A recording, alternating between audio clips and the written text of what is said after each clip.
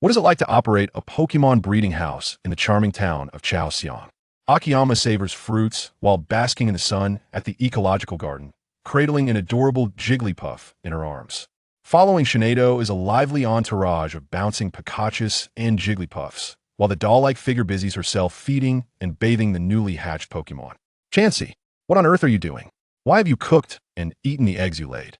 Suddenly, three Squirtless clad in ninja attire stealthily scurry into a concealed cave with a shovel, embarking on an underground excavation. This is a heartwarming tale set in Chaoxiang, primarily narrating the tender daily life of the protagonist and their Pokemon. Chapter 1. Is it possible to traverse dimensions? Where am I? Akiyama, plopping onto the ground in her dinosaur pajamas, dazedly rubbed her head and surveyed her surroundings. Was it not just when she was singing joyfully on the rooftop at night that she noticed a circle filled with green light and reached out to touch it, only to be drawn inside? I haven't even had the chance to check my college entrance examination results. Hello, is anyone there? Supporting herself as she stood up, Akiyama gazed into the desolate surroundings, only to find dense forest before her. With no response, Akiyama resignedly picked up a branch from the ground and tossed it into the air. All right then, I'll head this way. Determined by the direction indicated by the branch, Akiyama dragged her dinosaur tail pajamas and kicked aside the obstructing low shrubs as she advanced. After pushing through another thicket, just as Akiyama was about to continue on her path, she suddenly felt as if she had kicked something. Looking down, she exclaimed, "What on earth is this?" A massive caterpillar, comparable in size to Akiyama's forearm, clung to her shoe. Alarmed, she hastily kicked her foot to shake off the giant caterpillar. Chirp! The caterpillar, adorned with Y-shaped red antennae, tumbled to the ground, blinking its large eyes and displaying a comically human-like expression of grievance, producing a sound that astonished Akiyama. Could this be a sibling of the caterpie from the Pokemon world? Akiyama thought excitedly, examining the creature closely. Is this truly a caterpie? Aside from its initial striking features, the yellow ringed segments, green body, and yellow tail were unmistakably reminiscent of the caterpie she had known since childhood. Had she traversed into the Pokemon world? Akiyama marveled, and soon her excitement surged at the unexpected fortune. In novels, protagonists often traverse dimensions through suicide or accidents. Yet here she was, traversing without any such dire circumstances, which felt rather delightful. Confirming her arrival in the Pokemon world, Akiyama dismissed the caterpie from her thoughts. Given the caterpie's feeble combat abilities and fleeting lifespan, Akiyama believed that as a traveler, capturing legendary Pokemon would be ideal, though at the very least, one should aspire to claim some legendary ones to uphold the identity of a traveler. Continuing onward, Akiyama fantasized about how extraordinarily formidable she would become after her traversal, defeating elite trainers and vanquishing legendary Pokemon, entirely forgetting that the most perilous locales in the Pokemon world were the untamed forest areas. As she walked, Akiyama encountered yet another caterpie, this one considerably smaller, appearing as if it had just hatched, adorably inching along the ground. Akiyama was never particularly fearful of insects. Her earlier fright was merely a reaction to the sudden appearance of the large caterpillar, as she had never encountered such a colossal creature before. Playfully, she grasped the small caterpie by its tail, gently stroking its antennae. Observing the caterpie's pitiable demeanor, she erupted into laughter, placing it upon her shoulder. A robust Pidgey perched high in a tree, spotting a green creature with a sturdy tail and its favorite snack, the caterpie. Contemplating the caterpie on Akiyama's shoulder, the Pidgey resolved to procure a tasty morsel. Wiggle wiggle caterpie, are you having fun? Akiyama incessantly prodded the caterpie with her finger, while the creature attempted to crawl away along her arm, only to be nudged back by her. Suddenly, a gust of wind swept through, causing Akiyama to turn just in time to see an orange figure dash past her, halting midair.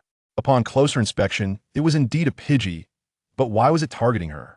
Following the Pidgey's sharp gaze to the caterpie, Akiyama felt a jolt of panic. Oh no, you can't eat that caterpie. Having just teased the adorable little creature, Akiyama was unwilling to let it become the Pidgey's meal, hastily shielding the caterpie in her arms, though she forgot that she lacked the strength to confront the Pidgey. Mistaking Akiyama's protective stance as an alliance with the caterpie, the Pidgey decided to deal with this green giant first. With a powerful flap of its wings, the Pidgey dove swiftly towards Akiyama, causing her to flee in fright, her dinosaur tail swaying, now a significant hindrance to her escape. Missing its target, the The Pidgey hovered in place, generating a gust of wind. With a vigorous flap, a strong gale surged towards Akiyama, crashing violently into her back.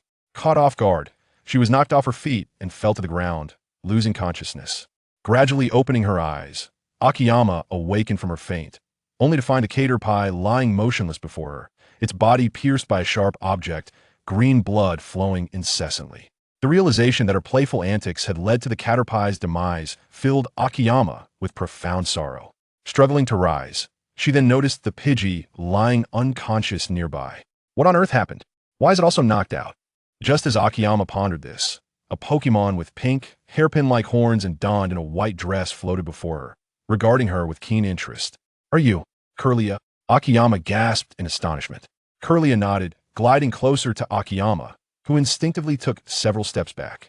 Observing Akiyama's reaction, Kirlia utilized its psychic powers to restrain her, raising a hand to place upon her chest. A peculiar sensation coursed through Akiyama's chest, followed by a mechanical voice resonating in her mind. "Life force detected. System activation in progress. Please wait." System activation progress at 20. System activation progress at 70. System activation complete. Host binding successful. Host identity information has been modified, beginner's gift package has been issued, and tasks have been assigned. Please silently recite the relevant name to view specific information. At that moment, Kirlia withdrew its hand, having merely intended to investigate any unusual attributes within this human, only to have inadvertently absorbed some of the life force granted by the esteemed Mr. Shalabi, which displeased her greatly. In astonishment, Akiyama silently recited, "Identity information." Chapter 2. The Power of Arceus. Host identity. Name, Akimoto. Age, 17. Identity, resident of the Pokémon League. Background, a commoner, orphaned and raised in an orphanage in Pewter City. Pokémon owned, none. Assets, a set of pajamas, a pair of ordinary cloth shoes. System items, a novice gift pack. Tasks. Main Quest 1, become a registered trainer in the league. Reward, basic breeding knowledge. Main Quest 2, pass the league's beginner breeding examination. Reward, ownership of 500 square meters of land in any wild area of your choice. Akimoto gazed curiously around him. After summoning the system, he found himself in a peculiar space where a gigantic blue screen displayed various information. System, where is this place? Ding. This is the system space. The host can choose to display information on the retinal screen. Retinal screen display? Let me give it a try. As the thought crossed his mind, Akimoto exited the system space and returned to the real world, where the screen appeared before him, albeit much smaller. Exiting the system's functions left Akimoto feeling quite pleased. Even amidst this body transition, he had a golden finger at his disposal, which was splendid. However, now was not the time for such reflections.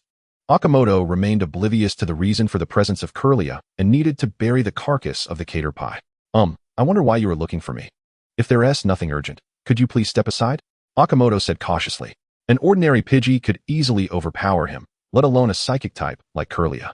He certainly did not desire to endure an even stronger assault than before. Kirlia did not respond, but merely tilted its body slightly, indicating that he could proceed. Akimoto approached, gently cradled the caterpie, and sighed. He could not blame the Pidgey. Natural selection is a law of every world. And the Pokémon realm was no exception.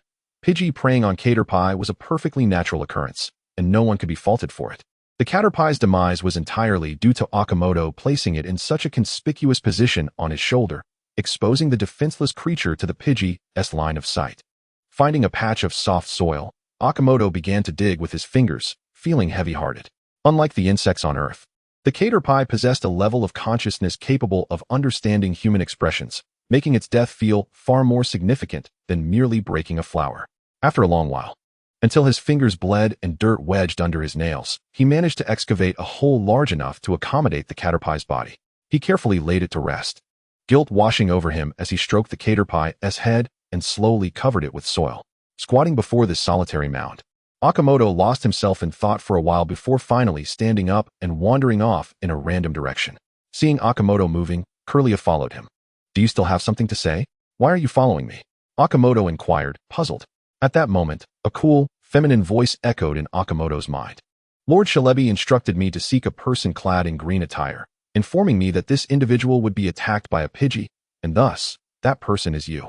Lord Shalabi sensed the energy of the creator god attached to you. Hence, I am to accompany you as your Pokémon. After a pause, Curlia continued telepathically, however, I do not find you particularly special, aside from the fact that you absorb the life energy Lord Shalebi bestowed upon me.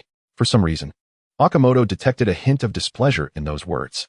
I sincerely apologize for absorbing your life energy, but I am not entirely clear on how it happened. The power of the creator god, Arceus? How could that be? I have never even seen him. Akimoto waved his hand dismissively. Lord Shalebi has confirmed that you possess the power of the creator god. Please do not doubt Lord Shalebi's judgment. Furthermore, I will become your Pokémon. But you cannot command me to do anything I do not wish to do. Initially, Curlia's curiosity towards Akimoto was benign. But after experiencing the incident of having her life energy absorbed, her attitude toward him soured considerably. All right, if you wish to follow, then so be it. Akimoto replied helplessly, then suddenly thought of something. Do you know where this place is? Pewter Forest, Curlia replied succinctly. Pewter Forest? Ah, that's near Pewter City. Isn't it? Akimoto pondered. Pewter City is quite far from here. The nearest city is actually Cerulean City, Curlia clarified. Pewter Forest is vast, encompassing many towns, including Cerulean City. Huh, Cerulean City? Can you take me there? I don't know the way. Curlia rolled her eyes, exasperated by such a foolish question. Just follow me.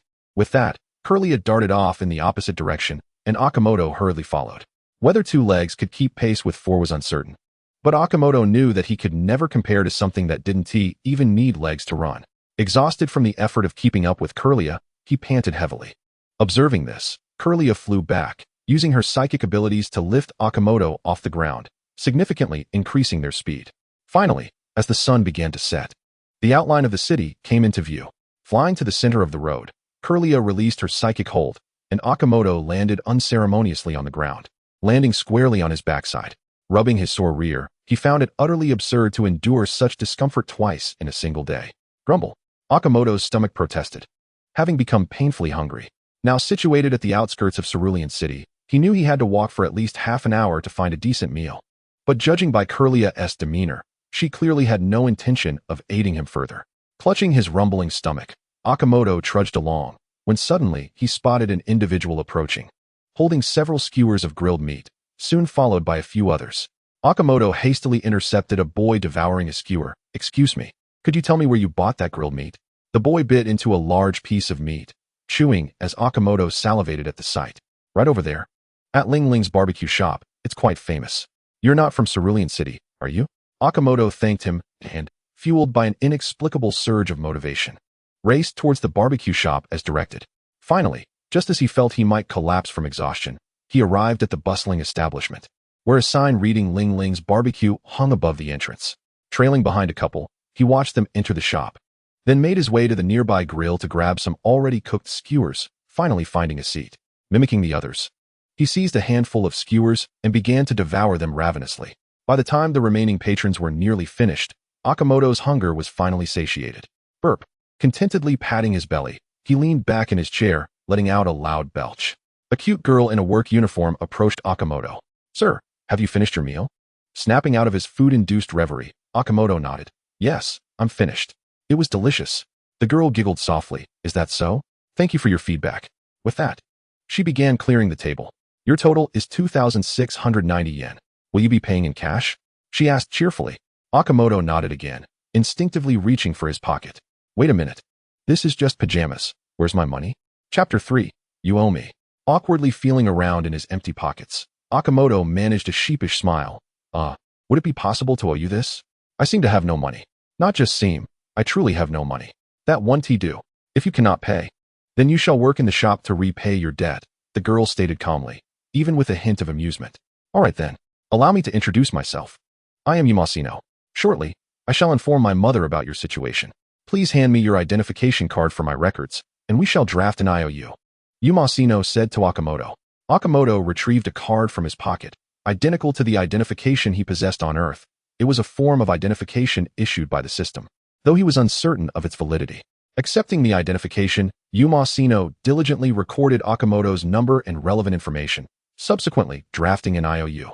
It stated that Akimoto had borrowed 2,690 yen from the Suzu Suya barbecue restaurant on a certain date, promising to repay the debt by working at the establishment until it was fully settled. Now, please affix your signature, Yumasino instructed. Signing the document obediently, Akimoto lamented his misfortune. On his very first day in the Pokemon world, he found himself signing an IOU. At that moment, the shop manager, having completed her closing duties, approached Akimoto after removing her apron. Yumasino relayed Akimoto's circumstances to her, prompting the manager to gently tap her forehead. "Oh dear, you are far too kind.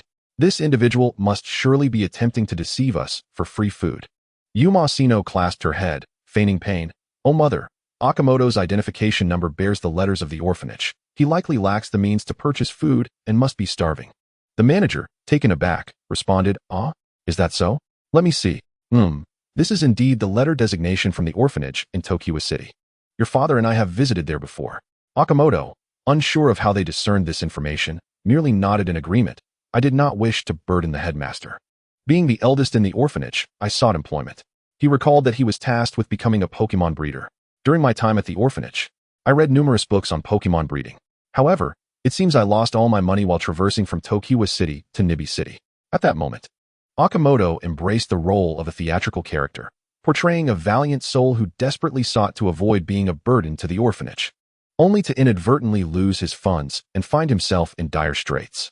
Yumasino and the shop manager, being inherently kind-hearted, did not scrutinize his story further and were quickly swayed by Akimoto's tale, their gazes filled with sympathy and admiration. "In that case, you may work at my home for the time being. Work every noon and evening for 500 yen a day. You have nowhere to stay, correct? We happen to have a storage room that can be tidied up for you to reside in temporarily," the manager declared, gesturing grandly as she laid out the arrangement for Akimoto. Thus, he found himself unexpectedly lodging with the Sino family, becoming a worker provided with meals and accommodation. Unbeknownst to anyone, a Kairu Rian, utilizing its supernatural abilities to remain invisible, emanated a peculiar force that subtly influenced the shop manager and Yumasino. Awaking in the Sino family's storage room, Akimoto stretched languidly as he beheld the rising sun. The previous night, the sudden appearance of Kairu Rian had startled Yuma and her mother, who were soon utterly captivated by its charm. Akimoto explained that Kairu Rian had been with him since childhood, and the manager harbored no suspicion, even presenting Akimoto with a Pokemon ball to formally capture Kairu Rian. Fortunately, under the guidance of Sarabi, Kairu Rian did not resist the power of the Pokemon ball and was successfully captured by Akimoto. Ding! First Pokemon captured, exploration function activated. Exploration function? What does that mean? Akimoto pondered, bewildered. The exploration function is a feature provided by the system to detect Pokemon and item information. Simply think the word explore to activate it. Akimoto raised an eyebrow, intrigued by the existence of such a feature. Releasing Kairu Rian from its ball, he whispered the command, and a list of information manifested before him. Kairu Rian. LV, 23. Type, Psychic Fairy. Nature, gentle. Gender, female. Aptitude, blue. Ability, synchronize. Inherited skills, destiny bond. Healing wave. Taught skills, hypnosis, telekinesis, fairy wind, teleport. Disc skills, none. Held items, none.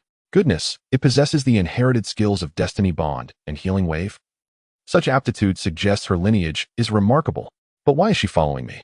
Akimoto marveled at Kairu Rian's exceptional qualities. Inherited skills are akin to egg moves in games. Exceedingly rare abilities that cannot be learned through leveling alone.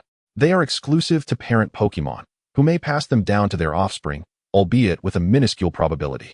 By the way, system, how is this aptitude categorized? Ding.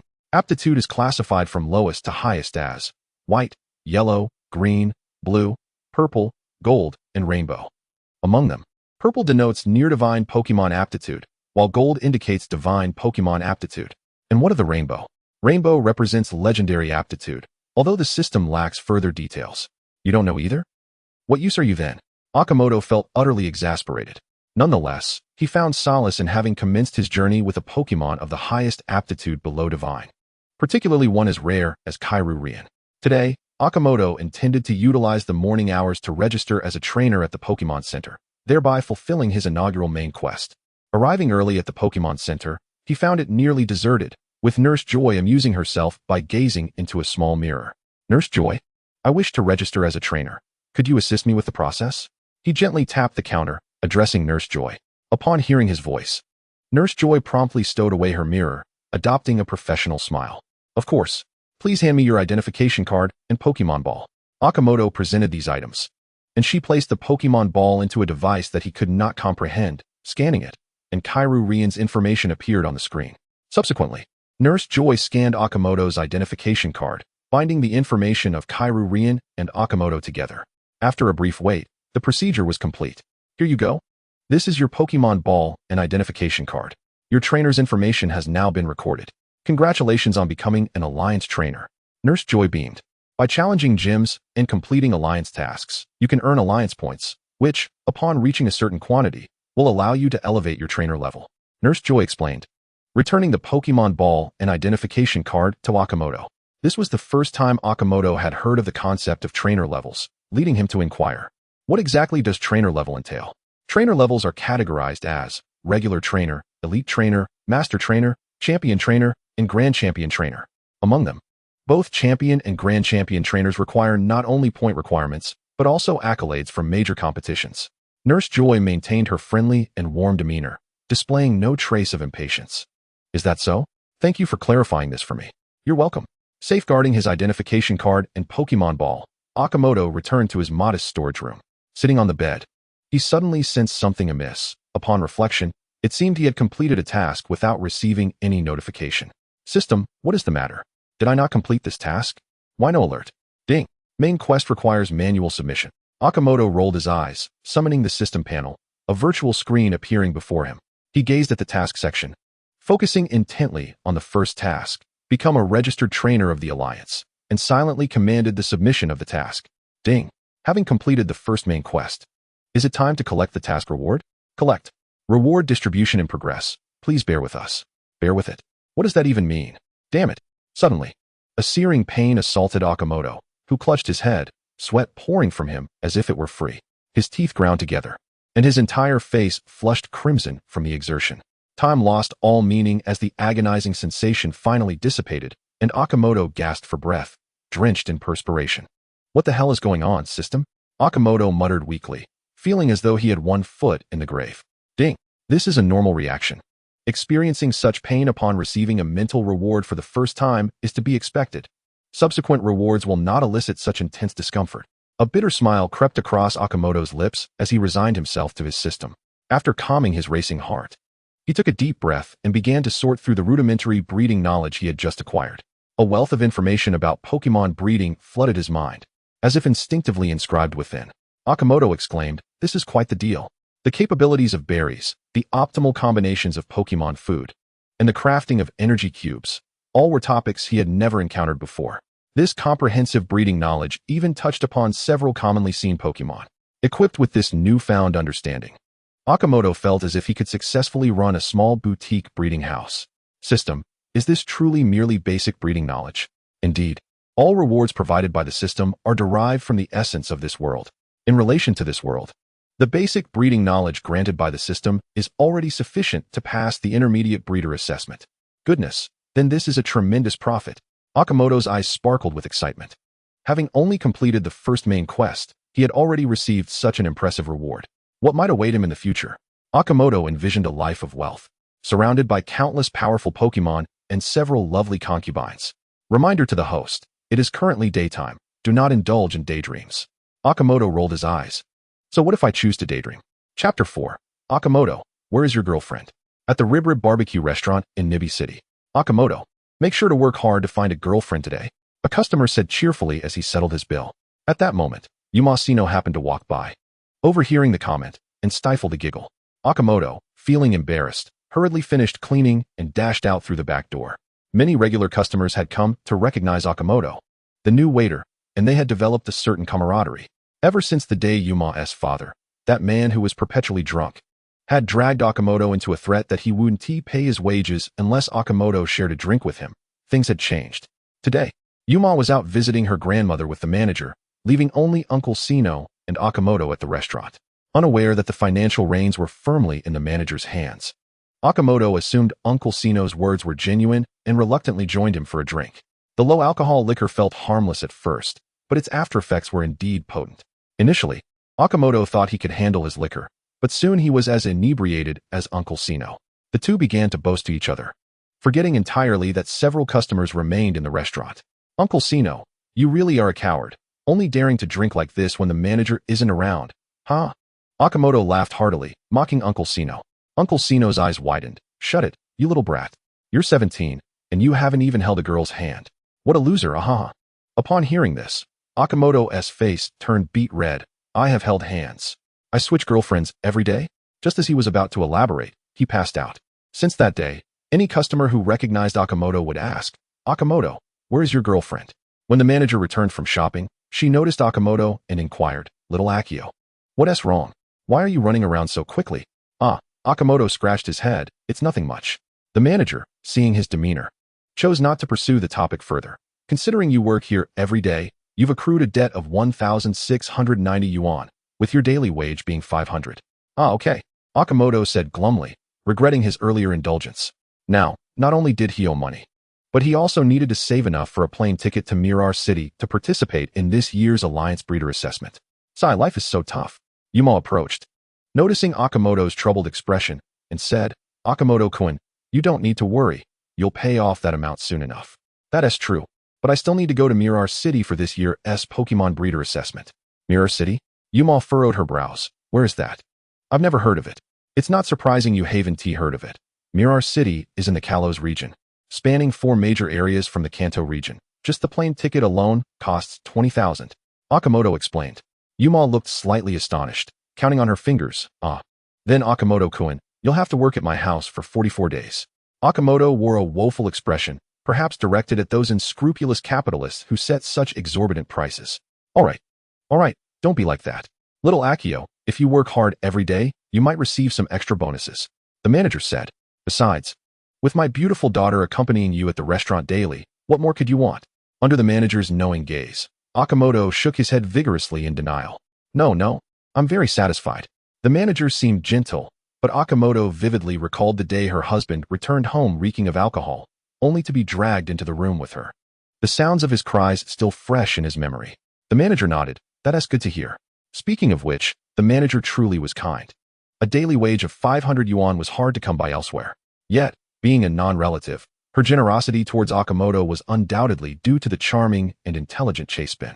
He could only wonder what Chase-Bin had discussed with the manager on that day it emerged from the Pokeball, making her so cheerful.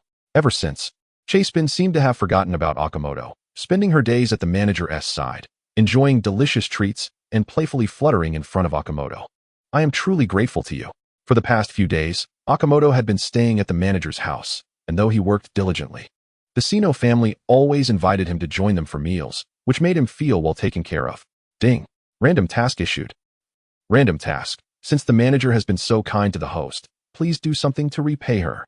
Please capture a Pokemon of green quality or above for Yuma Sino within 3 days. Task reward, 10,000 yuan. Goodness, don't scare me like that, system. Akimoto exclaimed, startled by the sudden task. Capturing a green quality Pokemon within 3 days didn't seem too difficult, but he only had the afternoons to spare. By the way, there won't be any penalties for failing, right? Like, losing a few centimeters or something. Rest assured, this system adheres to humanitarian principles and will not impose such penalties as others do. Phew, that's a relief. However, please note that if the task fails, Yuma Sino's affection level will drop to indifference. Akimoto gasped in shock. Was that not a penalty? It just one involved losing a few centimeters. There are still consequences. Damn it. If the affection level of the charming Koyano-chan were to turn cold, how would we ever earn money to board a plane to Mirror? I shudder at the thought.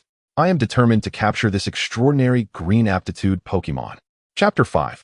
Koyano-chan's sister. The next day, Akimoto, having completed his midday tasks early, pulled Koyano Yuma aside. The sudden attention left Koyano-chan blushing fiercely, and she thought to herself, could it be that Akimoto-kun? However, Akimoto, observing her conflicted expression, found himself perplexed and called out, Koyano-san? Koyano-san. Here. Koyano Yuma snapped back to reality at the sound of her name, standing up straight. Akimoto, bewildered, asked, what were you just thinking about? Nothing at all, Koyano Yuma replied, lowering her gaze. But, Akimoto-kun, did you call me for something? Akimoto scratched his head, knowing he needed to ask about her preferences for Pokemon, so he could procure one that would delight her. Yet, as a socially awkward individual, he had never encountered a girl shy in his presence and struggled to find the right words. Eventually, he managed to say, well, there is a small matter. Koyano-san, you are already 12 years old, correct? Yes, is there a problem? Koyano-chan tilted her head. I would like to help you capture a Pokemon that you would enjoy. As a token of gratitude for the kindness your family has shown me these past few days, Akimoto explained. I wonder what kind of Pokemon you like. Huh? Are you saying you want to capture a Pokemon just for me, Akimoto-kun? Koyano-chan exclaimed in delight, her cute eyes sparkling as she looked up at him. Sort of, Akimoto replied. Upon hearing his vague response, Koyano-yuma's expression shifted to disappointment. What do you mean, sort of? All right. Yes, I will specifically capture a Pokemon for you. Akimoto conceded. Really? Thank you so much, Akimoto-kun. Koyano-chan exclaimed joyfully. Have you decided what kind of Pokemon you want? Koyano-yuma pondered for a moment, then slowly raised her head, her fingers touching shyly at her chest, and said bashfully, I want a cute Pokemon. One even cuter than your Chikorita. After a brief silence, Koyano-yuma observed Akimoto deep in thought. Based on his plan, if she desired a cute Pokemon, then the only suitable candidate in the Kanto region would likely be Eevee. While some baby Pokemon could also be adorable, they often evolved into fearsome forms. Whatever, I'll go with Eevee. I'll just have to search diligently. There's a vast forest, and I refuse to believe I can't find a little Eevee, Akimoto resolved and turned to Koyano-chan. In the Kanto region, there is a Pokemon called Eevee. Have you heard of it? Aside from some common Pokemon, I only know those that can be used as ingredients, she replied. All right. Your family runs a barbecue restaurant. I forgot. I'll show you a picture of Eevee on the computer later. Although the League emphasizes the friendship between humans and Pokemon, it remains common to use Pokemon as ingredients, which adds a rather dark undertone. Someone evidently forgot how delicious their meal was just 2 days prior. The Koyano family also possessed a computer, though it was primarily used to check market prices. Under Koyano-yuma's guidance, Akimoto arrived at the workspace where the computer was located. To facilitate the posting of shop information, the computer was set up in the area used for food preparation. Enduring the lingering scent of raw meat, Akimoto began searching for information about Eevee. To his surprise, he discovered that by this time, all 8 of Eevee's evolutionary forms had been identified, although the conditions for evolving into Sylveon were still not clearly understood. Wow, this pink Pokemon is so cute, Akimoto-kun. Koyano-yuma exclaimed excitedly as Akimoto opened the image of Sylveon, pointing at the lovely pink creature and blinking her adorable eyes at him. Akimoto, propping himself up with one hand on the table, casually remarked, It's cute, but what good is that? It's not a Pokemon you can just capture easily. All evolutions begin with finding a regular Eevee, and even a standard Eevee is quite hard to come by. Is that so? If it's so difficult to capture, then never mind, she responded, though her hopeful gaze betrayed her disappointment. Akimoto, feeling a sense of duty, said, Why do you look so forlorn? All right, I will help you capture an Eevee. The challenge lies primarily in finding one. This early-stage Pokemon is relatively weak and can easily be caught with a standard Pokeball. Yay, you're the best, Akimoto-kun. She cheered. Why do you act like a child? Even a younger girl like Kasumi is on her way to becoming a gym leader. He teased. Koyano-yuma giggled. Compared to you, Akimoto Naikin, I am just a child. But you're already 17 and still single. My dad mentioned he had 6 relationships by your age. All right, since you're now calling me Onaikin due to my promise to help you capture a Pokemon, Akimoto said, slightly bemused. However, on a side note, in the context of Earth, dating at 17 is often seen as early romance. Who could blame them? In the world of Pokemon, people seem to be far more adventurous, having relationships even during their elementary school years. Stop. I just haven't met a girl I like yet. There are those who pursue me lined up from Nibi City to Judo City. Akimoto retorted, then added, But did your uncle really have 6 relationships at 17? Surely he must be exaggerating? Well, I wouldn't know, Koyano-yuma giggled, covering her mouth. Now that they had settled on which Pokemon to capture, Akimoto needed to prepare. The basic breeding knowledge rewarded by the system included various Pokemon's habitat habits, and for the Eevee family, they were mostly social creatures capable of thriving in diverse environments. Although they were most commonly found in forests, they prefer flat terrains near rivers, often using flowing water to clean their fur. Does your family have spare Pokeballs? Akimoto, being rather poor, knew he couldn't compare to Koyano-yuma's family, who ran a successful barbecue business. It would be best for her to cover the cost of the Pokeballs. This isn't about being stingy, we are just genuinely poor. Even though you call me Onaikin, you still refer to me as Koyano-san. By the way, my sister left behind many Pokeballs from her time as a trainer, Koyano-yuma replied. Akimoto was somewhat surprised to learn that Koyano-yuma had an older sister, as her family had never mentioned her. Oh, Yuma. You have an older sister who was a trainer? Why haven't I heard about her before? As Koyano-yuma led Akimoto upstairs to a small storage room, she explained. My sister often travels and hasn't returned home in 2 years. Whenever she calls, it's just a quick check-in before hanging up, which makes mom and dad quite sad. So we don't talk about her much. Here we are. This is the small storage room where my sister used to keep her Pokemon items. Koyano Yuma opened the door to the compartment. Akimoto's gaze immediately fell upon a photograph on the shelf, an image of a girl strikingly similar to Koyano Yuma. Beaming with joy beside the Kanto region's iconic starter Pokemon, the evolved form of Squirtle, Blastoise. Unlike Koyano Yuma's demure demeanor and long hair, her sister sported a neat short haircut and athletic attire, clearly an experienced trainer. Only the direct descendants of elite trainers, those who are the cream of the crop in this world, can acquire such prestige. Although the next tier above ordinary trainers is elite trainers. The leap from ordinary to elite is fraught with challenges, particularly the substantial league points required. It appears that the Sino family is quite remarkable. Isn't my sister beautiful? Sino Yumoku inquired with a cheerful smile. Akimoto, without a moment's hesitation, responded, very handsome. Sino Yumoku was momentarily taken aback. As Akimoto gazed at the small box that Sino Yumoku had dragged over, his eyes widened in astonishment. Chapter 6. The vast forest is filled with thickets. Akimoto's eyes grew wide as he beheld the array of Pokeballs in the box, each adorned with various colors. My goodness, these are all special Pokeballs. There are merely 7 ordinary ones. 20 Super Balls, priced at 500 each, are somewhat acceptable, while 13 Great Balls cost 2,000 each. Goodness. Despite the Heavy Balls and Speed Balls being only 3,000 each, there are also 2 Moon Balls. In the world of Pokemon, Moon Balls, imbued with elements of Moonstones, boast an extraordinarily high capture rate for Pokemon that have evolved using Moonstones. In terms of both cost and utility, such handcrafted balls are valued at 50,000 each. Furthermore, I noticed several Dusty Timer balls produced by the Devon Corporation, each retailing for 30,000. There are at least 7 or 8 of them here, covered in dust. Tears of indignation streamed down Akimoto's face. Yumoku, could you possibly share your sister's pager number with me? Sino Yumoku looked up, her expression one of caution. What do you intend to do? Didn't you claim you couldn't afford a pager? I may not have the funds for one, but I could borrow it. Once I establish a connection with your sister, the ultimate heiress, I'll be able to purchase pagers by the dozen. Akimoto was lost in daydreams. Oh, are you really trying to catch my sister's attention? Sino Yumoku laughed. My sister is 7 years older than me, and 2 years older than you, Akimoto. Age is but a number. I have no qualms. Akimoto's eyes sparkled. Is age really insignificant? However, my sister might have reservations about you, huh? Sino Yumoku mercilessly shattered Akimoto's fantasies, laughing heartily. Ahem, awkwardly chuckling a couple of times. Akimoto regained his composure and said, now that we have acquired these effective Pokeballs, let us set forth. We have only 3 hours left before dinner service begins. Let's first explore the terrain in the forest. Sino Yumoku produced a small pink backpack from an unknown source, approximately 1/4 the size of Ash's backpack, emblazoned with the Devon logo. Methodically, she placed the Pokeballs into the bag, zipped it up, and slung it over her shoulder. Akimoto's eyes gleamed with envy. Yumoku, that backpack must have cost quite a bit. Sino Yumoku tilted her head adorably, counting on her fingers, and replied, it was merely 100,000, really.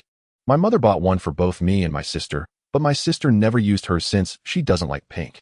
Upon hearing this, Akimoto silently shed tears. The invisible comparison was truly devastating. To her, 100,000 wasn't even a thought, but uttering it was rather hurtful. While I toiled over a 20,000 ticket, that 100,000 backpack was a trivial matter to you. Akimoto sighed. As Akimoto and Sino Yumoku finished packing and prepared to depart, they coincidentally encountered Uncle Sino descending the stairs. Where are you two headed? Uncle Sino eyed Akimoto with suspicion. If this rascal dared to harbor thoughts about my precious daughter, I would ensure he regretted it. Sino Yumoku's face lit up with joy. Akimoto is taking me to the nearby forest to catch an EV. Taking you to the forest? A thicket is still a thicket, and a forest is merely a larger thicket. You little freeloader, what do you intend to do with my daughter? No, you two cannot go to the forest. It is far too dangerous. Uncle Sino's expression was stern, his inner thoughts raging like a ferocious beast. Cough. Uncle, we're just going to stroll near the forest. There's no danger involved. Akimoto barely managed to speak before being interrupted by Uncle Sino. Even the small voice of Sino Yumoku, who had opened her mouth to speak, was stifled. How can I trust you not to take my daughter to some strange places? A firm no. Moreover, my precious daughter already calls you brother, which is a clear warning sign. While Uncle Sino addressed Akimoto, Sino Yumoku, feeling responsible for her father's wrath towards him, became teary-eyed and ultimately ran away. Yumoku, where are you going? Akimoto called out to the fleeing Sino Yumoku, but she did not respond and ascended to the second floor. Thus, only Akimoto and Uncle Sino remained in the foyer, exchanging glances. Uncle Sino glared in silence, while Akimoto stood there, unsure whether to pursue Sino Yumoku. Listen well. Do not take my daughter to any peculiar places. Do you hear me? Uncle Sino proclaimed with the authority of a patriarch, lecturing Akimoto as if he were a wayward youth. At that moment, the voice of the store manager, Auntie, emerged from behind Uncle Sino. Oh, you, Sino Chuyang. Dare to make my precious daughter cry and speak to her friend in such a manner? You've crossed the line.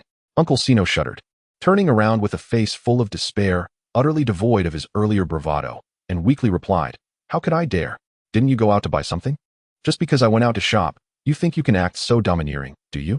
You shall not have dinner tonight, and all your allowance is confiscated, Auntie declared, extending her hand and presenting her palm before Uncle Sino. With a woeful expression, Uncle Sino retrieved the money he intended to use for drinks from his pocket and obediently handed it over. Auntie accepted the money, glared at Uncle Sino, and placed the funds into Sino Yumoku's pocket. With a gentle smile, she said, You and Akimoto can go play now. Use this money for whatever you need. And if it's insufficient, just ask your mother for more. Okay. Sino Yumoku wiped her reddened eyes and nodded. Thank you, Mom. All right, Akimoto, take Yumoku out to have fun and enjoy yourselves. Auntie smiled as she bid farewell to Akimoto and Sino Yumoku at the door, firmly closing it once they had left. Akimoto, feeling a mix of trepidation, glanced back. Auntie's sudden change in demeanor had been quite terrifying. Hey, Yumoku, did you hear any screams? Huh, were there? I didn't hear anything. Then perhaps it was merely my imagination. At that moment, the unfortunate Uncle Sino, deprived of his allowance, was being dragged upstairs by Annie by his ear. The forests near Nibi City are part of the larger Tokiwa forest, yet due to their proximity to the city, many formidable Pokémon have already been cleared out by the League, either captured or driven deeper into the woods. As Sino Yumoku arrived here, she felt as liberated as a lark.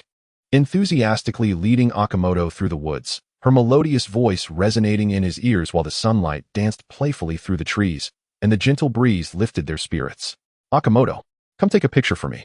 Sino Yumoku handed Akimoto a delicate camera, her face beaming with glee as she scampered over to a protruding rock perched atop it, and struck an adorable pose. Akimoto assessed the camera in his hands. Once again, it was a Devon product and quite pricey. The operational differences from the camera he had used before were minimal. After adjusting the focus, he pressed the shutter with a click. Sino Yumoku bounced over eagerly. Quick. Let me see. Just as Akimoto was about to hand the camera over, he noticed the rock she had been sitting on beginning to shift. He pointed behind her. Yumoku, look behind you.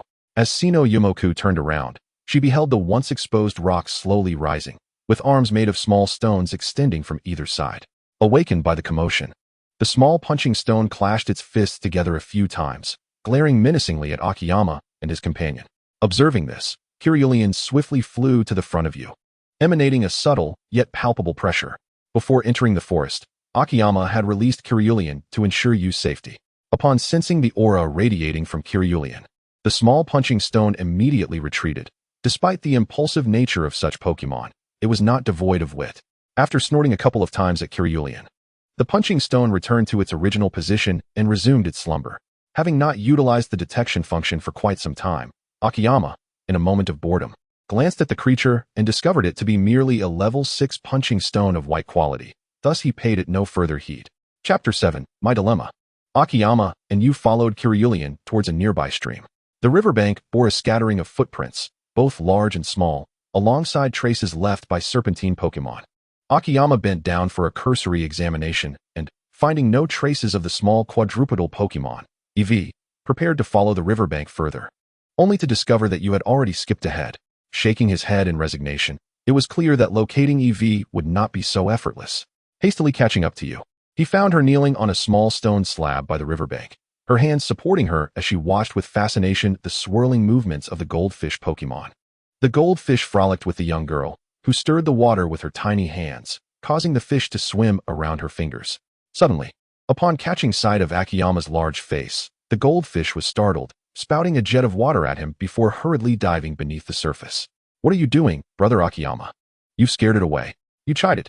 Akiyama flicked the droplets from his hair, casting a forlorn glance at the spot where the goldfish had been, muttering, If it weren't for the fact that goldfish meat is unpalatable, I would have cooked it right then and there. Oh, Brother Akiyama, you mustn't say such things. Though she protested, the thought of capturing a Pokémon only to have her aunt roast it was an unsettling one. How could that be? You're just saying nonsense. You retorted, exasperated. In the world of Pokémon, the majority of meat consumed is akin to artificial meat derived from soybean extracts, possessing commendable nutritional value, albeit lacking in flavor. There are also meats cultivated from the cellular tissues of Pokémon, albeit at a higher price and superior taste. The majority of the meats at the grilled meat restaurant are of these two varieties. Outside of less developed regions, people generally refrain from killing for sustenance. It is commonplace for Pokémon to prey upon one another in this world, yet with the advancement of human technology, the practice of hunting for food has ceased. The most notorious example is the scallion duck, nearly driven to extinction due to its delectable flesh and built-in seasoning. Contemplating this dark reality, Akiyama reminisced about the first time he savored grilled scallion duck, rising to resume his search for Eevee. With the goldfish having fled and you seeking a new place to play, Akiyama caught a glimpse of small footprints in the soil beside the stone slab just as you stood up. Leaning closer, he compared the footprints to the image of Eevee in his mind, finding them remarkably similar. Moreover, among the series of prints, there were varying sizes, which filled Akiyama with joy, suggesting he might have discovered a nest of Eevees. However, as he followed the intermittent tracks deeper into the forest, he noticed that one set was missing, while the others were distinctly deeper. What on earth? Akiyama pondered, bewildered, despite possessing abundant knowledge about Eevees. This scenario was perplexing for someone without practical experience. As he continued to follow the prints, they abruptly vanished before a patch of grass. Brother Akiyama, come eat some fruit. The young girl, having procured several ripe blue-orange fruits from an unknown source, offered them to Akiyama, who had been lost in thought over the disappearing tracks. Accepting a fruit casually, he took a bite, finding it quite delightful, sweet, and invigorating. Yet, the issue at hand was not one of vitality. Having finally stumbled upon the trail of Eevee, he now faced a frustrating dead end. Is it tasty, brother? You inquired with a beaming smile. Yes, it's delicious. Akiyama replied, finishing the remaining fruit with haste, his words somewhat garbled. Hearing his response, you beamed with delight. Then let us go pick some more. There are plenty over there. Glancing at the sky, Akiyama estimated that evening was approaching, and after some contemplation, he decided not to dwell on the matter of Eevee for the time being. Instead, he would spend the remainder of the day enjoying time with you and return tomorrow to search for Eevee's traces. Following you, they discovered a small depression where blue-orange trees flourished, not far from the river. With no towering trees to obstruct the sun, the fruits thrived, vibrant and visually appealing. Akiyama, adopting a mindset akin to that of an elder, resolved to conclude their endeavors for the day and refrained from further exertion. He casually plucked a dozen blue-orange fruits, washed them in the water, and settled on the grass to enjoy the fruits while watching the young girl and Kiryu diligently gather more. Feeling rather idle, Akiyama called upon the system within his mind, realizing that he hadn't thoroughly explored its capabilities in recent days. Hey, system, are you there? Beep. What inquiries does the host have? You see, in novels, other systems come equipped with impressive items, dispensing them effortlessly, yet you seem to lack in that regard. Isn't that a disgrace to your system family? Please differentiate the system prefix. The system you described is for showy purposes. Moreover, I must remind you, foolish host, that you have an unopened novice gift pack in the system warehouse. Do not unjustly cast blame upon the system. The system's intelligence was evidently intact, directly deeming Akiyama a foolish host, yet he could not deny his own folly. The novice gift pack had been stored away for days, forgotten in the recesses of his memory. Ha. Akiyama chuckled awkwardly. My mistake. Focusing his mind, he opened the system warehouse, and indeed, he discovered a red gift box lying quietly on the ground. Such a treasure remains within my dominion. It seems I have been remiss, Akiyama mused dramatically, attempting to mask his elderly forgetfulness. How does one open this? Is it merely a matter of wishing it so? The system remained silent, recognizing his own culpability. Akiyama hesitated before the novice gift pack, mentally invoking the command to open it. The gift pack vanished, replaced by several items on the ground. The first item was a small bag, and upon opening it, Akiyama found it contained 10 unactivated ordinary Pokeballs. I recall that the detection ability should also apply to Pokemon items. Could it be that the novice gift pack truly contains 10 ordinary Pokeballs? Akiyama thought, invoking the detection command. Item information name, Pokeball quality, yellow purpose, capture Pokemon description, a low-level Pokeball produced by the system. With an 80% success rate for capturing wild Pokemon of levels not exceeding that of the user's primary Pokemon and with a quality lower than green. A 50% success rate for green quality Pokémon. Captured Pokémon will experience a 50-point increase in intimacy. Beep. The intimacy feature has been activated, with a minimum value of 45 and a maximum of 255. An intimacy value below 0 indicates hostility, 45 denotes a state of indifference, 0 to 75 indicates apathy, 75 to 150 indicates friendliness, 150 to 225 indicates enthusiasm, 225 to 254 indicates loyalty, and 255 signifies unwavering devotion. Intimacy detection is exclusive to the host. Human intimacy can also be detected. Akiyama raised an eyebrow, pleasantly surprised by this remarkable item, the Pokeball produced by the system, which indeed surpassed other variants. The inherent qualities of wild Pokémon predominantly leaned towards the common white, with yellow indicating an exceptional individual. In the marketplace, the mainstream Pokémon were primarily yellow, while only a select few esteemed breeders could cultivate green-quality Pokémon, which fetched a handsome price. The intimacy feature was another boon, facilitating Akiyama's future endeavors as a breeder. As many Pokémon evolutions necessitated a certain level of affection, in human society, this intimacy manifested as the emotional bond between Pokémon and their trainers or breeders, while in the wild, it represented the affection between Pokémon and their progenitors or mates. Curiously, he employed a probing skill on Cerulean, and was astounded by the results. Cerulean LV 23. Affection 228. Loyal. Type Psychic Fairy. Quality Blue. Nature Gentle. Gender Female.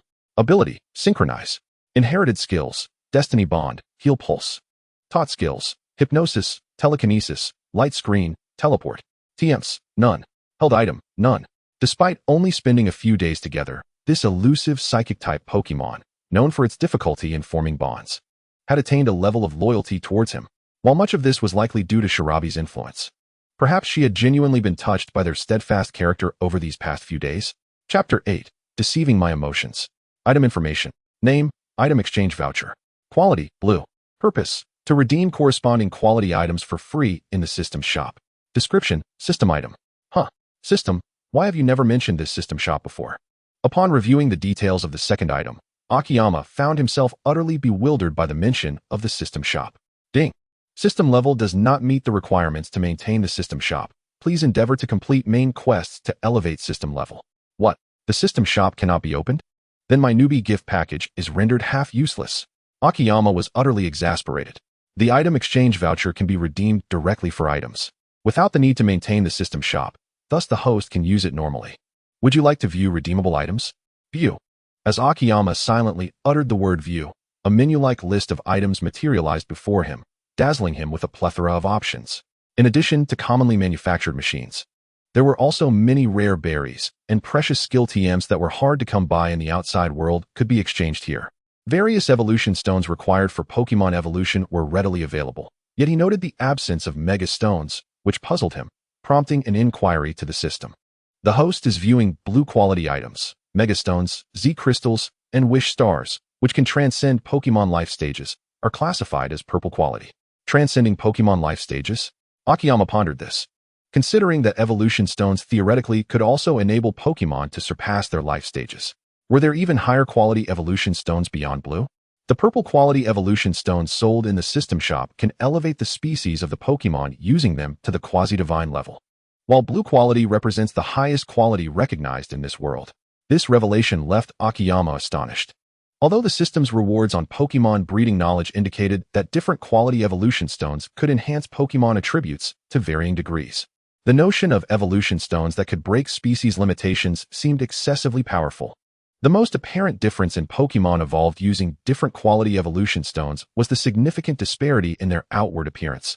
The higher the quality of the evolution stone, the more lustrous their fur and the more robust their physique.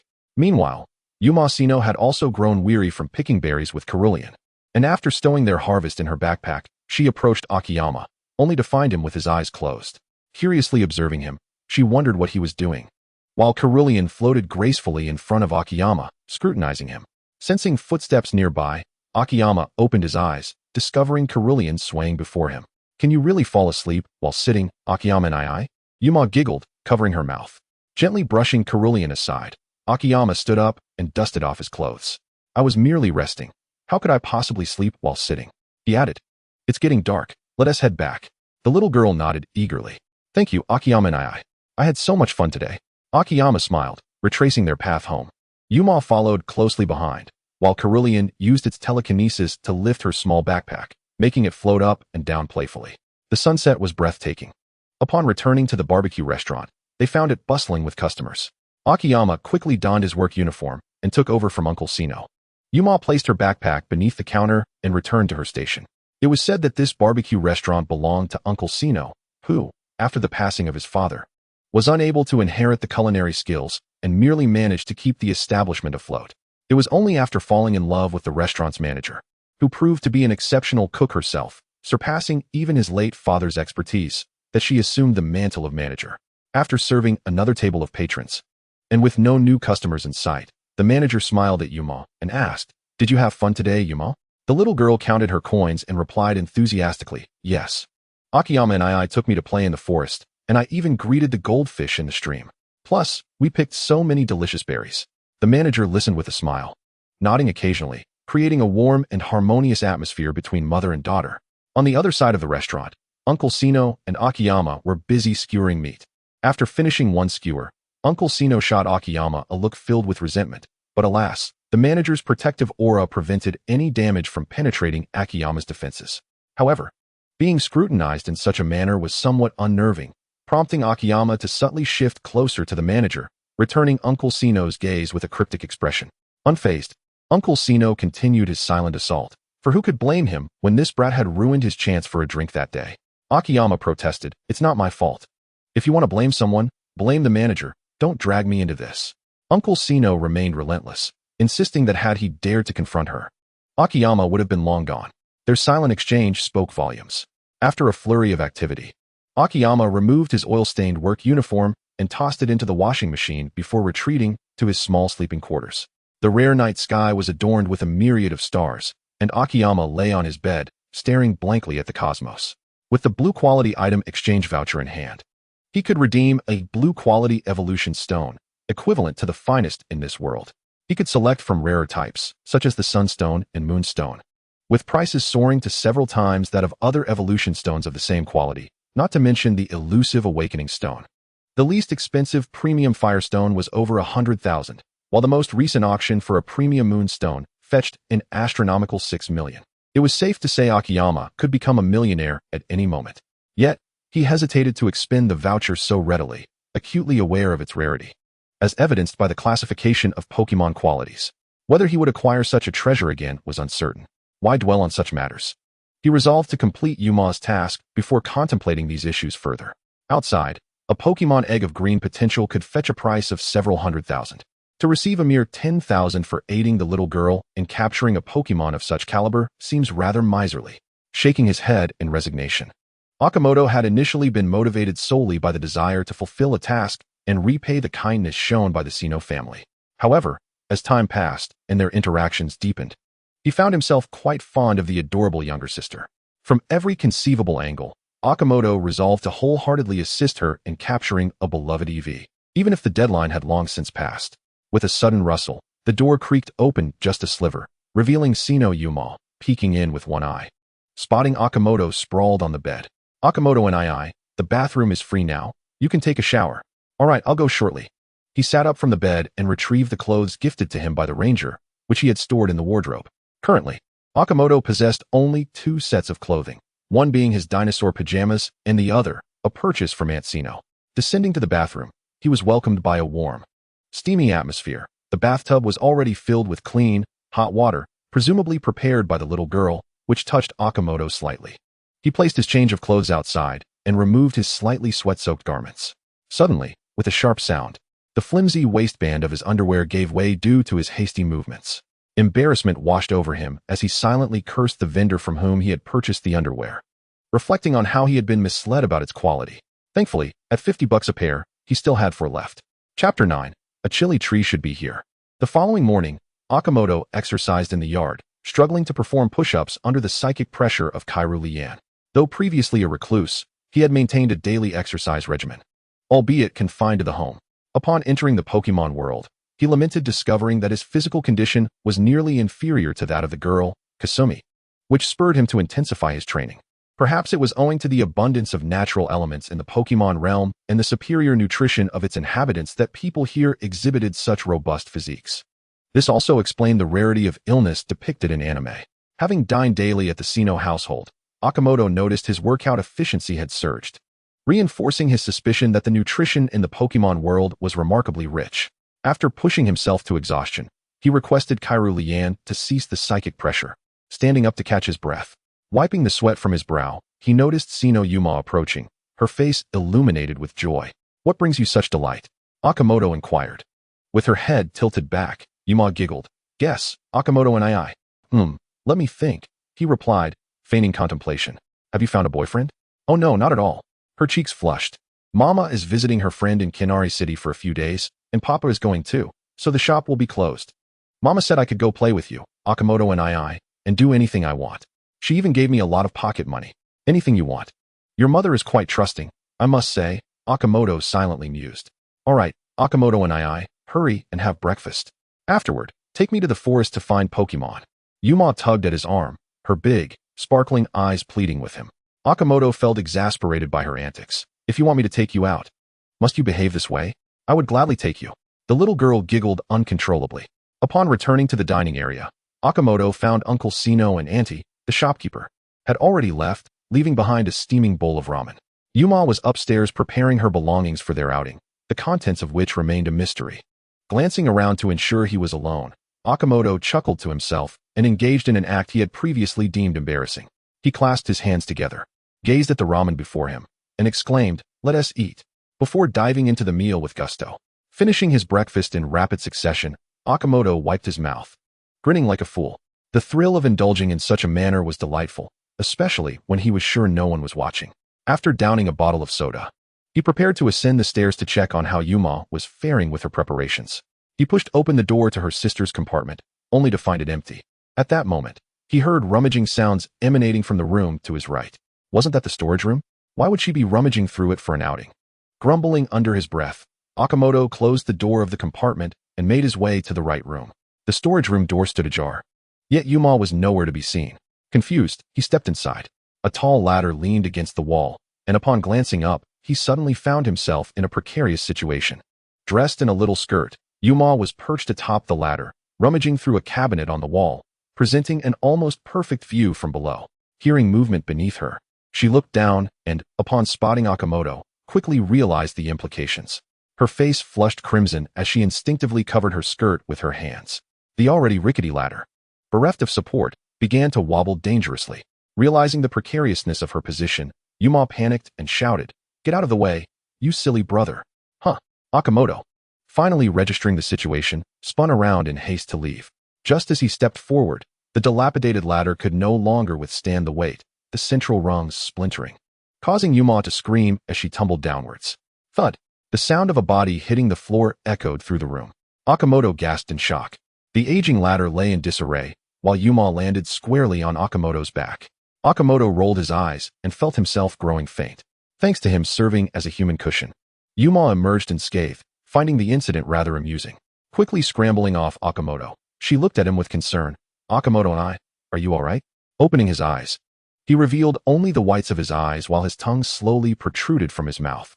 In a trembling voice, he lamented, "Oh, little girl, I am in such dire straits." However, Yuma was not fooled, responding with a cheeky grin, "You're just fine." Such a scary act would even frighten the neighboring Koji. Akimoto was at a loss for words, recalling the neighboring Koji, the clumsy Psyduck. "I think I won't be able to go out today," he declared, feeling somewhat defeated. Despite his plight, the little girl continued to chuckle, prompting him to tease her about their outing. To his surprise, Yuma dashed outside, calling for Jigle, who was leisurely wandering in the yard. Using her psychic powers, she levitated Akimoto to the Pokémon Center. After receiving treatment from Chansey and a reassuring confirmation from Nurse Joy, Yuma beamed with joy. "All right, Akimoto and I, you've been healed. Let us go out. I have everything ready." "Akimoto, darn. I yield." In the forest, Yuma hummed a tune, skipping through the grass in search of Pokémon. Strangely, these creatures seemed drawn to her, even those with a hint of aggression. Akimoto, adopting a fatalistic attitude, wandered nearby, unconcerned about the little girl who had sprinted far ahead. On the outskirts of the forest, few Pokémon posed a threat to Jigle. Wandering aimlessly was not without its rewards. Akimoto stumbled upon a rather intriguing plant. It resembled a small tree, firmly rooted in the ground, bearing bright red, round fruits. This particular plant is not documented in the world of Pokémon. However, Akimoto's rudimentary breeding knowledge does reference it in the sections concerning berries and plants. As of yet, this plant remains nameless. The small, red, spherical fruits are inedible, inducing hallucinations in both humans and Pokémon, yet they can be processed into a concoction that enhances psychic Pokémon's control over their abilities. The slightly curled leaves possess a piquant flavor, suitable for use as a seasoning, reminiscent of chili peppers. This discovery delighted Akimoto the most. Growing up in Hunan, where he savored the authentic spiciness of Xi'an cuisine, he had yet to encounter genuine heat in the Pokémon world. Although there were mildly spicy tomatoes, they were not suitable for human consumption as seasoning, making this find particularly gratifying. Plucking a leaf, Akimoto sampled it, nodding in satisfaction. Since no one had named it, he decided to call it the chili tree, a whimsical choice. The system's storage space is infinite, yet only allows the retrieval or deposit of 500 cubic decimeters at a time, perfectly accommodating the plants along with their soil. Ultimately, 7 chili trees were successfully stored in the system's repository. The ground, once adorned with these plants, now appeared rather barren. As the saying goes, with heartfelt efforts, flowers may not bloom, yet, with careless endeavor, willows flourish in shade. With the chili trees removed, Akimoto once again spotted the footprints of an EV. Chapter 10. Why are there only 2 left? Akimoto cautiously cleared the weeds from the ground, following the haphazard trail of footprints. Although he had yet to glimpse the EV, only encountering a few green caterpillars and Pidgeys, the terrain perfectly matched his conjecture of the EV's habitat. By adhering to these tracks, he was certain he would locate the EV nearby. After searching for a while, Akimoto began to feel thirsty, prompting him to find a clear patch of ground to rest. He gathered 2 larger leaves and retrieved several blue-orange berries from the system space to place upon them. He fervently hoped to find the EV today. With 10,000 coins at stake, he envisioned working to earn enough for a plane ticket to Mielii, where he would pursue a breeding license and embark on a path to prosperity. Leaning against a tree trunk, he gazed upward, adopting the demeanor of a weary soul. With eyes closed, he reached for a berry, savoring its sweetness before quickly finishing another. Where did my berries go? Had he finished them already? Confounded. He reached out only to find emptiness, bewildered by his sudden voracity. He took out 8 more berries, arranged them, and resumed his languid posture. A minute passed. Akimoto stared blankly at the ground, then up at the sky, perplexed. What on earth? What does this mean? How could there only be 2 left? He had taken out 8, eaten 2, and now only 2 remained. Just as he contemplated this mystery, a brown figure darted past him, snatching the 2 blue-orange berries from the leaves. Though it moved swiftly, Akimoto discerned that it was the EV he had been searching for. He hastily pursued the EV, instinctively reaching for his belt. At that moment, he realized he had no other Pokémon with him. His sole companion, Cerulean, was off playing with Yuma. No matter, he thought. First he must locate their dwelling, and capturing them could wait. Akimoto followed closely behind the fleeing EV, which, concerned about dropping the 2 berries in its mouth, was slightly hindered in its speed. Suddenly, a thicket of tall bushes appeared ahead, and the EV leapt into them without hesitation. After laboriously pushing through the tangled undergrowth, Akimoto found no trace of the EV. The ground was strewn with scattered stones, and the EV had escaped by stepping on them, leaving no footprints behind for Akimoto to follow. With a resigned shake of his head, he retraced his steps to search for Cerulean and the others. Meanwhile, Yuma sat by a small river, her feet splashing in the water as she held a beautifully crafted fishing rod, though she showed no intent of actually fishing.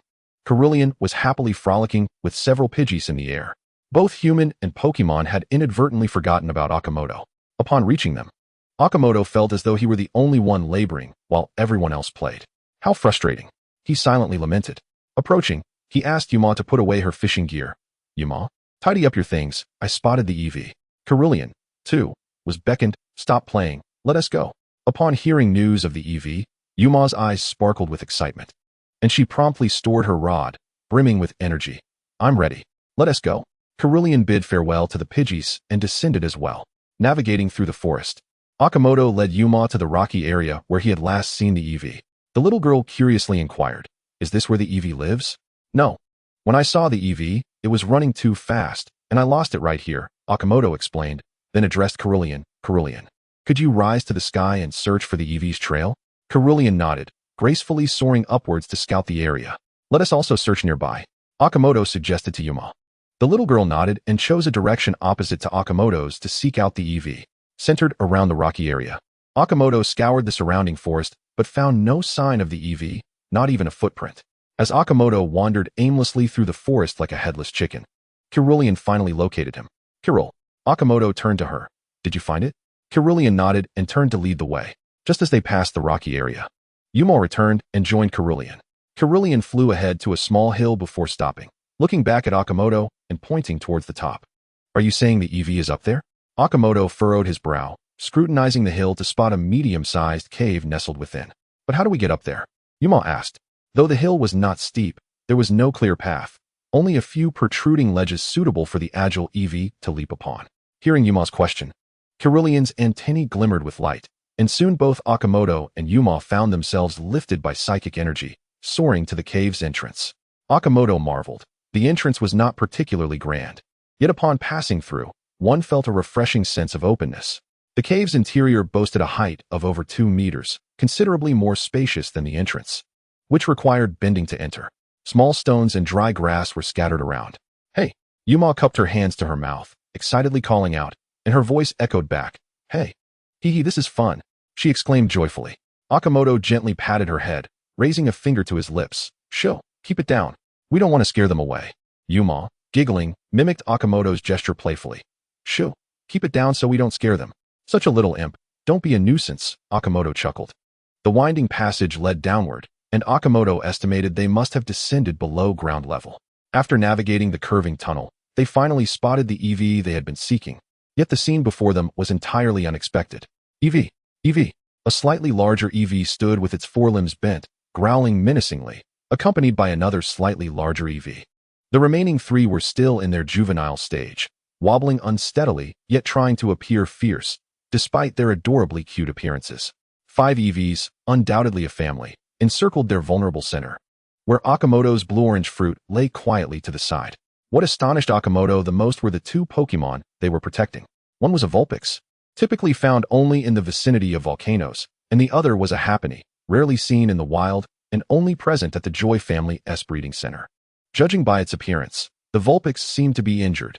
Its fur lacked luster, its small paws were raw and battered, and it bore marks of falls and injuries.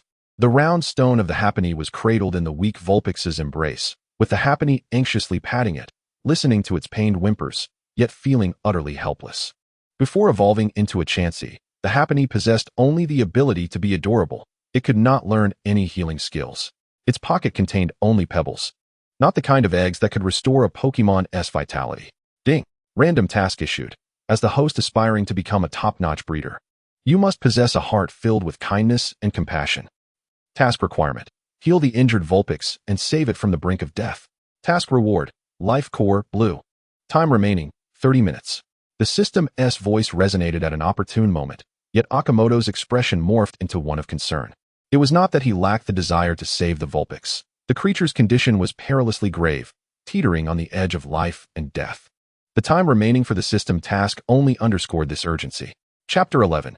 Embrace the new life, Vulpix.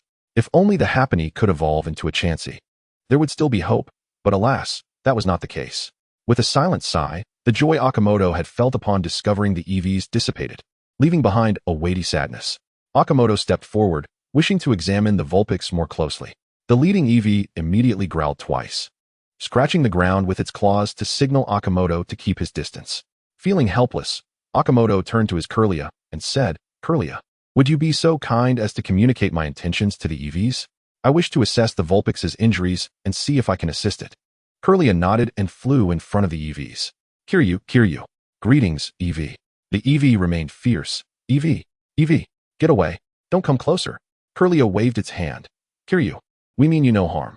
The EV questioned. EV, really? What are you here for? Kiryu. Our master can heal the Vulpix's injuries, Kirlia assured, patting its chest. The EV replied skeptically. EV, is that true? I don't trust humans. It shook its head vigorously. Kiryu, please believe us. Its situation is dire. Faced with the EV's deep suspicion, Kirlia felt helpless and had no choice but to use its abilities to soothe its emotions and convey goodwill. Feeling the comforting energy from Kirlia, the EVs gradually calmed down, the pure tranquility enveloping them. The leading EV finally stepped aside, allowing Akimoto to rush to the Vulpix's side. He knelt down to examine its wounds closely. The weakened Vulpix lacked the strength to resist, gazing up at Akimoto with dull eyes. The Happiny retreated slightly. Worry etched on its face. Akimoto gently touched the Vulpix's forelimb, carefully massaging it, but the Vulpix cried out in pain immediately. Reminder to host: you can exchange items in the system store that can save the Vulpix. Hearing this, Akimoto inquired within his mind, what items can aid the Vulpix? Previously, while perusing the list of items available for exchange with blue coupons, he had not found any healing potions. The system had explained that the highest tier of healing potions was green, while revival herbs and vitality blocks belonged to the more advanced purple items. In this context, healing potions can restore vitality, but the injured Vulpix could only be treated through a Pokémon Center or legendary items like revival herbs and vitality blocks. To be honest, Akimoto felt deeply moved upon witnessing the scene. The system had informed him of the possibility of exchanging for items that could heal the Vulpix, and he did not hesitate to proceed with the exchange. He had often rescued stray kittens and puppies before and had experienced the loss of an abused puppy on the way to the veterinary hospital. A heart-wrenching event he never wished to endure again. A blue-quality Firestone can evolve the Vulpix into a Ninetales, perfectly elevating its life tier below that of a demigod, and the evolution process will automatically heal its injuries. The system's calm voice ignited a surge of excitement within Akimoto. He hurriedly opened the exchange list, locating the Firestone, and without hesitation, he used his coupon to redeem it. Ding! Successfully redeemed Firestone, blue, consuming one blue item exchange coupon. The gleaming yellow gem lay quietly in the corner of the system's repository, a bright red spark dancing within. Akimoto reached into his pocket and, pretending to retrieve it from his pocket, brought forth the Firestone. Exposed to the air, it radiated pure fire elemental energy, and sensing this power, the eyelids of the Vulpix that had been drooping suddenly opened wide. Vulpix! Akimoto gazed sincerely at it, placing the Firestone beside its forelimb. You will recover. Embrace your new life. The Vulpix let out a soft howl, gazing at Akimoto with gratitude, as if wanting to etch his image into its memory. Go. You can do it. Akimoto gently took the round stone away from the Vulpix and exchanged it for the Happiny, urging everyone to step back. Though it pained him to use his blue item exchange coupon, he felt it was worth it as long as the Vulpix could recover. The Vulpix slowly lifted its forelimb, its battered paw gently resting upon the Firestone. A radiant light of evolution illuminated the surroundings, enveloping the Vulpix in a cocoon of brilliance. In that moment, Akimoto suddenly understood the final tier of the system's classification, the multicolored level, representing the miracle of life. After a long while, the dazzling light of evolution faded, revealing a majestic and noble Ninetales before them. Its fur was a pure, unblemished yellow, and its 9 tails flowed gracefully, tipped with vibrant red hues that enhanced its allure. Its crimson eyes gazed calmly at Akimoto. Ding! Random task. Heal the injured Vulpix. Completed. Task reward has been granted. Ignoring the system's notification, Akimoto gazed excitedly at the Vulpix, now transformed into a Ninetales, having been reborn. Suddenly, the Ninetales leapt lightly, toppling Akimoto to the ground, affectionately rubbing against his cheek, then extending its tongue to lick his palm like a beloved pet. Ninetales, often regarded as a harbinger of misfortune, had most tales surrounding it centered on vengeance against humanity. Yet, witnessing its gentle demeanor indicated its full acceptance of Akimoto. As he stroked the Ninetales' silky fur, Akimoto felt an immense wave of happiness. The Ninetales nudged Akimoto's right hand with its head, seizing a pokeball hanging from his waist. This ball had been gifted by the system. Akimoto had 6 hanging by his side, having already replaced Curlia's pokeball. With a soft yelp, it placed the pokeball on the ground, gently calling to Akimoto before tapping the button with its paw, transforming into red light and being drawn inside the pokeball. The ball shook only once on the ground before settling down peacefully. Akimoto picked up the pokeball and released the Ninetales. As a loyal companion who had accompanied the Ninetales on this journey, the Happiny watched eagerly, filled with admiration as it witnessed the bond between Akimoto and the newly evolved Ninetales. At this moment, witnessing the capture of the 9-tailed fox by Akiyama, the little Happiny appeared anxious. Her timid nature suddenly transformed into bravery as she tottered a few steps to Akiyama's side, tiptoeing to retrieve a pokeball from Akiyama's waist. With a press of the button, she successfully captured herself, much to Akiyama's bemusement. Originally, Akiyama had come with the intention of capturing an EV, but unexpectedly, She had ended up using her exchange voucher to save the Vulpix and capturing it instead. While it was understandable to have saved the life of the Vulpix, the situation with the Happiny was perplexing. Akiyama wore a wry smile, feeling as though she had unwittingly gained a favor while also being taken advantage of. Not only had she captured the mysterious nine-tailed fox, but she had also acquired a Happiny, a Pokémon monopolized by the Joy family. For other trainers, the rarity of these two Pokémon was comparable to that of a shiny Sylveon. Releasing the Happiny, she clutched her little stone and adorably bowed to Akiyama in gratitude before eagerly pulling the Vulpix aside to chat. Seeing the Happiny in such high spirits, Akiyama allowed them to converse, knowing her companions had much to discuss. Turning her attention back to the 5 EVs, Akiyama prepared to address her original objective for the day. Using her detection skill, she breathed a sigh of relief. The leading EV appeared to be male, the father of the 3 little EVs, and astonishingly possessed green potential. The slightly larger EV seemed to be the mother, albeit with yellow potential. Among the 3 little EVs, 2 exhibited yellow potential, while 1 astonishingly inherited green potential, successfully passing down its father's exceptional genes. EV, I hope to capture one of your 3 children to become her Pokémon, if you would allow it. Akiyama spoke gently, attempting to convey warmth and kindness to the larger EV, hereafter referred to as the big EV. Please grant our request. I promise to take good care of this child. Yumasino also clasped her hands together, sincerely expressing her affection for these adorable creatures. EV. The big EV shook its head and called out to Akiyama twice. Is that a no? The little girl replied, feeling disheartened. The voice of Sylveon echoed in Akiyama's mind. It says that if you wish to capture them, you must first defeat it. Akiyama nodded in understanding. Very well, in the spirit of respect, I shall honorably defeat you. Chapter 12. Capturing EV. On the grassy field outside the cave, the female EV cheered on her 3 EV babies as they encouraged their father. Happiny sat atop the Vulpix's back, excitedly twisting and turning while clutching her stone, unsure of which side she was rooting for. One side was EV, the other was Akiyama's Sylveon. Yumasino relished her role as a referee, adopting a serious demeanor. The battle commenced. Sylveon appeared unfazed, patiently awaiting Akiyama's command, knowing that they would merely be going through the motions and didn't need to exert too much force. In Akiyama's eyes, normal-type Pokémon were rather lackluster, unable to impose any type advantages, and were instead weak against rock and steel types. For EV to achieve formidable battle prowess, the best and only method was through evolution via friendship or evolution stones. Before evolving, EV ranked among the lowest tier of Pokémon, but upon evolution, it could rival the starters nurtured by the League. This could be seen as a compensation from the creator for their lineage. Returning to the battle, Akiyama took a detailed look at the information on the opposing big EV, having previously only glanced at its potential. EV. LV. 20. Friendship. Type. Normal. Potential. Green. Nature. Steady. Gender. Male. Ability. Adaptability. Learn moves. Helping hand. Taught moves. Growl. Tackle. Sand attack. Baby doll eyes. Quick attack. TM moves. None. Held item. Oranberry. Big EV let out a loud cry, its eyes shimmering with a subtle glow as it exerted a psychic force upon Sylveon, utilizing 2 debuff moves right as the battle commenced. Unfortunately for the normal-type EV, Sylveon, being more adept with psychic powers, felt no disturbance from the attack. The faint glow of its horns dissipated the force. Sylveon, use Elemental Strike. Elemental Strike was a move Akiyama had conceived after observing many discrepancies between the game's animation and the rules of the Pokémon world upon her arrival. All special skills relied on the Pokémon's mastery of the corresponding elemental forces. As a master of psychic abilities, Sylveon's psychic power was immensely formidable.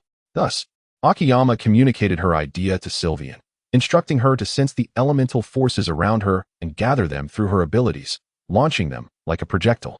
As this was their first experiment, Sylveon could only concentrate a small portion of elemental energy, ultimately forming a visible black sphere the size of a marble. The elemental power, given physical form by Sylveon, could be propelled by her psychic force. The sphere, propelled by her telekinesis, burst forth at incredible speed, creating a crater with a 50-centimeter radius in the backyard of the Sinnoh residence. It was important to note that even a marble-sized elemental sphere could wield such power. If it were larger, they could potentially blow up a school. Delighted with the name she had created for her new move, Akiyama found Elemental Sphere too simplistic and thus named it Elemental Strike. At that moment, Sylveon, with her horns glowing, allowed the black elemental sphere to expand before her until it reached the size of a baseball. Sylveon, be careful. She warned Eevee before releasing the elemental sphere, which crashed down before the big Eevee with a thunderous roar, sending plumes of smoke and dust into the air. Eevee! Eevee! The little Eevees spun around in a frenzy, calling out amidst the smoke. Even the watching Vulpix jumped in surprise, standing abruptly and forgetting that Happiny was still on her back, causing the little Pokémon to roll a few times on the ground while clinging to her stone. Apologizing to Happiny, the Vulpix resumed her serious observation of the battle. Suddenly, a gust of wind blew, dispersing the debris in the air, and the form of the big Eevee re-emerged before everyone. Even having been warned by Sylveon, the big Eevee had underestimated the power of the attack. In its frantic attempt to evade, it was struck by flying debris, sustaining several injuries. Even the residual force of the attack left the big Eevee swaying precariously. This elemental strike had limitless possibilities. Struggling, the big Eevee approached Akiyama and let out a roar. Eevee, Eevee. Sylveon dutifully translated, stating that the big Eevee was willing to follow her master along with the entire family. Akiyama was overjoyed. Initially, she had prepared to only take one Eevee to give to Yumasino, but now, the entire Eevee family was willing to follow her, far exceeding her expectations. She instructed the little girl to retrieve her healing spray from her backpack and sprayed it on the big Eevee's wounds. Such surface injuries could be easily treated with the medicine Yuma had prepared. Do you all wish to come with me? Akiyama asked the remaining Eevees. With the head of the family having made the decision, the others naturally had no objections. Akiyama approached the small Eevee with green potential, crouched down, and gently stroked its head, softly saying, "Though this request may seem unfair to you, I wish for you to follow her and grow together. Would you be willing?" Although uncertain of Akiyama's intentions, the big Eevee chose to trust this person who was about to become its master. Wild Pokémon possess a strong sense of independence. While parting from family was bittersweet, it was an inevitable part of growth. The little Eevee blinked its innocent eyes, gazing at the father approaching it.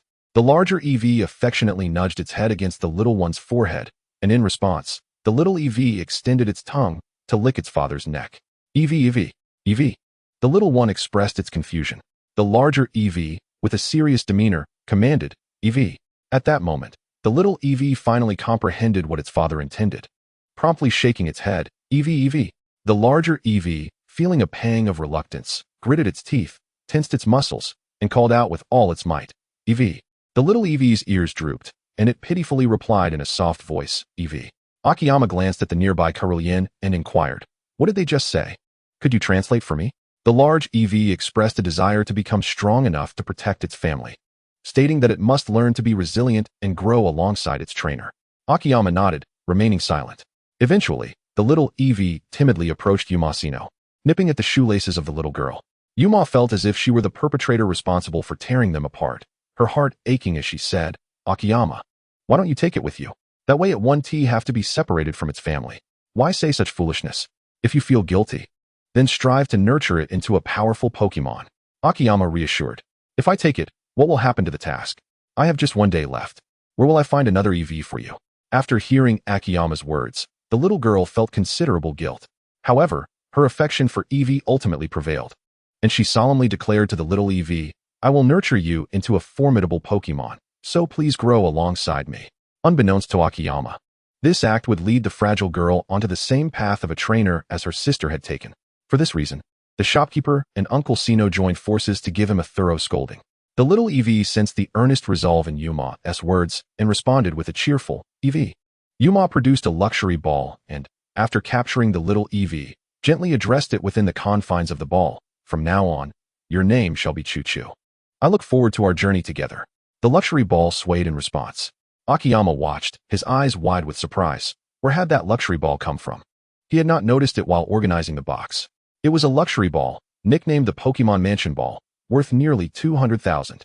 After storing 4 Eevees in a standard Pokeball and shrinking them to fit into his waist bag, Akiyama sighed, lamenting the disparity between himself and the affluent girl. As the boy and girl walked under the setting sun, accompanied by a graceful Ninetales and a Chingling riding on its back, they ventured out of the forest. Chapter 13. Accompanying the villain, Akiyama. Upon returning from a visit with friends, the shopkeeper and Uncle Sino were initially delighted to learn that Akiyama had captured a lovely Eevee for Yuma.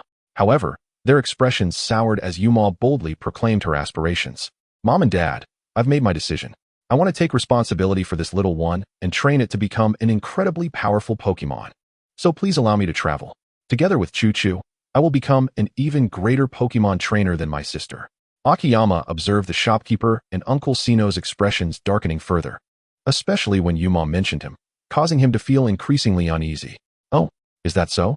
How wonderful, huh?" The shopkeeper stammered, shooting a glare at Akiyama. "Did Akiyama encourage you to become a trainer?" Yuma, still blissfully unaware of the trouble brewing, replied, "Yes." "Thank you, Akiyama." "Thank me? Oh, how I truly appreciate you." "Young lady," Akiyama thought, feeling a shadow descend over him as if the midday sun had dimmed. "Well, Akiyama, please come with me." Although her words were warm, the shopkeeper's strained smile filled Akiyama with a sense of foreboding. Steeling himself, he followed the shopkeeper into the living room, clutching a steaming cup of tea that he dared not release. "Akiyama, have we treated you well in our home?" the shopkeeper asked, her tone neutral. "Yes, very well." Akiyama stammered nervously. "Then why would you let Yuma pursue the path of a trainer?" The shopkeeper's gaze bore down on him. Akiyama stumbled over his words, unsure of how to respond. They were merely couriers, after all. How could they have influenced her to become a trainer? "Speak." The shopkeeper pressed, her stare unyielding. Akiyama faltered, and the shopkeeper, losing her patience, seized his ear and shouted, "Yuma has told you about her sister, hasn't he? Do you wish for her to end up like her sister and leave us alone in our twilight years?" The shopkeeper's thunderous voice echoed, and before Akiyama could gather his thoughts, she continued, "You wretched little brat. If that Kyrillian hadn't charmed me, I wouldn't have allowed you to stay and work in my home." Akiyama's ears burned red, and he fell silent, feeling as if he had become the villain in this tale. "Humph." After scolding Akiyama, the shopkeeper's anger subsided. "Here, this is 20,000 for your flight. And here's an additional 30,000. I expect you to take my daughter with you to that city, whatever it's called. And if you don't care for her properly, I will hunt you down and give you a good thrashing. You heard that, right? If this little one fails to meet expectations, we'll make sure she cries." The shopkeeper's fury gradually dissipated, and she placed the prepared 50,000 on the coffee table. A rotund purple Pokemon slowly materialized behind the shopkeeper. "Is that Gengar?" Akiyama gasped, astonished. He had sensed that the Sino family was not ordinary, but he never anticipated that the shopkeeper possessed such a rare and difficult-to-capture Pokemon. Gengar chuckled ominously, fixing a mischievous gaze on Akiyama. "Did you hear that? You wouldn't dare refuse, would you?" Akiyama shook his head vigorously. No, I won't. I promise to take good care of Yuma." The shopkeeper nodded in satisfaction. "Yuma is a kind-hearted child. She has always admired her sister's travels, but chose to stay behind to keep us company. She is still young, and you must protect her from any harm." "Still young?" "She is 12 years old. Ash is perpetually 10, traversing the world." Akiyama thought to himself. "She considers you her brother, so you must fulfill your responsibilities." The shopkeeper paused. "Don't squander this 30,000. 30,000. Am I supposed to treasure it? All right, take the money and get lost. Wait at the door. We'll head to the Golden City to buy a ticket. There's no airport in Nibi City." After dismissing Akiyama, the shopkeeper exited to bring Yuma inside. Having discreetly stashed the 50,000, Akiyama silently left the living room and squatted at the entrance. After a considerable wait, Yuma finally emerged with her backpack. Spotting Akiyama at the door and approaching with a smile. "Akiyama, sorry to keep you waiting. I'm counting on you from now on." The little girl grinned, handing him a pink backpack. "This is a gift for you." Akiyama stared in bewilderment at the pink backpack adorned with a bow on the zipper. "Am I really supposed to carry this?" With a slight grimace, he accepted the backpack, holding it in his hand. "Well, I suppose it's not entirely unacceptable. Thank you, Yuma, and thank you to the shopkeeper and Uncle Sino." After expressing her gratitude for the backpack from Yoshino, Akimoto turned to the shopkeeper and the stern-faced Uncle Yoshino to convey her thanks. "Goodbye, Mom and Dad." The little girl smiled as she bid farewell to her parents. And at least to Akimoto, there was no trace of sorrow in her parting. All that was evident was her affection for the little Eevee nestled in her arms. At that moment, the shopkeeper felt a slight moisture in her eyes. The journey of a Pokemon trainer rarely allowed for returns home within just a few months. And Yoshino's departure this time would surely mean a long absence. Furthermore, her eldest daughter, who only had eyes for Pokemon, might not return even the following day. With only herself and her husband at home, earning money seemed rather meaningless. As she watched Akimoto and Yoshino leave for the Nibi City station, the shopkeeper closed the door with a hint of melancholy and locked it. Meanwhile, outside, Uncle Yoshino continued to exude his aura, squinting at the distant road, entirely unaware that he was locked out. After a few clouds drifted across the sky, he gazed at the setting sun with a forlorn sigh and turned back to the door handle. "Hey, dear, why did you lock the door? I'm still outside." Open up. I'm out here. In the meantime, Akimoto had arrived at Nibi City Station and successfully boarded the train bound for Kinyu City. It was Akimoto's first experience on a Pokemon train. She looked around and eventually realized it was quite similar to the bullet train she had taken before. However, the chubby carriage, painted in a cheerful orange hue, lent the bulky train an endearing quality. Having spent most of her time at home, either helping at the barbecue restaurant or playing with her mother's Pokemon, Yoshino was bubbling with excitement at the prospect of venturing far. The little girl settled into a window seat, her tiny face nearly pressed against the glass. She pointed at the clouds in various shapes and tugged at Akimoto to look at the passing villages. You've been watching clouds for 12 years, Yoshino, haven't you had enough? Oh, it's different. The clouds here are the clouds here, and the clouds in Nibi City are the clouds in Nibi City. Akimoto felt somewhat bewildered by her words. And before she could respond, Yoshino was already shouting with glee. Akimoto and Aiken. Look, it's a bee drill. They're chasing a Rattata. Akimoto and Aiken. It's a Oddish. They're dancing in circles. So cute. Wow. That must be a Geodude. The forum said they wrestle with each other. And it turns out to be true. A Tauros. Look, someone is riding it. It looks so fun. Akimoto and Aiken. Akimoto and Aiken? Akimoto shot her a glance. Your Akimoto and Aiken is dead. Chapter 14, Gifted Abilities. As night fell, the train, resembling a solitary dragon, traversed through the mountainous forests. Yoshino, cradling a Bulbasaur-shaped pillow, slept peacefully on the small table, her tranquil demeanor a stark contrast to the earlier exuberance. Akimoto leaned against the seat back, retrieving the Pokeballs of his Ninetales and Happiny and placing them on the table. He discovered that the investigation function could be used from a distance through the Pokeballs, a feature he had stumbled upon by chance. Ninetales' attributes had been transformed to blue through the exceptional Firestone. Its skill comprehension had no evolution restrictions, meaning it could learn skills both before and after evolving. Ninetales. A Pokemon not classified as a legendary, yet frequently appearing in various legends, possessed a notably strong genetic memory. For Ninetales, skill comprehension was akin to a seal inscribed in its mind. As its power grew, it could gradually unlock the seal and effortlessly learn skills. Concerned about the adverse effects of premature evolution on Pokemon development, Akimoto inquired with the system and learned that the exceptional Firestone could resolve this issue. Thus, he did not dwell on it further. However, the lively and adorable Happiny, which had recently attracted much affection, was only of yellow quality. Although she appeared carefree and blissful, the gap between her and the closely bonded Ninetales would undoubtedly widen in the future. Well, I'll think of something later. Ninetales. LV, 15. Affection, 255, unwavering. Type, fire. Quality, blue. Nature, calm. Gender, female. Ability, flash fire. Gifted abilities, telepathy, emotion perception. Inherited skills, telepathy, aura beam. Taught skills, ember. Quick attack, grudge, flame burst. TM skills, none. Held item, none. Happiny. LV, 12. Affection, 127, friendly. Type, normal. Quality, yellow. Nature, innocent. Gender, female. Ability, serene grace. Gifted abilities, none. Inherited skills, copycat. Taught skills, pound, minimize. TM skills, none. Held item, oval stone. The recently completed random task provided not only the specified rewards but also hidden rewards, enhancing the investigation function, which now included an additional gifted ability. Ninetales' gifted ability, emotion perception, was akin to that of Kirlia's telepathy. However, unlike Kirlia, which could directly communicate through telepathy, Ninetales could only clearly understand spoken words and sense the emotions and thoughts of others. Putting away the Pokeballs, Akimoto closed his eyes. Immersing his mind in the system's repository, a cross-shaped crystal shimmering with rainbow hues floated in the air without any external force. And merely glancing at it filled Akimoto with an overwhelming desire. He recalled his conversation with the system the previous night. System, what is this life core? It looks quite attractive. Ding. The life core is an exclusive item for the host, capable of activating the host's gifted abilities. Me? Gifted abilities? Am I some chosen one? Akimoto chuckled. This thing is colorful, yet it's merely a blue item? The host may understand this life core as a low-tier version, only capable of guiding the host to activate their inherent gifted abilities. So I already possess them? Yes, and the life core was meant for the host all along. I just forgot previously. After a few days, Akimoto slowly typed out a question mark again. Was it originally meant for me? You consider it a task reward? That seems a bit excessive.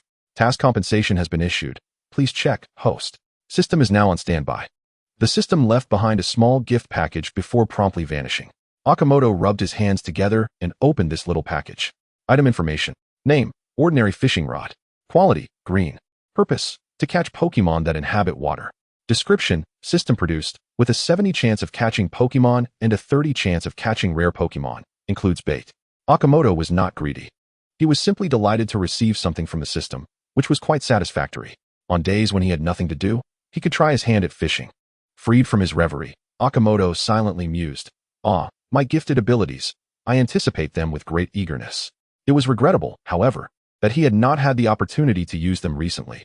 Should he cause a significant commotion, he feared he might be captured for experimentation. As he drifted into a deep slumber, the train was illuminated only by dim indicator lights, and the sounds of people's breathing echoed clearly in the stillness. Morning arrived, and both Akimoto and Yoshino gradually awakened.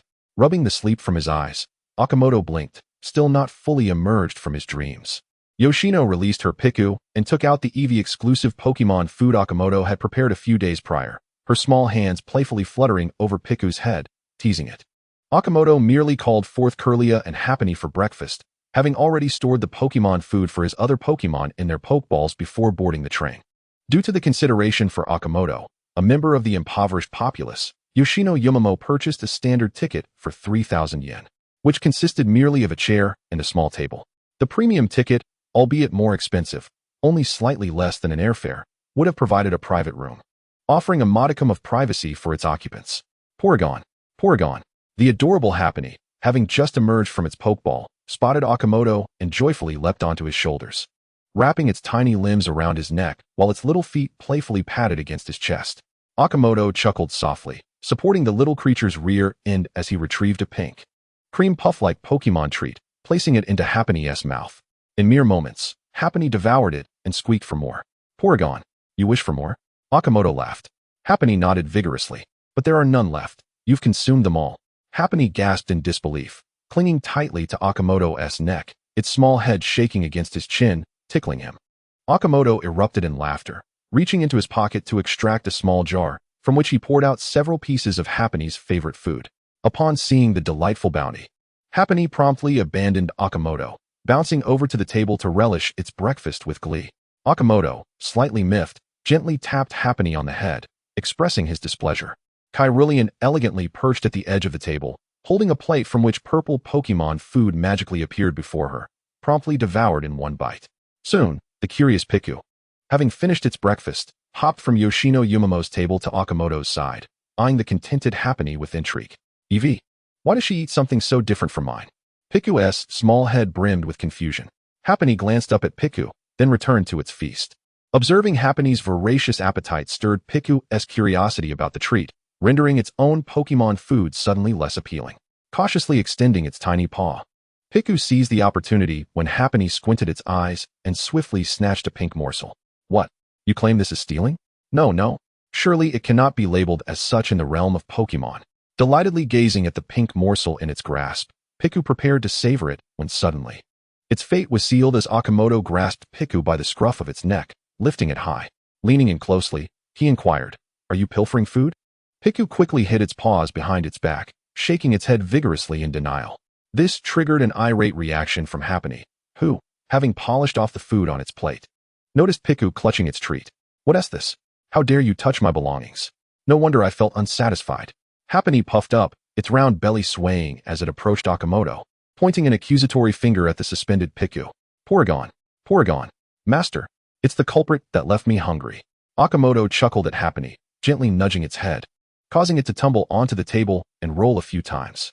"You've eaten to your heart's content. Don't come seeking attention, or I might withhold your food in the future." Happiny quickly waved its tiny hands, signaling that it was done. Chapter 15. A meal that sparks speculation. Piku, dangling in midair, flailed its feet desperately, striving for freedom. This scene nearly melted Yoshino Yumamo's heart, unable to suppress a smile. Ultimately, after Piku's indomitable struggle, Akimoto set it down, shoving the morsel extracted from its tiny paw into its mouth. "I must warn you, this is not what was designated for you. You may not enjoy the flavor." No sooner had Akimoto spoken than Piku devoured the morsel completely, its face revealing a human-like expression of delight. Akimoto marveled at the soothing bell adorning Piku's neck, contemplating a possibility.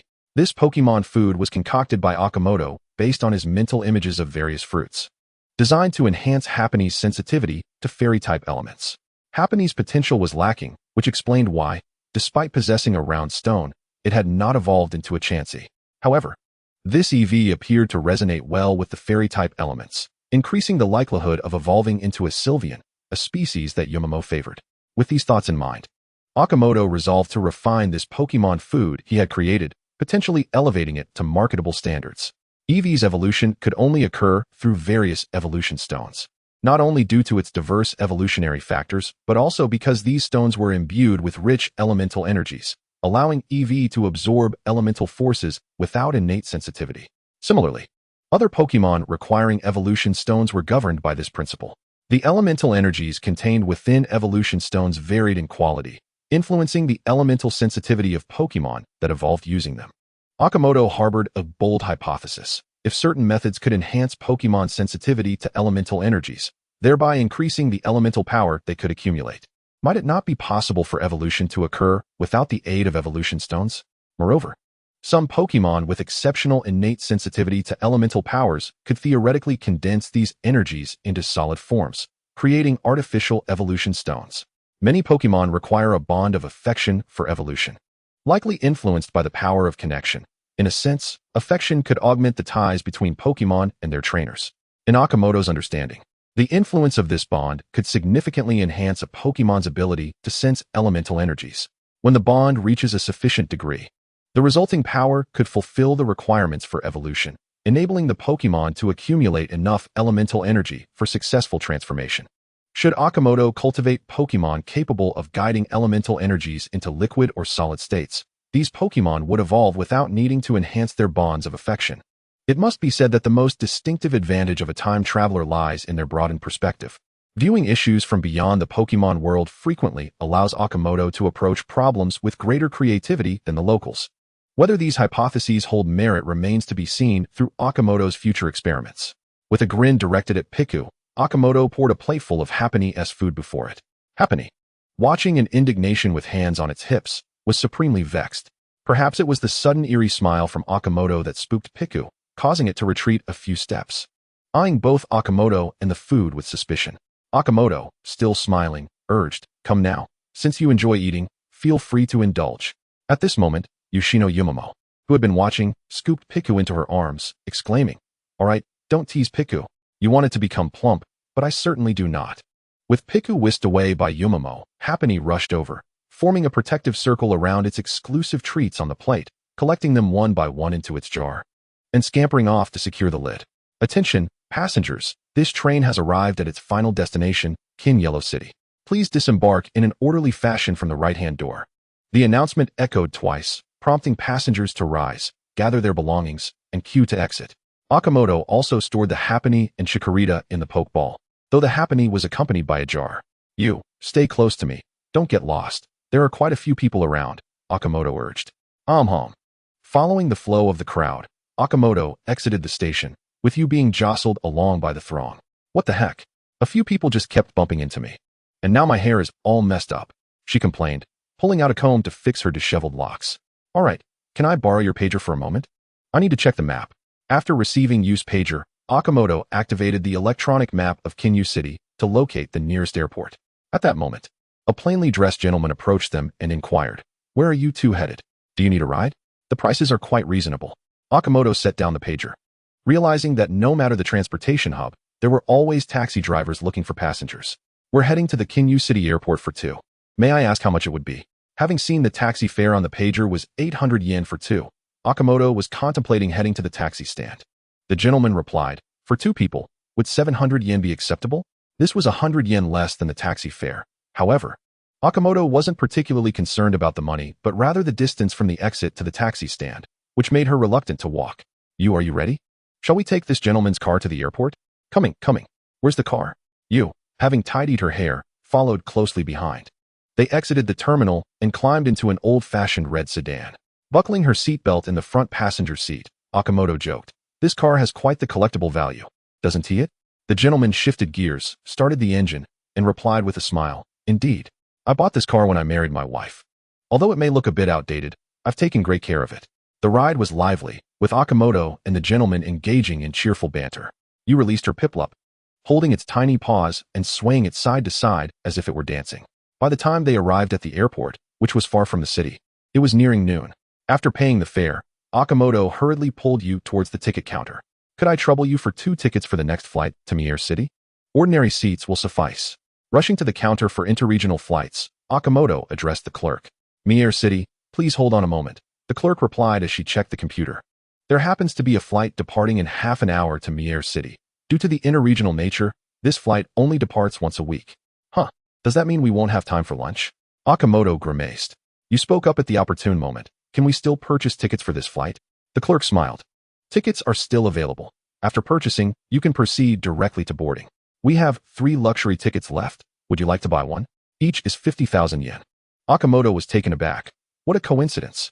Just as it's about to take off, and only luxury tickets are left? And they cost exactly 50,000 yen? Reluctantly, she emptied her savings. The 50,000 yen she had received from the manager was now entirely spent. In contrast to Akimoto's frugality, the affluent you paid the 50,000 yen without a second thought, her expression unfaltering. After securing the tickets, they caught the last call for boarding and successfully passed through the gate to board the plane. Each found their respective luxurious seat and settled in. You tossed her backpack onto the bed and hurriedly knocked on Akimoto's door. When Akimoto opened it, she saw you excitedly holding her Piplup, eagerly looking around, her exuberance seemingly uncontainable. Upon seeing Akimoto, you dashed to the window, gazing at the scenery outside, even though they had yet to take off. Akimoto and I. Look, there are several planes over there. Wow, we're taking off. This is so much fun. Clouds. Look at the clouds. I'm as high as the clouds in the sky now. Akimoto and I. Look at that mountain. The forest below and the snow on top. How strange. Like when they first boarded the train, you stood at the window, her eyes glued to the view, occasionally flailing her arms and chattering incessantly. Exhausted from the journey, Akimoto longed for a good sleep, not wanting to waste the bed that cost 50,000 yen. However, with you nearby, slumber eluded him. All right. Go to your room to enjoy the view. Let me get some sleep. Hurry up. Akimoto felt that if he didn't sleep soon, he might just collapse, and he gently pushed you away. After ushering you back to her room, Akimoto closed the door, didn't he even bother to take off his shoes, and collapsed onto the bed, succumbing to sleep. Chapter 16, The Power of Life and the Momin Dango. Stretching comfortably, Akimoto sat up in bed, wrapped in the blanket, squinting with a silly expression. After being lost in thought for a while, he slowly regained his senses, dressed, freshened up, and glanced at the time. Realizing it was just past 9 in the morning, meaning he had slept for over 10 hours. Pressing the button for room service on the machine beside the cabinet, he waited briefly before a small box containing ramen was slowly dispensed from the transport device. Quite sophisticated. I thought it would be delivered manually. This transport system is quite capitalist. Delighted, he opened the lid and eagerly slurped the ramen. Discarding the empty box into the trash, Akimoto contentedly burped. With nothing else to do, and appreciating the privacy of the space, he decided to use the life core. Determined, Akimoto focused his thoughts and retrieved the life core from the system's storage. Holding the life core in his hand, he inquired, System, how do I use this?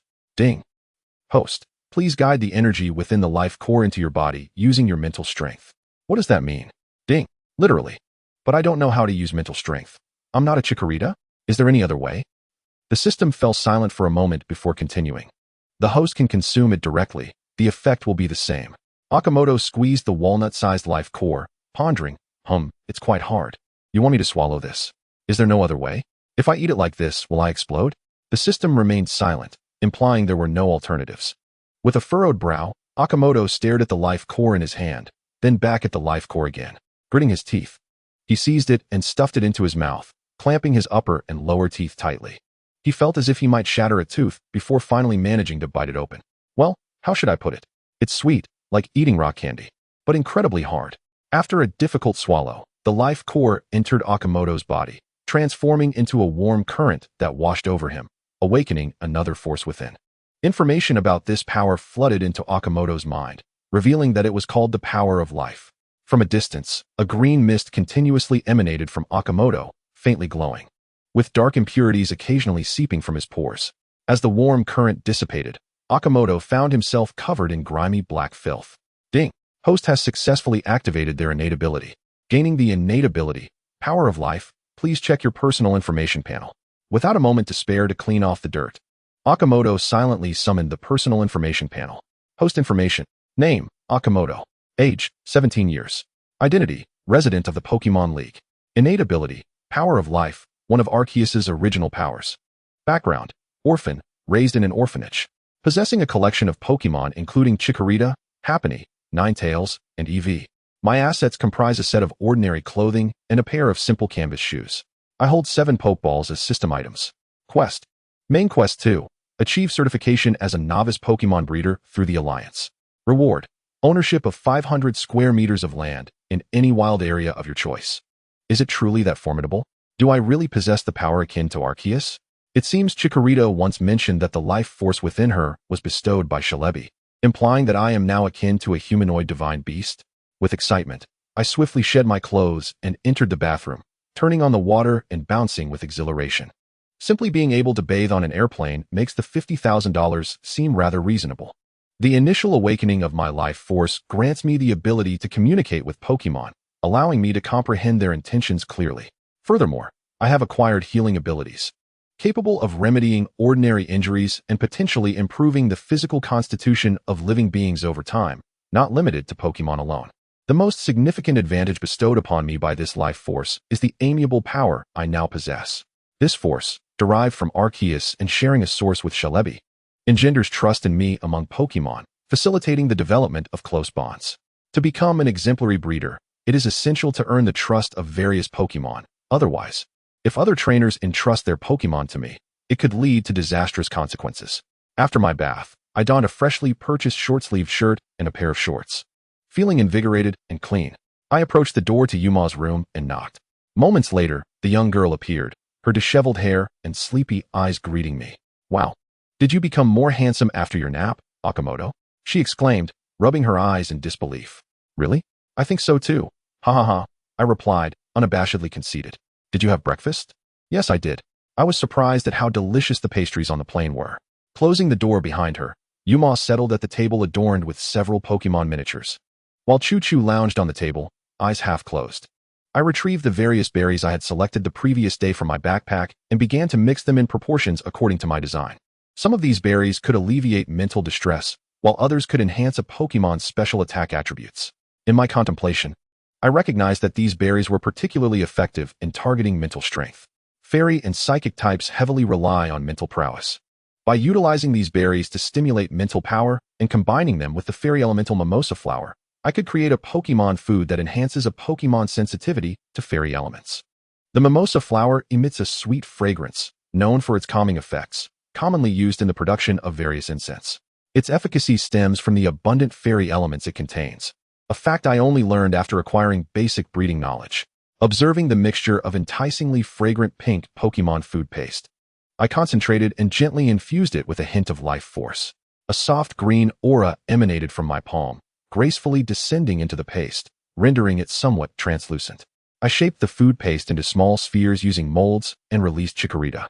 Upon emerging from the Pokeball, she immediately sensed the rich life force surrounding me. Her surprise evident. Why do you possess such an abundance of life force? Guess, I playfully replied, initiating a mental exchange with Chikorita. You can communicate telepathically now? Chikorita expressed astonishment. I smiled with pride. This is not mere telepathy. My abilities surpass yours. With a roll of her eyes, Chikorita responded. Did you call me out just to brag about this? I ceased my showboating and returned to the matter at hand. I would like you to help me assess this item. It's definitely not poisonous, but I'm uncertain about its effectiveness. Chikorita, being of the fairy type, was intrigued as I asked her to test the concoction. She levitated a small sphere with her psychic powers and took a bite. How does it taste? Can it enhance your fairy elemental strength? I inquired eagerly. Chikorita squinted her eyes. It's quite delicious, better than what you previously offered me. I can definitely feel the fairy elements becoming more vibrant around me, and I think I can sense the life force. Is that so? That is wonderful. Although this was my first successful creation, I had mentally simulated countless combinations before arriving at the optimal formula. Excitedly, I named it Mimosa Balls and hurriedly released Happiny, inviting Choo-Choo and Happiny to sample the new delicacy. Ding! Congratulations, host, for independently creating the Pokémon food Mimosa Balls, green. Reward, recipe optimization. The Mimosa Balls recipe, blue, has been added to the system warehouse. Overjoyed, I discovered that my spontaneous creation of mimosa balls triggered a system reward. What a delightful surprise. In the system warehouse, I found a sheet of blue paper and examined it closely. The system had fine-tuned the ratios of the various berries, allowing for a more harmonious fusion, and had added a new ingredient, the ordinary blue-orange fruit. The blue-orange fruit restores a Pokémon's stamina and, as per the system's explanation, possesses the capacity to contain life force. Previously, much of the life force I infused had dissipated into the air. Now, by incorporating the blue-orange fruit, I could encapsulate the life force within the mimosa balls, enhancing their efficacy. I divided the freshly made mimosa balls between Happiny and Choo Choo and then took out the blue-orange fruit to recreate the mimosa balls. After receiving Chikorita's approval and the system's validation, I officially crafted the blue-quality fairy-type Pokémon food, mimosa balls, without the inclusion of life force. The highest quality achievable for mimosa balls would only be green, implying that I could not mass-produce high-quality mimosa balls. Thus, if I wished to profit from them, I would have to settle for the green quality. Watching the three Pokémon savor the delectable treats, a smile crept across my face. Chapter 17, The Love of Dolomeria. As the novelty of flying wore off, Yuma spent the remaining 3 days of our journey playing with Choo Choo and browsing interesting information on the pager. Meanwhile, I immersed myself in researching general-type Pokémon food. Although general-type Pokémon occupy a rather awkward position, they are, apart from bug types, the most commonly used Pokémon. They are easy to capture, simple to train, and grow rapidly. Common traits shared by both bug and general-type Pokémon, leading many underprivileged trainers to capture these types. Ultimately, before our plane landed in Mirar City, I finalized my production plan, eagerly awaiting the opportunity to gather materials once we disembarked. The airport was spacious, allowing Yuma and me to leisurely make our way to the taxi stand without jostling with the crowd.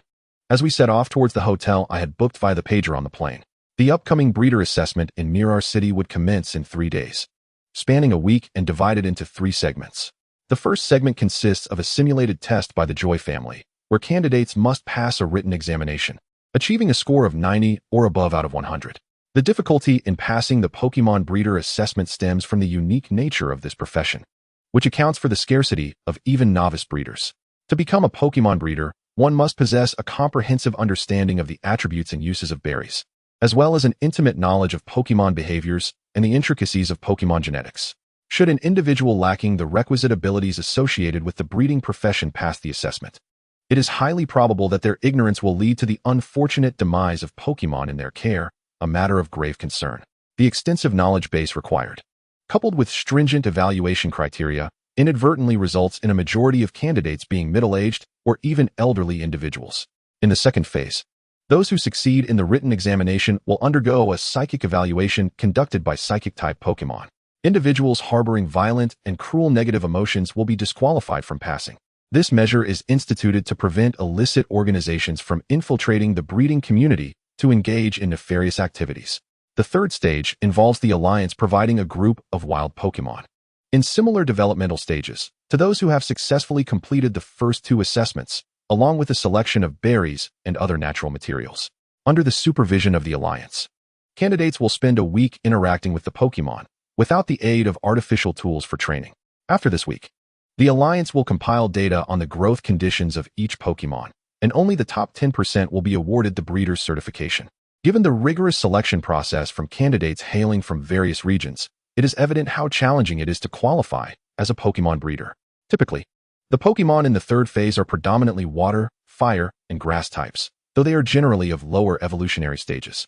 As elite Pokémon, such as the starter trio, are not utilized for assessment purposes. With 3 days remaining before the assessments commence, Akiyama must prepare diligently, refreshing his knowledge in his mind. However, before that, he is persuaded to accompany me on a stroll through this bustling tourist city. After securing a room at the inn, Yuma Sino eagerly implores Akiyama to take her shopping, a testament to the immutable law that dictates girls must shop whenever they venture out. With no alternative, Akiyama obliges, grateful for the rest he had on the plane, which has left him feeling invigorated. They walk side by side along the southern boulevard. Upon spotting a large dog with a peculiar hairstyle and a striking blend of pink and blue fur, Yuma exclaims, "Akiyama brother, what Pokémon is that? It looks so unique." Akiyama, following her gaze, muses uncertainly, "That should be a Dormia, a Pokémon from the Kalos region known for its unwavering loyalty." "Is every Dormia like this?" Yuma inquires.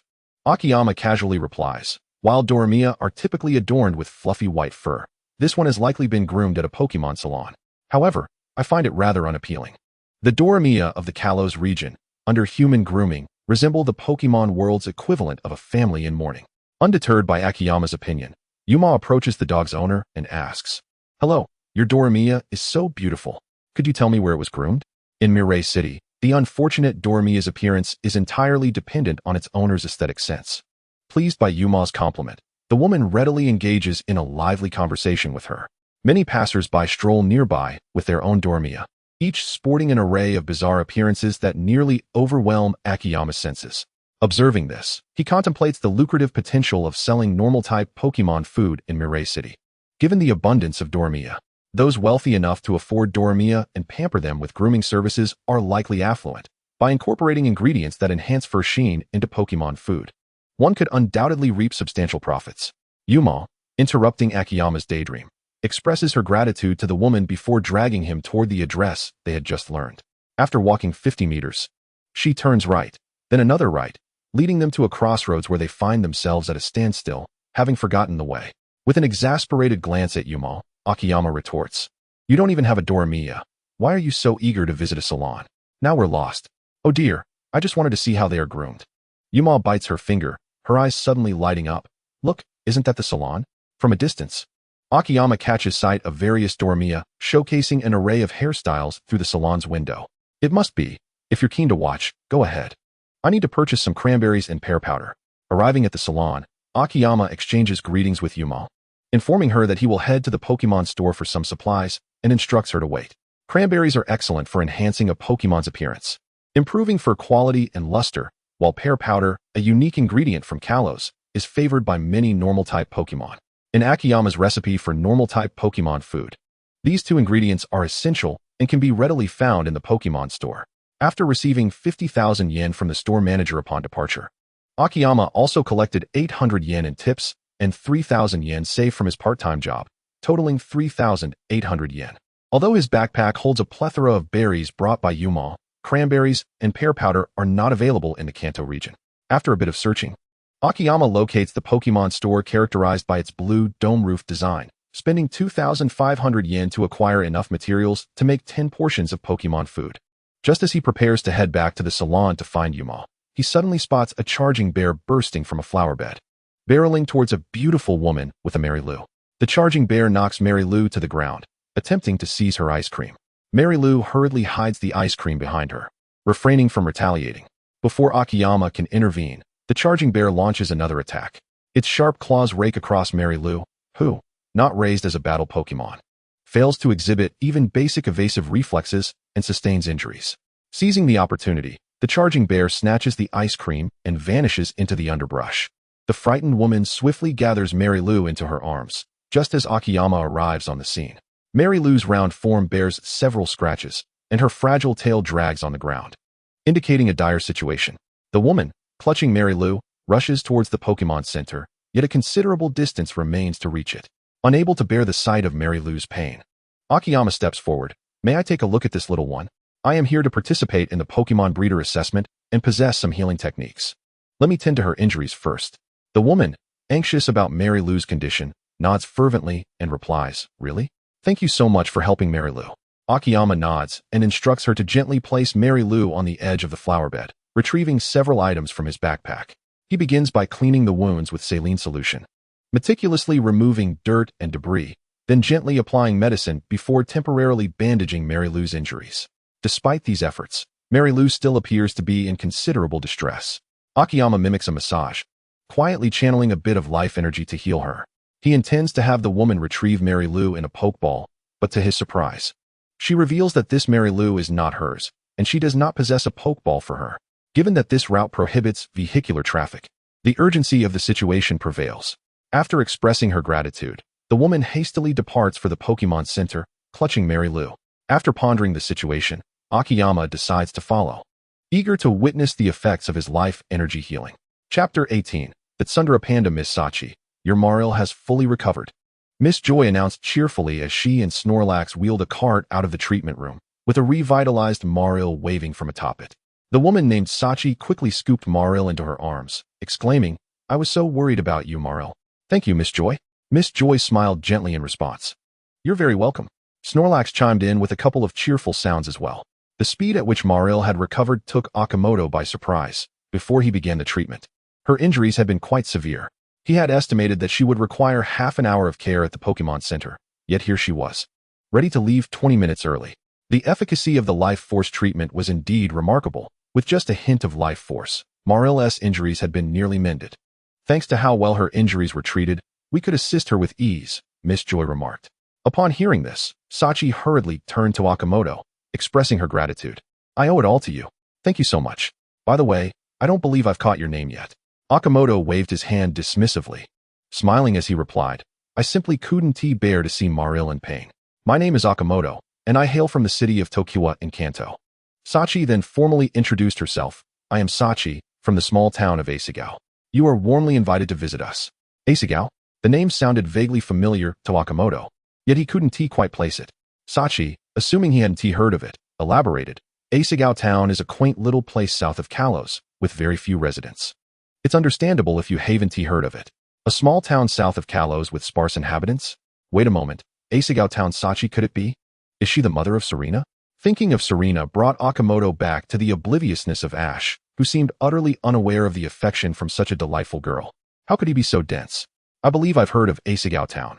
Isn't it known for its abundance of pincer? He mused. I must visit someday.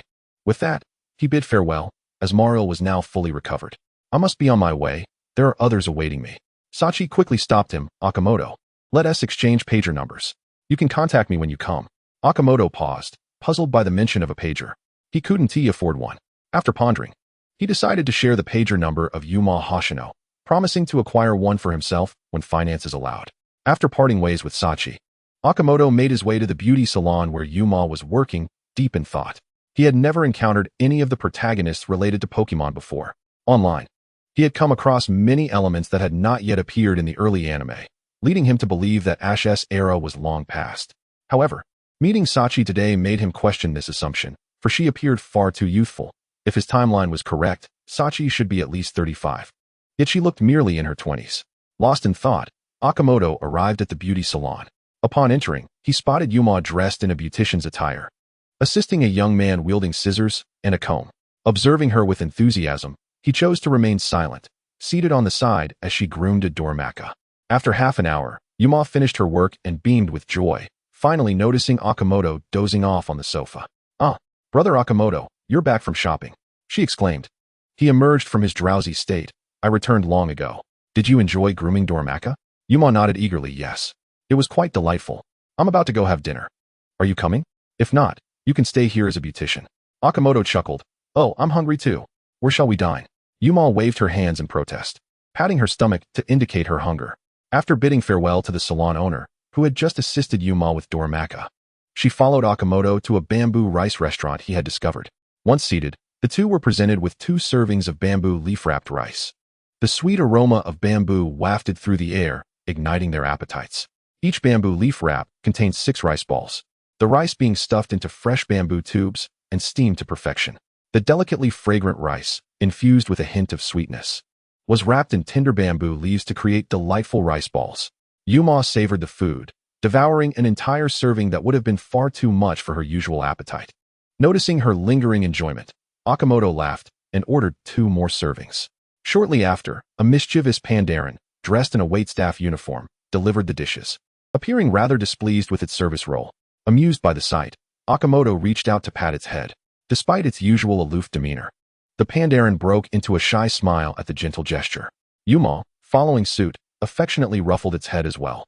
Perhaps this was why the Pandaren, despite its impatience with serving, persisted in its duties. After all, it was its Sundara Pokemon that adored head pats. Curious, Yuma inquired, Brother Akimoto, this Pokemon is so entertaining. What is its name? Akimoto replied, Ah, that is a Pandaren. I've heard that the owner of this establishment was once a formidable trainer who lived among the bamboo grove with their kind. In truth, Pandaren were quite mischievous and not suited for novice trainers, making solitary ones difficult to find. To capture one would have to defeat their clan leader, the rascally Pandaren. Yuma loved hearing Akimoto's tales of Pokemon, nodding along enthusiastically as she stuffed rice balls into her mouth. Now hurry and eat. We need to secure our spot at Prism Tower for tonight's light show. Akimoto playfully ruffled Yuma's hair as if he were petting the Pandaren, swatting his hand away. She shot him a glare before swiftly finishing the remaining rice balls. With a hearty laugh, Akimoto settled the bill with his dwindling funds. The total for the 4 servings of bamboo leaf-wrapped rice came to 1,200 yen, leaving him with only 100 yen, a testament to his stubbornness. He thought optimistically of the future, dreaming of creating Akimoto brand dumplings suitable for Doramaka and other normal-type Pokémon, believing they would fetch a good price. By the time Akimoto and Yuma reached Prism Tower, a throng of people had gathered to witness the light show. If they had been any later, they would have found no seats. Truly, Meyer City was the most populous city in the entire league. At 7 o'clock, a yellow beam of light spiraled around Prism Tower like a dragon, followed by a kaleidoscope of colors illuminating the surrounding buildings, evoking a sense of infinite romance. Unfortunately, the only companion to share this splendid spectacle was the underage Yuma. Sighing, Akimoto gazed skyward at a 45-degree angle and cast a sidelong glance at Yuma, who was engrossed in the performance. That 3-year-something or other. Ugh, best not to dwell on it. Chapter 19, Festival Dumplings. Last night, I accompanied the young girl to a dazzling light show. Initially, it was quite enjoyable. However, after several hours, Akimoto began to feel a sense of boredom and decided to leave, tugging along the reluctant Hoshino Yuma, who wished to continue watching.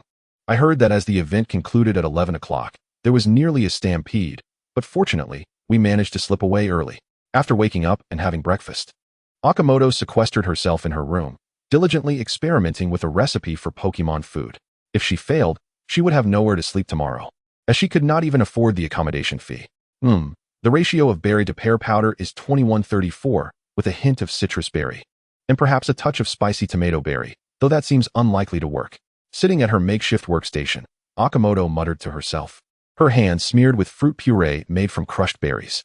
Looking at the unrefined mass of gray-red food before her, she felt confident that she was on the right track. After all, she had already failed twice, and she had succeeded on her first attempt at creating fairy-type food. Using a mold, she formed small gray-red balls and summoned her 4 EVs to her side, feeding them one by one. Is it delicious? How does it taste? Akimoto watched them with eager anticipation. 2 of the little EVs chirped happily. EV, EV, EV. Delicious, delicious. More, more. The female EV savored the delightful flavor, noting that this batch was far superior to the previous 2 attempts. The male EV, more composed, conveyed his thoughts to Akimoto. EV, EV, EV. Very tasty.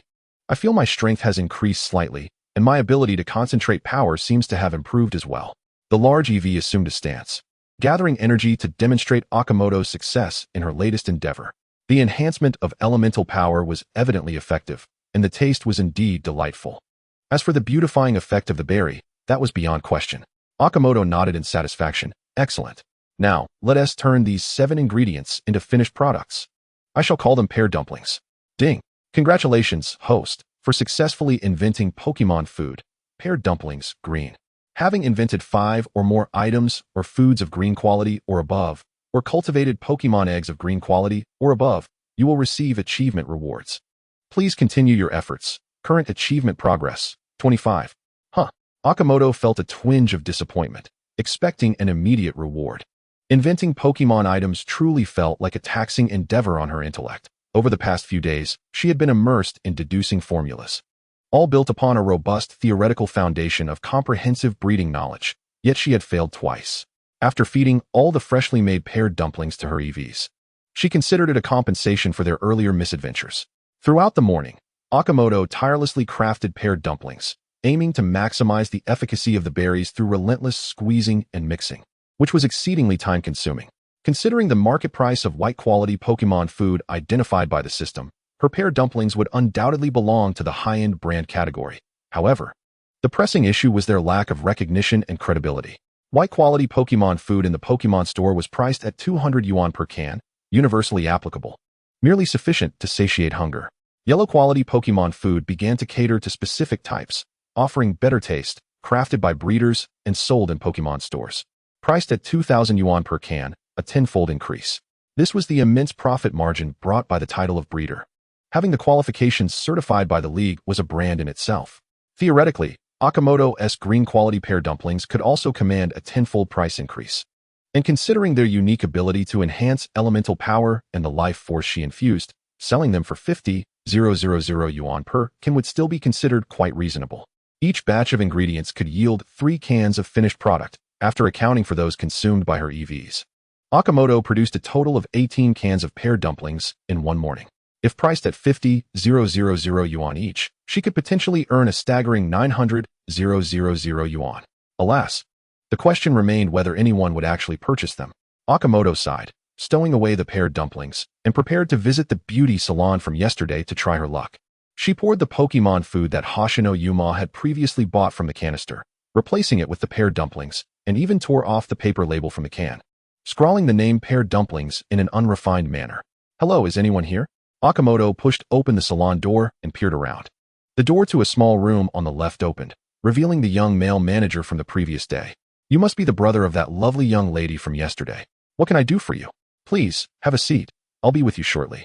Akimoto remained silent, inquiring instead, "Sir, are you giving Dorlivia a makeover again?" The manager chuckled, "Yes, indeed. If you're interested, you're welcome to come in and take a look." Following the manager into the beauty room, Akimoto found a flamboyantly dressed young man seated there, exuding a certain artistic flair. In the center of the table stood a Dorlivia, still in the midst of its grooming. "Thank you for your patience, sir. Now, let us continue with the grooming for your Dorlivia," the manager addressed the young man. While Akimoto sat beside him, her gaze wandering around the room, seemingly distracted. The young man curiously observed Akimoto and asked, "Are you here for a Pokémon grooming as well?" At that moment, Akimoto was engrossed in the various grooming tools displayed on the shelves and casually replied, "Not really. Not really? If you're at a Pokémon beauty salon, then what are you here for?" The young man pressed, intrigued. Akimoto shot him a peculiar look, and he quickly added, "My apologies, I haven't introduced myself. I'm Makori. I'm just curious why you're at a Pokémon beauty salon if you're not here for grooming." "Makori?" Akimoto regarded this Makori with suspicion, pondering if he was the same Makori she had heard of. Furthermore, judging by his flamboyant appearance, he might not even possess the potential to become her client. "If you are indeed the champion Makori, then I might be inclined to share that information with you." Upon hearing this, Makori smirked, pride swelling within him. "Indeed. I am the champion Makori you speak of. May I now inquire your name?" "I am Akimoto. Please, spare me your jest." The Makori I referred to is not only a champion, but also a top-tier coordinating trainer. How could he possibly dress in such an outlandish fashion? Outlandish fashion? Makori paused. Though he was unfamiliar with the term, Akimoto's tone clearly conveyed that it was not a compliment. Provoked by Akimoto's skepticism, Makori stubbornly retrieved a meticulously crafted backpack, rummaging through it while muttering, "How dare this little brat not believe in the illustrious Makori? I will surely astonish you today." Akimoto found his reaction utterly perplexing and scarcely caught the words he mumbled. Suddenly, Makori brandished a gleaming medal, thrusting it almost into Akimoto's face.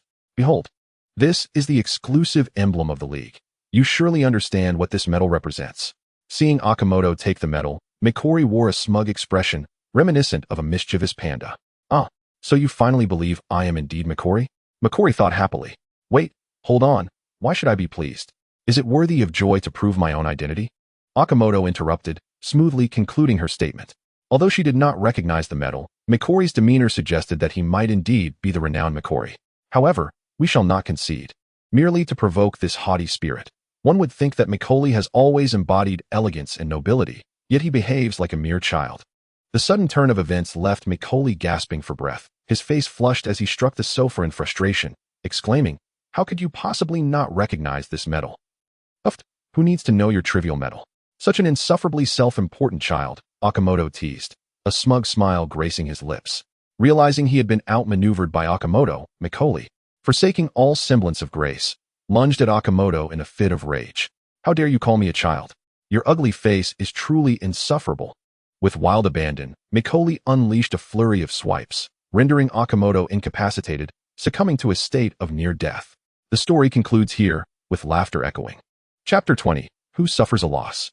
The shopkeeper was diligently attending to Makori's Dorimian, when suddenly, the two individuals seated upon the sofa erupted into a brawl, requiring considerable effort to separate them. The shopkeeper sighed, observing the disheveled Akimoto and Makori, as well as the overturned flower pot. "Are you a dog? How dare you bite?" Makori scolded, pointing an accusatory finger at Akimoto. With a disdainful tilt of his neck, Akimoto retorted, "If only I could defeat you, you little brat." Initially, Makori had no desire to continue the fight, but Akimoto's taunt ignited his fury, Who are you calling a child? You infuriate me. Oh, come now. Let us not resort to violence, the shopkeeper interjected, restraining Mikoli with a weary expression, pondering whether it was an ill-fated day to open his shop. Akimoto attempted another jab, but the shopkeeper turned to him with a grave expression, stating, "You entered my establishment not only to neglect the grooming of Pokémon, but also to injure my customer and damage my property. What exactly are you here for?" Akimoto, sensing the shopkeeper's escalating displeasure, hastily apologized. "My sincerest apologies. I intended to recommend a particular food for Darimian, but upon discovering this individual impersonating my idol, Mikoli, I could not contain my rage." Mikoli, incensed by Akimoto's absurdity, exclaimed, "Do you take me for a fool? I am Mikoli." Akimoto feigned astonishment. His expression exaggerated. "Oh, is it truly you, my idol? I'm terribly sorry. I hope I haven't caused you any harm." He then mockingly prodded Mikoli, who recoiled in distaste, swatting Akimoto's hand away. Unfazed, Akimoto, with an audacious grin, produced a special food item from his spatial bag, presenting it to the shopkeeper. "This is a delicacy prepared by my teacher, specifically for normal-type Pokémon. It remarkably enhances their mastery and power over normal-type moves. And with long-term consumption, it keeps their fur glossy and smooth." Mikoli scoffed from the sidelines. "You claim it can maintain lustrous fur, but to enhance skill mastery and power? How could mere Pokémon food achieve that?" At 20 years of age, Mikoli was not only the champion of the Hoenn region and a top coordinator, but also a skilled breeder, with only the elite breeders above him. He had experimented numerous times with concocting Pokémon food and energy cubes, and the notion that Pokémon food could enhance skills was utterly implausible. Akimoto, dismissively pouting, retorted, "You simply haven't encountered my Pokémon food before. It didn't exist previously, but now it does. Let your Darimian give it a try. Why should I allow my Darimian to sample your dubious Pokémon food? Who knows what side effects it may harbor?" Akimoto, undeterred, proposed a wager. "How about this? If your Darimian consumes my delicacy and shows no effects, I shall publicly apologize to you on television. Conversely, should it prove effective, you must purchase all my delicacies. Do you dare to wager?" Mikoli crossed his arms defiantly. "I accept your challenge. Today, I shall unveil your deceitful guise." Akimoto smirked, refraining from further banter. He would rely on this foolish individual to bolster his own coffers. "Then, may the shopkeeper bear witness to our wager, if you please." The shopkeeper, intrigued, consented, leading Akimoto and Mikoli down the staircase to the basement. "This is where I typically experiment with various forms. It's quite spacious. Let us conduct our trial here." Eager to expose Akimoto as a fraud, Mikoli interjected before the shopkeeper could finish. "What method do you propose for this trial?" Akimoto ignored him, rummaging in the corner of the basement for several thick wooden planks. Though uncertain why the shopkeeper had kept such items, they were perfect for testing Darimian. "Does your Darimian utilize the move Tackle?" Although a collision could work, the effect would be less pronounced due to its low base power. Mikoli, perplexed by Akimoto's intentions, replied, "Yes, why do you ask?" Stabilizing one of the wooden planks, Akimoto commanded Darimian, "Darimian, unleash your full strength against the center of the plank with Tackle." Darimian looked bewilderedly at Mikoli, who mirrored the confusion. "Come on, hurry up and execute it. Heed my command," Akimoto urged. Unsure whether to obey Akimoto, Darimian sought Mikoli's approval. Once Mikoli affirmed, Darimian gathered its strength, and Akimoto noticed a faint gray light emanating from Darimian's forehead. After successfully charging, Darimian delivered a powerful tackle to the wooden plank, shattering it instantly. Akimoto approached to set up another plank, placing the broken piece aside. Given that Darimian was merely a level 16, likely a recent capture of Mikoli's, its destructive capacity was indeed limited. After digesting the delicacy, unleash your full tackle once more, Akimoto instructed, feeding Darimian a few of the finest delicacies, patting its head. The shopkeeper and Mikoli observed Akimoto's confident demeanor, bemused by his actions. Could a few wooden planks truly reveal any significant difference in power? Upon consuming the delicacy, Darimian found it exceptionally delicious, far surpassing its usual Pokémon food, and was astonished to feel a slight increase in its strength, as if the very air invigorated it. As the moment approached, Akimoto issued another command to Darimian. With a familiar crack, the second plank succumbed to a decisive break. Smirking at the splintered wood, Akimoto declared, "Well, Mikoli, it appears you have lost." Mikoli, having observed Darimian's enjoyment of the delicacy, retorted skeptically, "You can't deduce my defeat merely from 2 planks." Akimoto presented both planks to Mikoli, pointing to the fractures. "The differences in the splinters are evident. The first break shows longer protrusions, while the second is noticeably shorter. This indicates an increase in power, leading to a quicker fracture. Dorimian nodded in agreement, though it was unclear if it comprehended the explanation. Is that truly the case? Macaulay questioned, examining the planks, and indeed, the evidence appeared convincing. He placed another plank before Dorimian and instructed it to perform tackle once more. This time, the fracture was indeed markedly shorter. Very well, you have triumphed. I concede that your teacher's delicacy is indeed remarkable Pokémon food. Your teacher must be a top-tier breeder. May I inquire their name? Macaulay, being both adaptable and composed, acknowledged the undeniable efficacy of the paired dumplings. However, he remained skeptical of Akimoto's ability to create such exquisite delicacies, leading him to believe that Akimoto must have a mentor. Akimoto raised an eyebrow in a peculiar manner, questioning, "Am I teaching myself?" He then presented the remaining 17 jars of paired dumplings to Macaulay, considering the jar recently gifted to Dorimiya as a complimentary offering. Priced at 80,000 each, that totaled a handsome sum of 136 million. Would it be cash or a bank transfer? After all, Dorimiya's family was quite affluent. Originally intending to sell to the shopkeeper at 51,000 per jar, he decided to sell directly at 80,000 instead, chuckling to himself. While Akimoto reveled in his cunning, Macaulay exclaimed in delight, "Such a bargain. Why didn't you say so earlier? I'll take them all." Confounded. He pondered whether 80,000 per jar was indeed a reasonable price, or if it merely reflected his own lack of wealth and experience.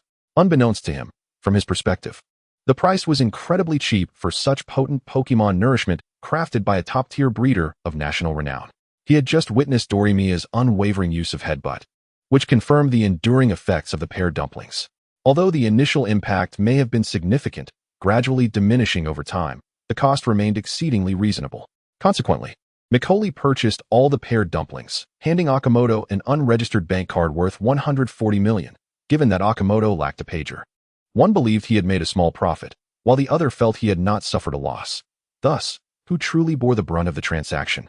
Chapter 21. Are you disdainful of the elderly?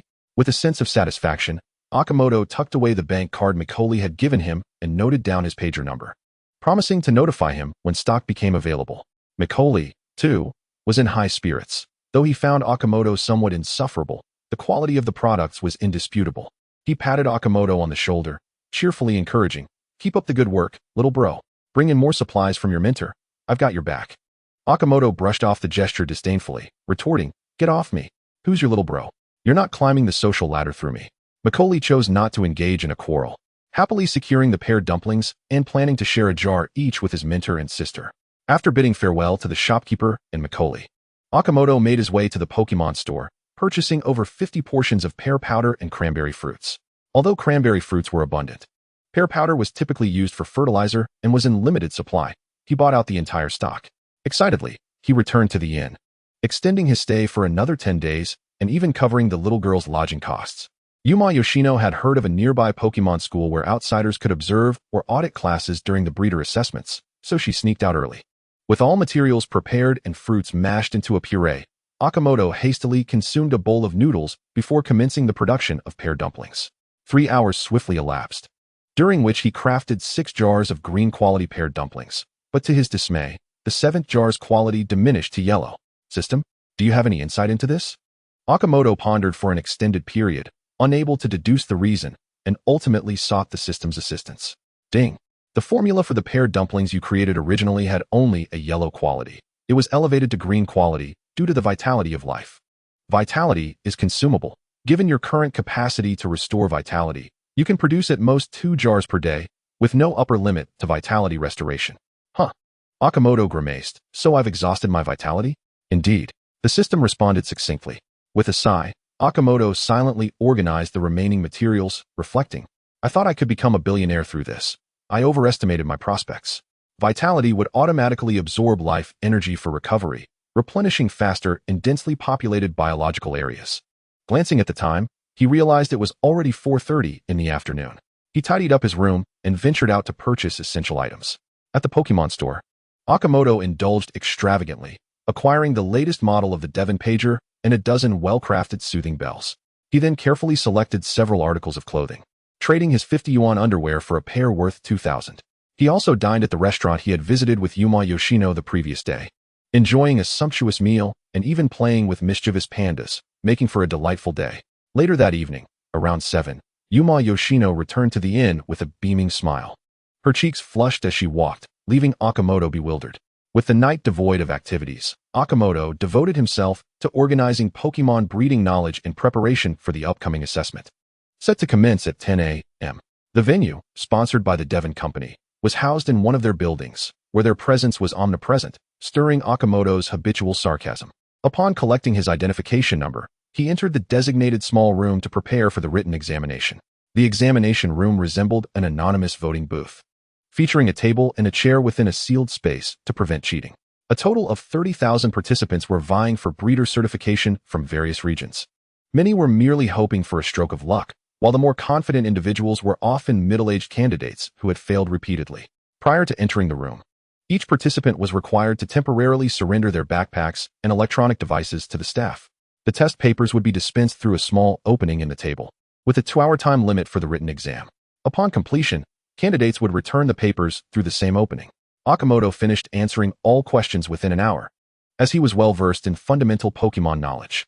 The later situational judgment questions presented scenarios involving unexpected occurrences during breeding or battles, for which Akimoto had solutions, despite the system not providing direct answers. Filling the exam paper densely with responses, Akimoto exclaimed in triumph as he submitted it. The paper was transported to a spacious office, where several elderly individuals and 2 middle-aged women from the Joy family convened. Someone finished the exam in just an hour this year? One elder, clad in thick glasses, remarked as he reviewed Akimoto's paper. Over the years, those who submit their papers in an hour have mostly been either self-aware of their hopelessness or resigned to failure. Except for that one time when Macaulay scored full marks, another elder, smoking a pipe, replied with a squint. You still think we have another Macaulay among us? The first elder, Zhuoliang, initially appeared disinterested, but his expression shifted from casual to serious, eventually turning to astonishment. Observing his reaction, the 2 Joy family members leaned in closer. Spreading Akimoto's paper across the table, Zhuoliang addressed the 2 women. Xiao Jing, Xiao Li, take a look at this paper. It seems we've discovered someone remarkable this year. What do you mean, old Zhua? At your age, why are you so easily astonished? I'm not easily astonished, He-ji. You should see for yourself, Zhuoliang urged the elder with the pipe, calling over 2 others who were engaged in conversation. Chong Li, Shiwu, come take a look too. Curious, Chong Li and Shiwu approached, and soon, all 6 individuals gathered around Akimoto's paper. With a hint of excitement in his voice, Zhuoliang remarked, how to handle a Pokémon that has been burned without using artificial tools. Most would opt for berries. However, in reality, while the berry fruit can indeed treat burns, its efficacy is rather slow prior to purification and processing. The response on this examination paper suggested to mix the cocoa fruit with the blue-orange fruit and apply it to the burn, followed by cleansing the wound with the thick juice from the leaves of the berry fruit. The ideal answer to this question merely required the sequence of rinsing the wound with water and then applying the berry fruit. Yet here a novel method was proposed. The other 5 individuals were similarly struck with inspiration and began to ponder. Shiwu recalled something and spoke up. I remember that Professor Okido and Kanto seemed to have researched the enhancement of other tree fruits through the blue-orange fruit. The conclusion was indeed that mixing the blue-orange fruit with other tree fruits can enhance their abilities. However, Professor Okido did not complete the paper, which means this discovery has yet to be published. Chongli nodded in agreement. Indeed, the blue-orange fruit possesses mild properties, and when combined with the more potent cocoa fruit, it provides a bold and ingenious solution for treating burns without irritating the Pokémon. Joy Lee interjected. Rinsing an untreated burn with plain water would severely irritate the Pokémon, and even after preliminary treatment, it could still inflict some pain. Yet employing the juice from the leaves of the berry fruit, which has a certain healing effect, perfectly resolves this issue. What a brilliant idea. Joy Jing and He-ji, a bit slower on the uptake, could only agree with a few remarks. And this? Yes, how did I not think of that? Hey, look at this. What kind of fruit is this? It's quite impressive. Akahara, I just hope he isn't some elderly person. Joy Jing sighed. Are you prejudiced against the elderly? He-ji, Shiwu, Chong Li, and Zhuoliang all turned to her in unison. Joy Jing quickly waved her hands, embarrassed. No such thing. At that moment, our protagonist, Akahara, was sprawled on the table, asleep, waiting for the written exam to conclude. Chapter 22, Jiangliya. As the announcement echoed, the examinees in the room emerged one by one, and those who had not finished their answers could only dejectedly submit their papers. After leaving the room, Akahara headed straight for a nearby restaurant. It was just past 11, and mealtime was approaching. The restaurants nearby would surely be packed. and Akihara didn't want to find himself without a seat and having to resort to a distant location for a meal. The league had dispatched 200 staff members to review the fill-in-the-blank questions and true-false questions, while the final practical questions would be overseen by 6 examiners. Based on previous years, the number of papers sent to the 6 examiners generally did not exceed 500, which is why the league announced that results would be revealed at 2 in the afternoon. Akihara leisurely sipped on seaweed soup and devoured a curry fish ball, amusedly observing the disappointed faces of those who pushed open the restaurant door only to find no available seats.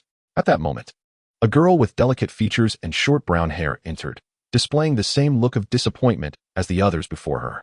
Suddenly, she caught sight of an empty seat directly opposite the calm Akihara, who was sipping his soup in the corner, and quickly made her way towards him. Engrossed in his battle with the curry fish ball, Akihara was taken aback when he noticed the presence of a beautiful girl at his table. Wasn't it typical for those in the Pokémon world to prefer not sharing tables with others? "Hello, may I sit here?" the girl asked. Akihara casually replied, "Suit yourself. I'm about to finish anyway. Are you here for the exam as well?" "This is my first time here," the short-haired girl said, ordering a beef rice bowl, but feeling a bit awkward as she waited, so she struck up a conversation with Akihara. "Yes, indeed," Akihara responded, picking up a curry fish ball and chewing it absent-mindedly. "I'm here for the first time too." "Really? Then you must be quite impressive. You don't look very old," she remarked. I'm not impressive. Not at all." Akihara swallowed his food, and the girl assumed he was being modest, but he continued. "I'm here today to dominate the entire venue." The girl raised an eyebrow, a few beads of sweat forming on her forehead. "Oh, is that so? You're quite confident. I wish you success." Akihara showed no signs of feeling overly proud. He took another sip of soup. Thanks. I'm full now, goodbye." Although the girl was quite attractive, Akihara had no intention of continuing their conversation. He would rather dedicate this time to writing his Pokémon thesis.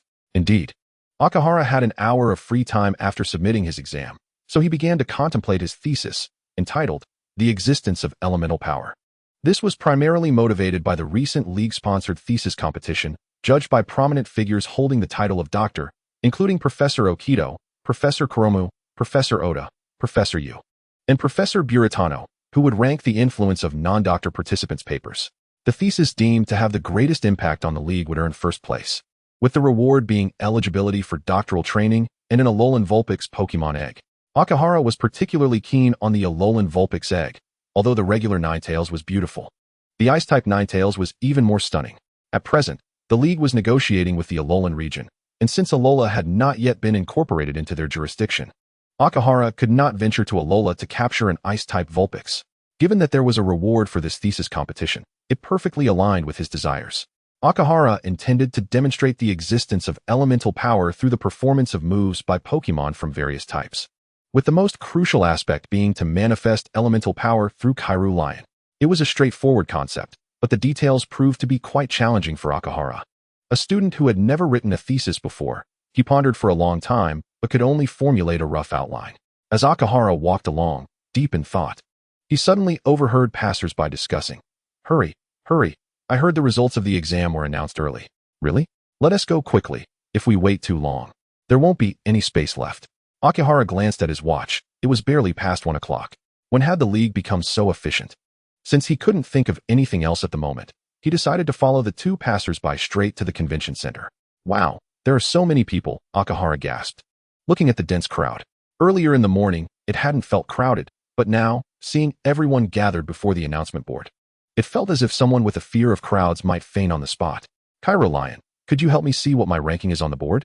Since the list was posted on a wall and he couldn't push through the throng, he decided to use flight. Kairu Lion nodded and slowly floated to the board, scanning from top to bottom before returning. "Well, what is my ranking?" Akihara asked eagerly.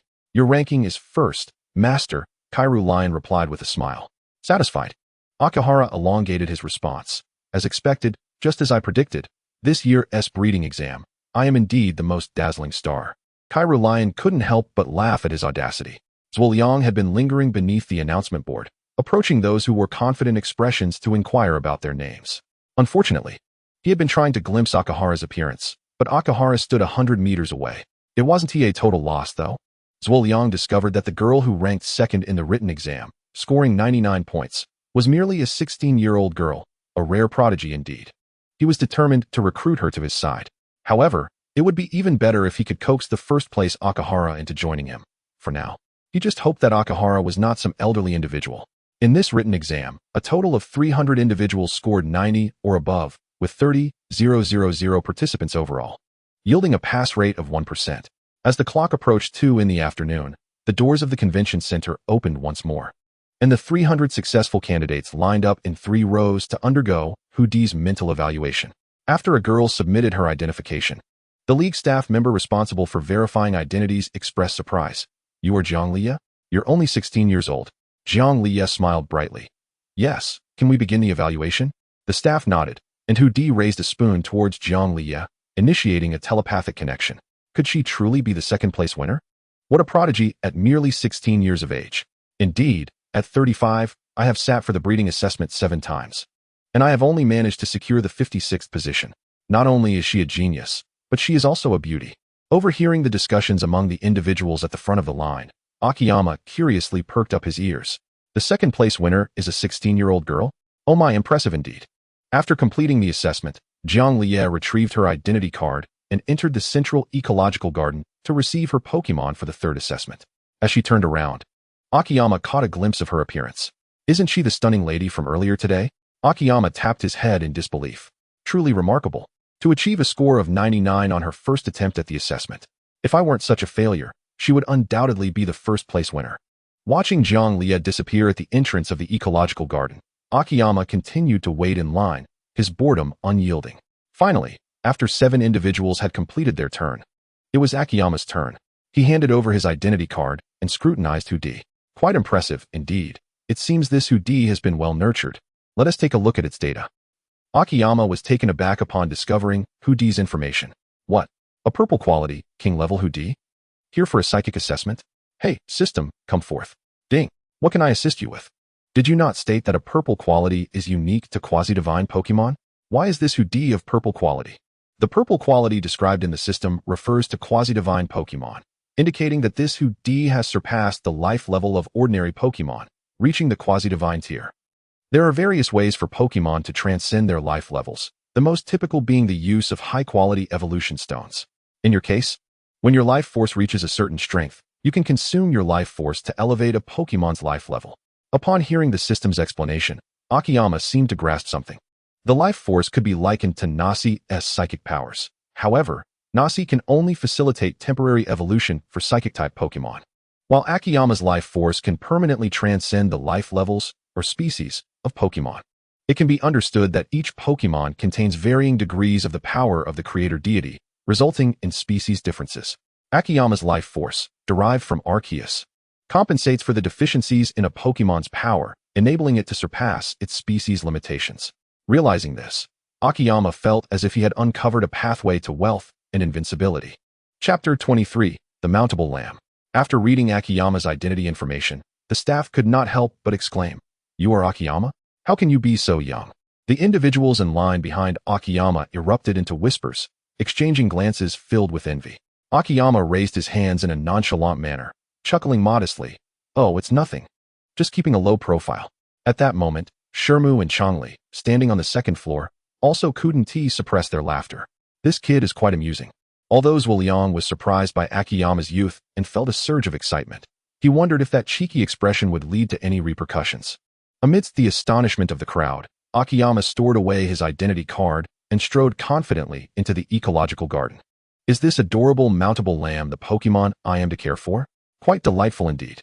He glanced at the Pokémon ball in his hand, then at the various Pokémon already distributed to others, such as the Panzige, Ledaba, and Pidgey, and a smile of contentment graced his face. The privileges of being first? Not bad. I relish special treatment. Stepping aside, Akiyama released the mountable lamb, observing the charming little creature that only reached his knees, gently stroking its back with a hint of life force. The mountable lamb bleated comfortably, nudging Akiyama's arm affectionately. Compared to the other Pokémon received by individuals in the hall, the mountable lamb is unafraid of humans and has a gentle disposition, making it an optimal choice. Pokémon like Panzige and Ledaba, though non-aggressive, are typically difficult to gain the trust of in a short time. After Akiyama used his life force to give the mountable lamb a gentle massage, it immediately grew fond of him. The Ninetales Pokémon balls had already been handed to Yuma, while others participating alone in the assessment could store their Pokémon balls at the Pokémon Center. For the next 7 days, let us enjoy ourselves thoroughly.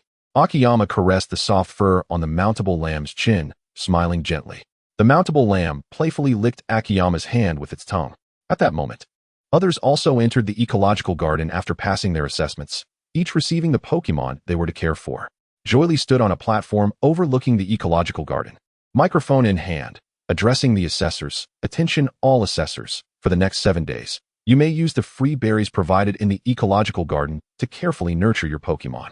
Ultimately, rankings will be determined based on the health of your Pokémon, and the top 30 assessors will receive a novice breeder certificate. Best of luck to you all. The ecological garden will remain open for 7 days, allowing you to propose training battles to other assessors. Upon mutual consent, you may engage in friendly sparring. However, malicious competition is prohibited. Each individual has a private resting room, corresponding to the numbers on the Pokémon balls just distributed. In truth, there were additional details Jible refrained from mentioning. Those who successfully passed the assessment can take home the Pokémon they nurtured over the 7 days. The top 3 will have the opportunity to purchase Pokémon eggs from the Pokémon League's breeding center, with the quantities allocated in descending order as 30, 20, and 10. Generally, breeders who obtain a breeding certificate will purchase a batch of Pokémon eggs from other breeding houses to establish their initial inventory. And the quality of this batch significantly influences the breeding house's development. The quality of Pokémon eggs sold by typical breeding houses is highly uncertain. As there is currently no technology for quality assessment, Pokémon eggs purchased from private breeding houses may range from very ordinary to remarkably good quality, akin to gambling. In contrast, the Pokémon eggs from the League's breeding center are exclusively sold to breeders who have ranked in the top 3 in previous assessments, as a privilege extended to support talented individuals. Through the nurturing of various experienced breeders, the Pokémon eggs sold by the League's breeding center possess superior and stable quality, with the majority being of green quality, granting a higher starting point for breeding houses. However, Akiyama was unaware of all this. He merely thought that since he would be living with the mountable lamb for 7 days, he should take good care of it, and felt indifferent about his ranking. After all, the system task only required passing the League's breeder assessment, without specifying a rank. Ding! As a host with the breeder system, if you cannot even secure first place in the novice breeder assessment, what use are you? Main task 2, additional condition, pass the breeder assessment with a first place score. Additional reward for successful task, 1 Pokémon egg, 1 free construction opportunity for a breeding house. Task failure, host will be terminated. Goodness, even a lazy fish is deemed unworthy. And now I face the threat of termination. Do I seem like the type to yield? Of course, I must secure first place. This is indeed enticing. However, what does this Pokémon egg mean? What about its quality? Its species? Unknown. Akiyama was left utterly baffled by the system. How can you not know the details of the reward you are offering? Never mind. This system seems to be flawed, not only with its peculiar personality, but also lacking in functionality. After Jible concluded her list of precautions, she departed, leaving the remaining tasks to the aspiring breeders. Akimoto leisurely strolled through the ecological garden with his mount, a small sheep, while casually perusing its information. Mount sheep, LV, 12. Affection, 140, friendly. Type, grass. Aptitude, green. Personality, cheerful. Gender, male. Ability, herbivorous. Talent, none. Inherited skills, photosynthesis, growth. Taught skills, tackle, seed bomb, vine whip. TM skills, none. Held item, none. Were it not for the small sheep's rather frail appearance, Akimoto might have genuinely believed it to be a Pokémon cultivated by the Alliance. Not to mention, this building is indeed large, with a central ecological garden space comparable to several football fields, surrounded by a ring of skyscrapers. From above, it likely resembles a vast basin. As Akimoto ambled over to a small pond in the ecological garden, he spotted Zhongli seated upon a stone, observing her mischievous panda. He could not help but marvel at the power of privilege. Although Jible did not explicitly state that those who passed the assessment could take their Pokémon, this tradition has become common knowledge. The fact that only the top 3 could acquire the privilege to purchase Pokémon eggs from the Alliance Breeding Center had remained undisclosed. The mischievous panda, once evolved, possesses formidable abilities, and its playful and adorable nature makes it a favorite among many who value aesthetics. Akimoto, who also belongs to this aesthetic appreciation community, found the mischievous panda more charming, yet the mount sheep's value was evidently greater. Why? Because the mount goat boasts a higher base stat than the rogue panda, and Akimoto's mount sheep possesses green aptitude, while Zhonglia's mischievous panda only has yellow aptitude. Despite seeing Zhonglia, the two were not well acquainted, so Akimoto did not intend to greet her. However, Zhonglia noticed him and waved, prompting Akimoto to approach and sit beside her on the stone. Zhonglia appeared to be in a bit of a predicament, as her mischievous panda seemed to retain wild tendencies and was somewhat indifferent to her. Temporarily setting aside the issue with the panda, Zhonglia gently tucked a strand of hair behind her ear and greeted Akimoto. "Hello. I didn't expect you to pass the assessment. I don't even know your name." Akimoto smiled. "What do you mean, didn't expect? Does Miss Zhonglia, ranked second, think I couldn't pass?" Zhonglia playfully stuck out her tongue. "Well, you ignored me at the restaurant, and I never said you couldn't pass. But how did you know my name?" Akimoto chuckled. "I was just a few places behind you." The beautiful and youthful 16-year-old genius, Zhonglia. Rolling her eyes at him, Zhonglia replied, "If you know I'm a beautiful and youthful genius, why did you try to pretend you didn't see me?" Caught in his own words, Akimoto awkwardly said, "Well, I didn't see you at first, but I did later. You understand, right?" "Haha, I understand," Zhonglia giggled, "but you still haven't told me your name." "Oh, I'm Akimoto, a handsome and youthful genius boy. A point taller than you, the genius girl." He grinned mischievously. "Ah, so you were teasing me all along. I bet you were secretly delighted," Zhonglia retorted, half embarrassed. Akimoto waved his hands dismissively. "Not at all. I truly admire you. By the way, it seems you're facing some trouble?" He cleverly redirected the conversation to the mischievous panda, which was busily digging up grass. Zhonglia furrowed her brow. "Yes. This little one has a bit of a stubborn temperament, and doesn't he listen to me? There's no bamboo here for it to eat. Let me show you," Akimoto said confidently, summoning a small amount of life force in his palm, beckoning to the mischievous panda. "Come here, little one." The panda, sensing the delightful aroma emanating from Akimoto's hand, trotted over, its nose twitching as it approached. Seizing the moment, Akimoto flipped his palm, placing it atop the panda's head, playfully ruffling its tufted hair. Witnessing the once indifferent panda now eagerly responding to Akimoto's affection, Zhonglia exclaimed in astonishment, "What did you do?" Akimoto grinned mischievously. "A secret. I can't divulge." He then playfully lifted the panda by its neck and presented it to Zhonglia, squinting like a mischievous uncle. "If this little fellow cooperates over the next few days, there will be delightful rewards in store." The panda, feeling a bit flustered by Akimoto's antics, plopped down onto Zhonglia's lap, pawing at her shoulders and nestling against her. "Haha, stop it," Zhonglia laughed, holding the panda securely while affectionately stroking its head. Akimoto watched with a tinge of jealousy. "I didn't realize you had such skills, but I'm still quite curious about what you did. It seems like you just waved at it. Wanna know?" Akimoto leaned in, speaking in a conspiratorial tone. "I do," Zhonglia blinked innocently. "I want to tell you." Akimoto chuckled and promptly made his exit with his mount sheep. Zhonglia watched him depart, muttering, at 17, still engaging in such childish behavior.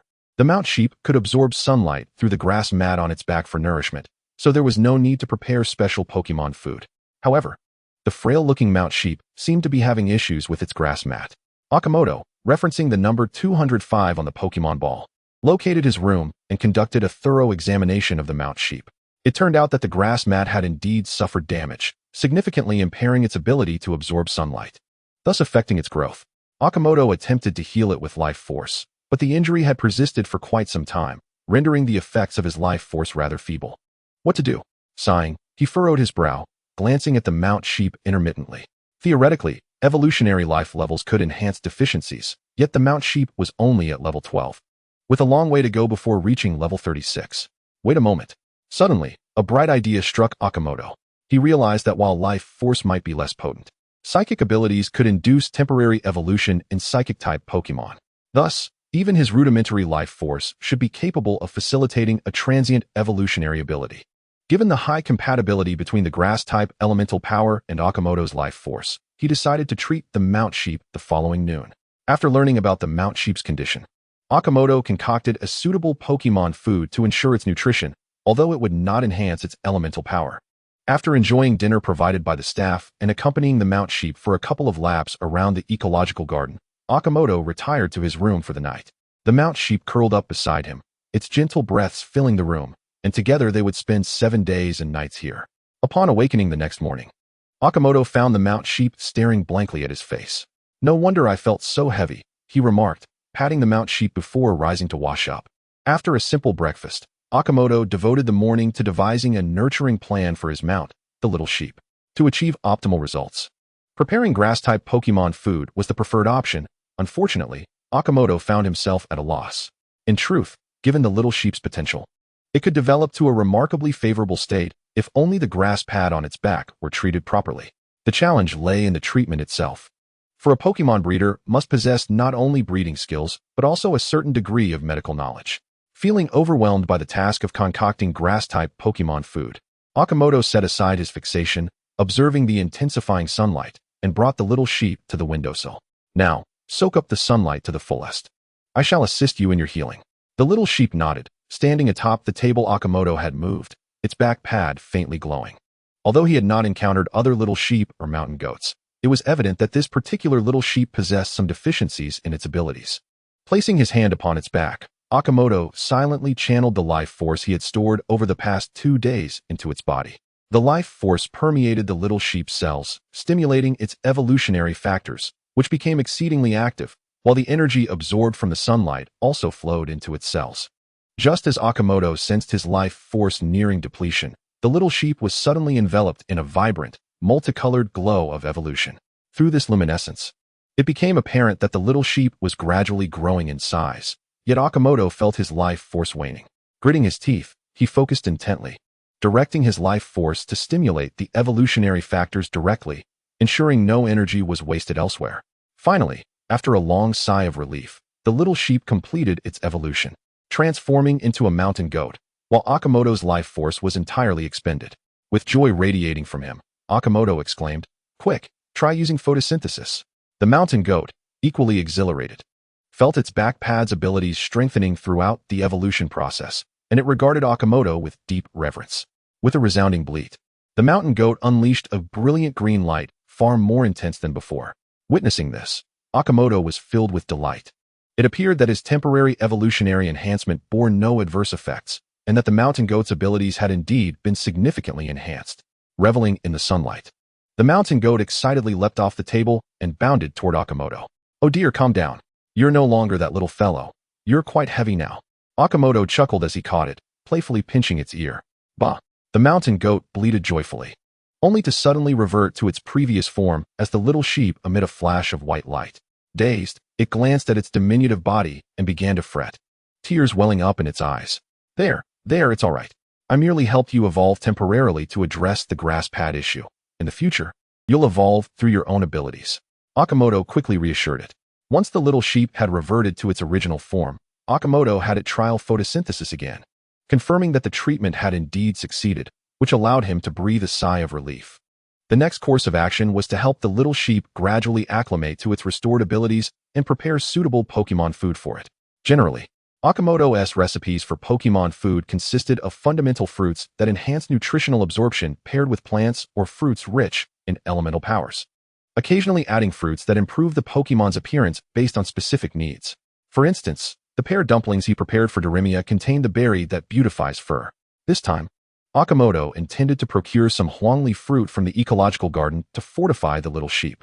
Although this fruit was unique to the Hoenn region, it had also been introduced in Kalos. In Hoenn, fruits were typically used to craft energy cubes, which, compared to Pokémon food that satisfied dietary and nutritional needs, focused more on enhancing Pokémon aesthetics, albeit with a high satiety level. Given that Kalos was home to numerous Pokémon coordinators, the production of energy cubes was quite popular in the region. After collecting some fruits from the fruit area, Akimoto encouraged the little sheep to run around, while he sought out items infused with grass-type elemental powers. Chapter 25. The Dumplings Return. When discussing grass-type elemental powers, it seemed that nearly every plant contained a significant amount.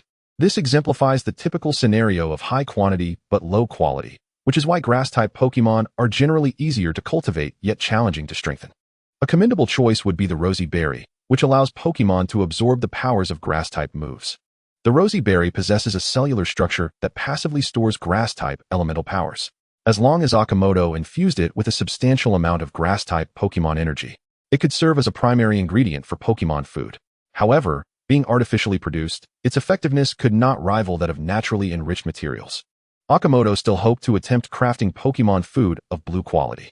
As evening approached, Akimoto descended to the ecological garden in search of the little sheep. He strolled along the pebble path within the garden, occasionally glancing for a glimpse of the little sheep. Suddenly, something wrapped around his calf, and upon looking down, he couldn't help but smile. "What are you up to, little one?" The playful panda grinned widely, pointing at Akimoto's hand. "Do you want that? Oh well, give it to me. Give it to me. What if I refuse?"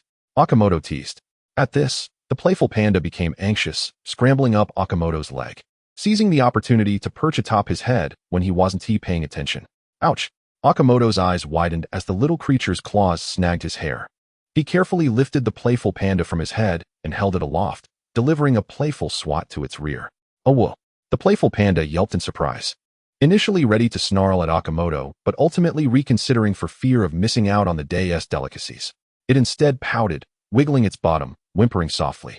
Amused, Akimoto cradled it with one arm, gathering a smidgen of the life force he had just restored in his palm. Although he could have directly transferred the life force to the playful panda, it seemed to prefer absorbing it through licking, stifling the tingling sensation in his palm. Akimoto scanned the area for Jiang Lie's presence. Sure enough, Jiang Lie emerged from the bushes, spotting the playful panda lounging against Akimoto. "Playful panda, don't wander off. Do you hear me?" she scolded, having just stepped away for a moment and finding it missing. "Thank you again, Akimoto," she added. Akimoto playfully pinched the playful panda's tail before returning it to Jiang Lie, eliciting a toothy grin from the creature. "I merely happened upon it. It appears to be well fed. Quite round. Of course.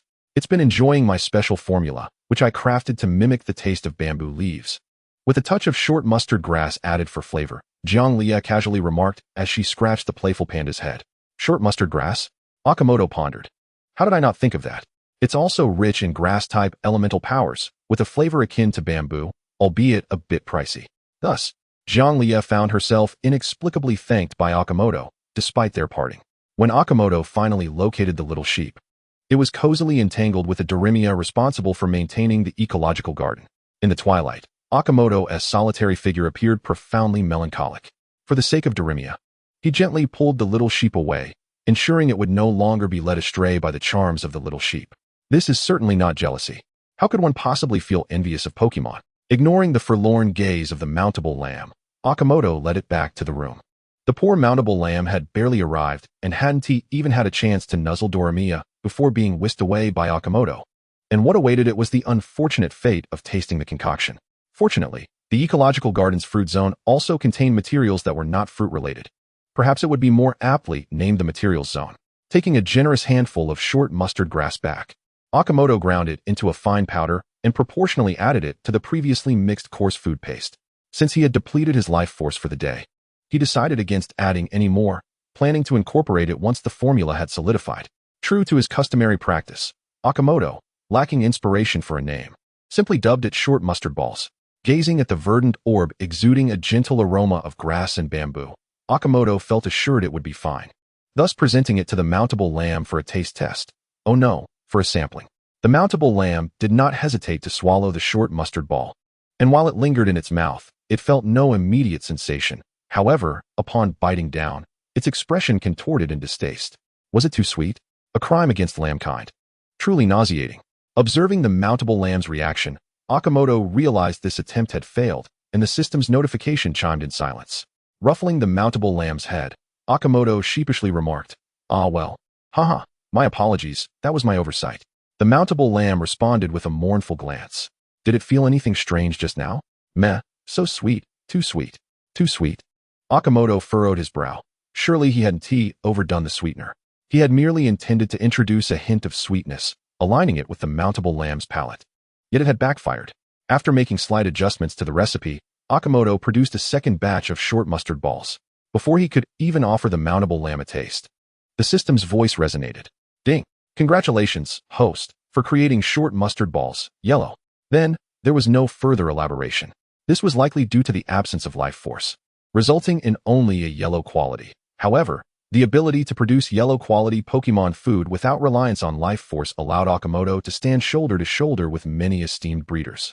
Tomorrow, once he infused the short mustard balls with some life force, he should be able to elevate the quality to green, thus completing more than half of the task to create 5 green-quality Pokémon items. After a moment's hesitation, the mountable lamb cautiously consumed the new short mustard ball, gingerly scraping off its surface with its teeth, seemingly finding the flavor acceptable. Once the mountable lamb fully devoured the short mustard ball, it became enraptured by the delightful taste. Akimoto chuckled at the sight, placing the remaining 6 short mustard balls from the second trial in front of the mountable lamb, while he himself proceeded to wash up and prepare for bed. After a long day, he finally intended to indulge in some well-deserved rest. With the short mustard balls at its disposal, the mountable lamb's grass mat had also been restored, barring any unforeseen complications. Securing first place in the upcoming assessment seemed a certainty. With the green quality mountable lamb and the green quality short mustard balls that could be concocted the next day, Akimoto felt confident of victory. Chapter 26, Assessment Verification. On the morning following the second day of the week-long assessment, Akimoto prepared short mustard balls for the mountable lamb. The following days mirrored this routine, as Akimoto accompanied the mountable lamb on leisurely strolls through the ecological garden, idly observing various breeders showcase their talents. On one occasion, the mountable lamb spotted Doremia again and, taking advantage of the staff's inattention, lured Doremia into a secluded corner to engage in some clandestine activities. Having intervened once before, Akimoto could not play the villain again. Thus, he discreetly observed from afar. The mischievous panda, nurtured under Jiang Lie's care, had grown quite robust, undoubtedly due to Akimoto having fed it life force on several occasions. Now, whenever it spotted Akimoto, it would rush toward him, seeking his attention, leaving Jiang Lie visibly displeased, expressing her desire to avoid further encounters with him. What could Akimoto do? He felt quite aggrieved. The 7 days of the assessment passed swiftly, marking the 9th day since Akimoto had embarked on this journey. Early in the morning, the staff gathered over 300 participants in the ecological garden, leading them toward a small room. According to the numbers on their Pokémon balls, participants from numbers 1 to 303 entered the room sequentially, presenting their Pokémon to 5 final assessment officials for evaluation. Left Liang, Heji, Chongli, Shiwu, and Xiao Yijing awaited the assessors inside, while Xiao Ili maintained order outside. Participants numbered 1 to 45 achieved scores around 60 or 70 points, while none fell below passing. These scores were insufficient to qualify them as breeders capable of establishing breeding houses. Based on past records, a minimum score of 90 was typically required to stand out among the remaining 300. However, those waiting outside, including Akimoto and Jiang Lie, remained unaware of this situation. Regardless of their scores, they would ultimately enter a large conference room through a side door to await the results. Among the remaining 200 participants, many wore anxious expressions, while a few exhibited confidence, including Akimoto and Jiang Lie. Jiang Lie's confidence stemmed from her thorough preparations and dedicated efforts, having nurtured the mischievous panda to robust health. As for Akimoto, his confidence was purely because he was a laid-back individual. Have you ever seen a laid-back person in a state of panic? 194. The staff announced from the podium, calling out a number. Jiang Lie raised her Pokémon ball, waving it at Akimoto. It's my turn. I'll go ahead. Are you not going to wish me luck? Jiang Lie expressed mild dissatisfaction with Akimoto's lack of enthusiasm. Akimoto smiled. After all, I've taken care of the little panda to some extent. If you don't pass, wouldn't that imply I'm lacking in skill? Jiang Lie pouted and entered the room with the mischievous panda's Pokémon ball. Upon encountering the 5 assessors, she politely bowed. Hello, esteemed seniors. I am Jiang Lie, number 194. Xiao Yijing smiled. Hello, Jiang Lie. We are quite eager to see your results. You were awarded 2nd place in the first round, after all, and expectations are high. Chongli added. Indeed, had your teacher been more accommodating, I would have liked to take you on as a student. Jiang Lie, feeling reassured, responded with a bright smile. Thank you for your encouragement, seniors. I greatly admire each of you. Pressing the button on her Pokémon ball, the boisterous, mischievous panda materialized on the ground. Upon seeing 6 individuals surrounding it, the mischievous panda quickly clung to Jiang Lie's leg, burying its head within. After lifting the little creature and presenting it to the assessors for evaluation, Jiang Lie waited patiently for the outcome. Initially nervous, the mischievous panda calmed down after Heji employed some soothing techniques. Subsequently, the mischievous panda began to play with the assessors. Shiwu attempted to stroke the panda's underjaw, but the little creature abruptly turned its rear towards Shiwu's hand, wiggling its backside energetically while its little tail wagged. Jiang Lie, watching from the side, felt her eyelids twitch, while the assessors appeared to revel in the panda's antics. After a few minutes, Chongli returned the little creature to Jiang Lie and stated, After deliberation, we have determined your final score for this assessment to be 98 points. For luster, 100 points. Physical health, 100 points. Psychological health, 100 points. Developmental level, 92 points. The average score is 98 points, barring any unforeseen circumstances. You are likely to secure first place this time. He quietly added, of course, assuming Akimoto doesn't engage in any shenanigans. With a joyful heart, Jiang Liye retrieved the mischievous panda into the pokeball and, after expressing her gratitude to several individuals, departed the room. Approximately 20 minutes later, Akiyama entered. Surveying the 5 individuals seated with grave expressions, he too adopted a serious demeanor in response. Ahem, clearing his throat, he addressed them, esteemed judges, I am Akiyama, an apprentice breeder with 2.5 years of training, almost slipping into a casual greeting. He quickly reined in his demeanor and proceeded directly to the matter at hand, releasing his mount, a young sheep. The mount took its place where the mischievous panda had stood, remaining composed as it blinked and observed the 5 examiners. It appears to be performing quite well. This must be the injured mount we discussed, Changli remarked to the others. Indeed, replied Zuoliang. I was responsible for inspecting this one. It has struggled to develop due to its injured grass pad.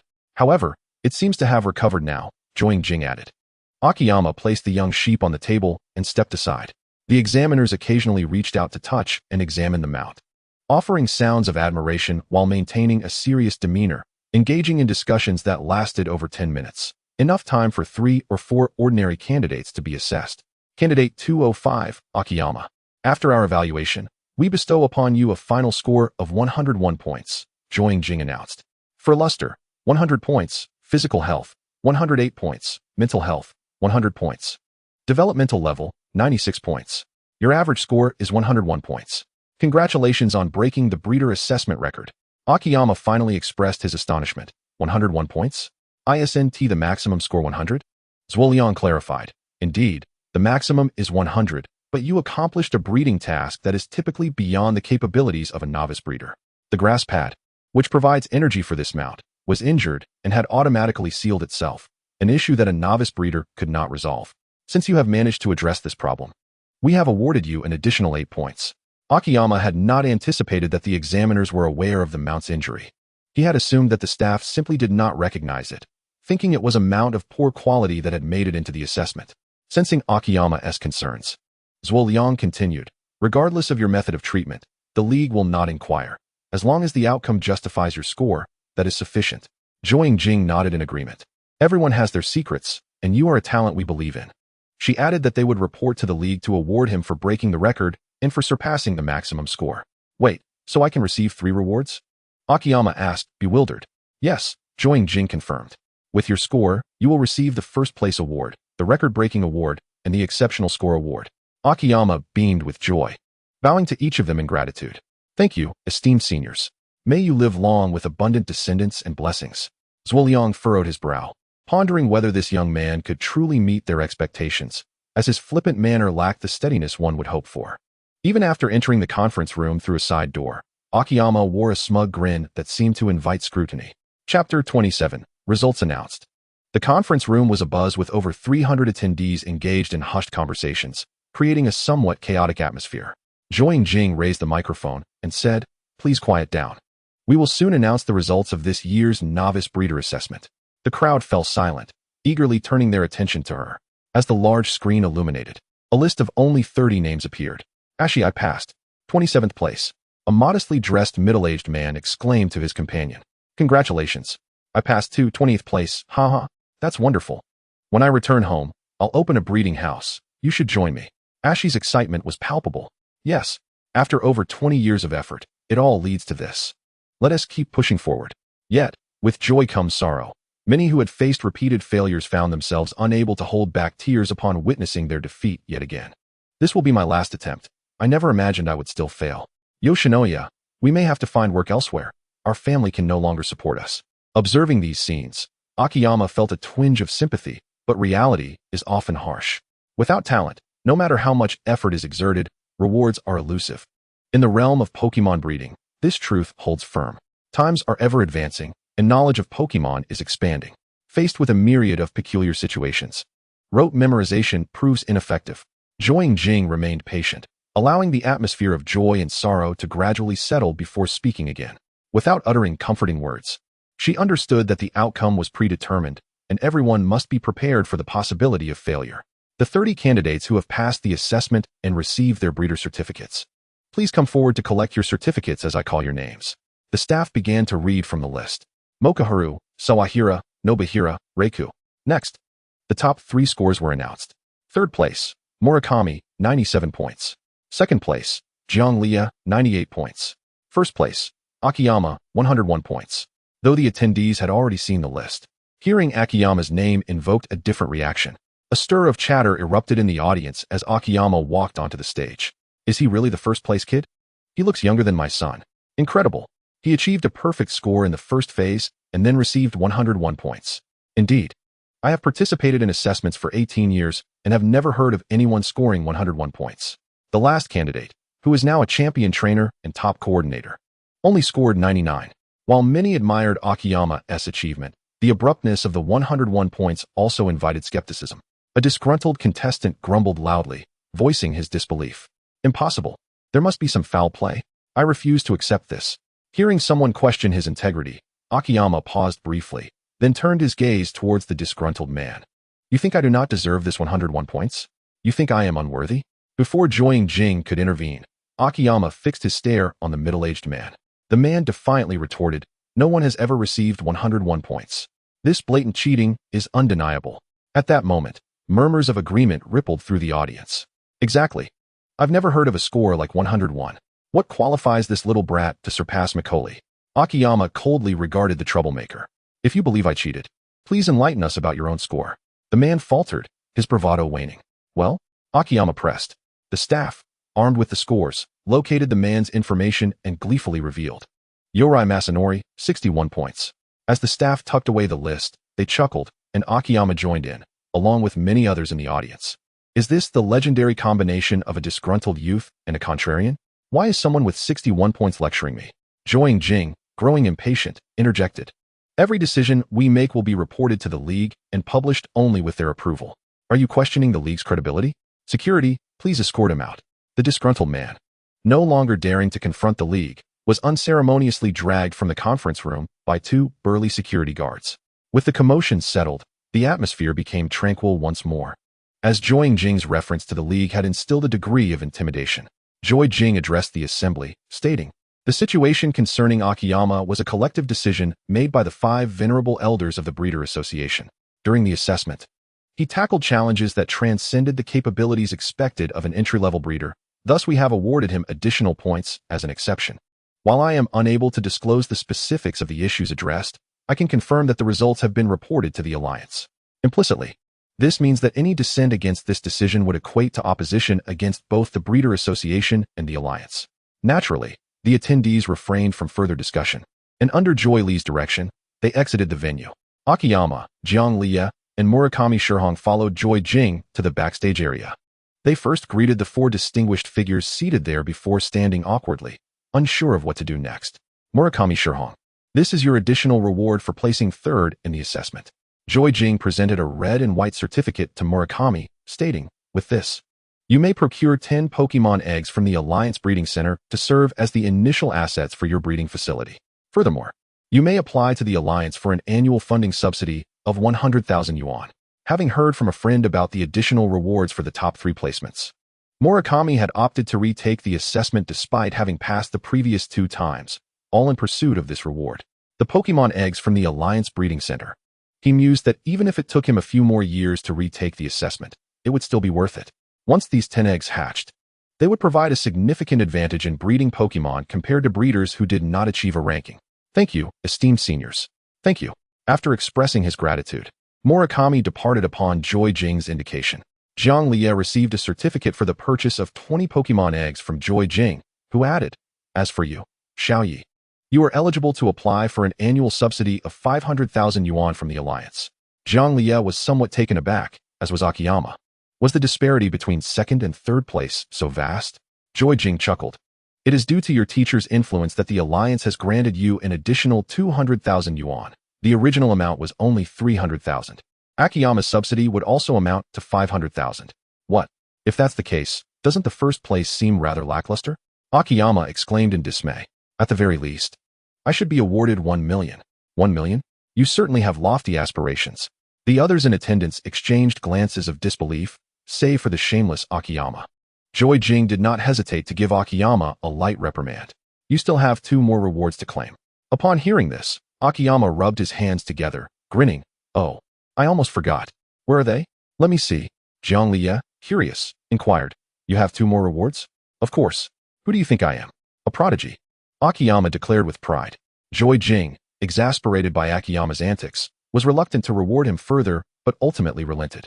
The second reward is the breeding rights for 2 of the regional starter Pokémon. You may select 5 adult Pokémon of each kind from any 2 regions. Note, it must be 2 distinct types. That sounds quite appealing, Akiyama remarked. Rolling her eyes at him, Joy Jing continued. The third reward is a complete set of Pokémon breeding machines, which includes a berry mixer, energy cube maker, healing machine, and more. Akiyama's eyes lit up. This was a timely boon, as he had been anxious about acquiring these machines. The Alliance would deliver them directly to him. Chapter 28, Departure.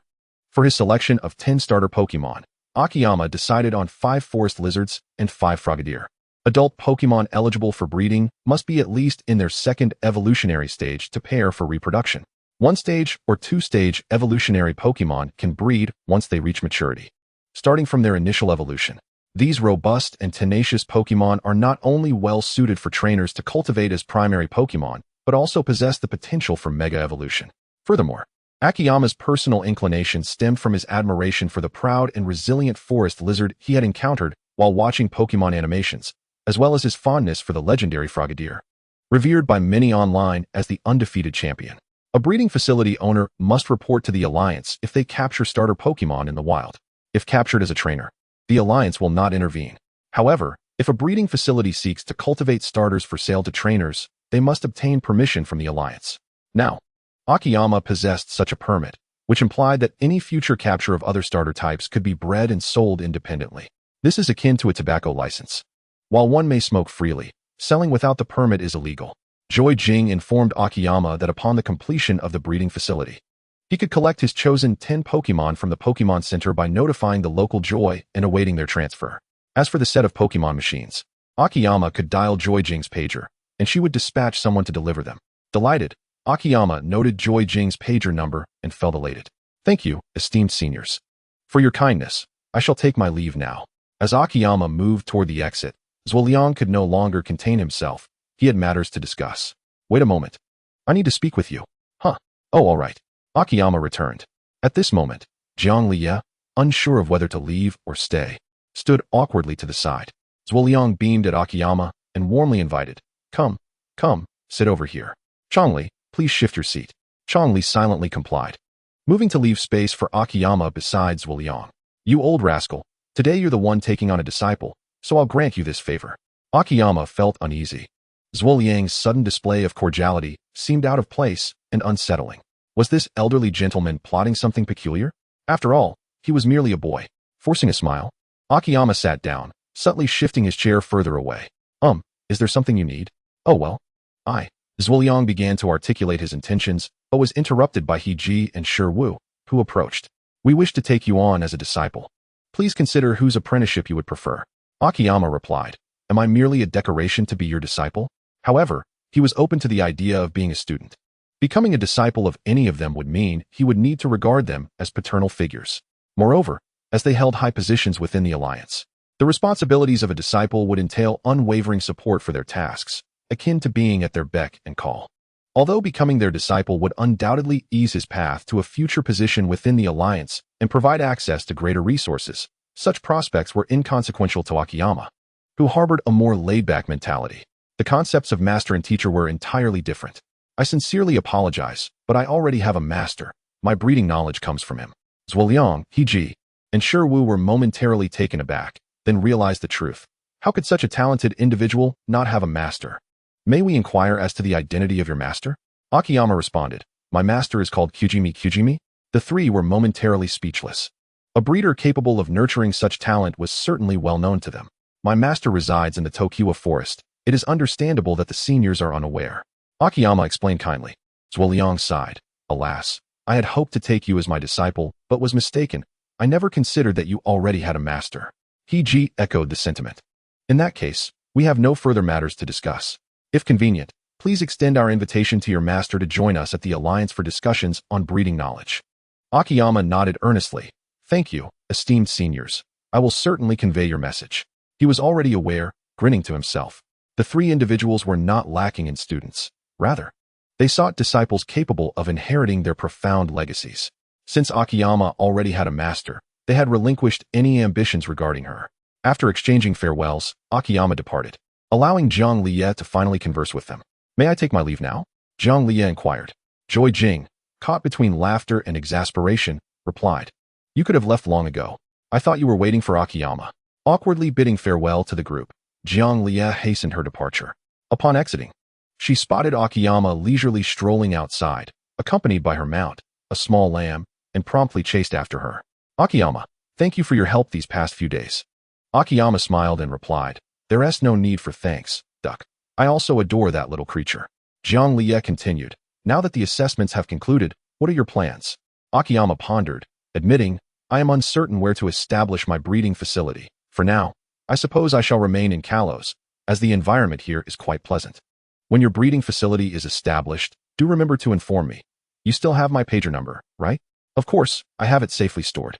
Zhang Liye suddenly blushed, saying slowly, "I reside in Verdanturf Town in the Hoenn region. Should the opportunity arise, do visit my home." Akiyama looked at Zhang Liye with curiosity, somewhat perplexed by her sudden shyness. "If the opportunity arises, I shall certainly visit. Verdanturf Town is a lovely place indeed." "Well then, farewell, Akiyama." Awo. The mischievous Pandaroon leaped from Zhang Liye's pokeball, clinging to Akiyama's arm with tear-filled eyes. After patting its little behind, Akiyama infused it with a generous amount of life energy. Gently prying the Pandaroon off, Akiyama chuckled, "You simply can't bear to part with a tasty morsel. Don't think I'm oblivious. I'm off now, goodbye." Awo. With Akiyama riding her lamb and Zhang Liye accompanied by the Pandaroon, they each ventured in opposite directions. After a while, Akiyama realized, "Wait, why am I going this way? I need to return to the inn." She promptly turned back toward the inn, retracing the path Zhang Liye had just taken. Chapter 29. The Pig That Tends the Cabbage. Upon returning to the inn after lunch, Akiyama found no sign of Yumashiya, leaving her unable to reclaim her pokeball just yet. After playing with her mount for a while and feeling a bit bored, Akiyama decided to venture out to explore. Although termed exploring, there was little of interest. She found the arcade's address on her pager and made her way there. Upon entering the arcade, she was greeted by rows of arcade machines, which captured her interest. Players could control Pokémon in combat, translating their unique moves into fixed data-driven attacks. It was somewhat akin to the King of Fighters, yet Akiyama had always been a novice at such fighting games. At that moment, Akiyama was engrossed in watching a Pokémon battle competition, with one player controlling a muscular man in a GI, and the other commanding a notably robust Infernape. The Infernape appeared to excel in the game, overwhelming the muscular man's Abomasnow, while its own character deftly evaded numerous attacks. As the muscular man attempted a close-range dash with Abomasnow, Infernape leaped to its left, causing Abomasnow's subsequent combo to miss completely and resulting in a self-KO. Akiyama, unable to suppress her amusement, inadvertently laughed, prompting the muscular man to turn around. Having just lost to his Pokémon and hearing laughter from behind, the muscular man's temper flared. He stood up, towering at nearly 6 feet 3, making Akiyama, at 5 feet 8, appear diminutive by comparison. "Were you mocking me, you little brat?" Akiyama was startled, frantically waving her hands in denial. "Then what were you laughing at? You think you can mock me and not face the consequences?" The muscular man evidently had no intention of letting it slide. "I was merely recalling something amusing. Truly, I certainly wasn't mocking you. You played splendidly." Akiyama conceded, her tone earnest as she assessed the man's formidable stature, fearing a single punch might flatten her. "Oof, I know I played well." The muscular man retorted angrily. "You, come and face me, otherwise I'll thrash you." No thanks, I'm not skilled at this." The muscular man glared at Akiyama. "Very well. You're quite the tough one." Reluctantly, Akiyama settled into the seat previously occupied by Infernape. The muscular man resumed his place. "I'll allow you to choose first. I'll take Abomasnow. If you let me choose, then let me leave. I want some lemon candy." Akiyama maneuvered the joystick to select the character she found most appealing. Given her gaming skills, Yumashiya could easily outplay her. Roar! As the game commenced, the muscular man let out a thunderous cheer to rally himself. Akiyama nearly went deaf from the thunderous roar, while those nearby seemed accustomed to it, offering little reaction. Infernape playfully nudged Akiyama's back with its fist, encouraging her. Akiyama thought to herself, "This duo is quite peculiar. The trainer is odd, the Pokémon is odd, and they even cheer for their opponent." With no alternative, Akiyama steeled herself to compete against the muscular man. Controlling Abomasnow awkwardly, she executed a teleportation move right into Abomasnow's face. The muscular man, caught off guard, misfired an attack, resulting in significant damage to Akiyama's character. After a series of moves, the muscular man ultimately triumphed over Akiyama, who had put forth a valiant effort. Not too shabby, kid. Just a tad inferior to me, the muscular man exclaimed with enthusiasm, wrapping his arm around Akiyama's shoulders, a stark contrast to his earlier fury. Infernape danced with excitement. Celebrating their victory, Akiyama, feeling embarrassed, extricated herself from the muscular man's embrace, thinking to herself that his skill was hardly superior to hers. Since we're done, may I take my leave? The muscular man cheerfully replied, of course. You are a formidable opponent. I hope we can battle again next time. Huh? Sure, whatever. Akiyama muttered as she ascended to the second floor of the arcade. Just as she was about to seek out the renowned slot machines, she spotted a figure clad in a blue jumpsuit, sporting yellow hair and a comically upright tuft. As she pondered why this individual seemed familiar, Akiyama heard Yumashia's voice nearby. This game is so much fun, haha. Come on, catch that Magikarp. Wow, caught it. Brother Hitron, you're amazing. Wait a moment. Hitron? Why was this fellow, adorned in blue, holding hands with Yumashia while teaching her to play a fishing game? Stealthily, Akiyama approached their side. Witnessing Yumashia's radiant smile and Hitron's lascivious grin hidden behind his thick glasses, to Akiyama, it appeared distinctly inappropriate. Yumashia sat on a stool, while Hitron leaned over her, grasping her hand as if cradling the young girl in his embrace. This was outrageous, an absolute travesty. Akiyama regarded Hitron with an appraising glare, filled with malice. How dare he, that despicable pig in blue, encroach upon her adorable sister? Akiyama was wholly consumed by a protective, elder brother mentality, perceiving Hitron as a vile swine corrupting her cherished cabbage. Regarding the 12-year-old girl, Akiyama has never entertained any romantic notions, entirely due to the prevailing cultural beliefs on Earth, which render such thoughts inconceivable to him. However, individuals in the Pokémon world are distinctly different. Just look at Ash's mother, who gave birth to him at the tender age of 14. The legal marriage age is merely 15. Yet, over the past 20 days, Akiyama has already come to regard Yuma as his little sister. Now, with Hitron suddenly appearing and attempting to whisk Yuma away, this simply cannot be tolerated. Isn't it true that in anime, Hitron shows no interest in girls? One only has to observe his sister's anxious attempts to find him a girlfriend to understand that. At this moment, Hitron releases Yuma's hand, and the two of them put away their game coins and descend the stairs. Akiyama carefully follows them, akin to a thief. What does it mean to be a thief? This is about capturing a thief. Hitron and Yuma exchange their coins for a Pikachu plush, laughing and chatting as they exit the arcade. To better tail them. To investigate the situation, Akiyama buys himself a black cap. Upon seeing Hitron lead the young girl into a restaurant, Akiyama follows suit, settling into a solitary corner seat and casually ordering a plate of fried rice. Well, Hitron takes Yuma outside again, this time into a ramen shop across the street.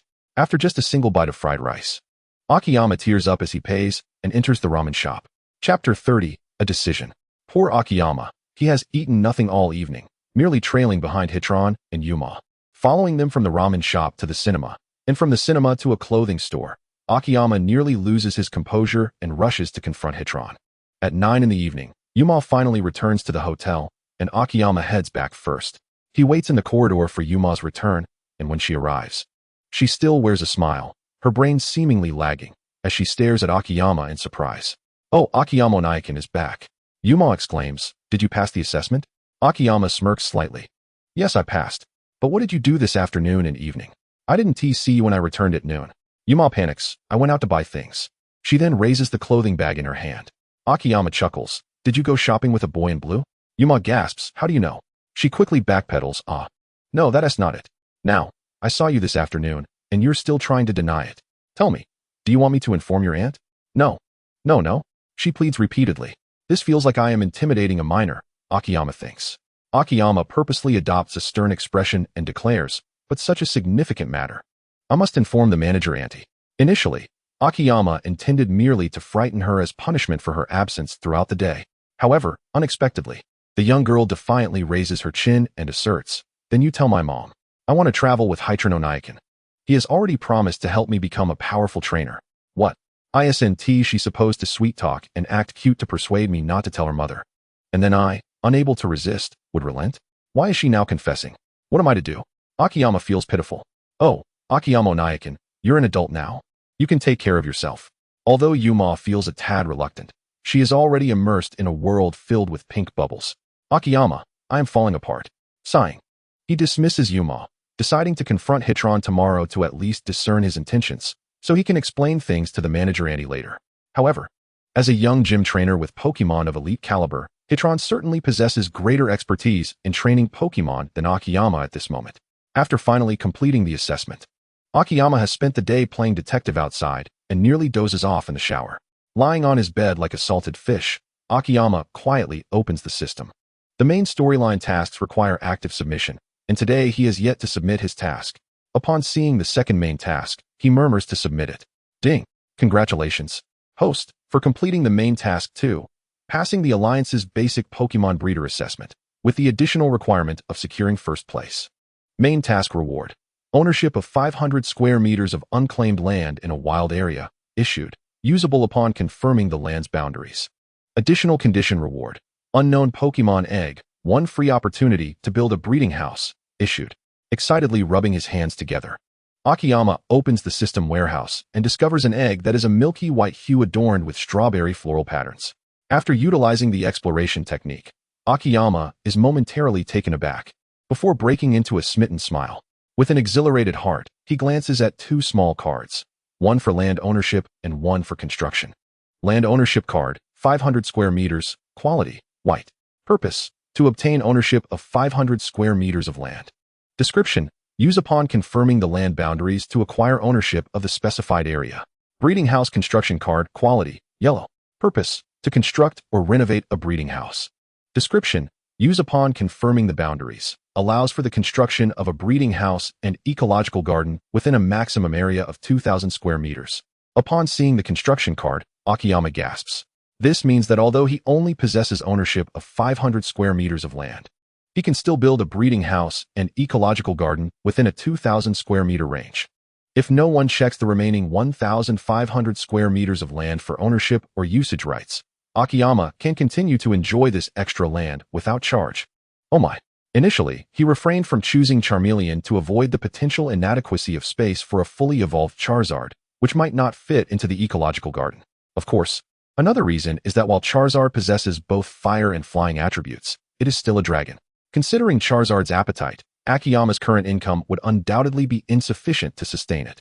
Now, with a sufficiently large ecological garden, Akiyama can aim for powerful and massive Pokémon in the future. The Pokémon he left with Yuma are being well cared for. Several EVs are quite lively. Kirlia and Ninetales remain as beautiful as ever, with Kirlia embodying elegance and Ninetales exuding nobility. As for Happiny, oh, she is quite a clumsy one. Indeed, after returning to his room and releasing her, she barely maintains her footing and rolls over twice on the floor. The other Pokémon gather around to examine the newly introduced Wooloo, who feels a bit frightened under their scrutiny. Akiyama gently pats its head. Don't be nervous. These will be your companions from now on. The elder Kirlia leads by example, floating in front of Wooloo to pat its head. Following suit, Ninetales approaches to stroke Wooloo's head as well. The 2 EVs, male and female, maintain a composed demeanor, wagging their tails in welcome to Wooloo. Meanwhile, the 2 little EVs and Happiny have already climbed onto Wooloo's back to play. Happiny, happily bouncing on Wooloo's back, expresses her satisfaction with her new mount. Feeling that Ninetales is simply too slender, sitting on her makes her rear hurt. Subsequently, the 2 EVs and Happiny engage in a fierce competition over who can ride on Wooloo's back. Akiyama retrieves a high-grade incubator purchased from the Pokémon shop and carefully places the Pokémon egg inside. After setting the appropriate temperature and lighting, he prepares food for his Pokémon for the following morning and then heads off to sleep. Now that he has obtained the identity of a breeder, he has some money left over from Mikuri, totaling 120,000. Regarding the location of the breeding house, Akimoto has already formed a concept. The environment must be pristine, adorned with forests and mountains, and, most importantly, it should be sparsely populated. He has decided to construct a larger ecological park. And until his capabilities are sufficient, it is prudent to refrain from inviting members of the Alliance, for if caught utilizing the land without permission, it would spell disaster. As for the potential impact on business, once Akimoto's vision comes to fruition, it is certain that the enterprise will thrive. Moreover, have you ever witnessed someone using hacks and still failing to outperform others? In the region of Kalos, the area that meets Akimoto's criteria is none other than Asame Town. The flowers, nourished by the morning dew, bloom splendidly, heralding a promising future for this quaint countryside town. Let me experience it firsthand. Chapter 31. Shouldn't you express something? Early in the morning, Akimoto knocked on the grand door of the Miredo gym. Welcoming him was a robot that gleamed with mechanical brilliance. However, it did not immediately check Akimoto's gym badge, as one might expect from an anime. It seems that the robots of Hytron have yet to reach such an exaggerated level. May I inquire if you are here to challenge the gym? The robot inquired in a stiff voice. Akimoto replied, I am here to visit the gym leader. The robot paused momentarily, its signal light illuminating as it relayed this message to Hytron. At that moment, Hytron was engrossed in his inventions in the laboratory, surprised to learn that someone had come to visit rather than challenge him. Through the image transmitted by the robot, Hytron saw an unfamiliar young boy and was somewhat puzzled, yet he still permitted Akimoto to enter. The robot slightly bowed and said, Please follow me. Akimoto nodded and trailed behind the robot. The long corridor was painted in metallic hues, creating an involuntary chill in such an environment. As Akimoto traversed the hallway, he observed numerous technological marvels, walking mechanical rabbits, floating plates, and an array of unfinished products and scraps. The robot brought Akimoto to a towering door, which lit up with a red glow before swinging open. Clad in a jumpsuit, Hytron appeared before Akimoto, and the robot promptly returned to the gym to oversee other challengers. Hytron, with a perplexed expression, inquired, What brings you to me? Indeed, there is a matter at hand. Akimoto smiled, feeling a bit apprehensive. I wonder what your relationship is with Yoshino Yumoko. Huh? Hytron stammered. How do you know about my connection with Yoshino Yumoko? No, I mean, that's not. Akimoto waited silently for him to collect his thoughts, bemused by his flustered demeanor. Could he truly be fit to be the boyfriend of a young girl? I am her brother. Her parents entrusted me with her care. Akimoto paused, recalling that just yesterday, someone had taken her to the arcade for an entire afternoon. You are her brother? Then her parents are your parents too? Seeing Hytron's skeptical expression, Akimoto continued. We are not blood related. She chose to accompany me on a journey, thus her parents asked me to look after her. Suddenly, Akimoto's tone shifted to a more menacing one. But I attended a breeder's assessment. What have you been up to? And no, I just took her out for some fun. We are simply ordinary friends, Hytron stuttered. Having spent most of his time in the lab conducting research, he was unaccustomed to such interactions and was momentarily taken aback by Akimoto's intensity. Ordinary friends, you say? Who would have thought that you, Hytron, possessed the qualities of a cad? Are you truly just friends? If you are lying, the consequences will be yours to bear. Akimoto warned, his expression foreboding. Hytron gulped nervously. I do quite like Yumoko. Ah, is that so? Akimoto noted Hytron's admission with satisfaction, patting him on the shoulder. Yumoko seems to like you quite a bit as well, and she mentioned wanting to travel with you. Shouldn't you express something in light of this? Why yes, absolutely. Hytron nodded fervently. He hurried to his workstation and retrieved a small box-like device. This is my latest invention. A learning device modeled after the third-generation learning apparatus from the German company. It enables Pokémon to gain substantial experience without engaging in battle. The concept of experience has indeed existed in the Pokémon world, albeit with a rudimentary classification of levels: ordinary, elite, master, champion, and so forth, rather than a detailed 100-level system. Pokémon from levels 1 to 18 are considered ordinary, while levels 16 to 36 are elite, 36 to 50 are master level, 60 to 70 are kings, and 90 to 100 are champions. Between master and king levels, there exists a transitional phase known as quasi-king, while the transition between king and champion levels is termed quasi-champion, encompassing levels 70 to 80. However, the question arises, doesn't this German company's learning device serve a similar purpose to your new invention? Akimoto scrutinized Hytron with a discerning gaze, as if to say, you better provide a reasonable explanation or forget about your device. Hytron awkwardly waved his hands, continuing, the distinction of my learning device lies in its ability to provide both leveling experience and battle experience. However, I cannot disclose the underlying principles. Akimoto was taken aback. While experience required for leveling could be acquired through various means, battle experience imparted more nuanced skill to Pokémon. Level corresponds to strength, while battle experience allows Pokémon to wield their power with greater finesse, yielding more formidable results. Accepting the learning device, Akimoto examined it closely but discerned nothing unusual. Never mind. We are not scientists, after all, he concluded. With a satisfied grin, he affectionately patted Hytron's shoulder. Well done, young man. You have a bright future ahead. Hytron cautiously inquired. And what about my situation with Yumoko? Akimoto casually remarked, "What can I do? The girl has made her choice to accompany you, and I cannot hinder her. However, should you mistreat her, prepare to face the wrath of 3 individuals." "Which 3? 3 individuals you cannot afford to cross," Akimoto replied, casting a sidelong glance at Haitrong. "Yikes.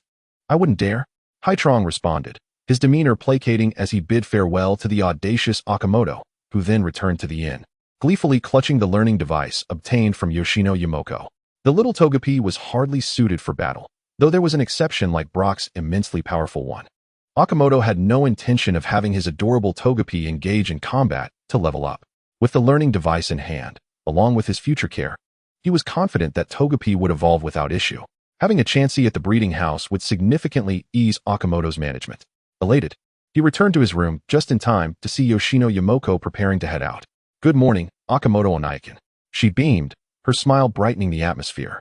Noticing the time, he realized that his back-and-forth trip to the Moreto gym had consumed quite a bit of the morning, now past 10 o'clock. "Dressed so beautifully. Are you off for a date, little Yumoko?" Akimoto teased. Yoshino Yumoko's cheeks flushed slightly as she feigned composure. "No, this is just a normal outfit." It seemed that Haitrong had not yet used the intercom to inform her of the recent events. With a grin, Akimoto wished her, "Have fun." Yoshino Yumoko nodded and skipped away, her skirt swaying with each step. Chapter 32. Farewells and Emotions. Upon returning to his room, Akimoto retrieved his intercom and dialed the number of the shop manager, Annie. While it is generally considered inappropriate to inform parents, it is nonetheless necessary to notify the manager, especially since Yuma will no longer be accompanying me. "Moshi Moshi, this is Lingling Barbecue House. How may I assist you?" Akimoto said with a smile. "It's me, Akimoto," came the delighted voice from the other end. "What brings you to call, Akimoto?" After a moment of gathering her thoughts, Akimoto replied, "It's about Yuma. She has met quite an impressive young man in Mier City, the owner of the local gym." And then, Akimoto cleared her throat. "It seems that Yuma has developed feelings for this boy. She has decided to embark on her journey as a trainer alongside him." "What?" The manager was taken aback. Just when Akimoto thought the manager would disapprove, she heard her say, "That's wonderful. Yuma has always enjoyed playing with boys from our neighborhood, until you came along. I thought she might have a liking for you." Akimoto chuckled nervously, relieved that Yuma did not harbor feelings for her. "By the way, what is that boy's name? And what is his character like?" "Akimoto, you must keep a close watch on him," Akimoto assured her. "His name is Hitron, and I can guarantee his character is impeccable. Besides, he rarely interacts with girls. He is an officially recognized gym trainer and even an inventor. I have already assessed him, and I believe Yuma will be fine training with him." Although the manager was quite open-minded, she couldn't help but feel a bit concerned. "How about you tell Yuma to bring Hitron home during the year-end meeting so that we can meet him?" Akimoto hesitated. "You want me to tell Yuma? Am I going to be silenced?" However, since the manager had already spoken, Akimoto reluctantly agreed to inform Yuma closer to the event. Following this, Akimoto chatted with the manager about recent happenings until it was almost noon, prompting the manager to prepare for business and end the call. With everything in place, Akimoto set off toward Choka Town. She purchased a train ticket to Maseway Town, departing that evening. Given Choka Town's sparse population and underdeveloped economy, no train station was established, requiring her to travel to Maseway Town first and then walk to Choka Town. She released several Pokémon to revel in the joyous and lively playtime, only to be interrupted by a knock on her door. Upon opening it, she found Sino Yuma accompanied by Hitron at her doorstep. "Ah, Yuma has brought her boyfriend home," Akimoto teased with a mischievous grin. Yuma shot her a glare, fully aware of her intentions, pretending not to know anything earlier that morning. Noticing the silence between Yuma and Hitron, Akimoto broke the ice. "So, what brings you both here?" Hitron mustered his courage and stepped forward. "We have come to bid you farewell. I will be traveling with Yuma across the country to help her become a formidable trainer. And then marry her, right?" Akimoto grinned. Hitron appeared slightly embarrassed. Yes." Yuma interjected, "Akimoto Onaikin, we have made our decision. We will set off tomorrow." Akimoto turned to Hitron. "What about your gym?" Hitron scratched his head. "I've arranged for my robotic butler to take over the gym. It should be able to manage just fine. I hope your robot doesn't end up tossing you out one day." "Huh?" Hitron blinked in confusion.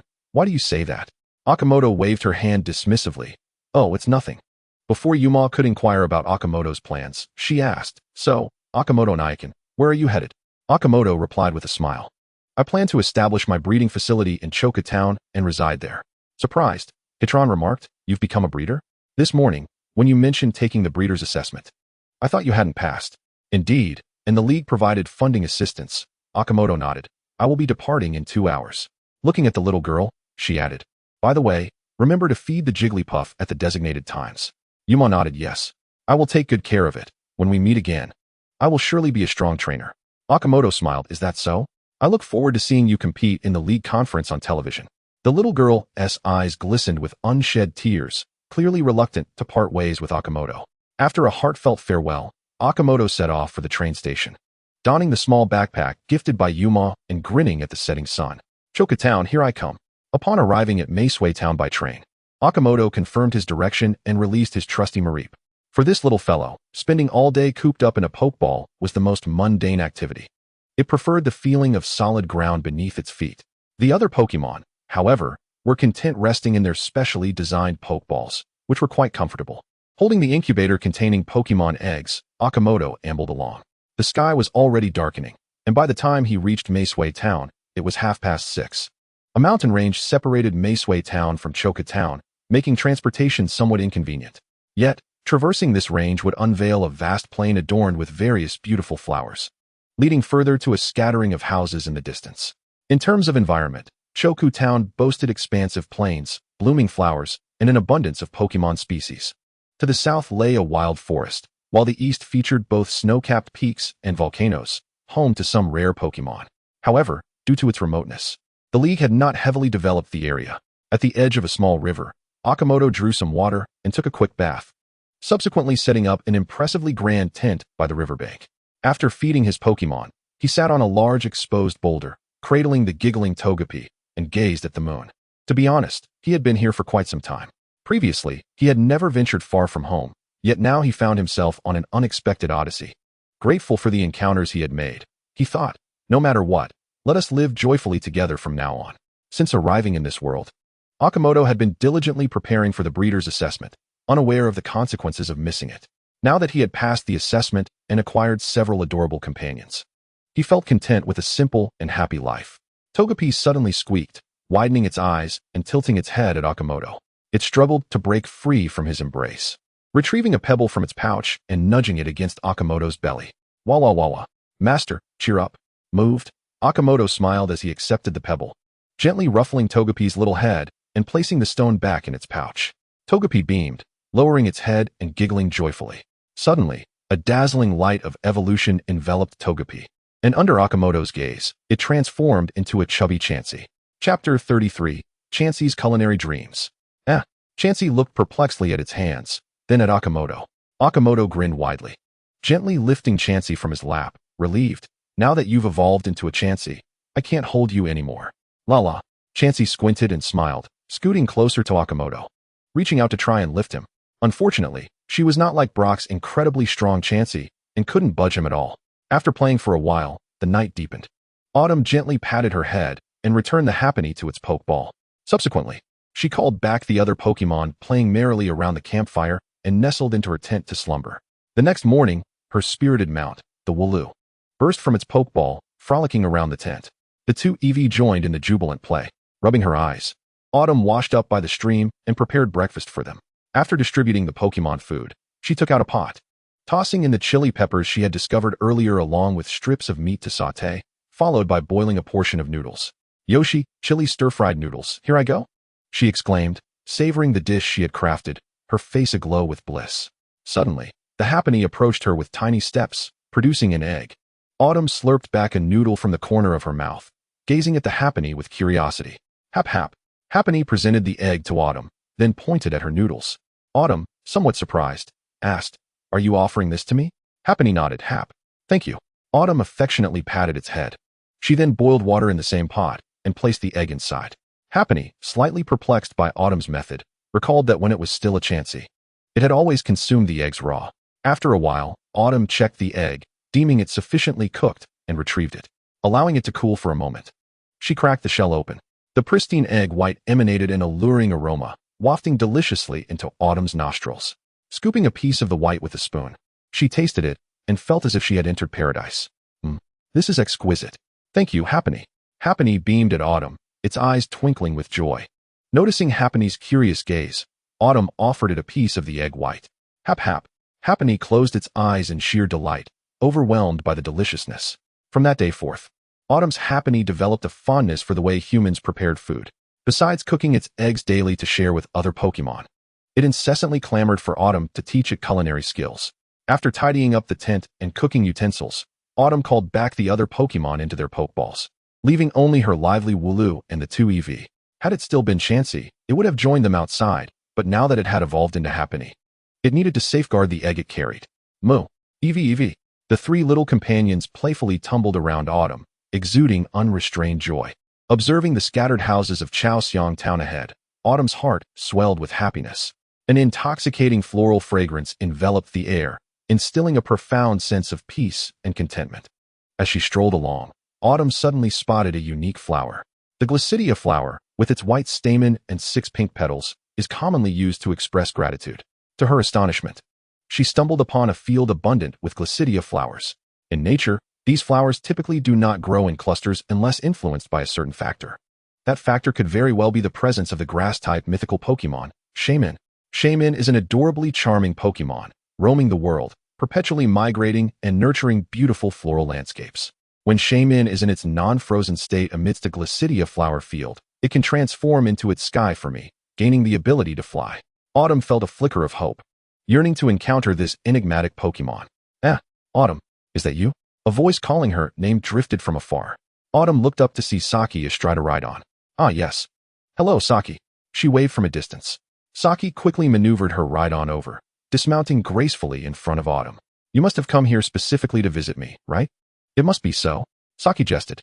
Autumn chuckled. Indeed, I didn't expect to meet you before I could visit. And I was planning to establish my breeding house here as well. Then let us head to my home for a bit. Saki smiled. I didn't realize you had become a breeder already. Welcome to establish your breeding house in Chaosiang Town. Autumn nodded and followed Saki toward her residence. As they walked along a path through the plains, it wasn't long before Saki led Autumn to a charming villa. Norris, I'm back. Saki called as she unlocked the door, ushering Autumn inside. A man who appeared to be around Saki's age emerged from the entrance. Saki introduced him. Norris, let me introduce you. This is my friend Autumn, whom I met in Mier City. She helped me treat Henri S. Marl. Norris turned to Autumn. Thank you so much. Autumn-san, you've been a tremendous help. I'm Saki's husband. Feel free to call me Norris and I. No problem. I merely assisted a little, Autumn replied politely. A hint of confusion in her tone. But is it all right for me to call you an I? Norris chuckled. Haha. Aren't you 17? I'm only 27. There's no issue with you calling me an I. Autumn smiled. Norris and I. At that moment, Saki ascended the stairs, her voice echoing down. Serena, hurry up and get dressed. We have a guest. Autumn felt a flutter of anticipation. Soon, she would meet the most beautiful princess of Kalos, Serena. However, considering Saki and Norris' ages, Serena must be around 10 now, likely still harboring thoughts of Ash. And it seemed, unbeknownst to her, she had inadvertently become Serena's uncle. It appeared to be the case. Chapter 34, Preparations. Pat, pat, pat. Serena bounded down the stairs, her skirt fluttering as her long hair danced in the air. Serena, this is your Uncle Autumn. Norris said to her. Uncle Autumn?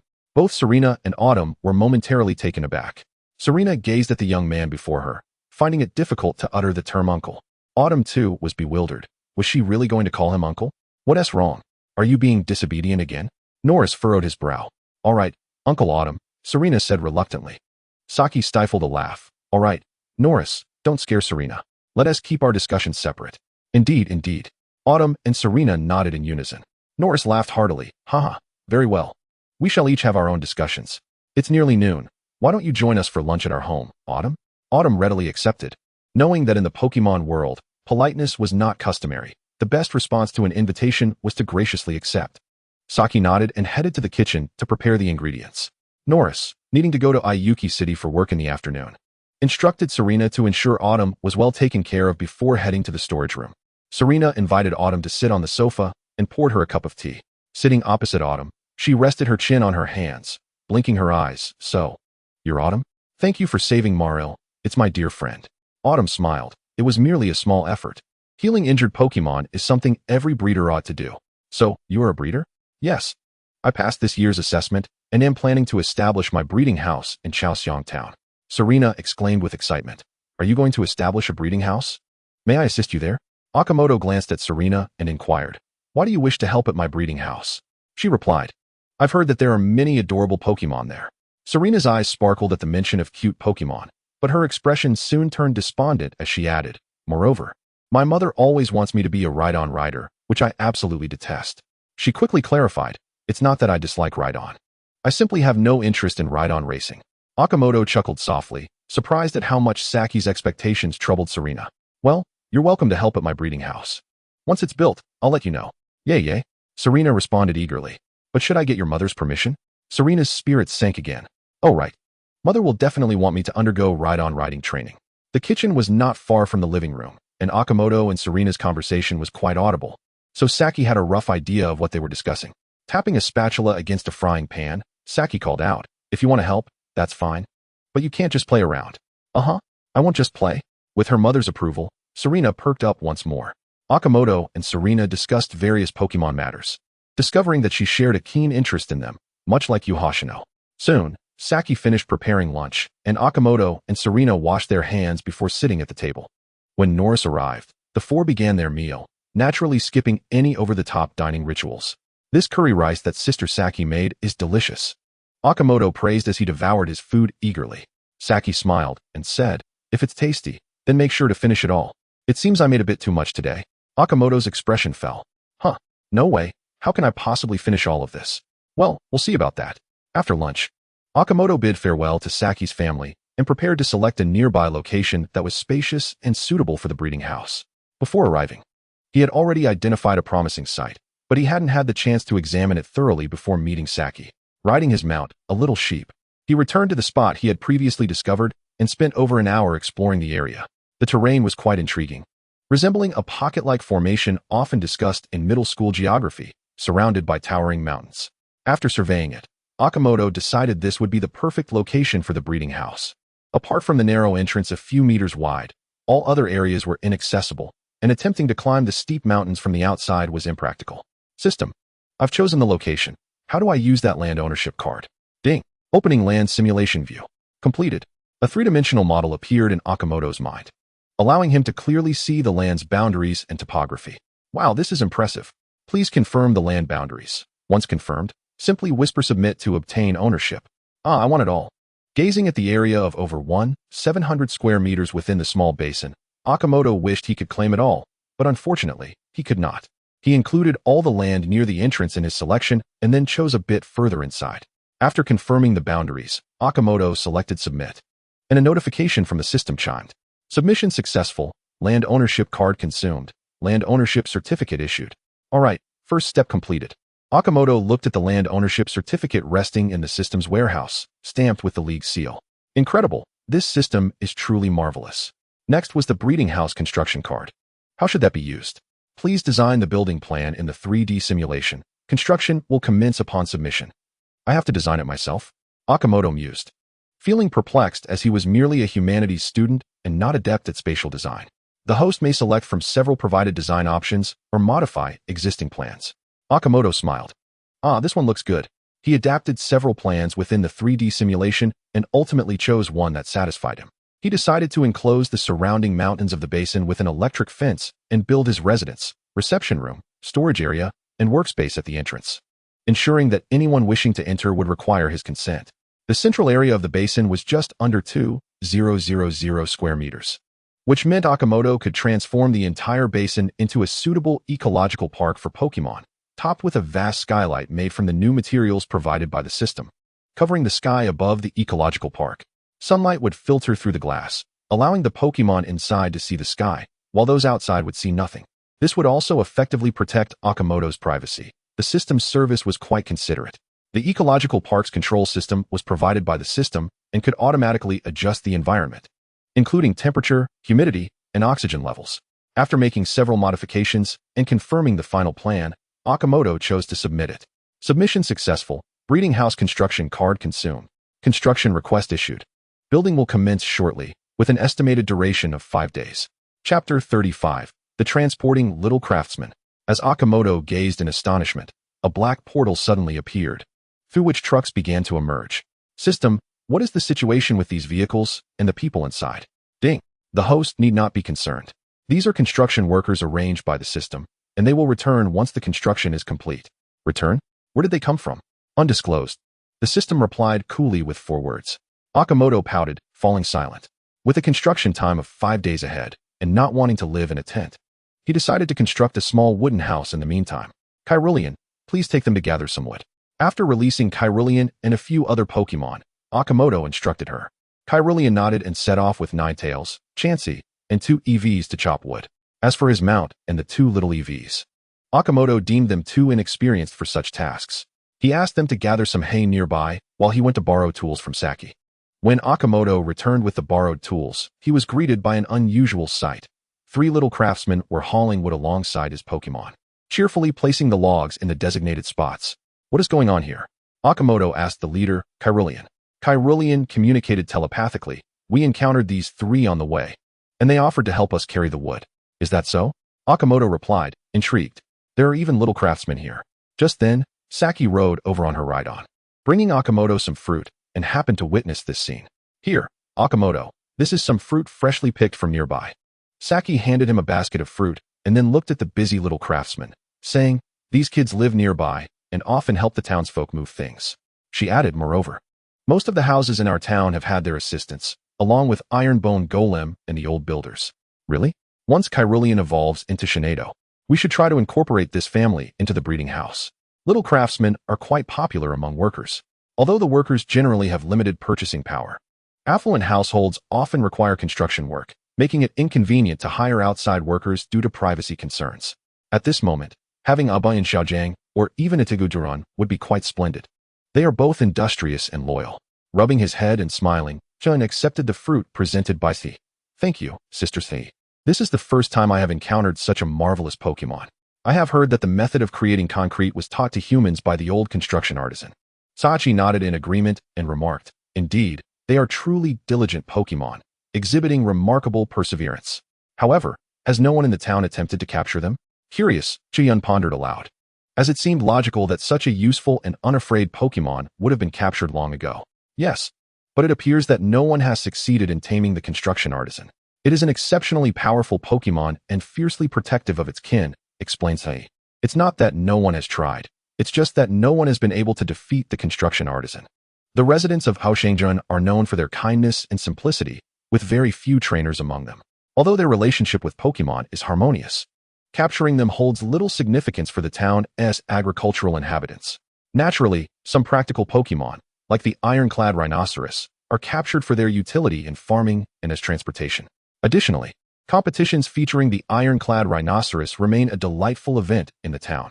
Nugu has also challenged the construction artisan, but his cheerful kung seemed to pose no threat to it. He speculated that this construction artisan might very well be a near-legendary Pokémon. Sachi recalled accompanying her during his attempt to challenge the construction artisan, noting that even a novice master-level kung was effortlessly defeated. Following this, the townspeople abandoned any thoughts of capturing it, as the construction artisan frequently visited to assist them, and they would generously offer it a feast in return, much to their delight. At this juncture, Sachi smiled at Chun and added, so, once your wooden cottage is completed, do not forget to invite them for a grand meal. Of course, Chun chuckled, finding the interactions between these Pokémon and the townsfolk quite amusing. However, it appeared that challenging the near-legendary construction artisan would have to wait until it evolved into and reached a level above 40. This consideration was predicated on the fact that S psychic type is strong against the construction artisan S fighting type, along with mastering the devastating elemental impact move. During this time, had been diligently training, consuming specially prepared Pokémon food crafted by and occasionally absorbing life force, now having reached level 29, nearing the threshold for evolution. The elevation of a Pokémon's level does not necessarily require combat. Certain Pokémon possess unique methods of cultivation. For instance, the psychic and fairy type Kain must engage in meditation to strengthen her mental prowess and absorb more elemental energy to enhance her capabilities. This practice can also yield experience and elevate her level. Conversely, the Bain Xiaojiang evolve into Tuan when they can lift heavier and thicker logs, as their continuous labor strengthens their physical abilities, granting them experience and ultimately fulfilling the requirements for evolution. Wild Pokémon do not resist being captured by powerful trainers for this very reason. Humans can devise specialized training methods for various Pokémon, facilitating swifter enhancement of their abilities. Returning to the matter at hand, after Sei departed riding her Daoshinu, Chuyun joined the team constructing the wooden cottage. The three Biajang were neither surprised nor intimidated by his presence. Instead, they accepted the logs he carried and called out to him. Hey, hey. Upon finishing their chant, one Bin Xiaojang proudly displayed its muscular biceps to Qing, who understood its message. Your strength is lacking. Allow me to assist. All right. Today I have been silently mocked by a Pokémon, Qian mused. With that, he refrained from carrying logs and summoned a Bin Xiaojang to help lay the foundation for the cottage. Following the foundation work, the construction process was quite routine. An was not a professional architect, and he was merely tasked with erecting a temporary shelter. Yet, it appeared that the Bin Xiaojang were far more adept than Chan. Witnessing their expert and practiced technique, they constructed a charming little cottage without requiring any assistance from him. Okay, I admit defeat in this regard, Chen sighed, acknowledging yet another day of being outshone by Pokémon. Hey, hey, one Banyan Xiaojang approached, leaping up to pat Chan on the shoulder before landing and crossing its arms over its chest. All right, Choyun conceded. You all are incredible. I am not disheartened. I will treat you to a grand feast later. Hey, hey, hey. The three Banyan Xiaojang chorused enthusiastically, appearing quite pleased. Do you know what the Banyan Xiaojang said to Qian? It said, young man, with more training, you too can become strong. Do not be disheartened. Look at how impressive we are. Chapter 36. Astonishing. The 17-year-old achieves the unthinkable. Qian retrieved his cooking utensils for preparing meals and tools for crafting Pokémon food from the system warehouse, commencing the dinner preparations for himself and the Pokémon. However, it seemed the Banyan Xiaojang showed little interest in the Pokémon food, instead being more intrigued by the cooked meals prepared by Chan. Thus, tonight's dinner was divided into two tables. One table consisted of Jang, Jue, Forivo, and the little lamb, all savoring their Pokémon food with delight. The other table featured the Bin Xiaojang enjoying rib soup and fish balls alongside Jing, while a Jing nibbled on its round egg. Once sated, the Banyan Xiaojang contentedly rubbed their bellies, resembling humans in their satisfaction. They took turns expressing gratitude to Chan before leisurely carrying the logs they used for training back into the forest. After ensuring his Pokémon had finished eating, Chan tidied up and returned home to prepare his papers. Currently, Chuyun had completed two lengthy papers. One was a discourse on the existence of elemental power, which he had continuously refined during the breeding assessment. After the assessment concluded, he and Chulian addressed the final critical proof. The other paper examined the hidden factors behind Yibu's evolution, which was intrinsically linked to the elemental power theory. This theory posits that by absorbing sufficient elemental power through alternative means, Yibu could evolve, thereby substantially altering various conditions for evolution within the Pokémon world. However, Chulian's paper on Yibu's evolution merely proposed the theory and demonstrated its feasibility. Successfully utilizing the theoretical framework to modify Yibu's evolution conditions would likely require the completion of his third paper on the substantialization of elemental power. Although Tun had not attended university or written a formal paper before, his frequent writing pursuits fueled by passion enabled him to manage. After conducting a final check for any errors and ensuring the prose flowed smoothly, Chun logged into the doctoral forum and registered a new account using his identification. He opted to participate in a paper competition and subsequently uploaded both papers. With everything in order, he now awaited the competition results due in 2 months. Having completed all these tasks, it was already 10 o'clock in the evening. Chuyun called back the Pokémon that had been playing or training outside and retired to bed himself.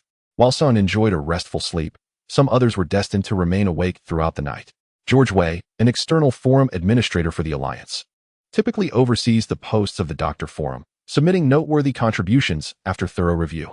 As the end of the workday approached, he noticed that there were no posts left to evaluate and prepared to shut down his computer for the day.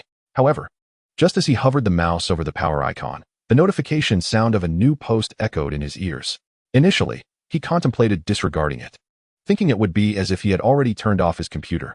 Yet, after a moment's reflection, he opted to open the post for review, deciding that as a form of self-punishment for delaying his departure, he would apply stricter standards during the evaluation. To his dismay, upon opening the post, he was captivated by the bold title, and as he delved into the content, he found himself utterly astonished. What was this? The power of elements? Moreover, it had been substantiated. This was a groundbreaking assertion. Hurriedly, George accessed the author's information, only to discover that it was a newcomer registered under the name Shoya Wuxi. Upon further investigation through his administrative privileges, he was even more astounded to learn that the brilliant paper had been authored by a mere 17-year-old. Indeed, while he could not claim to be well-read, George was undeniably taken aback, his mind momentarily incapacitated. In that moment, he lamented his own lack of scholarly pursuits. feeling a pang of regret at his own inadequacies. While he could only express admiration, he found himself muttering in disbelief. He briefly entertained the thought that perhaps the work was penned by a disciple of a renowned doctor, submitted for publication under their guidance. However, he quickly dismissed the idea. Such a paper, capable of heralding a new era, could hardly be entrusted to another for publication. Furthermore, the author, Chiyoya, appeared to have an utterly unblemished background, being merely a novice breeder and an orphan. Yet, the improbability deepened. How could an orphan produce such an exceptional paper, especially as a novice breeder? George felt as if he had wasted over 30 years of his life. Soon after, George encountered Chiyoya's second paper, The Hidden Factors of Eevee's Evolution. Compared to the groundbreaking first paper, the second lacked the same shock value, yet it still left George in a state of considerable amazement. Upon completing his review of Chiyoya's works, he promptly approved them, retracting the pinned paper on Pokémon genetics authored by a previous doctoral disciple, elevating Chiyoya's papers to a featured position in a specialized topic. He then busied himself, disseminating Chiyoya's papers to various doctors and reporting them directly to the Alliance Science Center. In no time, the entire Alliance Science Center and the community of doctors buzzed with excitement, igniting fervent discussions about Chiyoya's two papers. For them, it was destined to be a sleepless night. Meanwhile, Chiyoya was blissfully unaware, cocooned in his blanket, sound asleep, mumbling about pork rib soup and fish balls. The following morning, he was roused by his mount, a little lamb, which had come to fetch him. All right, you go wait outside for me," he groaned, reluctantly emerging from his warm cocoon. Rubbing his face to shake off the remnants of sleep, he began to dress and groom himself. As the little lamb had developed a habit of prompting him for morning runs since their time together during the breeding assessment. Thus, every day, Chiyoya was awakened by the little lamb, accompanying it on morning jogs. Dressed in a clean and tidy athletic outfit, Chiyoya released his two little EVs. "Circle, Round. You two come run with us," he called to them. Named for their shapes, Circle was male, while Round was female. True to youthful vigor, the two young EVs, even in the early morning, were bursting with energy, sprinting ahead alongside the little lamb, leaving Chiyoya trailing far behind. The elder Chiyoya jogged leisurely, embodying the essence of a slothful fish. Before long, the little lamb returned with Circle and Round, only to turn around and dash forward again. It was clear that the little lamb could not match Chiyoya's speed, so during their runs, it would sprint ahead, then circle back to run alongside him before continuing onward. As Chapter 37 unfolded, titled Aksu, Chiyoya ambled along, only to realize that his mount had not returned. Puzzled, he wondered if the little lamb and the EVs had become so engrossed in their run that they had lost their way. Just then, Round appeared in his line of sight, looking quite anxious as it rushed towards him. "What's wrong, Round? Where are the little lamb and Circle?" Chiyoya inquired, scooping up Round and scratching its head. EV. Round shook its head vigorously, wriggling free from Chiyoya's grasp, clearly distressed. "You mean to say that the little lamb and Circle are engaged in a battle with a powerful foe and have sustained injuries?" Chiyoya exclaimed in astonishment. Round nodded emphatically, tugging at Chiyoya's pant leg, leading him onward. Chiyoya quickened his pace, following Round into the forest's edge. Before him lay the three little lambs. Two of them injured and collapsed to the side, while the remaining one, the highest in rank among them, was not faring much better. Their assailant was a level 38 Aksu. Chiyoya gazed in disbelief at the Aksu, pondering how it could have appeared in the southern region of Kalos. However, upon further reflection, he considered that the southern region, rich in mountains and mineral resources, might very well be home to Aksu that had migrated from elsewhere. As Chiyoya approached, he observed the little lambs furiously attacking the Aksu, wielding their sturdy wooden staffs against it.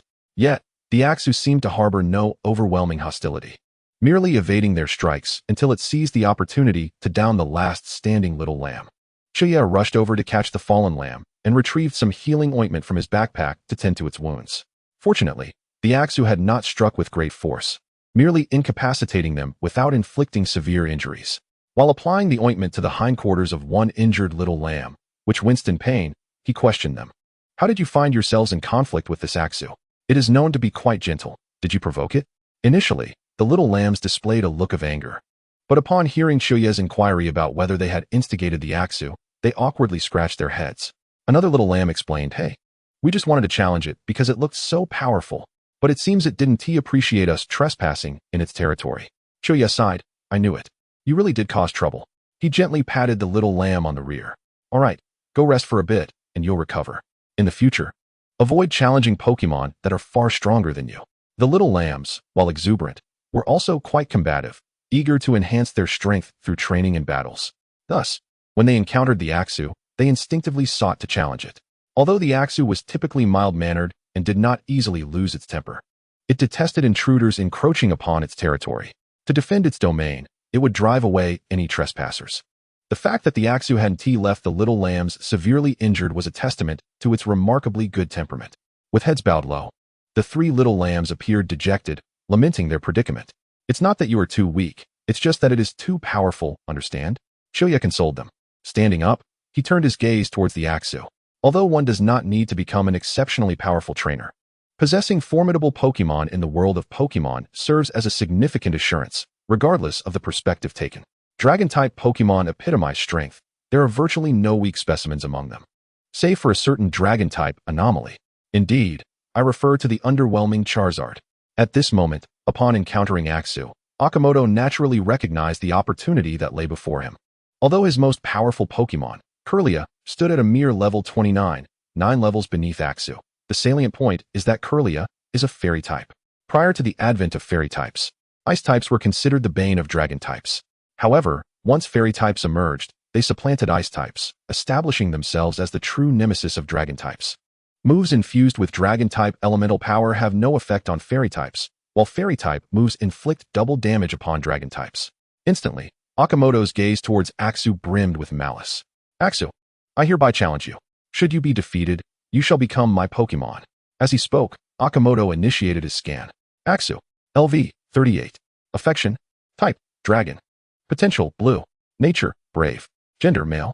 Ability, reckless. Hidden ability, none. Inherited moves, Dragon Rage. Taught moves, Quick Attack, Taunt, Dragon Claw, Scary Face, Bite, Dragon Dance, Dual Chop. Dragon Pulse. TM moves, none. Held item, none.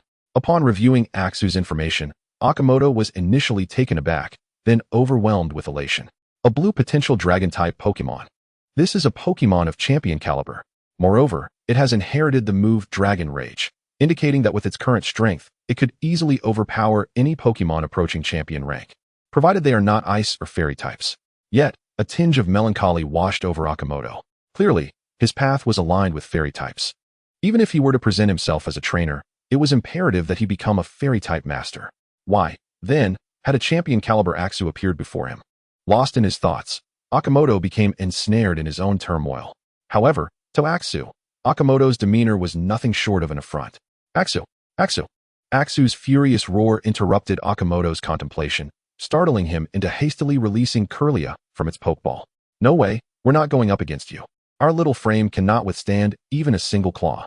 Kirlia, upon its emergence, was momentarily stunned by Aksu's roar and looked at Akimoto in confusion. Join me in battle, and let's defeat this Aksu. I aim to capture it.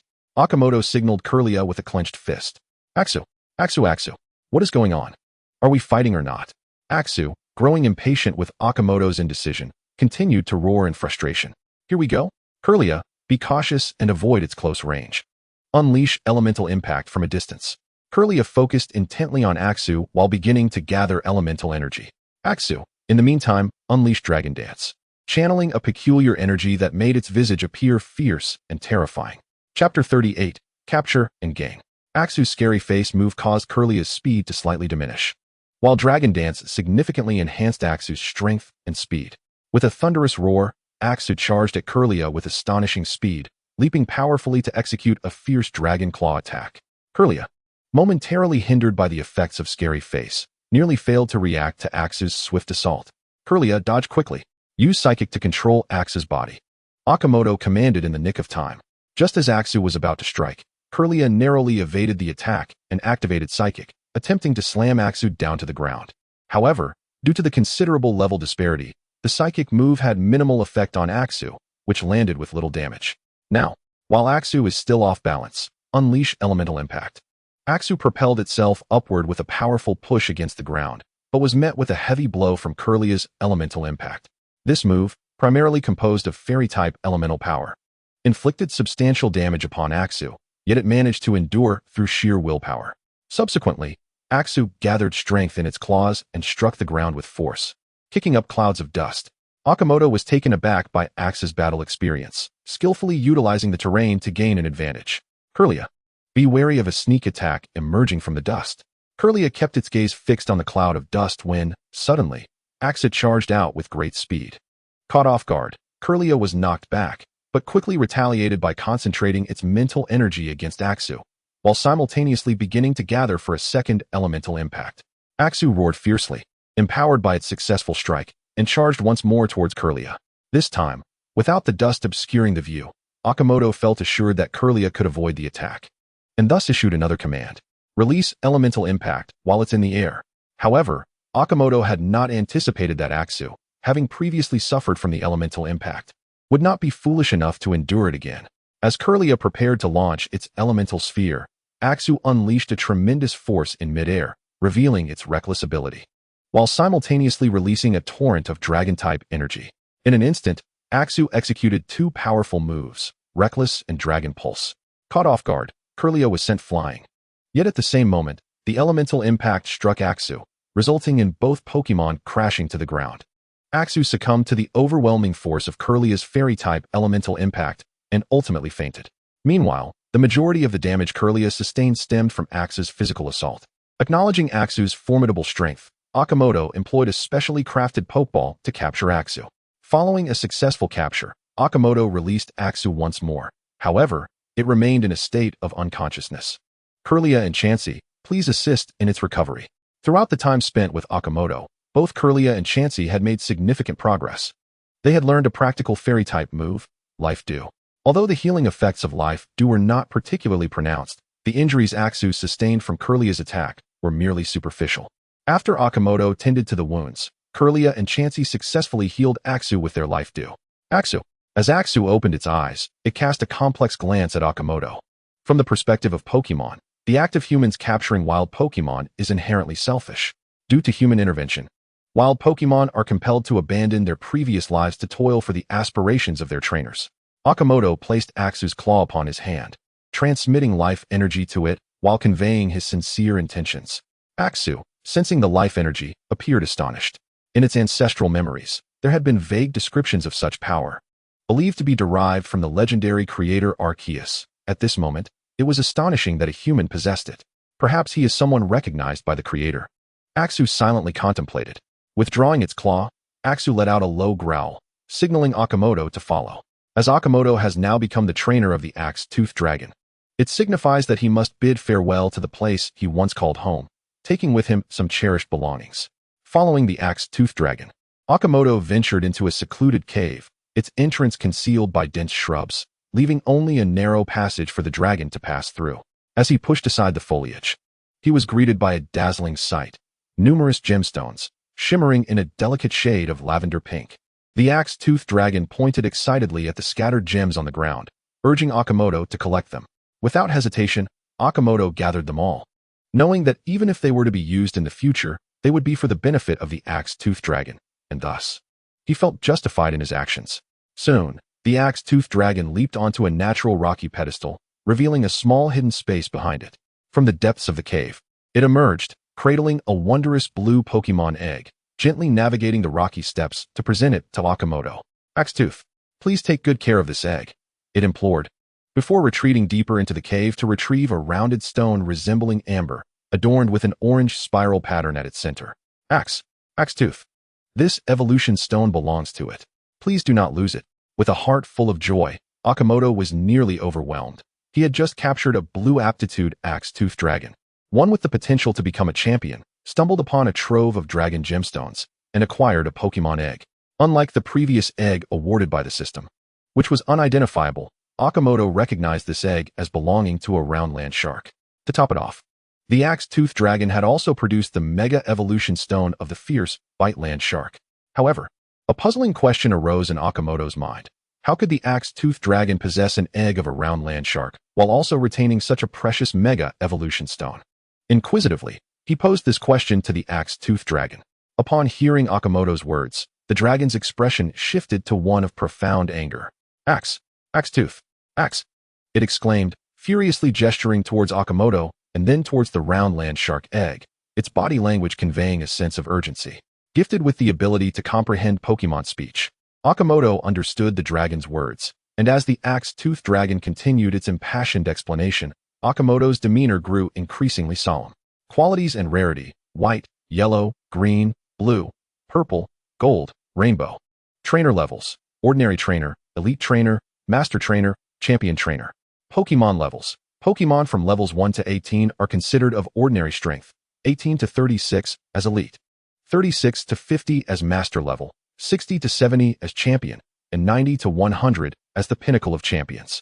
Levels 51 to 59 are quasi-champions, while levels 71 to 79 indicate a transition from champion to quasi-champion, which can be understood as a quasi-champion phase, with levels 80 to 89 classified as quasi-champions.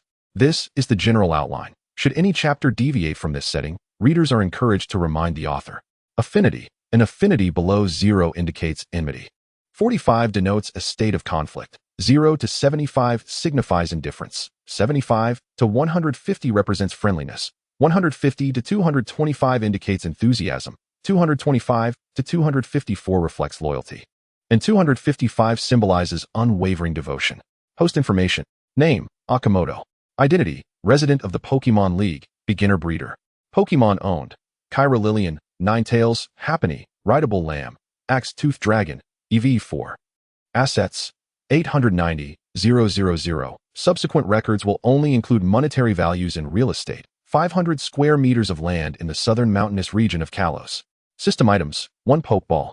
System storage: Mega Evolution Stone of Fierce Bite Land Shark X1, Pokemon Egg of Round Land Shark X1, Unknown Pokemon Egg X1, Dragon Gemstones X43. Main character Pokemon information, excluding EV. Axe-Toothed Dragon. LV, 38. Affinity: type, Dragon. Aptitude: Blue. Nature: Brave. Gender: Male. Ability: Special. Innate skill: None. Inherited skills: Dragon Breath. Taught skills: Precision Strike, Taunt, Dragon Claw, Phantom Face, Bite, Dragon Dance, Dual Chop, Dragon Pulse. Disc skills: None. Held item: None. Rideable Lamb. LV, 18. Affinity: 180. Enthusiastic. Type: Grass. Aptitude: Green. Nature: Cheerful. Gender: Male. Ability: Herbivore. Innate skill: None. Inherited skills: Photosynthesis, Growth. Taught skills: Tackle, Leech Seed, Vine Whip. Leaf Tornado, Worry Seed. Disc skills: None. Held item: None. Kyra Lillian. LV, 30. Affinity: 234. Loyal. Type: Psychic Fairy. Aptitude: Blue. Nature: Gentle. Gender: Female. Ability: Synchronize. Inherited skills: Destiny Bond, Heal Pulse. Taught skills: Hypnosis, Telekinesis, Illusion Beam, Teleport, Shadow Clone, Life Dew, Meditate. Disc skills: None. Held item: None. Happiny. LV, 16. Affinity: 180. Enthusiastic. Type: Normal. Aptitude: Yellow. Nature: Innocent. Gender: Female. Ability: Serene Grace. Innate skill: None. Inherited skills: Mimic. Taught skills: Pound, Convert, Life Dew, Sweet Kiss. Disc skills: None. Held item: Round Stone. Ninetales. LV, 19. Affinity: 255. Unwavering. Type: Fire. Aptitude: Blue. Nature: Calm. Gender: Female. Ability: Flash Fire. Innate skill: Psychic Power, Telepathy. Inherited skills: Psychic Power, Odd Light. Taught skills: Ember, Quick Attack, Grudge, Flame Vortex, Incinerate. Disc skills: None. Held item: None. Chapter 39, Team Plasma. From the Axe-Toothed Dragon's account, Akimoto learned that this round land shark Pokemon egg belonged to its sister and a fierce bite land shark. They had once lived peacefully in the Unova region until one day, its sister returned, gravely injured, bringing the round land shark egg to its cave. The sister implored the dragon to escape with the egg, but soon, a group of mysterious individuals invaded the cave, unleashing their Pokemon to attack the Axe-Toothed Dragon without warning. The injured sister fought valiantly, yet was ultimately captured by the mysterious individuals with a Pokeball, who then turned their attention to the round land shark egg. Even the evolved double-edged dragon sister was no match for the mysterious foes, leaving the Axe-Toothed Dragon utterly defenseless. At that moment, 2 Dragonites, having journeyed from Kanto to settle in the dragon's homeland, appeared to rescue the Axe-Toothed Dragon. 1. A champion-level Dragonite, ensnared the mysterious individuals, while the other, a quasi-champion Dragonite, carried the Axe-Toothed Dragon away, flying until they reached the fringes of Kalos. Exhausted, the Dragonite could no longer carry the Axe-Toothed Dragon, and thus, The dragon had no choice but to flee with the round land shark egg until the mysterious individuals ceased their pursuit, finally settling in the cave to await the eggs hatching. Akimoto speculated that these mysterious individuals were likely Team Plasma, an evil organization seeking to control the Unova region through the legendary Pokémon of its founding myth. Their true objective was likely this round land shark egg and the Mega Evolution Stone of the fierce Bite Land Shark. The power of Mega Evolution is a coveted force, one that could empower Team Plasma to harness the might of even more legendary Pokémon. Fear not, for this is the Kalos region. Those villains shall not tread here, and should they dare to come, I will protect you all. As for whether the Plasma team will pursue into the Kalos region, Akimoto expressed that it is highly unlikely. Unless the Plasma team has expanded to such an extent that it can confront both the Kalos League and the local nefarious organization, the Flare team, then he would consider his statement null and void. If you still harbor any doubts, allow me to assist you in acquiring the strength to vanquish them, Akimoto declared, extending his fist with determination. The Aksu hesitated momentarily, but ultimately, with resolute eyes, extended its claw and bumped its fist against Akimoto's. Aksu. After returning Aksu to its Pokeball, Akimoto made his way back to his quaint wooden cabin. He retrieved a high-grade incubator and placed the sharp-toothed shark egg inside, subsequently employing his probing skill on this quasi-legendary Pokemon egg. Sharp-toothed shark. LV. 0. Type. Dragon. Ground. Aptitude. Purple. Gender. Male. Ability. Sandvale. Innate skill. Superpower. Inherited skill. Dragon Rage. For Pokemon yet to hatch from their eggs, the probing feature only reveals such information, while the Pokemon's personality and other traits remain undetermined. It was, however, Akimoto's first encounter with a Pokemon of purple aptitude. When he previously learned about the classification of aptitudes, the system had clarified that purple aptitude is unique to quasi-legendary Pokemon. This implies that only when a Pokemon's life level reaches the quasi-legendary tier can it potentially possess purple aptitude, which corresponds to a base stat total exceeding 600, referring to the life level attainable post-final evolution.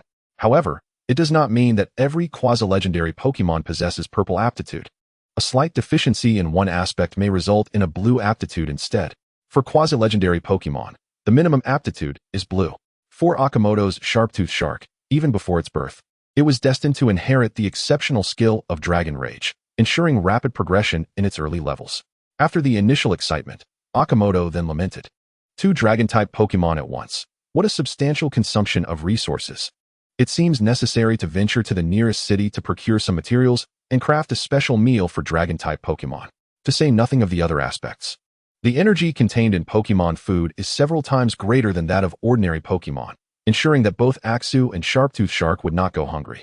Next, he would need to gather materials that could stimulate the elemental power of the Dragon type, but that would require some time for Akimoto to organize. Having dealt with the Aksu situation, it was already past 11 o'clock, and Akimoto had yet to have breakfast. He followed the routine, releasing all his Pokemon to introduce them to the new member, Aksu. The Aksu, who had always lived cautiously in its cave, was somewhat overwhelmed by the enthusiasm of the happening. Akimoto watched with amusement, then sent his 3 mischievous companions, Chincho, Flababy, and his trusty Steenie, to gather berries as a dessert. The meal prepared for Happiny and Curlia consisted of sleepy dumplings, while Steenie received spicy dumplings, and the Eevee couple along with Chincho were served pear dumplings. Only Ninetales had yet to partake in the Pokemon food rated by the system, as Akimoto was currently unable to find suitable materials rich in Psychic-type elemental power to serve as primary ingredients. Thus, Ninetales had to settle for a modified version of sleepy dumplings. In crafting a temporary meal for Aksu, he replaced the berry in the standard pear dumplings with a fruit that would enhance Pokemon strength, the Phoenix pear, and increase the quantity slightly. Sharing a joyful meal together was a cherished habit for Akimoto and his Pokemon, although the newly joined Aksu was somewhat unaccustomed to this atmosphere. Its gentle nature ultimately allowed it to integrate into this warm little circle alongside Happiny and Chincho. After their meal, the afternoon was designated for training. Akimoto remained in his room, refining the recipes for the various dumplings while searching for dragon-type materials to serve as primary ingredients. Meanwhile, Steenie and Chincho frolicked, releasing their vitality while simultaneously exercising their physical strength. Ordinary-type Pokemon require physical training to enhance their prowess. Ninetales and Happiny, under Curlia's guidance, engaged in meditative practices. Although Happiny, being an ordinary type as well, primarily drew her powers from fairy-type skills, her training methods differed from those of Steenie and others. While Ninetales and Happiny had yet to master meditation skills, Under Curlia's mental guidance, they gradually began to find their meditative state, thus learning the technique. In truth, Akimoto could purchase skill discs to enable his Pokémon to learn skills, but skills acquired in such a manner lack the depth of personal understanding, making further mastery difficult. Hence, Akimoto hoped to facilitate the acquisition of new skills through mutual teaching among his Pokémon. As for the training plan for Aksu, Akimoto had yet to devise one, so he allowed it to roam freely. The day swiftly passed, and in this cozy atmosphere, Aksu finally let go of the tension that had long plagued it, happily mingling with the others. Chapter 40, Battles in the League. Regarding the food materials for Aksu, after 2 days of contemplation and deduction, Akimoto made his decision. Following the same production theory as Sleepy Dumplings, he would utilize berry fruits, which absorb Dragon-type elemental power, to preserve a substantial amount of Dragon-type energy. The material capable of providing elemental power would be a fruit known as Dragon Fruit. This fruit had not been mentioned in games or anime, but it was recorded in Akimoto's memory. Dragon Fruit naturally grows in areas where Dragon-type Pokémon congregate, possessing the ability to enhance their strength. Berry fruits can be purchased at any Pokémon shop in the cities, but Dragon Fruits are exclusively available at the Kalos League. The Champion's Path in Kalos is the region with the highest distribution of Dragon-type Pokémon, and it is overseen by the Pokémon League situated at the rear of the Champion's Path. Having resolved his plan, Akimoto set off for the Kalos League accompanied by Curlia and Aksu. Boarding the Pokémon train in Nameless Town, they traversed the Sandalwood Forest, transferring in Sandalwood City en route to the Kalos League, ultimately arriving in the afternoon around 3 o'clock. Upon exiting the station, the imposing League Center came into view from afar. Adjacent to the Kalos League were several apartment buildings and structures resembling research facilities. The vicinity was inhabited not only by long-term staff working at the League, but also by numerous scientists and ordinary residents, resembling a small town.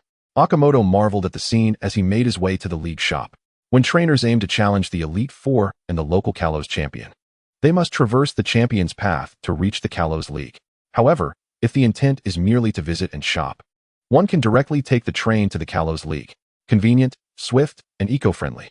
Entering the League shop, Akimoto began to shop enthusiastically. With ample funds at his disposal, he stocked up on high-grade incubators and Pokémon care supplies, as well as materials for various Pokémon foods. The price of berry fruits and other special tree fruits remained stable at 1,000 yen each, but dragon fruits were rather exorbitant, selling for 20,000 yen apiece. Akimoto cautiously purchased around 20, amounting to roughly 10 batches of finished products. After this shopping spree, Akimoto's total expenditure exceeded 600,000 yen, leaving his treasury with only 5 digits. Alas, Emily, where are you headed? To the League's public battle arena. Today features a match with my idol, the illustrious Diantha. Really? I want to go watch too. Upon overhearing a conversation between two individuals nearby, Akimoto was taken aback.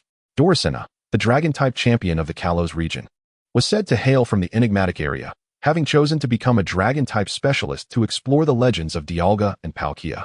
Although he possessed abilities that rivaled those of an intermediate breeder, his understanding of dragon-type Pokémon was undoubtedly inferior to that of Dorasena. With Dorasena's battle imminent, he resolved to witness it. Determined, Akimoto followed the two young trainers toward the public battle arena of the Pokémon League. Entering through the League's grand doors, he traversed the hall and entered the arena through the left corridor. Upon entry, his attention was immediately captured by the colossal screens suspended above the battlefield. Surrounding him were the towering spectator stands, along with the commentary booth directly facing him. Was this not the venue for the League Championship? Such grandeur for Dorasena's champion challenge? As Akimoto pondered this, he was suddenly called out by a staff member in the arena. You there, young man. Please make your way to the spectator stands to observe. Dorasena's battle is about to commence. Of course, my apologies for the inconvenience, he quickly replied. Ascending the spectator stands via the right staircase to secure a prime viewing position. The surrounding establishments of the Kalos League were predominantly hotels, with many aspiring trainers opting to stay nearby for the chance to witness the champion challenge. For trainers with dreams in their hearts, spending a little extra on accommodations was a small price to pay for the opportunity to glean insights into the champion's command of Pokémon battles. After a brief wait of roughly 5 minutes, Dorasena entered the arena, adorned in a brown dress and a necklace of dragon fangs. Observing her regal demeanor, Akimoto silently marveled. Truly, she is a duchess, exuding an air of nobility with every gesture. The challenger had been waiting in the arena, and, upon seeing Dorasena, bowed politely before gripping his Pokeball with fervor. Thank you, Lady Doricena, for accepting the challenge from Griffin. Please, battle with your utmost strength. Doricena covered her mouth with a playful smile, responding to the enthusiastic young man. Then I implore you to give it your all as well. Absolutely.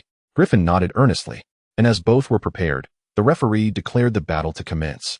Allow me to send out my Pokémon first. Go, Bagon. As the champion, Doricena released her Pokémon first.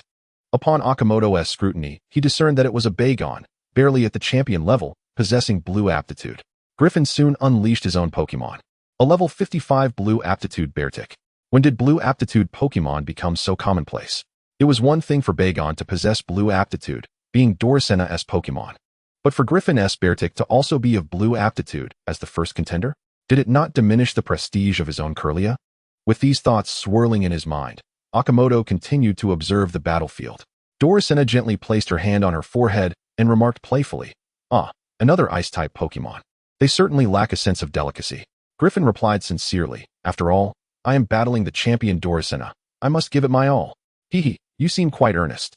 Then let your Beartic make the first move." Griffin, undeterred, understood that the disparity in life levels between a quasi-champion and a champion was substantial.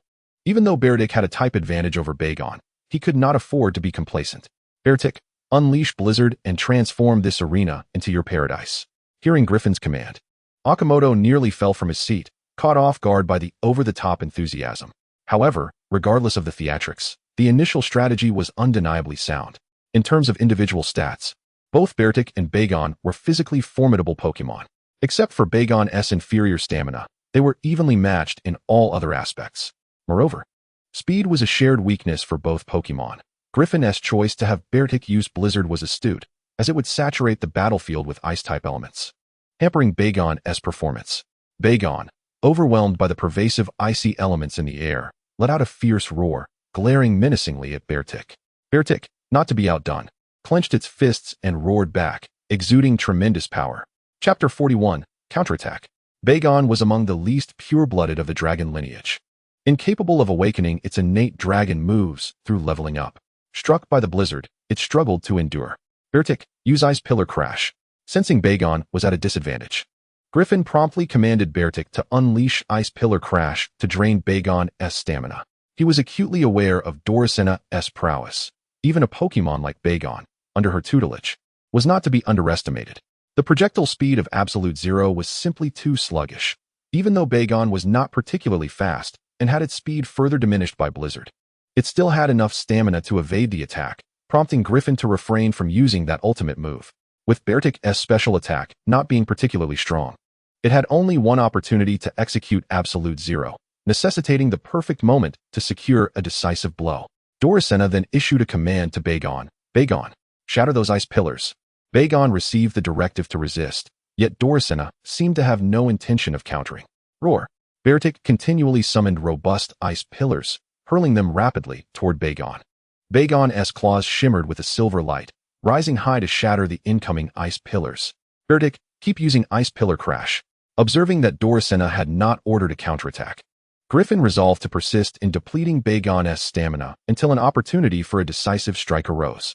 Gradually, under Beartic's relentless assault, Bagon began to pant heavily, displaying signs of fatigue. From the onset of the battle, Beartic had maintained the upper hand, leading Griffin to inadvertently lower his guard. "Beartic, channel your strongest power, Absolute Zero." Roar. Beartic clashed its palms in response, rapidly gathering immense ice-type elemental energy, launching it fiercely at Bagon. "Bagon, shatter the solid ice beneath you. Evade this attack." Doricena reacted just in time. Bagon's powerful claws shattered the solid ice that Beartic had been generating, sending ice shards flying in all directions. As Bagon vanished within the icy veil. "Where are you? Be cautious, Beartic." Griffin observed the battlefield with growing apprehension as Beartic spun around, scanning its surroundings. "Bagon, use Rage." Suddenly, Bagon burst forth from the icy mist, executing its prepped move, Rage, striking Beartic decisively. Beartic took the blow head-on, despite having assumed a defensive posture, and was knocked back heavily, ultimately collapsing to the ground, unable to continue fighting. Griffin found it difficult to accept. Just moments ago, his side had been in a secure lead, only to be abruptly defeated. Rage, as Bagon's only fighting-type move, inflicted double damage against Beartic due to its elemental disadvantage. Yet Griffin could not fathom why a Pokémon with such excellent stamina and physical defense would be taken down in a single hit.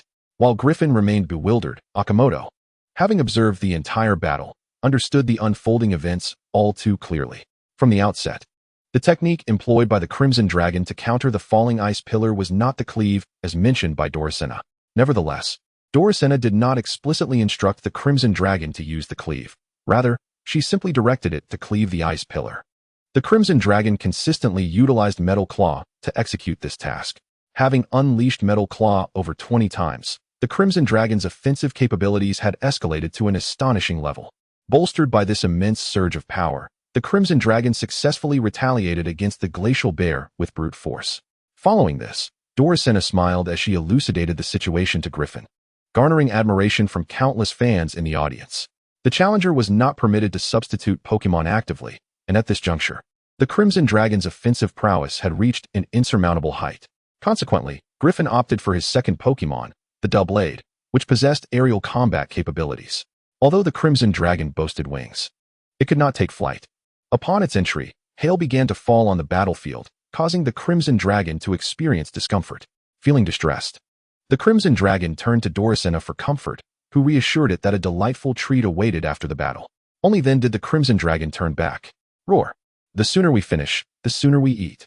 The Crimson Dragon bellowed fiercely at the airborne Doublade, exuding an impressive aura. Ice, is something wrong? Doublade regarded the Crimson Dragon with an expression akin to that of a caretaker for a challenged child, tilting its head in condescension. Akimoto, witnessing Doublade's entrance, lamented the disparity in potential. This Doublade was clearly Griffin's core strength, level 64, with blue aptitude. Its base stats surpassed those of the Crimson Dragon by approximately 50. And with type advantages and level superiority, Akimoto was uncertain how the Crimson Dragon would fare, especially after having its stamina sapped by the Glacial Bear. As anticipated, the battle proved unremarkable. Doublade initiated a blizzard, and the Crimson Dragon, already weakened by the Glacial Bear, was unable to evade the subsequent ice beam, becoming encased in ice.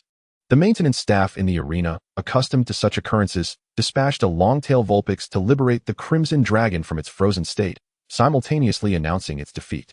Freed from the ice, the Crimson Dragon lay motionless on the ground, its body temperature having plummeted, rendering it unable to move and reliant on the long-tail Vulpix to restore warmth.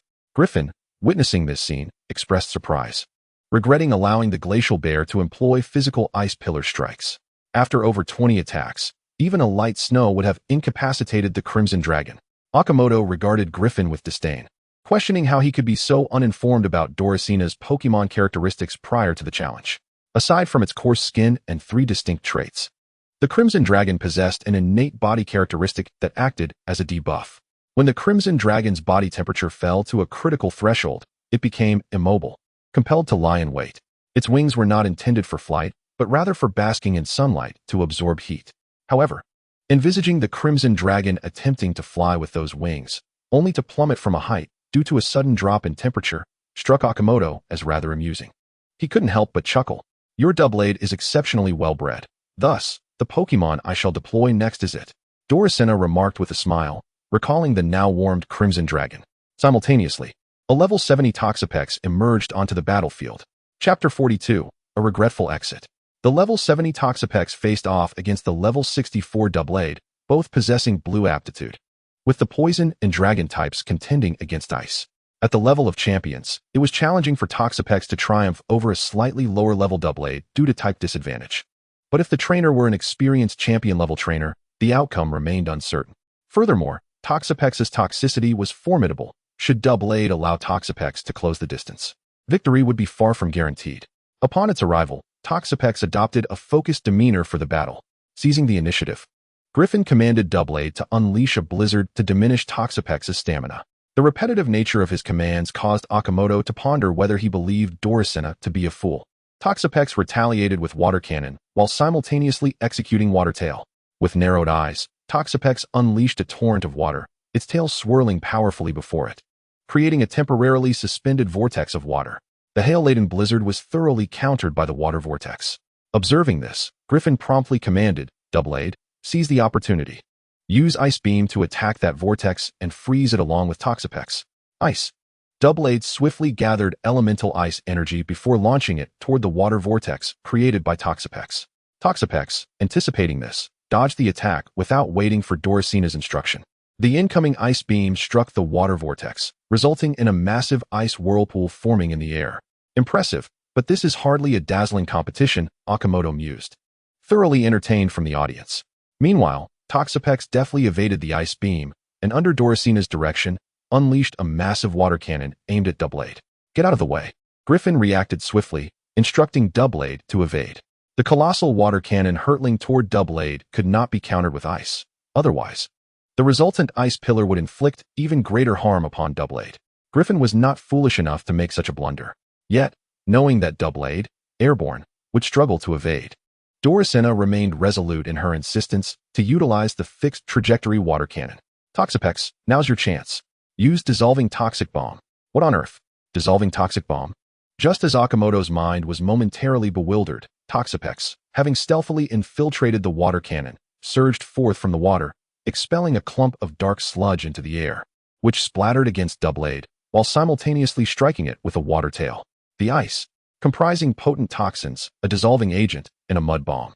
The dissolving toxic bomb unleashed a tremendous corrosive and toxic reaction upon hitting Doublade, causing it to enter a weakened state, compounded by a heavy water tail that sent it crashing to the ground. Oh dear, Akimoto's eyelids twitched involuntarily. This dissolving toxic bomb was indeed astonishing. Yet Doricina's combat strategy was rather ruthless. Doublade, are you all right? Griffin anxiously gazed at the unconscious Doublade on the ground, hesitant to touch it. Ultimately, Griffin gritted his teeth and recalled Doublade into its pokeball, addressing Doricina. Lady Doricina, I concede. I must hasten to treat Doublade. Doricina herself was taken aback by Toxapex's unexpected follow-up water tail, which inflicted such damage on Doublade. Originally, she had anticipated that the power of the dissolving toxic bomb would not be sufficient to cause significant harm, merely incapacitating Doublade. But who could have predicted Toxapex's instinctual strike? Now, Doublade's injuries could not be promptly healed by the Alliance's treatment facilities. It required care at the Pokémon Center 2 kilometers away, effectively robbing Griffin of his chance to challenge. Trainers wishing to challenge the elite must first pass the Champion's Path test, and they are granted only one opportunity per year. Otherwise, the elite would suffer a loss of dignity. With this opportunity lost, Griffin would have to wait another year. In truth, it would have been possible for the staff to deliver a double scoop of Dodo Ice for treatment. However, Griffin seemed to share a profound bond with this delightful dessert and insisted on personally carrying it for the healing process. With a sigh, Doricina expressed her sincere apologies. I am truly sorry. I had not anticipated that the toxical dragon would strike so fiercely. It is its nature, and I regret not having reminded it. Griffin bore no resentment towards Doricina or the toxical dragon. He merely bowed hurriedly in farewell. Lady Doricina, there is no need for your apologies. It is our own inadequacies that fall short. I hope to challenge you once more in the future. For now, I shall take the double scoop of Dodo Ice for treatment. Akiyama silently observed Griffin as he dashed out of the battlefield with the double scoop of Dodo Ice, feeling a twinge of sentiment. While Akiyama perceived some flaws in Griffin's command, he recognized that hindsight is always clearer from the sidelines. He held great admiration for Griffin, who was currently showcasing his prowess as a champion. Opportunity, strength, and perseverance had shaped Griffin, and his willingness to forego the rare opportunity of a yearly event for the sake of his Pokémon earned Akiyama's profound respect. The only disappointment was not witnessing Doricina unleash more Pokémon or display additional techniques. Nevertheless, learning about fusion techniques made the experience worthwhile. Each move is composed of a fixed proportion of elemental power, and when different moves are fused, it may lead to chaotic or negated elemental forces, resulting in the failure of the fused move or its potency being inferior to any of the individual moves. This could be a point of study for the future. Perhaps when trainers leave their Pokémon at a breeding center, simple fusion techniques could be taught, allowing for lucrative rewards upon their return. The primary operations of breeding centers can be categorized into several types. First, they accept Pokémon from trainers for care according to the trainer's specifications. This may involve teaching a specific skill, facilitating evolution, or enhancing the Pokémon's physical condition. This is the mainstream service offered by most breeding centers, charging based on the duration of care, with additional fees upon meeting specified requirements. Second, they breed Pokémon for the sale of eggs or juvenile Pokémon. Some ordinary breeding centers might only offer the first service or merely sell common Pokémon. Certain specialized centers, aiming to establish their brand, Meticulously breed a specific type of Pokémon with pronounced advantages, utilizing the breeder's expertise to selectively breed for stronger innate qualities or more aesthetically pleasing appearances. The resulting Pokémon eggs are sold, or further care is provided post-hatching, often garnering positive reviews from trainers. Once word spreads about their quality, business naturally flourishes. Akiyama currently intends to focus on the second breeding project since he still has 10 high-quality starter Pokémon awaiting collection. With careful nurturing, he need not worry about marketability. However, regarding finances, more is always better. One should seize every opportunity to earn. It is worth noting that in the world of Pokémon, if a trainer's Pokémon lays an egg while in a breeding center, the egg remains the property of the center, though trainers may purchase it if they wish. This can be somewhat disadvantageous for trainers, yet the cost of raising a pregnant Pokémon is quite high, and ultimately, the league designates the resulting eggs as belonging to the breeding center. Chapter 43, A Thief in the Home. This trip to the league not only allowed for the acquisition of necessary materials, but also provided the opportunity to witness an impressive battle, making the journey worthwhile. However, upon glancing at the time, Akiyama realized it was already past 7 in the evening and decided to return the following day. After all, he still had over 70,000 in his pocket. Staying a night at a hotel shouldn't be excessively costly, right? As it turned out, Akiyama was overly optimistic. When he arrived at a hotel near the league, he discovered that all standard rooms had been booked for long-term stays, with only the luxurious suites available at a staggering price of 100,000 per night. After fruitlessly wandering through all the hotels around the league, he found no vacancies for ordinary rooms. With no alternative, he resolved to seek refuge at the Pokémon Center instead. Thus, with an empty stomach, he jogged 2 kilometers to the Pokémon Center. "Hello, Nurse Joy. May I inquire if there are any rooms available for lodging?" Nurse Joy, busy at the front desk, looked up and replied, "I am truly sorry, but all rooms at the Pokémon Center are fully occupied." Huh. Akiyama felt deflated, akin to a deflating balloon. "All right, thank you, Nurse Joy." The southern region of the Kalos League is renowned as the Championess Road, and the surrounding forests teem with formidable Pokémon, making it perilous to camp outdoors. Yet, Akiyama found himself at an impasse. The Pokémon train runs daily from 7 in the morning until 7 in the evening, and he had just missed the last departure. With 2 Pokémon in tow, Akiyama ventured into a nearby forest. "Kyrulean, be careful and scout ahead for any potentially dangerous Pokémon so we can avoid them," he whispered to Kyrulean as they entered the woods. Kyrulean nodded and gracefully floated in front of Akiyama and Aksu. Do not inquire why he did not choose to camp in the urban area. Akiyama deemed it exceedingly foolish. After walking for a few minutes, he discovered a flat clearing about 500 meters from the Pokémon Center. "Phew, I'm exhausted. Finally, I can take a break." He hastily set up his tent, cooking utensils, and fire pit, collapsing onto the ground in fatigue. After resting for a while, Akiyama commenced preparing his delayed dinner. How absurd that a reputable Pokémon League boasts no affordable dining establishments, with meals only available in hotels. He rummaged through his pockets, sighed, and continued with his dinner preparations. Kyrulean and Aksu had already consumed their respective Pokémon food much earlier. Kyrulean sat meditating on the grass, while Aksu retreated into its Pokeball. Left alone, Akiyama savored his deliciously fragrant miso soup, contentedly burping. After finishing his soup, Akiyama felt the urge to relieve himself. As he rounded a large boulder, he unexpectedly stumbled upon a remarkably stout tree. What in the world? This tree has grown a bit excessively, hasn't he? He patted the sturdy trunk and then wandered off to tend to some flowers, returning to lean against this tree. Closing his eyes, he indulged in a comfortable doze. Suddenly, a small round hole appeared in the trunk, and a tiny figure darted out. It stealthily circled Akiyama's makeshift camp, swiped the snacks he had placed on the blanket, and dashed back into hiding, vanishing in the blink of an eye. After a short while, it re-emerged from the trunk, headed straight for Akiyama's camp. Repeating this act until all the food, desserts, and fruits he had laid out on the blanket were pilfered. Akiyama, who had been dozing against the tree, slowly opened his eyes, stretching luxuriously before rising to return to his camp. What? Akiyama's eyes widened in disbelief as he glanced at the meditating Kyrulean. What happened? Where has my food gone? Kyrulean looked perplexed. How should I know? Did you not see me meditating? Great. It seems we've encountered a thief. Akiyama lamented despondently. My beloved curry fish balls remain untouched, and here I am, oblivious to the theft. Suddenly, a hand rested on Akiyama's shoulder, accompanied by a peculiar sound. Hee. Who is it? Kyrulean, are you no longer meditating? Akiyama casually remarked as he tidied the utensils on the blanket. Moahaha. That hand once again patted Akiyama's shoulder. It was at this moment that Akiyama sensed something amiss. After all, Kiryurian was not one to emit such peculiar sounds. Slowly turning his head, Akiyama was taken aback to find a large, dark mass smeared across his face.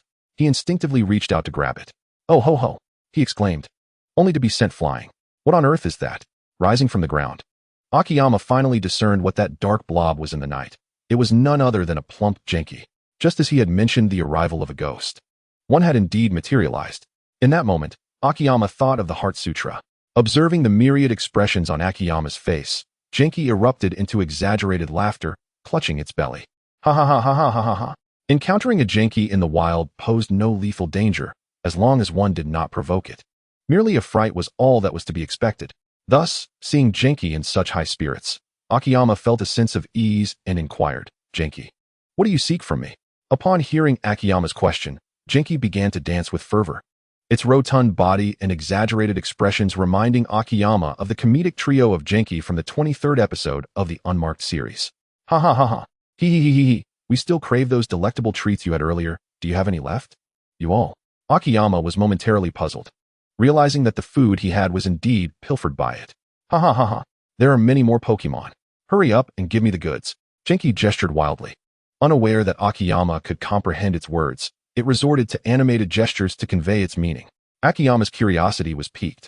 He had run out of supplies and would need to make more. "How about you guide me to your dwelling?" "Huh." Genki pondered for a moment before acquiescing. Ha ha ha. Kiryurian, who had awakened upon Genki's arrival, felt discomfort from its presence and refrained from intervening. Yet she sensed no malice from Genki towards Akiyama. Unfamiliar with Genki's strength, Akiyama had activated his scanning ability as soon as Genki appeared, discovering it to be a level 56 Genki of blue quality, which astonished him. Akiyama packed up his cooking utensils and turned to Kiryurian, asking, "Kiryurian, will you accompany us?" Genki, preoccupied with thoughts of delicious food, finally noticed the concealed presence of Kiryurian and couldn't help but be overtaken by excitement. Chapter 44, The Peach Blossom Spring. Ha ha ha ha. Genki leaned close to Akiyama's ear and whispered softly. Akiyama cast a peculiar glance at Genki, then at Kiryurian. "Are you certain?" "Ha ha ha." Genki rubbed its chubby hands together, chuckling gleefully. "Kiryurian, we are heading to Genki's abode. Will you join us?" Akiyama inquired. Kiryurian, uncertain of Akiyama's earlier odd expression, felt something was off, yet resolved to follow her trainer. After all, if Akiyama were to be drained of his essence, Lord Shirabi would surely blame her. Nodding, Kiryurian trailed behind Akiyama, while Genki floated ahead, leading the way. Due to Genki's near invisibility in the night, Akiyama had no choice but to keep close, though the air surrounding Genki was somewhat chilling. As they walked, Genki led Akiyama to the very spot where he had previously rested, beneath that towering tree. "You dwell within here?" Akiyama exclaimed in astonishment as he followed Genki's pointing finger, revealing that remarkably tall tree. "Ha ha ha." Genki nodded enthusiastically. "But how do we enter?" "Ha ha ha." Genki rubbed its hands together, placing a palm against the trunk of the tree, channeling a peculiar energy. Soon, a small black hole appeared in the center of the thick trunk, gradually expanding to a size sufficient for Genki to pass through. "Ha ha." Genki gestured toward the opening, then effortlessly glided inside. Akiyama gazed at the hole, feeling somewhat exasperated. "Come on, can you make it any larger? How am I supposed to fit? Am I meant to crawl in?" Ultimately, Akiyama managed to squeeze through the entrance, while Kiryurian gracefully floated in. Upon entering, Akiyama was awestruck by the sight that unfolded beyond the entrance. The tree, large enough to accommodate 5 people with arms linked, was merely a prelude to the vastness concealed within its trunk.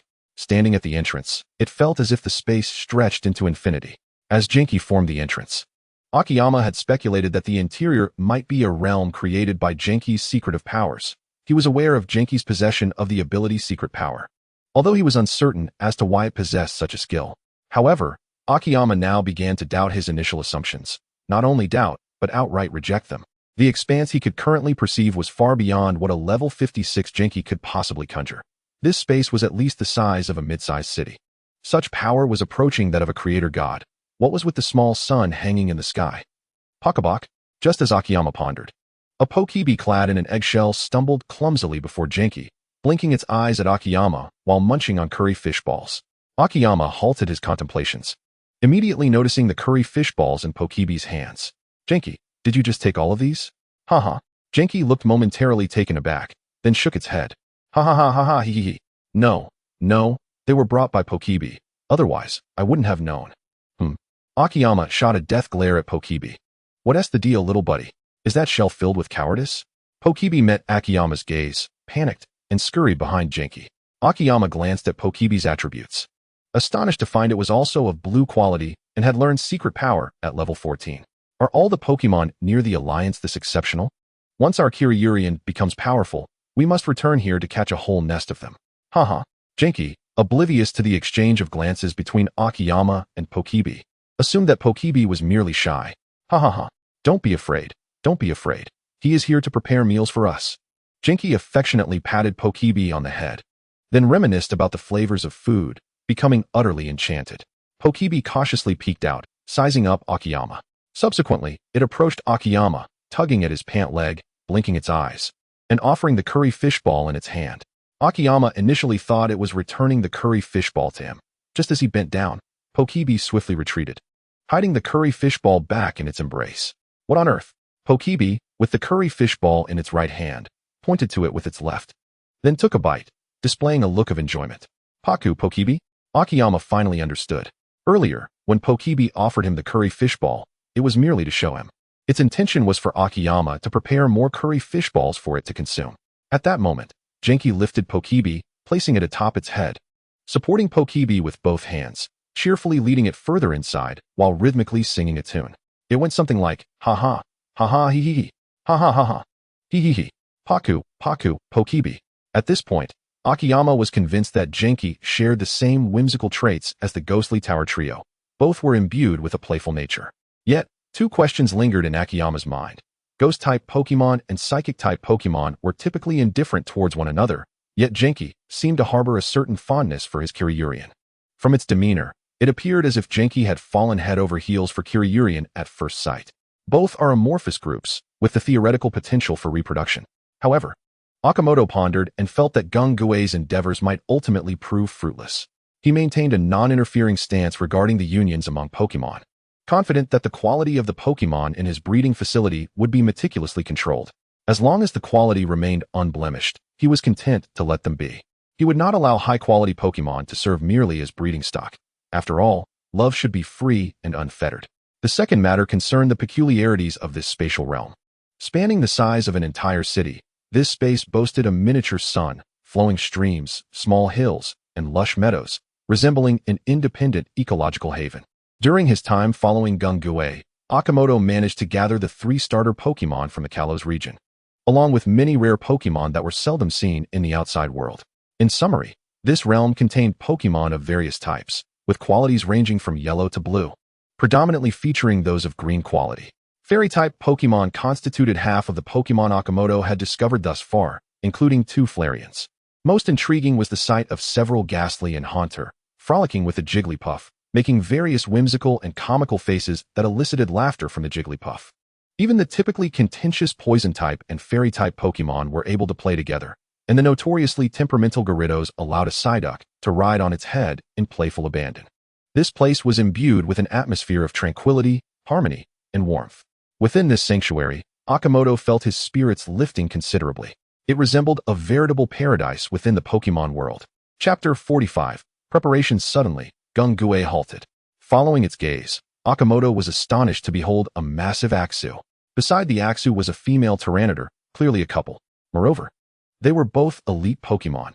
Axew at level 68 with blue quality, and Tyranitar at level 75 with purple quality. Akimoto marveled at this location. Not only rich in magical energy, but also home to numerous formidable Pokemon. Even if others were to discover this place, infiltrating it would not be a simple endeavor. At the very least, one would require a team of champion-level Pokemon. Along the way, Akimoto had encountered over 20 elite Pokemon and now witnessed the semi-divine Tyranitar in a stage of life evolution. He speculated that there might be more semi-divine beings here. Perhaps even champion-level Pokemon. Near the Axew and Tyranitar, 2 Fracture and a Bagon were gathered around an egg, a Bagon egg on the verge of hatching. Akimoto was inspired to release his own Fracture from its Pokeball. Fracture, why don't you go greet them? He prompted. Fracture hesitated, feeling timid. In its species, non-related Fracture were not permitted to intrude on others' territories. It's alright, look how friendly they are. The Pokemon here are all quite gentle. Akimoto encouraged, hoping to help Fracture overcome its psychological barriers through this mystical environment. Fracture approached the Aksu cautiously. Sensing the movement behind it, the Aksu turned, along with the Tyranitar and the two Fracture, to regard Akimoto's Fracture. I really ought to give Fracture a name. The Bagon curiously observed Akimoto's Fracture, then glanced at its own two Fracture brothers. Bagon, Bagon. As Fracture looked at the inquisitive Bagon before it, memories flooded back of when it was a Bagon itself, with its sister already a Fracture, always protecting it. Since hatching from its egg, Fracture had never seen its parents, having lived solely with its sister, who had eventually been captured by nefarious individuals, leaving an indelible pain in Fracture's heart. Noticing Fracture lost in thought, Bagon waved its small hands, bouncing in front of Fracture. Fracture, seeing the innocent Bagon, brought some relief to Fracture's troubled heart. Roar, roar. Tyranitar approached Fracture, inquiring with a deep voice. Fracture momentarily lost its train of thought, but eventually responded to Tyranitar. The two began conversing, though the distance made it difficult for Akimoto to hear clearly. He could only observe as Tyranitar led Fracture in waiting for the Bagon egg to hatch. It seemed they were getting along quite well. Let's continue on, Gungue, Akimoto said. Uha uha he. Gungue playfully carried a Piplup as they pressed forward.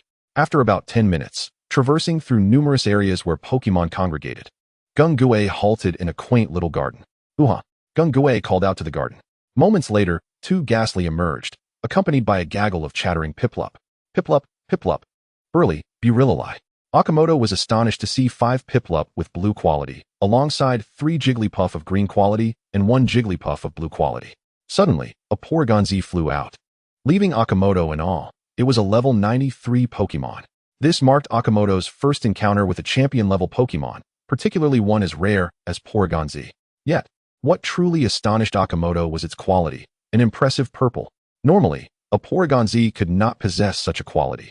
This one had evidently transcended its life stage, achieving not only purple quality but also champion status. Akimoto's intrigue regarding this spatial realm deepened. If the phenomenon surrounding Porygon-Z had no connection to this place, he would be utterly incredulous. A swarm of little creatures surrounded Akimoto and Gungue, chattering excitedly. Porygon-Z smiled amicably, fluttering to Akimoto's side. Porygon-Z, welcome, human. Would you be so kind as to create some more of that delicious food for us? Porygon-Z, known for sharing blessings and care, shunned conflict, preferring to nurture Pokemon and thrive in peaceful, tranquil environments. It often appeared in harmonious settings among humans, bestowing benefits upon them. Although Akimoto was uncertain of the truth behind this legend, he could not deny that Porygon-Z was indeed delightful. Its rotund body was enveloped in fluffy white fur, and when its wings were not extended, it resembled a large white egg adorned with triangular patterns. Altogether, it radiated an aura of incredible friendliness. Being near Porygon-Z only intensified the serene and harmonious feelings filling Akimoto's heart, prompting him to smile and say, "Of course. Right here, Porygon. Follow me." Receiving Akimoto's affirmative response, Porygon-Z joyfully led the way. The previous snacks brought by Piplup had been shared among the little ones, and Porygon-Z had only sampled a morsel, now reminiscing fondly. Thus, Porygon-Z led Akimoto to an open area adjacent to a small pond, slightly distanced from the garden. In the eager gaze of the adorable onlookers, Akimoto laid out his cooking tools and spread the ingredients on the ground atop a blanket. "Is there anyone who can assist me in washing these items?" Akimoto called out while chopping vegetables. "Bully, bully, bully."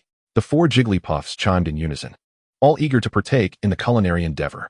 With a delightful collaboration, the quartet of Jigglypuffs diligently washed the necessary ingredients one by one. The Togepi, not wishing to be left out, scurried over to inquire what tasks they could undertake. Amused yet exasperated, Akimoto handed over the already spotless plates to the Togepi, allowing them to joyfully wash by the poolside. Chapter 46. Xerneas and Yveltal. The Togepi, with their round bellies, lay sprawled on the side, their little faces radiating adorable satisfaction. Yet the Jigglypuffs, seemingly insatiable, clamored to devour the remnants of food on the blanket. One particularly astute blue Jigglypuff climbed onto the cooking table, pointing at the iron pot and spatula while calling out, eager for Akimoto to teach it the art of cooking. Who would have thought that these petite pink creatures would possess such fervor for food? A smile crept onto Akimoto's face as he thought of his Chansey. "Bully, bully." A Jigglypuff clung to Akimoto's arm, swaying adorably. "All right, I'll teach you." Akimoto, unable to resist such charm, indulgently brushed aside the Jigglypuff's tiny hand and asked, "Which dish would you like to learn, bully?" The Jigglypuff tilted its head in thought, then cheerfully responded, bully bully. It promptly jumped off the table, scampering to the blanket, pointing at the curry fish balls, miso soup, cream puffs, and milk cake. Akimoto chuckled, you little glutton, how could you possibly learn all of that, bully? The Jigglypuff drew a large circle in the air with its tiny hands, then pointed to its own head, babbling animatedly. It then mimicked Akimoto's cooking actions, picking up a stick from the ground as a makeshift spatula and pretended to stir, thumping its chest as if to declare, I can do it. I believe you can. But I must leave shortly. Bully bully. The Jigglypuff began to panic, spinning in circles and flailing its tiny hands. Finally, it seemed to reach a decision, calling out to Akimoto while pointing at Sylvian, then at itself, and finally at Akimoto. Bully bully. Then I shall follow you like her. Upon hearing the Jigglypuff's plea, Akimoto felt a stir of temptation, yet he hesitated to acquiesce. In this realm, a wild Pokémon could easily overpower both him and Sylvian. He wondered whether taking the Jigglypuff away might breach some unspoken rule and incite the wrath of the local Pokémon. Bully? The Jigglypuff noticed Akimoto deep in thought, its eyes darting as if grasping his concerns. It then dashed off. Hey, where are you going? Akimoto snapped back to reality, watching curiously as the Jigglypuff bounded away. Shortly after, it returned, accompanied by a Togekiss that had been mingling nearby with Gengar and Mismagius. Togekiss, the Pokémon said, hovering before Akimoto with a curious expression. Togekiss, Togekiss? Human, I sense an aura within you akin to that of an adult. Adult? Akimoto replied, puzzled. Togekiss, Togekiss. The one who created this world, Xerneas. Noticing Akimoto's confusion, Togekiss elaborated. The Jigglypuff, upon hearing the name, clasped its hands together in admiration and chirped excitedly. Xerneas? I believe I have heard of it.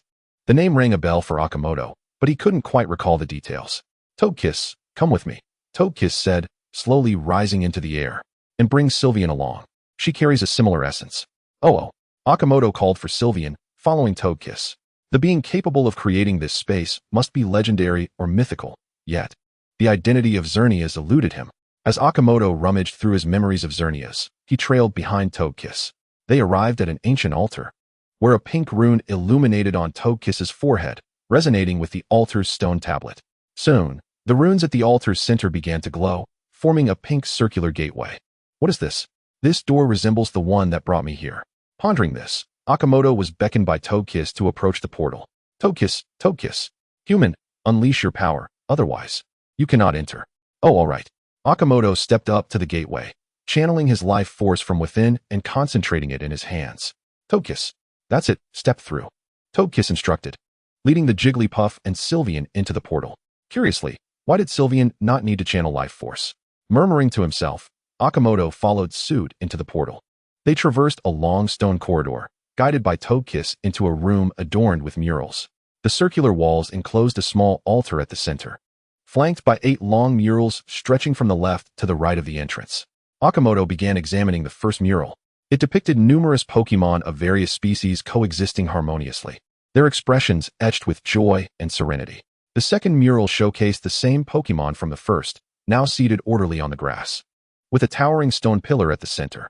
A blue-black stag-like Pokémon, adorned with 8 antlers of alternating colors, orange, red, purple, and blue, stood proudly. Suddenly, Akimoto recalled the information about Xerneas. It was a Pokémon endowed with the power to create life. The third mural revealed the Pokémon seated around the pillar, each exhibiting various degrees of transformation. Some had grown larger, others had evolved. They gazed upon Xerneas with reverence and admiration, akin to devoted followers. Upon reaching the fourth mural, Akimoto was taken aback. The restored blue Xerneas frolicked with a shiny Celebi in a lush forest, surrounded by blooming flowers and flourishing greenery. Previously, he had pondered whether Xerneas' life-giving abilities were linked to Celebi's restorative powers. It seemed he was correct. The fifth mural took a darker turn, depicting a Pokémon with enormous wings and a broad tail, its appendages ending in 5 fearsome claws, draped in red and black. Akimoto recognized it as Yveltal, one of the legendary Pokémon of Kalos. With its wings fully spread, it unleashed a devastating wave of dark energy, ravaging the once beautiful meadow. One by one, Pokémon were petrified, rendered to eternal slumber. Chapter 47. The Tale of the Origin. The sixth mural illustrated a fierce battle between Xerneas and Yveltal, each representing their respective dominions. Despite both being legendary, Xerneas' type advantage allowed it to gain the upper hand, ultimately wounding Yveltal and driving it from the land. Yet by then, Xerneas' home had been thoroughly devastated, and countless Pokémon had lost their lives, transformed into stone statues. In an effort to atone for the grievous consequences of a fleeting oversight, Xerneas resolved to expend all its strength to bestow life upon Pokémon once more, thereby sealing itself within a statue. The 7th mural depicts the arrival of Zygarde. As the custodian of order in Kalos, Zygarde had to unite its cells over time to achieve its complete form in order to confront Yveltal. Zygarde pursued Yveltal, sealing away its dark essence, and subsequently summoned Celebi. However, the information conveyed by the mural indicates that Celebi was unable to fully rescue Xerneas. It merely granted it a brief respite during which to arrange matters. The 8th mural, representing the conclusion of this tale, reveals that Xerneas assimilated Yveltal's dark essence into fairy-type power before departing from its original home in the southern region of Kalos. Celebi aided Xerneas in establishing a new realm within a tree, while Zygarde, burdened by guilt for the consequences Xerneas faced due to its delayed arrival, created land and waterways within this space. Celebi nurtured a variety of flora upon the land, and Xerneas, expending its last vestiges of strength, fashioned miniature suns and moons for this realm, ultimately sealing itself within an altar. In truth, merely gazing at these murals would not yield such intricate information.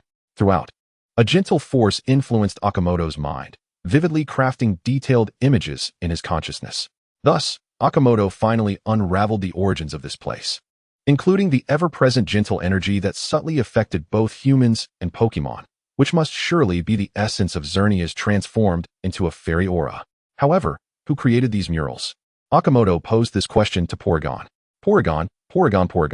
Under Porygon's elucidation, Akimoto ultimately grasped the entirety of the situation. The narrative unfolds as illustrated in the 8 murals. After the creation of this world, the initial Pokémon that followed Xerneas from its homeland settled here. Prior to this, there existed a remarkably powerful Porygon, which represented Xerneas among Pokémon, inheriting the last remnants of its power to safeguard this realm. This Porygon is none other than the grandfather of the Porygon Akimoto now beholds. Akimoto speculated that this Porygon might have attained a divine level of existence. After all, Xerneas is among the most powerful of deities, and having absorbed Xerneas' residual strength, Porygon has likely evolved into a deity of sorts. It is no wonder that the Porygon Akimoto encountered possesses a purple aptitude, being a descendant of a divine being. Another surprising revelation is that Xerneas' original homeland was indeed the southern region of Kalos, specifically around the town of Shisanya. This explains why Shisanya exudes a tranquil and harmonious power, earning its reputation as a hopeful place of beginnings. Yet, why would Porygon wish to show him these things? Noticing the look of confusion in Akimoto's eyes, Porygon gently set down Jigglypuff and led Akimoto to the small altar. Porygon. Before being sealed, Xerneas left a prophecy, stating to my grandfather that his second-generation descendant would encounter a human possessing powers akin to those of the Great One. Porygon, initially, I was uncertain if you were the one foretold, until just now, when I discerned the power emanating from you. Porygon, you possess a power akin to that of the Great One, yet at a higher level. This power could liberate the Great One from its seal. At this, Porygon paused, displaying a beseeching expression. Porygon, I implore you to assist us. Rescuing the great Xerneas is the cherished wish of the Pokémon from our origin place. I would certainly be willing to help you, Akimoto replied, glancing at the small altar. But how should I proceed? Porygon gazed gratefully at Akimoto, and once more, pink runes illuminated its forehead, causing numerous symbols within the altar to respond in kind. As Porygon activated the altar, a long-forgotten voice resonated in Akimoto's mind. Ding! Hidden task initiated. Rescue the sealed Xerneas. Completing this task will render most abilities of life force dormant, leaving only the capacity for psychic perception. What? Akimoto widened his eyes in surprise. The system had not appeared until now, and when it finally did, it was utterly shocking. The typically useless system had not only failed to provide assistance, but now threatened to render Akimoto's very life force nearly obsolete. Who could accept such a proposition? Please allow me to finish speaking. Go on, please. Successful task reward. All fairy-type Pokémon present will have their aptitudes elevated by 1 level, and the host will receive a boon from Xerneas. What? All fairy-type Pokémon present will have their aptitudes elevated by 1 level? Akimoto was momentarily bewildered. It seemed that he stood to gain little from this, as only Kirlia among the 3 fairy types present belonged to him. Yet, if Porygon already possessed a purple aptitude. Completing the task might allow him to witness not only the resurrection of a divine being, but also the birth of a new one. What, pray tell, was this boon from Xerneas? The final reward appeared to be directed at him, yet it provided no clarification. Who could know what it entailed? What if, upon rescuing Xerneas, it merely expressed verbal gratitude? He certainly could not dare to ask for something in return. I do not know either. It depends on its disposition. Oh, yet another exasperating response. Could you possibly provide some definitive information? Something reliable? Akimoto sighed in frustration. Assisting them was undoubtedly his intent, having already promised Porygon. He shuddered to think of the dire consequences of reneging. Moreover, he felt a personal obligation to aid Xerneas, as it was inextricably linked to the realm of divine beings. Although he had already received Arceus's recognition, he remained uncertain of the precise nature of that acknowledgement. The abilities of life force will merely be dormant, not extinguished. Upon acquiring a higher-level life core, they may be reactivated. The system fell silent for a moment before providing this reassuring clarification. Chapter 48. The Liberation of Xerneas. Just as Akimoto conversed with the system, a significant transformation occurred within the altar. As Porygon activated it, the 4 stone pillars surrounding the altar gradually sank, and a statue of Xerneas began to rise. Enveloped in a mysterious and sacred light, the statue of Xerneas inspired a sense of reverence in Porygon's gaze. Was this truly Xerneas?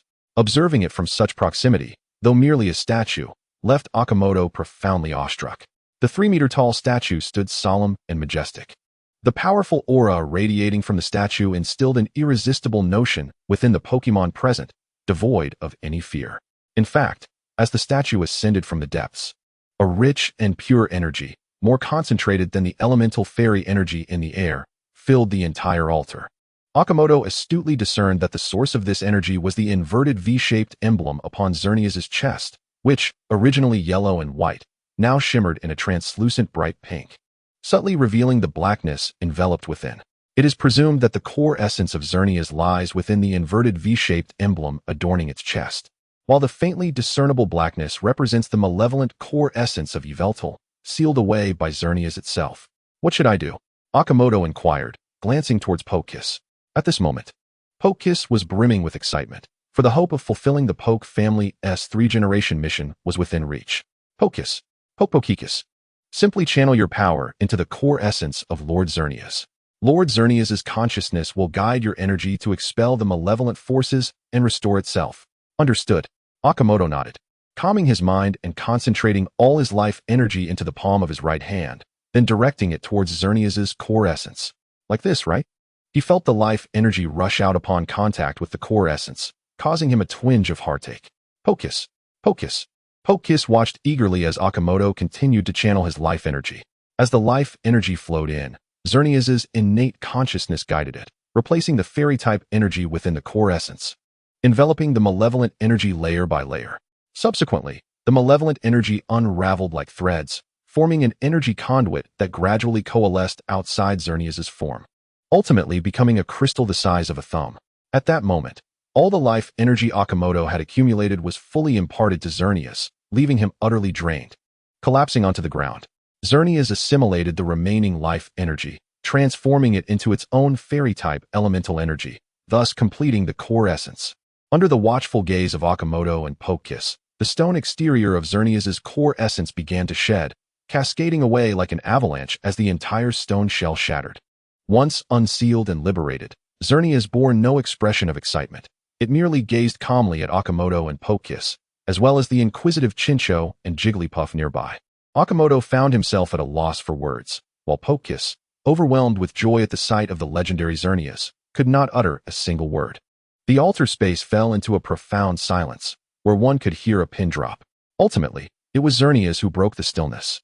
Its voice resonated directly in the minds of the present individuals and 3 Pokémon, while pure fairy-type energy enveloped Akimoto and his companions. What is your name?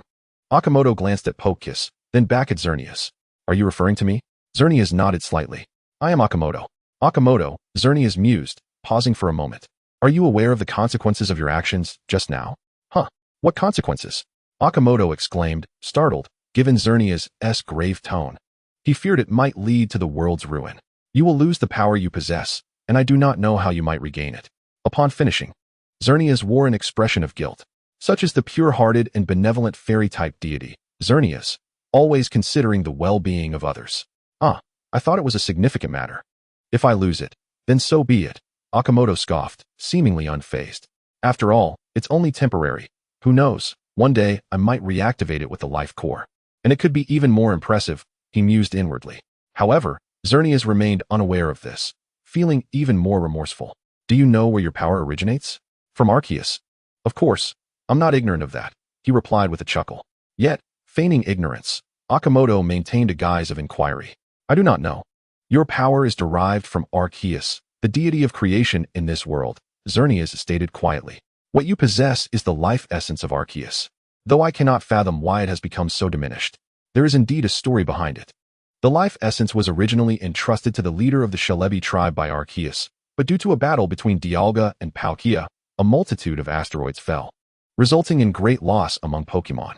The Celebi leader witnessed this calamity firsthand.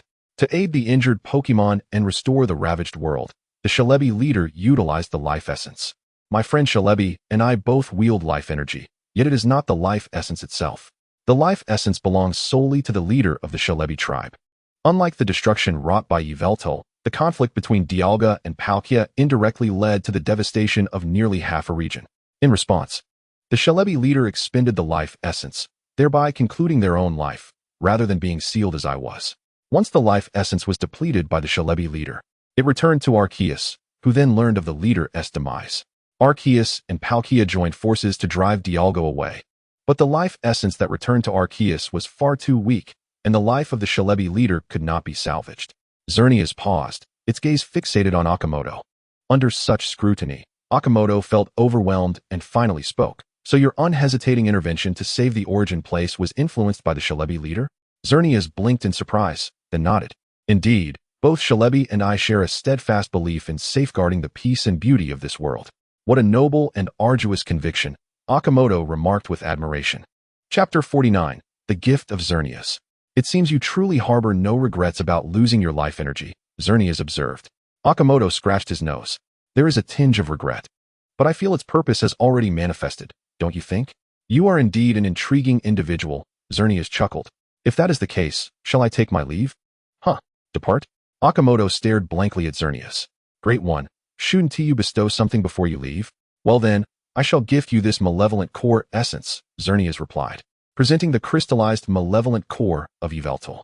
This core possesses the ability to enhance the talents of malevolent Pokémon. How to utilize it is up to you. Akimoto carefully accepted the core crystal, expressing his gratitude. But what if this malevolent core crystal creates a second Yveltal? Hearing Akimoto's concern, Xerneas couldn't help but chuckle. The majority of Yveltal's core energy has already been assimilated by me. This core crystal lacks the power to facilitate the emergence of a second Yveltal. Moreover, I have another item to present to you. As it spoke, Xerneas conjured another crystal, a mesmerizing blend of emerald green and shimmering pink, and handed it to Akimoto. As compensation for your lost life energy, this is a portion of my life energy and fairy essence. The specific abilities it holds, you shall explore for yourself. Oh, thank you very much, Xerneas. Akimoto beamed as he accepted the crystal, expressing his gratitude once more. There is no need. You are the one who has saved me, Xerneas replied. Subsequently, Xerneas ceased conversing with Akimoto and shifted its gaze towards Pokékiss. Upon noticing Xerneas' attention directed at him, Pokékiss, filled with excitement and reverence, exclaimed, Lord Xerneas. Ah, Xerneas sighed. I thank the Poke clan for safeguarding the origin place on my behalf. Your efforts are appreciated. It is our duty and belief, my lord, Pokékiss promptly replied. Xerneas fell silent, instead channeling a pure and immense source of primal energy from its core to envelop the body of Togekiss. Cocooned in the rich essence of fairy-type energy, Togekiss comfortably shut its eyes, transforming into a pink luminescent chrysalis. And what about you, Jigglypuff? You shall join as well. Xerneas turned its gaze towards the dazed Jigglypuff, wrapping it in a similar, albeit lesser, pure essence of fairy energy. Puff. Jigglypuff, too, found itself unable to resist letting out a sound before gradually drifting into slumber. What is this? A primal sauna? Akimoto pondered, observing Togekiss and Jigglypuff. This is the reward for enhancing their potential. What do you mean? Why is the reward for the task you issued being dispensed by Xerneas? The system's functionality is still incomplete. Please do not concern yourself with such details. Issuing tasks merely aids the host in making more informed choices. Akimoto was flabbergasted. How can I not concern myself with these details? When will your functionality be perfected? Why is my system nothing more than a useless piece of junk? The system, aware of its shortcomings, refrained from engaging in further debate with Akimoto, opting instead to use a watery escape technique to vanish quietly. At that moment, Xerneas once again turned to Chasebin and inquired, Chasebin, are you the messenger of Celebi? Indeed. Chasebin replied respectfully. Such an exalted deity could only be treated with casual familiarity by Akimoto. Where do you hail from?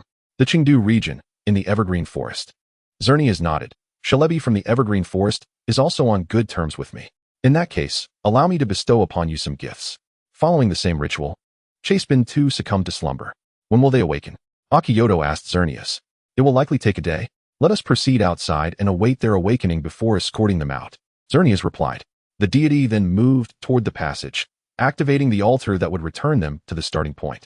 Akimoto followed Xerneas, standing atop the altar as they awaited the opening of the light gate. Upon passing through the gate, Akimoto and Xerneas reappeared in the starting area.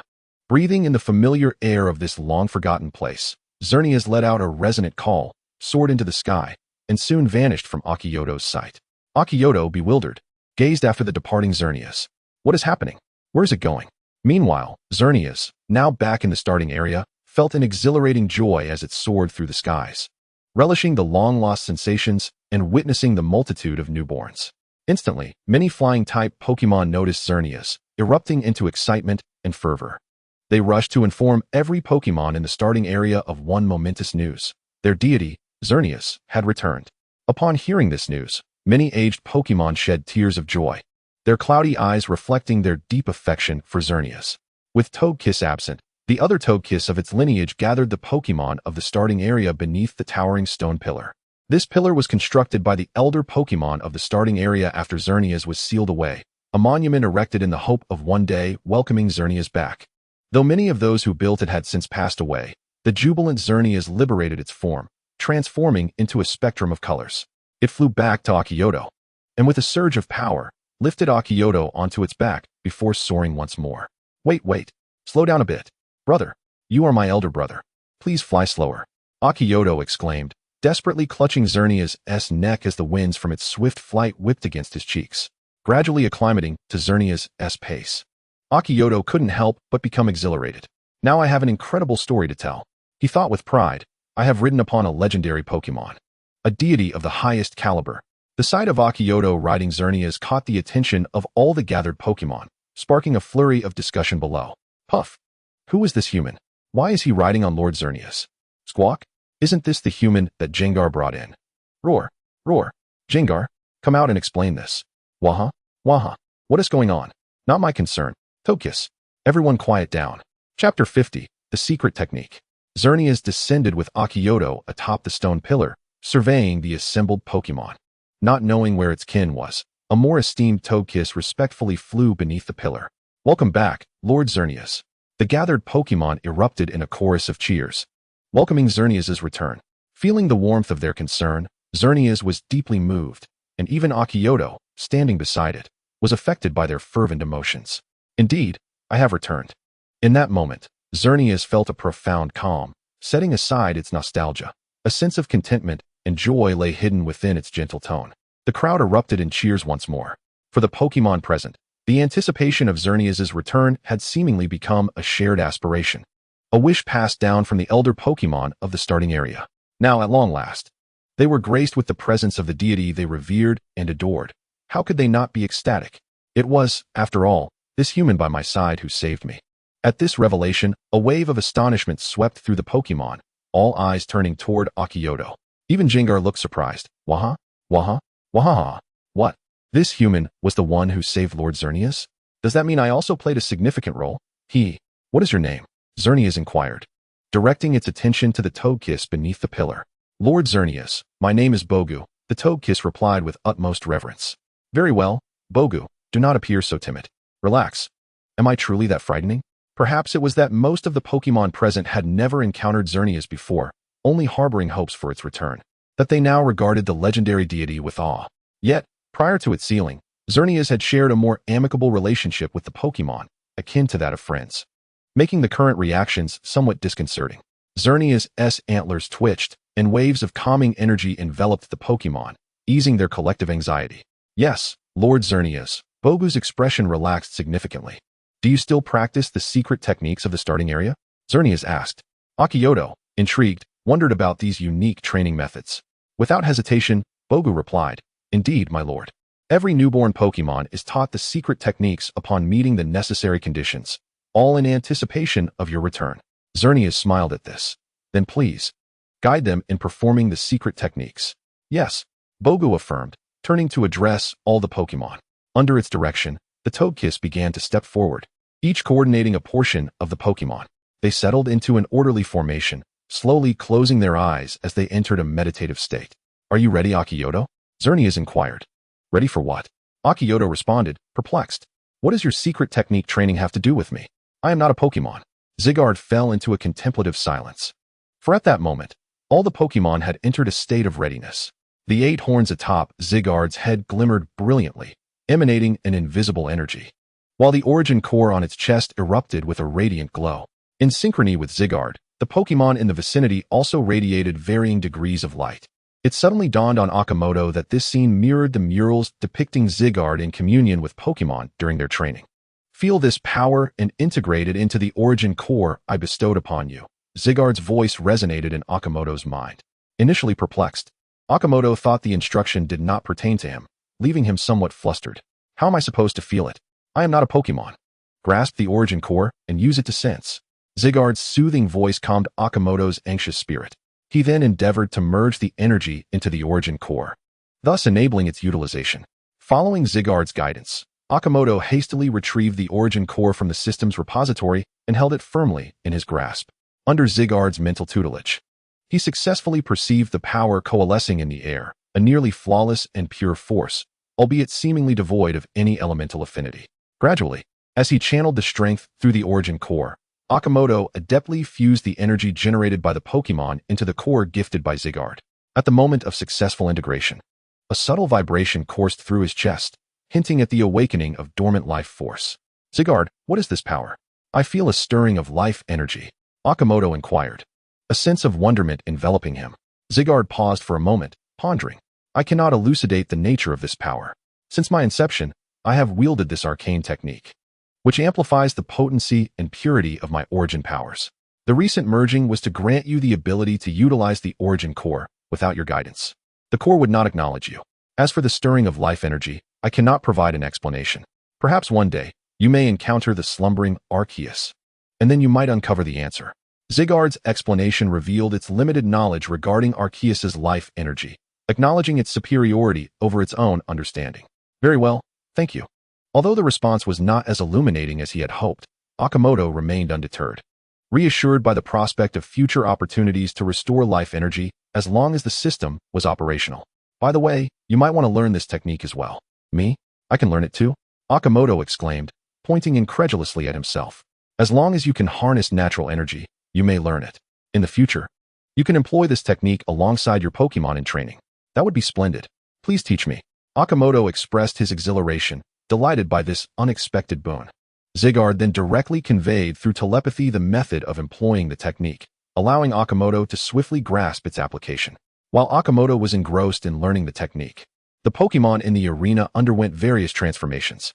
The Zygarde's emissary, the Bak family, saw many of the younger Baklings successfully evolve into Bakaku during this training session, while the already evolved Bakaku grew even more robust and striking. Notably, Gengar, who had accompanied Akimoto, was now basking in the energy feedback from Zygarde, having noticeably bulked up. Chapter 51. Why is your face as red as a peach? After mastering Zygarde's technique, Akimoto realized that the welcoming ceremony for Zygarde's return was drawing to a close. At Zygarde's behest, the gathered Pokémon were dismissed. Subsequently, Zygarde encouraged Akimoto to explore the origin place at his leisure while it ventured forth to seek out Xerneas. However, before departing, Akimoto pleaded, "Could you kindly set me down?" He gazed despairingly at the receding Zygarde, and then at the ground far below. It's over 30 meters high. I'm no rookie. A fall from this height could be fatal. Ultimately, Akimoto spotted Gengar in the distance, calling out to it in desperation to assist him in descending safely.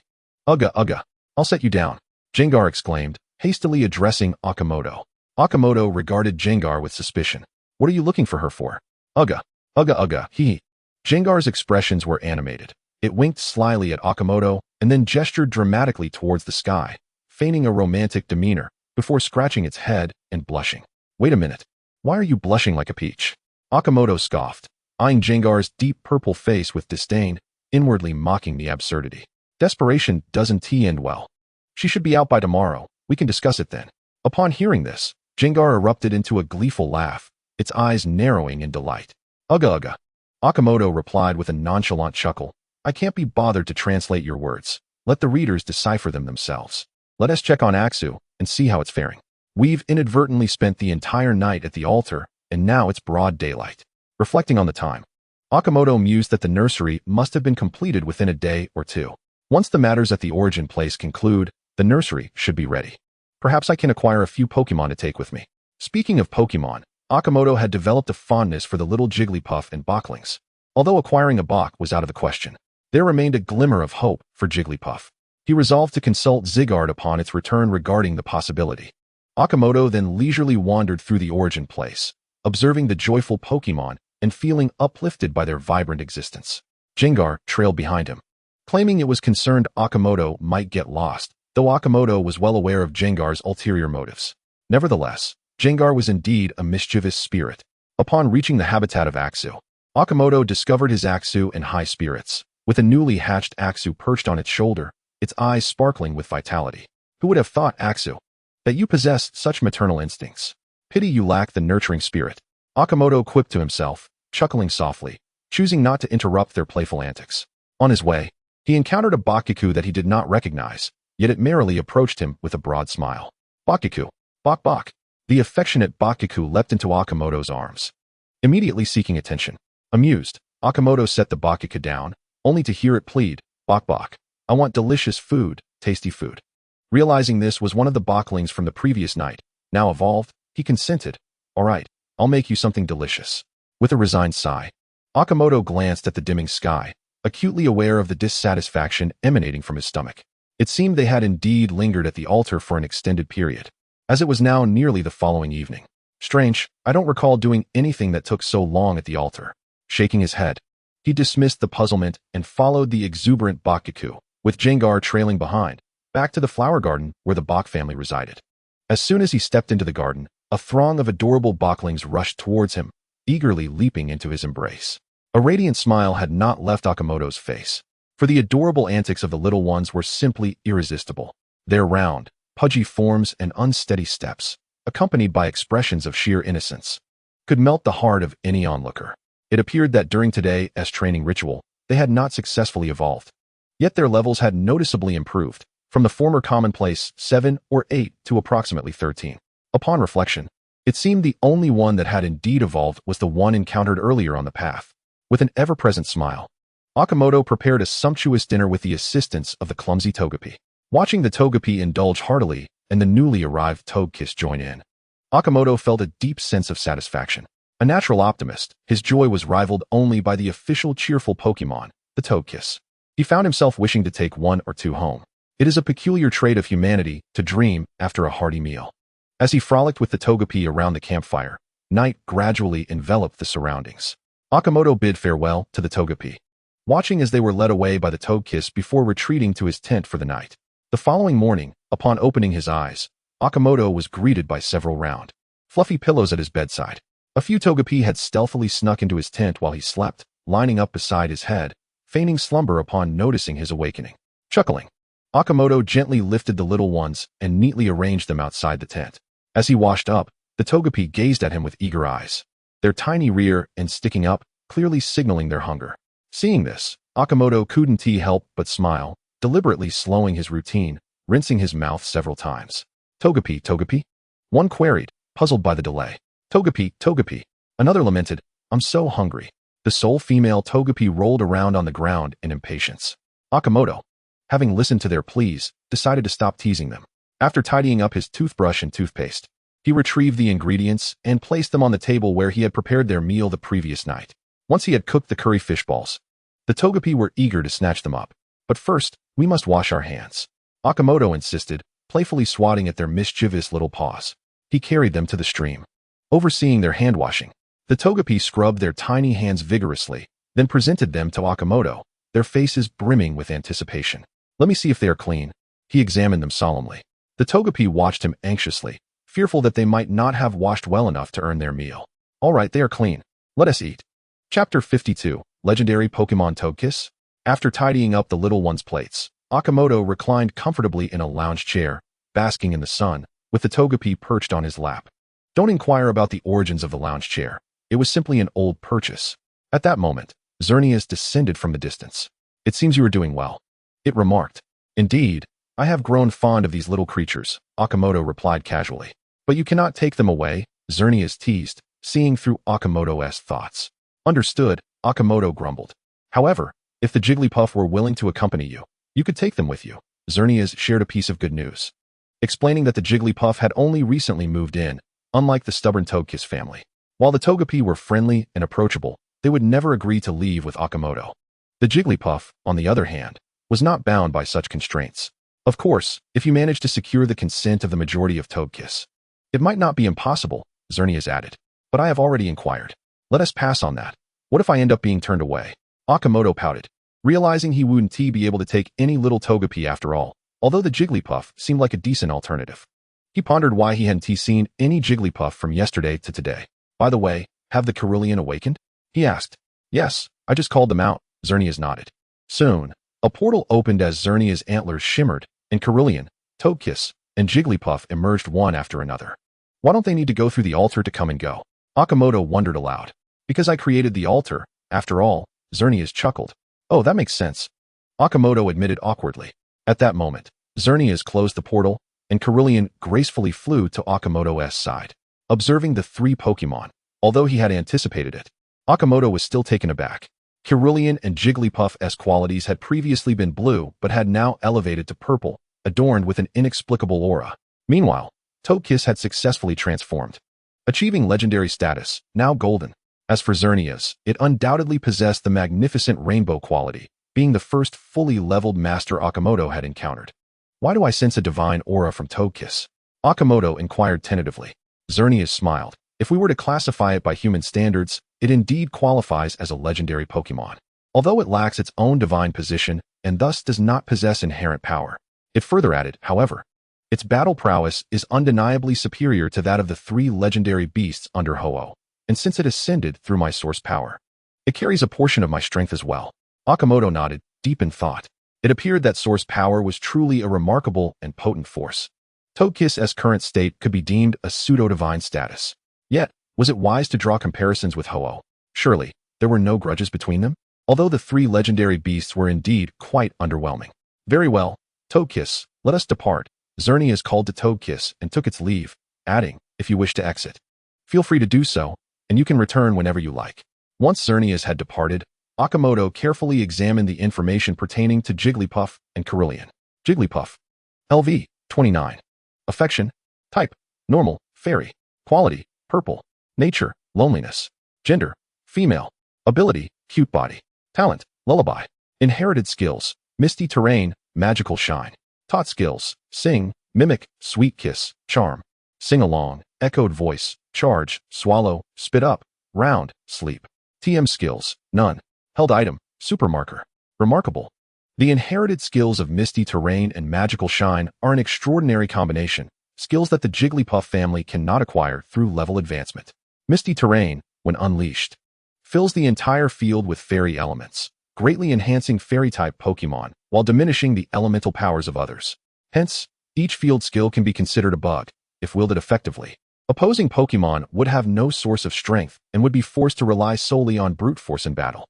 However, if they choose to avoid close combat, it could spell disaster. Magical Shine is also a practical and powerful skill, one of the few offensive moves within the fairy type. In light of this, Jigglypuff's innate talent is indeed astonishing. Yet, a significant conundrum puzzled Akimoto and Cerulean. Despite Cerulean having reached level 30 prior, it had not triggered its evolution. At that moment, Akimoto speculated that reaching level 30 might not be sufficient for Cerulean to evolve, yet now Cerulean had already attained level 35. Cerulean, do you have any idea what is happening to you? Cerulean appeared quite perplexed, examining its own body. After a while, Kairurian shook its head helplessly and let out a dejected cry. Kairu. Witnessing Kairurian's sorrowful demeanor, Akimoto felt a pang of sympathy and quickly reassured, "It's all right. This is not your fault. I will find a solution." Anxiously calling out to the system in his mind, Akimoto sought to inquire if there was any way to assist. "System, come out, come out." "Ding. What can I assist the host with? Why hasn't Kairurian evolved yet, even at level 35? Could there be an issue?" Akimoto asked urgently. "Ding. Scanning Kairurian. No abnormalities detected. Upon examination, Kairurian currently lacks sufficient energy to evolve." Insufficient energy? Akimoto was bewildered. But its potential is exceptional, and now it even possesses purple aptitude. How could it possibly lack energy at level 35? The life force possessed by Kairurian consumes a considerable amount of energy, leaving insufficient energy to support evolution. Then how can we resolve this? Simply locating a method to replenish Kairurian's energy will fulfill the conditions for evolution. The secret technique of Xerneas can accomplish this. "Thank you, system," Akimoto expressed with gratitude. However, after providing the answer, the system vanished, leaving Akimoto feeling as though he had thanked thin air. "Why must you be so temperamental, oh system?" Akimoto then turned excitedly to Kairurian. "I have discovered a method. However, it requires you to learn a secret technique, and then you will be able to evolve." Kairu. Kairurian also struggled to contain its excitement. Just as Akimoto prepared to teach the secret technique to Kairurian, Gengar flew over, panting heavily, and abruptly positioned itself between Kairurian and Akimoto. "Uha. I can do it too. I'll teach you." Chapter 53. The Courtship Journey of the Lick Ghost. Akimoto shot Gengar a bemused glance before turning back to Kairurian.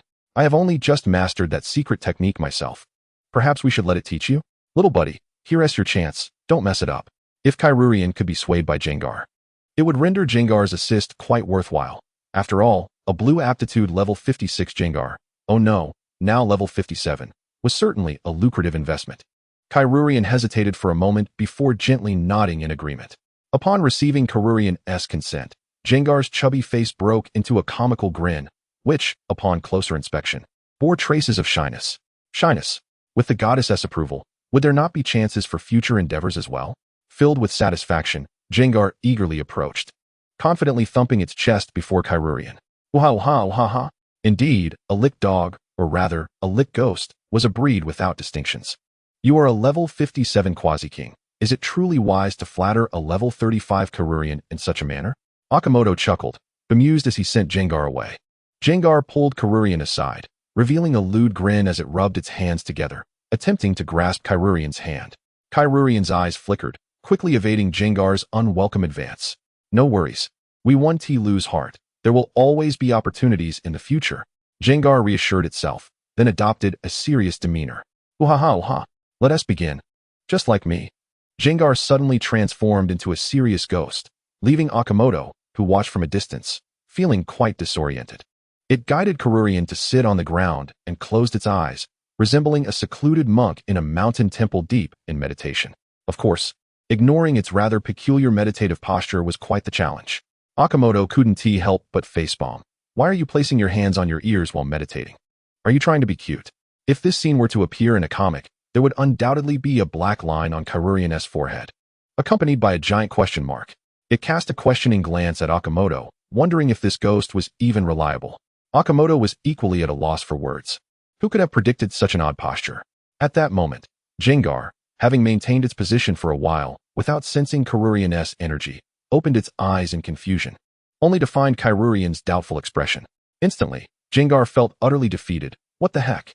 I'm putting in so much effort, and this is how you respond." Gengar hurriedly explained to Kairurian. Uha. No, just sitting down and meditating is enough. Can you do that?" Seeing Kairurian still wearing a skeptical look, Gengar began to spin in place, muttering nonsensically. Akimoto watched with great amusement, casually reclining and holding Jigglypuff while enjoying the spectacle. Noticing Gengar's repeated assurances, Kairurian hesitated but ultimately chose to trust it, sitting down on the ground to begin meditating. It should be reliable, right? Surely someone with such strength wouldn't be foolish? If Gengar could comprehend the thoughts swirling in Kairurian's mind at this moment, it would likely break down in tears. The little one felt burdened, yet remained silent, retaliating with a wave of affectionate flattery. As Kairurian entered a meditative state, Gengar beamed with delight, promptly arranging itself into a meditation posture. However, Its demeanor appeared more endearing than meditative. Pori. Jigglypuff blinked its large eyes curiously, inquiring, "What are they doing?" "They are learning Xerneas's secret technique." "Can little Jigglypuff do that?" Akimoto affectionately scratched Jigglypuff's curly hair, realizing that while petting cats was enjoyable, nothing compared to the experience of cuddling Jigglypuff. Regrettably, only he could indulge in such pleasures on this entire planet. Pori. I can do it too. I'm very capable. Yes, you are the best. With a cheerful heart, Akimoto produced a few sleepy dumplings and the fragrant fruit juice he had prepared the previous night for Jigglypuff. Jigglypuff happily squinted its eyes, retracting its hand that had been reaching for its own microphone, accepting the juice and dumplings offered by Akimoto. Unbeknownst to him, this seemingly insignificant gesture of sharing snacks had averted an impending disaster. Pori. But why let Uncle Jengar teach? I can do it too. Well, Akimoto chuckled. It's all about fostering adult beauty. Oh wait, I mean ghostly beauty, ha. Pori. Jigglypuff's small head was filled with perplexity, observing Jigglypuff's expression. Akimoto burst into laughter. However, soon he felt a pang of discomfort. Even ghosts had romantic pursuits, while he remained yet to encounter a favored maiden. Mainly, since arriving in the world of Pokémon, Akimoto's standards had been elevated. It was inevitable. Every woman he encountered on the street, provided they weren't genetically altered by Arceus, was generally a beauty. Thus, Akimoto became increasingly selective, seeking a fairy who could stand out amongst beauties with modest criteria. Merely resembling Zhonglia would suffice. Wait, hold on. Why am I even mentioning that girl Zhonglia? He quickly shook his head, dismissing such thoughts, and turned his attention back to Jengar and Kairurian. At this moment, Kairurian and Jengar, having entered a meditative state, sensed the energy flowing between them. At this juncture, Jengar's quasi-king prowess became apparent. It utilized its vast mental strength to guide Kairurian through the secret technique's cultivation, ensuring a remarkably smooth process. Kairurian, not one to be outdone, seized the opportunity, learning the technique with minimal effort, far less time than Akimoto had taken when taught by Xerneas. It can only be said that humanity is rather ill-suited to the pursuit of Pokémon knowledge. In any case, I am not foolish, Akimoto silently reassured himself. Subsequently, Chikorita rose gracefully, expressing her gratitude to Jengar in a gentle tone. Wooha, hee. Overjoyed by the goddess's thanks, Jengar was utterly elated. Resembling a simpleton, Chikorita fluttered back to Akimoto's side, her gaze towards him brimming with unspoken anticipation. However, she was destined to be disappointed for the time being, as Akimoto, in his naivete, had yet to master the secret techniques and would need to seek assistance from Xerneas later.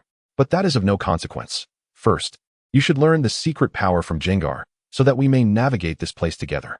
Unable to withstand Chikorita's forlorn gaze, Akimoto hastily shifted the topic to Jengar. Upon hearing Akimoto's words, Jengar appeared enlightened and cast a grateful glance at Akimoto before scuttling back to Chikorita's side. Take it slow with the teaching, little buddy. How can you win her over like this? Akimoto mused silently. Chapter 54, The Combat Power of the Pink Demon. This time, Jengar cherished the opportunity to be with the goddess even more, teaching with remarkable attentiveness, thus prolonging the duration of their lesson. After all, Xerneas' secret techniques could be learned by all Pokémon and were not overly difficult. However, mastering the secret power was contingent upon innate talent. Even with Chikorita's high aptitude, it took her over 2 hours under Jengar's patient tutelage to initially grasp the secret power. Once Chikorita had learned it, her gaze towards Jengar softened considerably, and her tone became much gentler. This made Jengar exceedingly excited, as a beaming smile remained plastered on his face, following Chikorita like a lovesick fool. Akimoto gathered his reclining chair and perched Jigglypuff on his shoulder as he headed to the residence of the Porygon family. The little Porygons had already returned with Porygon Z, and Xerneas should be there as well. Once he found Xerneas, he would ask for assistance to replenish Chikorita's energy and inquire about the purpose of the core he had received. After a whole day of study, he still could not figure out how to utilize the core. Upon arriving at the flower bed of the Porygon residence, Akimoto immediately spotted the towering Xerneas, upon whose back several small Porygons were joyfully frolicking. Upon seeing Akimoto, the little Porygons eagerly leaped down from Xerneas' back and rushed towards him excitedly. Pori. The little ones surrounded Akimoto, chattering and acting adorably, which made Jigglypuff feel a pang of jealousy. Seizing the moment, Jigglypuff swiftly kicked one of the Porygons that was clinging to Akimoto's collar, sending it tumbling to the ground, where it rolled twice before struggling to get back up, its eyes wide with indignation as it glared at Jigglypuff. Naturally, Jigglypuff did not back down, feeling wronged as the Porygon had dared to compete for her man's attention. In their stare-off, Jigglypuff firmly held her ground against the Porygon. Yet, the little Porygon had a numerical advantage, and with the help of its companions. One of them sprang into the air and collided with Jigglypuff, knocking her off Akimoto's shoulder with a thud. Puff! Jigglypuff, incensed, retaliated by pulling out a supermarker and, with lightning speed, drew comical doodles on the faces of the Porygons. The name Pink Demon was not to be taken lightly. The four little Porygons were left dumbfounded, soon bursting into plaintive cries. Akimoto had merely been standing by, watching their antics, but upon seeing the situation escalate, he quickly scooped up Jigglypuff and pretended to scold her. Don't bully others, all right? Look at how they're about to cry. Puff, puff, puff. What do you mean I bullied them? Did you not see that they ganged up on me? Jigglypuff retorted, feeling equally aggrieved. All right, none of you are at fault. It's all my fault, Akimoto said with a wry smile, scratching Jigglypuff's head to comfort her. He then took the four little Porygons to the creek to wash their flower-like faces clean. Xerneas stood nearby, watching them play, bemused, for it was not a true quarrel, and they appeared quite joyful.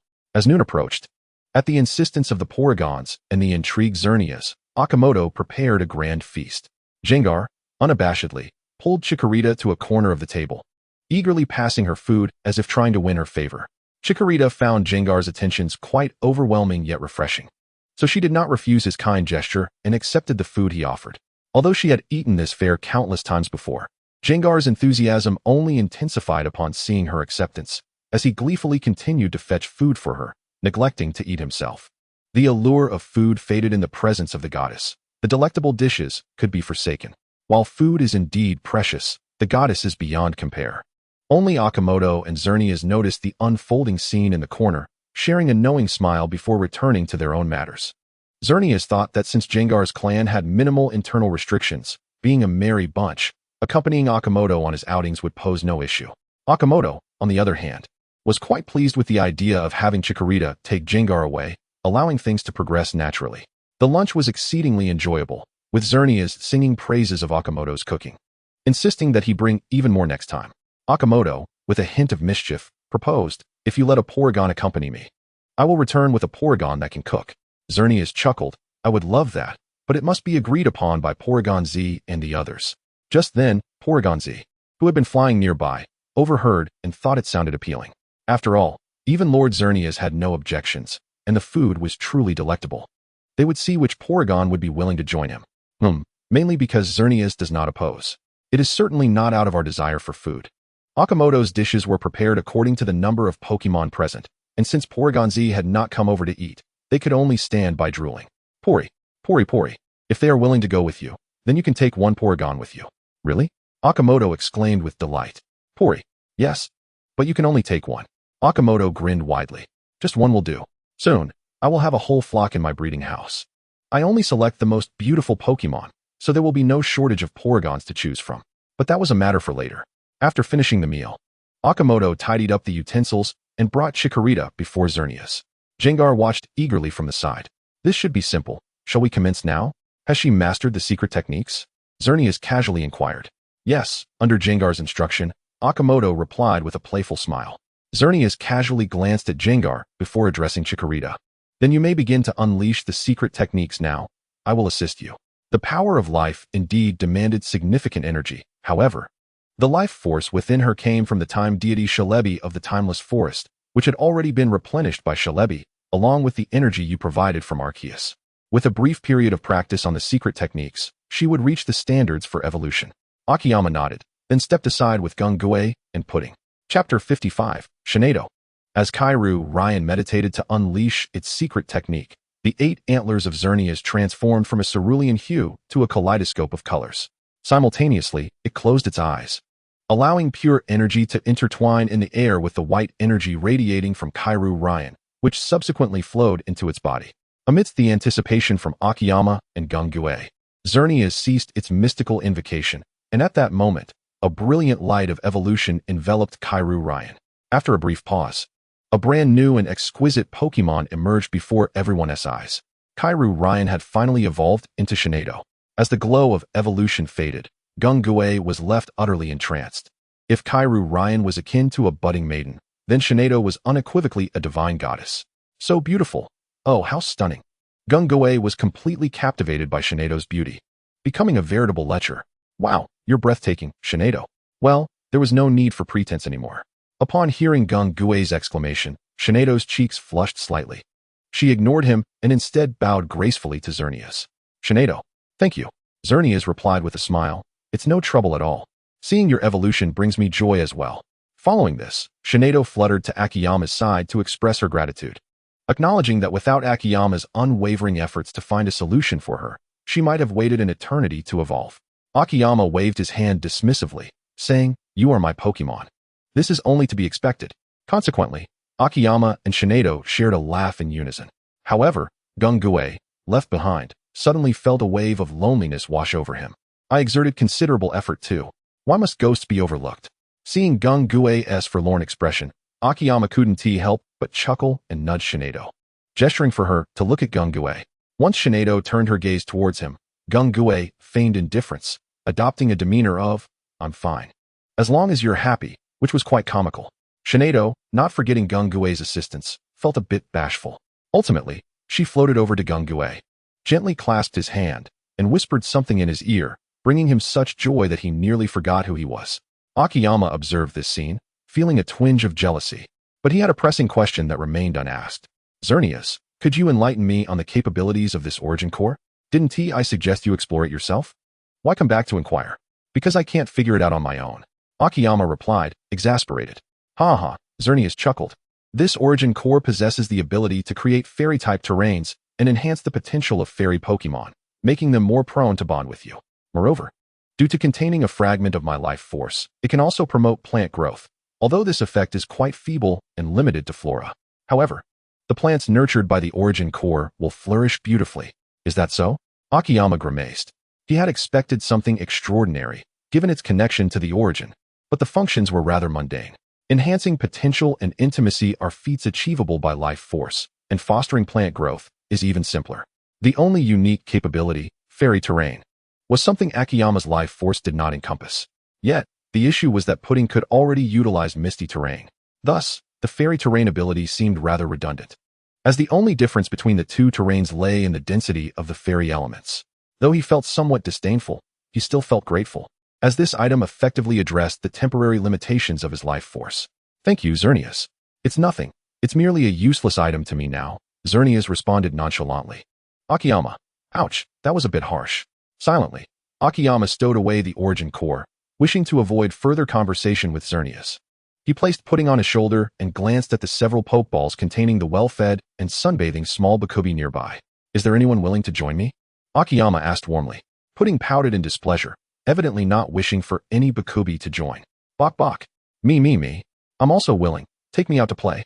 Bok bok bok. Me too. I want to go. Bakubi. Take me along. In an instant, it was as if they had arrived at a bustling market, with the Bakubi clamoring to accompany Akiyama. They were primarily eager to venture outside for play and to enjoy delicious food every day. But the one who comes with me must learn to cook. Akiyama continued. Honestly, you make me sound like a chef from a culinary school. Welcome to the new Akiyama Cooking School, Royal Culinary Arts. Trustworthy. Bok. At this, the four little ones hesitated. They were indeed curious about cooking, yet ever since they had accidentally fallen into a pot, they had developed an aversion to it. It seemed daunting. One wrong move could lead to being cooked themselves. Just think, if you learn to cook, you can prepare meals for other Pokemon and earn their admiration. Wouldn't that be splendid? Akiyama began his recruitment pitch. One Bakubi looked somewhat tempted, but upon spotting the large pot nearby, shook its head vigorously. Akiyama sighed in exasperation. That night, Pudding assisted him, and the Bakubi wished to join in. Initially, Akiyama merely tasked them with washing the dishes, but they were so swift that by the time the dishes were done, the meal was still unfinished. As Akiyama was slicing meat, the Bakubi gathered around the large iron pot, ready to attempt cooking. However, in a moment of carelessness, one Bakubi slipped and fell into the pot, inadvertently pulling another Bakubi down with it. Thus, the second Bakubi caught hold of the third, and the third grasped the fourth, resulting in a perfectly synchronized plunge into the large pot. When Akiyama returned after finishing the fish slices, he found them struggling within the pot, and he could only laugh helplessly as he fished them out. Thankfully, the fire hadn't been lit. Otherwise, they might have ended up as scrambled eggs. Chapter 56, System Upgrade. At the Kalos Alliance train station, Akiyama glanced at the neatly organized 11 Pokeballs in his system storage. Around 3 in the afternoon, Akiyama departed from the starting point, ultimately bringing along one little Bakubi, under the condition that it would not cook him. As for the other 10 Pokeballs, the story was quite lengthy. Initially, Akiyama had only intended to take the pudding that had been following him. But after he allowed it to return to bid farewell to its group, pudding called upon all its companions, bringing along 2 adorable pudding eggs. Thus, the current situation came to be. Now, Akiyama had on him a level 35 Shinado, a level 40 Axe Dragon, a level 29 pudding, a level 15 Bakubi, 7 puddings of around level 20, and 3 baby puddings. Notably, Gungue eventually chose to follow Akiyama as well, although it preferred to remain hidden in Akiyama's shadow. Akiyama paid it no mind, knowing that in the end, it would still be part of his crew. Upon reaching the station, the train bound for Asame Town was about to depart, prompting Akiyama to hurry to the counter to collect his ticket and board. Due to time constraints, he was unable to purchase a luxury ticket and had to squeeze into the cabin with others. Leaning back against the chair, Akiyama closed his eyes, envisioning the trajectories of the mystical energies in his mind, striving to reach the standard for invocation as soon as possible. At that moment, the system's voice abruptly interrupted Akiyama's train of thought. Ding! Breeding house construction complete. System upgrading. Estimated completion in 4 hours. Upgrade? Are you finally awakening? Upon hearing the system's announcement, Akiyama was instantly overwhelmed with tears. After having the system for so long, it had merely issued tasks without any substantial benefits. This time, he hoped it could arrange to bestow a few divine beasts or, at the very least, a generous supply of super evolution stones. However, the promised 5-day construction timeline had yet to be fulfilled. Not hearing any response from the system, Akiyama resumed his practice of secret arts. The train glided smoothly, traversing the city and weaving through forests. At 8 p.m., the train arrived at Asame Town. Upon departing the station and stepping onto the dirt road, Gungue joyfully leaped out from Akiyama's shadow. Waha waha! Gungue bounced along the path, even singing the Gungue song. As for the quality of its singing, one need only reference the eerie wails to understand. Ding! System upgrade complete. New system store functionality activated. System upgrade rewards have been distributed. Please check promptly. Main quest 3. Released. Now that the breeding house has been established, let its name resound throughout Kalos. Make the breeding house a well-known establishment within a year. Reward, Life Core, Purple. Optional side quest released. An exemplary breeder must possess not only extensive breeding knowledge, but also formidable strength. Prove yourself by establishing a junior gym in Asame Town within 2 years and become a gym trainer. Reward, Keystone X1, designated Super Evolution Stone X1. Optional side quest released. As a breeder dedicated to cultivating all fairy-type Pokémon, how can one remain unremarkable? Participate in the Kalos Grand Contest within 2 years and secure a top 3 finish. 3rd place reward, Blue Item Exchange Voucher X1. 2nd place reward, Blue Item Exchange Voucher X1. Title Stone X1. 1st place reward, Purple Item Exchange Voucher X1, Qualification Assessment Device Crafting Technique. A cascade of system notifications left Akiyama momentarily bewildered as to which to examine first. Dismissing these thoughts, he hastily entered the system warehouse to check the upgrade rewards. Discovering a rolled-up piece of paper quietly resting beside a Pokeball, he mused that with the system's upgrade, the reward should not be too meager. Item information. Name, Pokemon Egg Cultivation Liquid Formula. Quality, Blue. Purpose, enhances the potential of unhatched Pokemon. Description, place a Pokemon egg that has been laid for no more than 24 hours into the cultivation liquid to elevate its quality by 1 tier. White and yellow qualities will stabilize at green, while green quality has a certain probability of elevating to blue. Blue quality is ineffective. Upon reading the description on the paper, Akiyama was engulfed in ecstatic joy. Gungue, with this item, how could I possibly fail to complete main quest 3 within the year? What a joke. The fame of the breeding house relies on its operational excellence. This Pokemon egg cultivation liquid is akin to a cheat code. It signifies that Akiyama can purchase numerous low-quality Pokemon eggs produced by the junior breeding house, enhance their qualities, hatch them, and subsequently sell them to trainers. Moreover, it can elevate green-quality Pokemon to blue quality. What does this imply? Blue-quality Pokemon already possess the potential of elite trainers. As long as they are not of excessively low base stats, trainers will inevitably reach quasi-elite status with diligent training. Though ascending to elite status will depend on the trainer's skill level. Just as Akiyama was savoring the cultivation liquid formula, his expression suddenly shifted. Wish powder, sweet honey. Lost flower, windblown grass. What on earth are these strange items? Apart from sweet honey, he had never heard of the rest. After glancing at the first half, he began to question his existence. As he continued reading, he felt as though he were being duped by the system. Blue quality awakening stone, ground into powder and added to the corresponding attribute gemstone powder. Why not directly use gold coins to create the cultivation liquid? Is this a money grab? System, you better provide a reasonable explanation, or this matter will not end well today. That's none of my business. Your narrow-mindedness is your own fault. Akiyama detected a profound disdain and mockery in that statement. Have you become so anthropomorphic? The system has upgraded. In addition to the shop functionality, the system's intelligence has also increased, so don't be overly surprised. What exactly are wish powder, lost flower, and windblown grass? Surely they cannot be items from the Pokémon world? Akiyama had never heard of them. Wish powder and lost flower are products of the Galar region, while windblown grass hails from the Alola region. Your knowledge is quite limited. But I cannot travel to these two places. If I possess this formula, doesn't that render it useless? Akiyama felt a surge of frustration after enduring the system's penny-pinching demeanor. He finally received a benefit that he could neither utilize nor appreciate. It was akin to pursuing a goddess for ages, only for her to send a photo that ultimately fails to load. Wish powder can be directly purchased in the system store. Lost flower and windblown grass are only obtainable as seeds and can only be acquired through a lottery. Please check for specific prices on your own. Chapter 57. Green Arrow Sugar-Free Gum. After the system left that remark, it vanished from sight, and Akiyama, unfazed, began exploring the newly added system store. He silently recited store, and a panel resembling an online game shop interface appeared before him. Akiyama discovered that this store was divided into several sections according to item quality. In the lower left corner were two small boxes, one for system points, and the other curiously displayed a currency style circulating in the market. Setting aside the mystery of system points, Akiyama clicked on the currency section, prompting a system notification. Currency, 0, recharge available.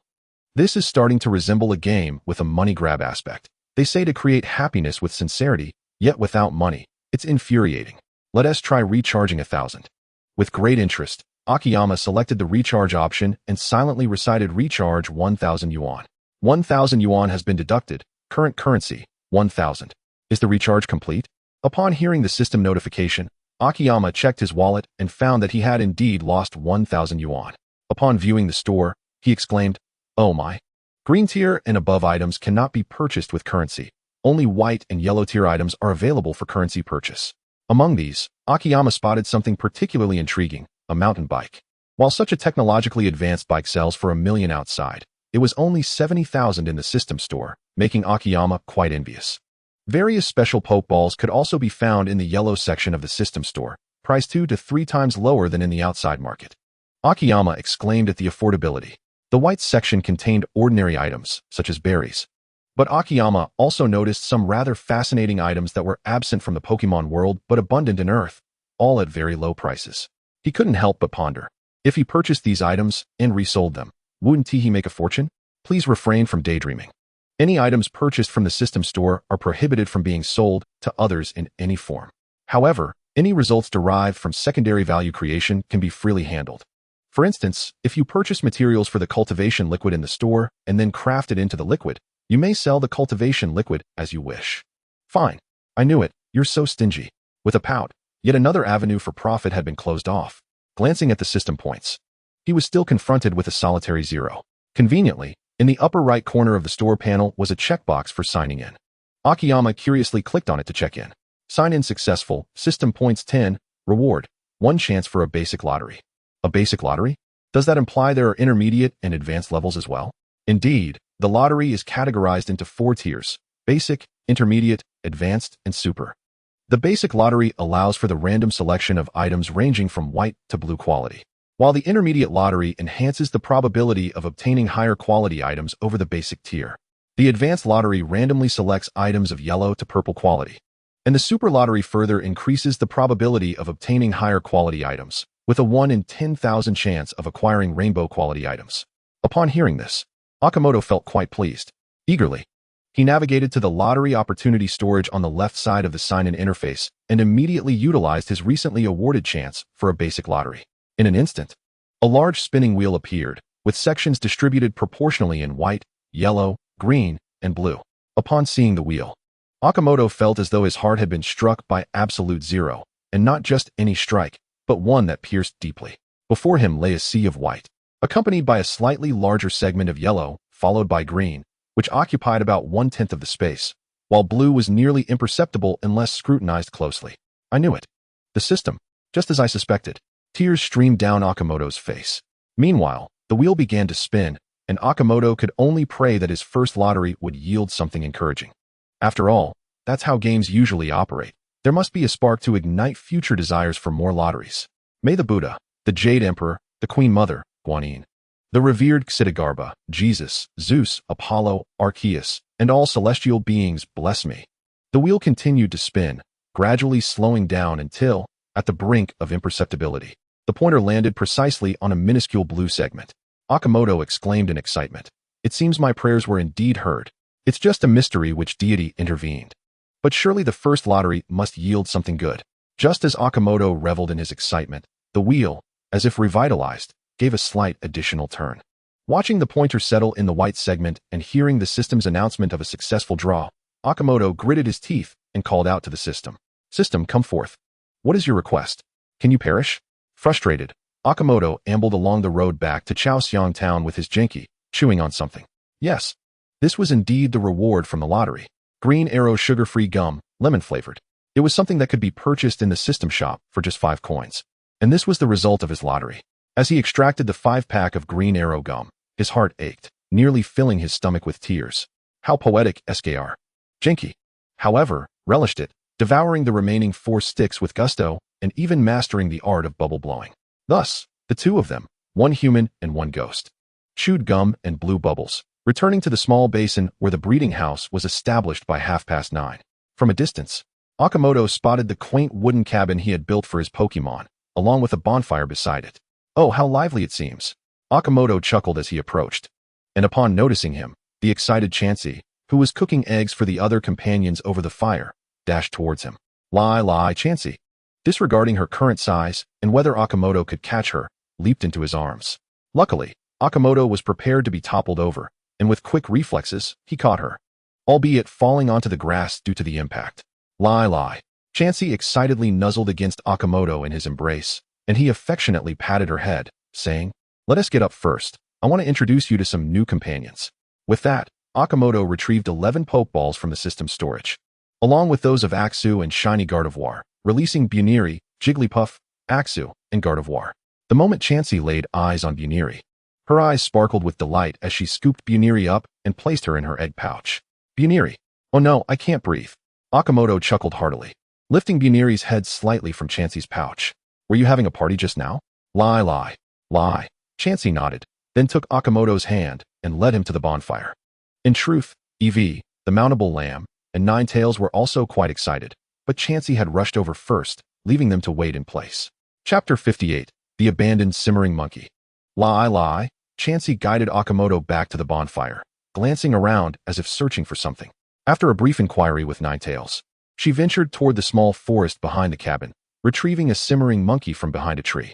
Initially, the simmering monkey appeared timid and fearful, but under Chansey's gentle encouragement, it cautiously followed her out.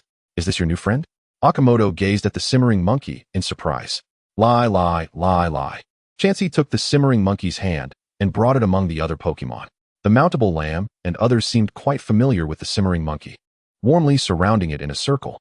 From Chansey's account, Akimoto learned that this simmering monkey had been abandoned by its trainer due to its timid nature, which prevented it from performing well in battles, leading to the trainer's disappointment. Later, while Chansey and the others were playing in the forest, they encountered the despondent simmering monkey. Kind-hearted Chansey had reached out to comfort it, expressing a desire to be friends. Thus, during Akimoto's absence, the simmering monkey had formed a close bond with the enthusiastic Chansey and Eevee. However, having been abandoned by its trainer, it harbored a deep fear of humans, which explained its retreat behind the tree upon seeing Akimoto. Ultimately, it was the trust in its newfound friends that emboldened it to step forward. Simmering monkey is typically known for its fiery temperament, being quite bold and combative. Yet this particular one seemed to shy away from conflicts with other Pokémon. The initial trainer likely chose it for its inherent qualities and abilities, only to be met with disappointment upon witnessing the simmering monkey's behavior, leading to its abandonment. Yet, trainers who abandon Pokémon truly deserve condemnation. While such actions can be understood, Akimoto firmly disagrees with this behavior. Hello, simmering monkey. I am the trainer of Chansey and the others. It is a pleasure to meet you. Akimoto crouched down to meet the simmering monkey's gaze, continuing, if you're willing, we can also become friends. There's no need to force yourself into battles if you dislike them. Grr. Simmering monkey hesitated, eyeing Akimoto's outstretched hand. Having lost its faith in humans. Lie. Meh. EV. Porygon. Just as simmering monkey wavered in fear, Akimoto's Pokémon rallied to encourage it, urging it to bravely accept Akimoto's kindness. Akimoto remained silent, simply offering a gentle smile. Though the life force had waned, the gentle aura it left upon Akimoto still lingered. Describing Akimoto's usual demeanor, one might find it hard to associate him with gentleness. He is spirited, carefree, and even prompted Mikoli to abandon his image and engage in a tussle with him. Only when interacting with Pokémon does his heart find tranquility, transforming into a calm and gentle spirit. Akimoto felt profound sorrow and empathy for simmering monkey's plight, desiring to help it reclaim its trust in humanity. After all, a few rotten apples should not spoil the entire orchard. Grr, growling. The fragrant monkey hesitated for a moment, yet ultimately succumbed to the comforting aura emanating from Akiyama, a gentle and warm presence. Akiyama smiled and clasped the fragrant monkey's hand tightly, after which the blissful egg squeezed in, resting its hand atop theirs. The nine-tailed fox pondered for a brief moment before softly placing its paw upon the growing pile. Nestled within the blissful egg's pocket, the little bokbai observed the scene and, with great effort, pulled its tiny hand from the pocket to join in. Additionally, for EVs, each found their own spot, forming a chain of hands.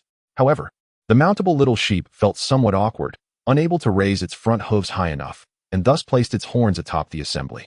This gesture, however, displeased the diminutive Jigglypuffs, who, after deliberation, took turns bouncing into the interconnected web of hands.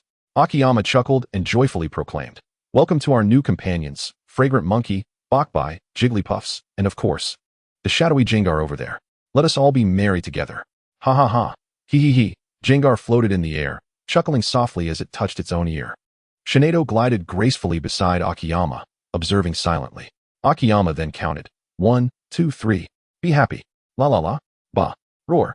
Everyone energetically waved their hands skyward, causing the Jigglypuffs to soar into the air in a flurry of excitement. Boo boo boo. Oh no, I'm afraid of heights. Shinedo covered its mouth in amusement and gently caught them, placing them back on the ground. To celebrate, let us host a feast.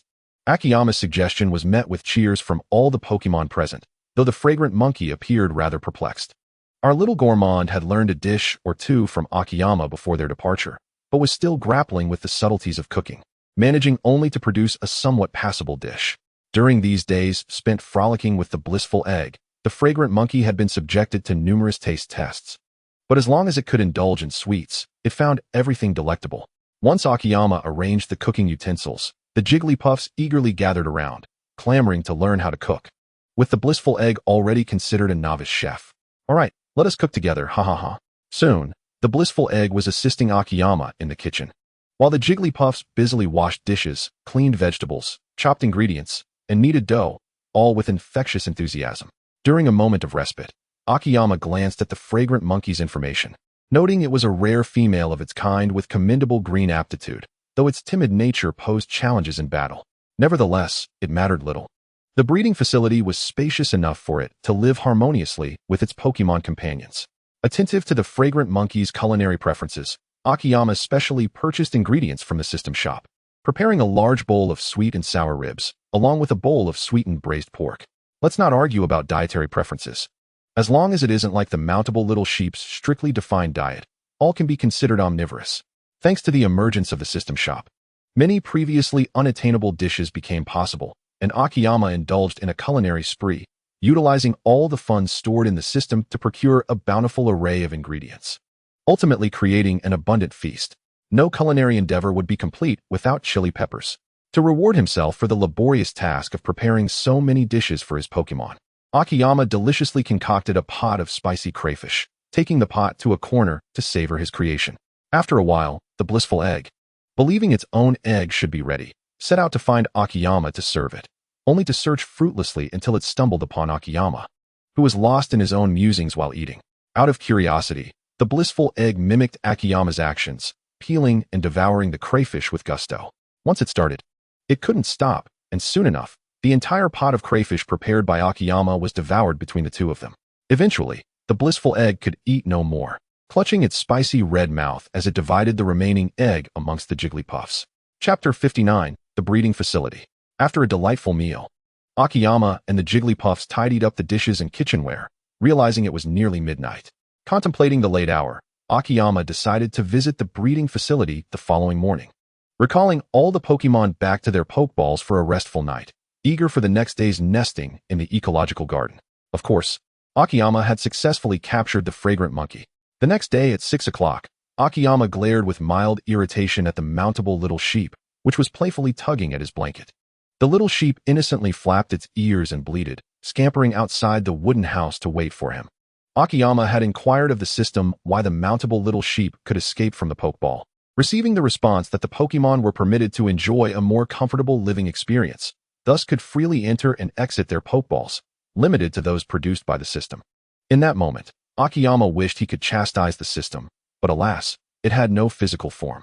With the rising sun, Akiyama accompanied the mountable little sheep and the circular companions on their morning jog before leading them into the small basin where he had established the breeding facility.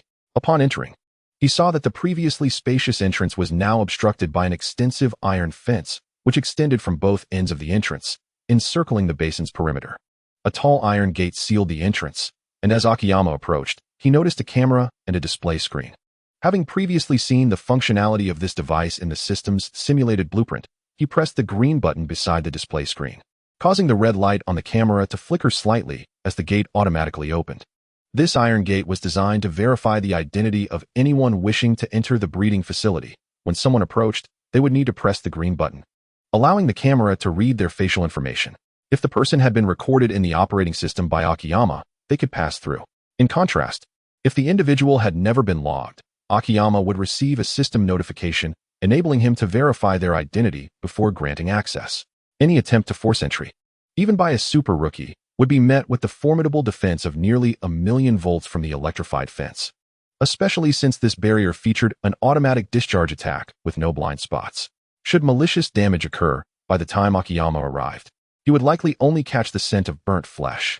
Interestingly, this intelligent access control system could discern disguises with remarkable clarity. Even a Ditto transformed into a human mask could be recognized. With this security system in place, Akiyama at least need not worry about anyone intruding into the breeding facility via terrestrial means.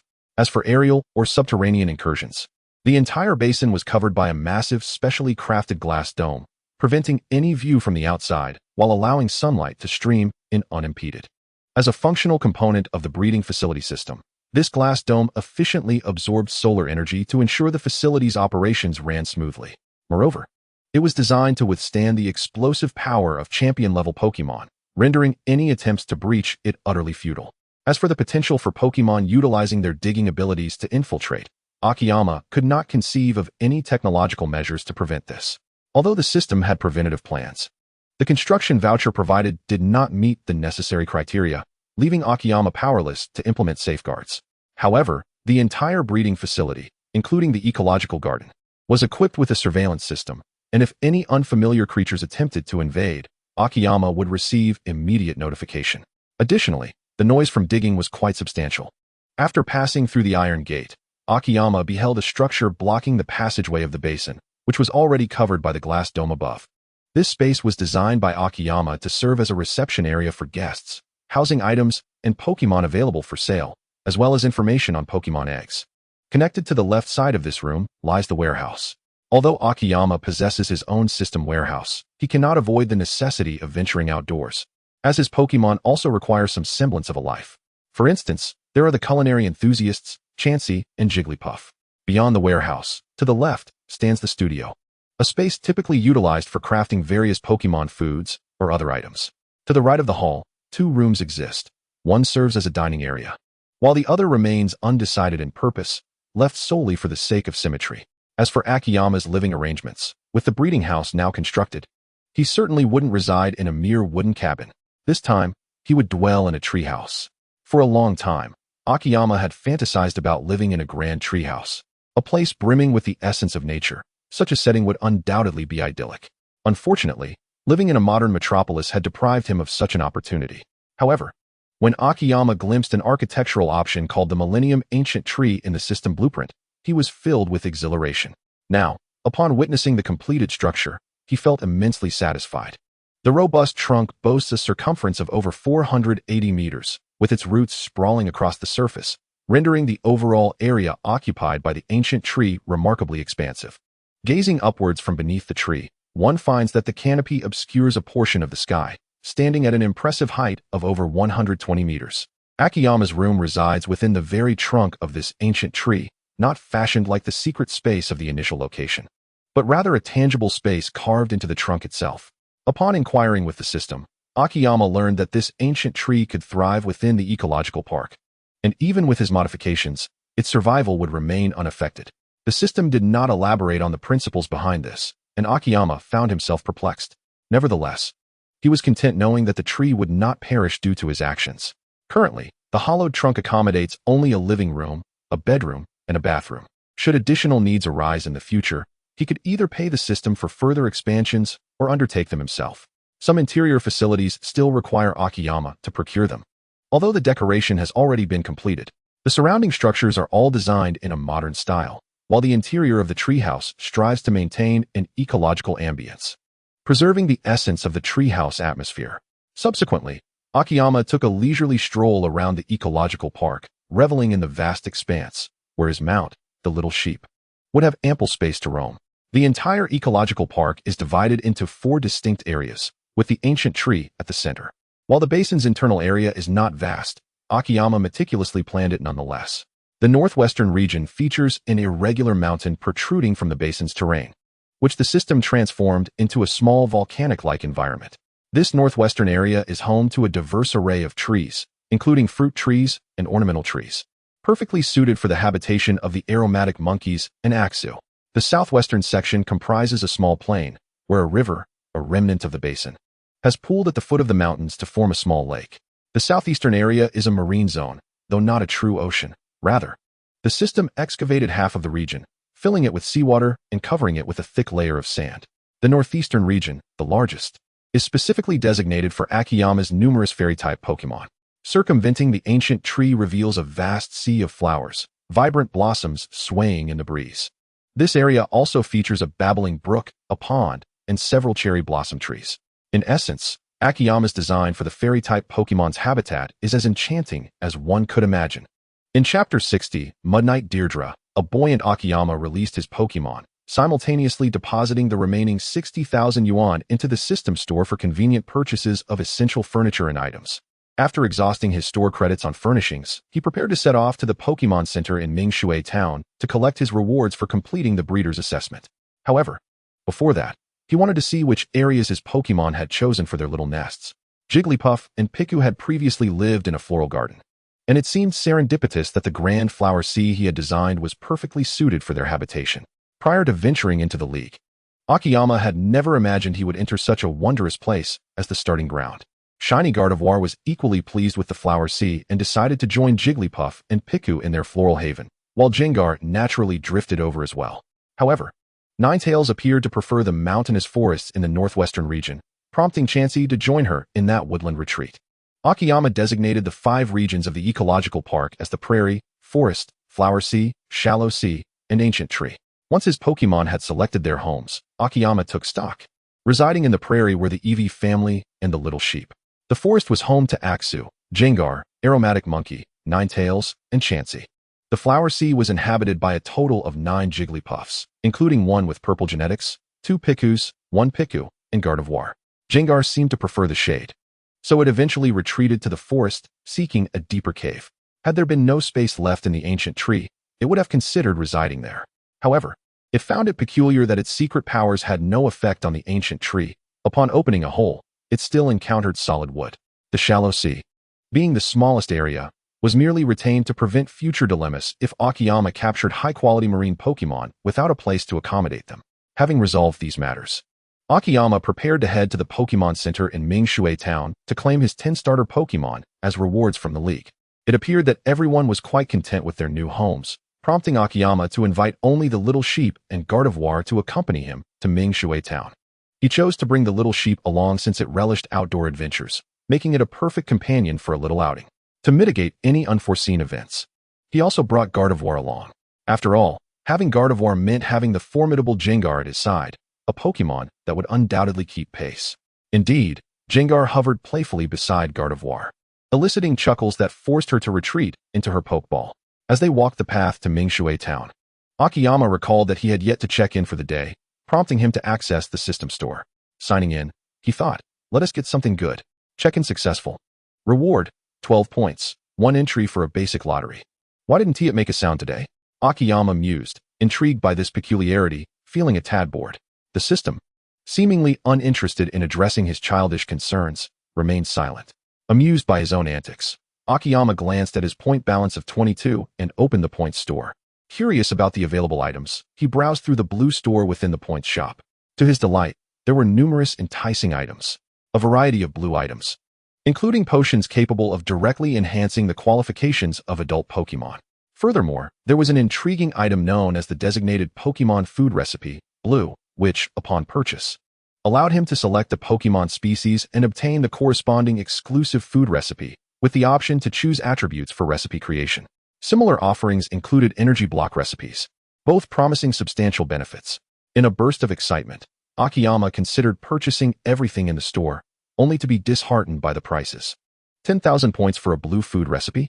Seriously, you might as well rob a bank. The system store accumulates points daily, increasing by 2 points from the previous day, leading Akiyama to ponder how many days it would take to amass enough points for a Pokémon food recipe. Mathematics had eluded Akimoto, who, after considerable contemplation, could not arrive at the answer, for the numbers were insurmountable to him. Unable to bear the sight of the blue shop, he resolved to explore the green shop instead. With this thought, Akimoto opened the green shop, only to discover that even the items there were beyond his financial reach. The cheapest green item, a specially crafted soothing bell, required 300 points. Disheartened, he scoffed that it was more pleasing to the eye than useful. With a wry comment, he quietly closed the shop interface. Deciding to try his luck at the beginner's lottery instead, rubbing his hands together, he recited a mantra, invoking the powers of prayer once more. Despite the lack of divine favor from the multitude of deities the previous day, he believed that sincere intentions could yield results. The realm of mysticism was indeed enigmatic. Perhaps one day, fortune would smile upon him, Akimoto, transforming him into the proverbial lucky fish. In such a scenario, it would become a trend throughout the Pokémon network. Share this post from Akimoto, and in the following days, you shall receive grand news. As he began the lottery draw, the wheel commenced its slow rotation. As the speed of the wheel increased, so too did Akimoto's anticipation. His heart raced as he gazed intently at the spinning wheel, murmuring aloud, "Blue, blue, blue. This time it must be blue. If it lands on blue, I shall create a magnificent statue in your honor, O Buddha." Gengar emerged from Akimoto's shadow, casting a bemused glance at his companion, who was muttering to himself while walking. What is this about blue? And what is this Buddha? Some new delicacy. Observing Akimoto's increasingly frantic demeanor, Gengar shook its head, pondering whether the boy had truly lost his wits. If that were the case, Gengar would have to escort him to Xerneas for treatment. Meanwhile, the great wheel before Akimoto began to decelerate. He assessed the situation and realized that, given the current rate of deceleration, it might indeed land within the slender blue segment. Overjoyed, he watched the wheel with bated breath. Envisioning the possibilities, he could sell some festival pear dumplings to Macaulay for cash, then purchase gold to craft a Buddha statue for worship. Yet, as if conspiring against him, the wheel's speed suddenly altered, slowing down just enough to bypass the very blue area Akimoto had longed for. "For the love of the night," he exclaimed. Unable to contain his frustration, he opted to close the lottery interface entirely, awaiting the results in silence. "I swear, if I trust this wheel again, I am no better than a dog. Indeed, a dog more foolish than a hyena." Chapter 61. Oh my eggs. With a furrowed brow, Akimoto, accompanied by his steed, the little lamb, strode into the Pokémon Center. The inept system was unlikely to offer anything worthwhile. This time, it had bestowed upon him 5 specially crafted white-quality Pokeballs. However, they were still more useful than the previous green arrow gum. "Good day, Miss Joy. Would you kindly assist me in applying for the Pokémon retrieval from the League? Here is my certificate." Akimoto approached the counter, greeting Nurse Joy and presenting the league-stamped certificate for the starter Pokémon. Joy smiled as she accepted the certificate, cross-referencing the order number before accessing the league's information database. Once confirmed, she cheerfully announced, "The certificate is valid, and your request has been submitted to the league. Please select the Pokémon you wish to receive. You may choose 2 types, with 5 of each."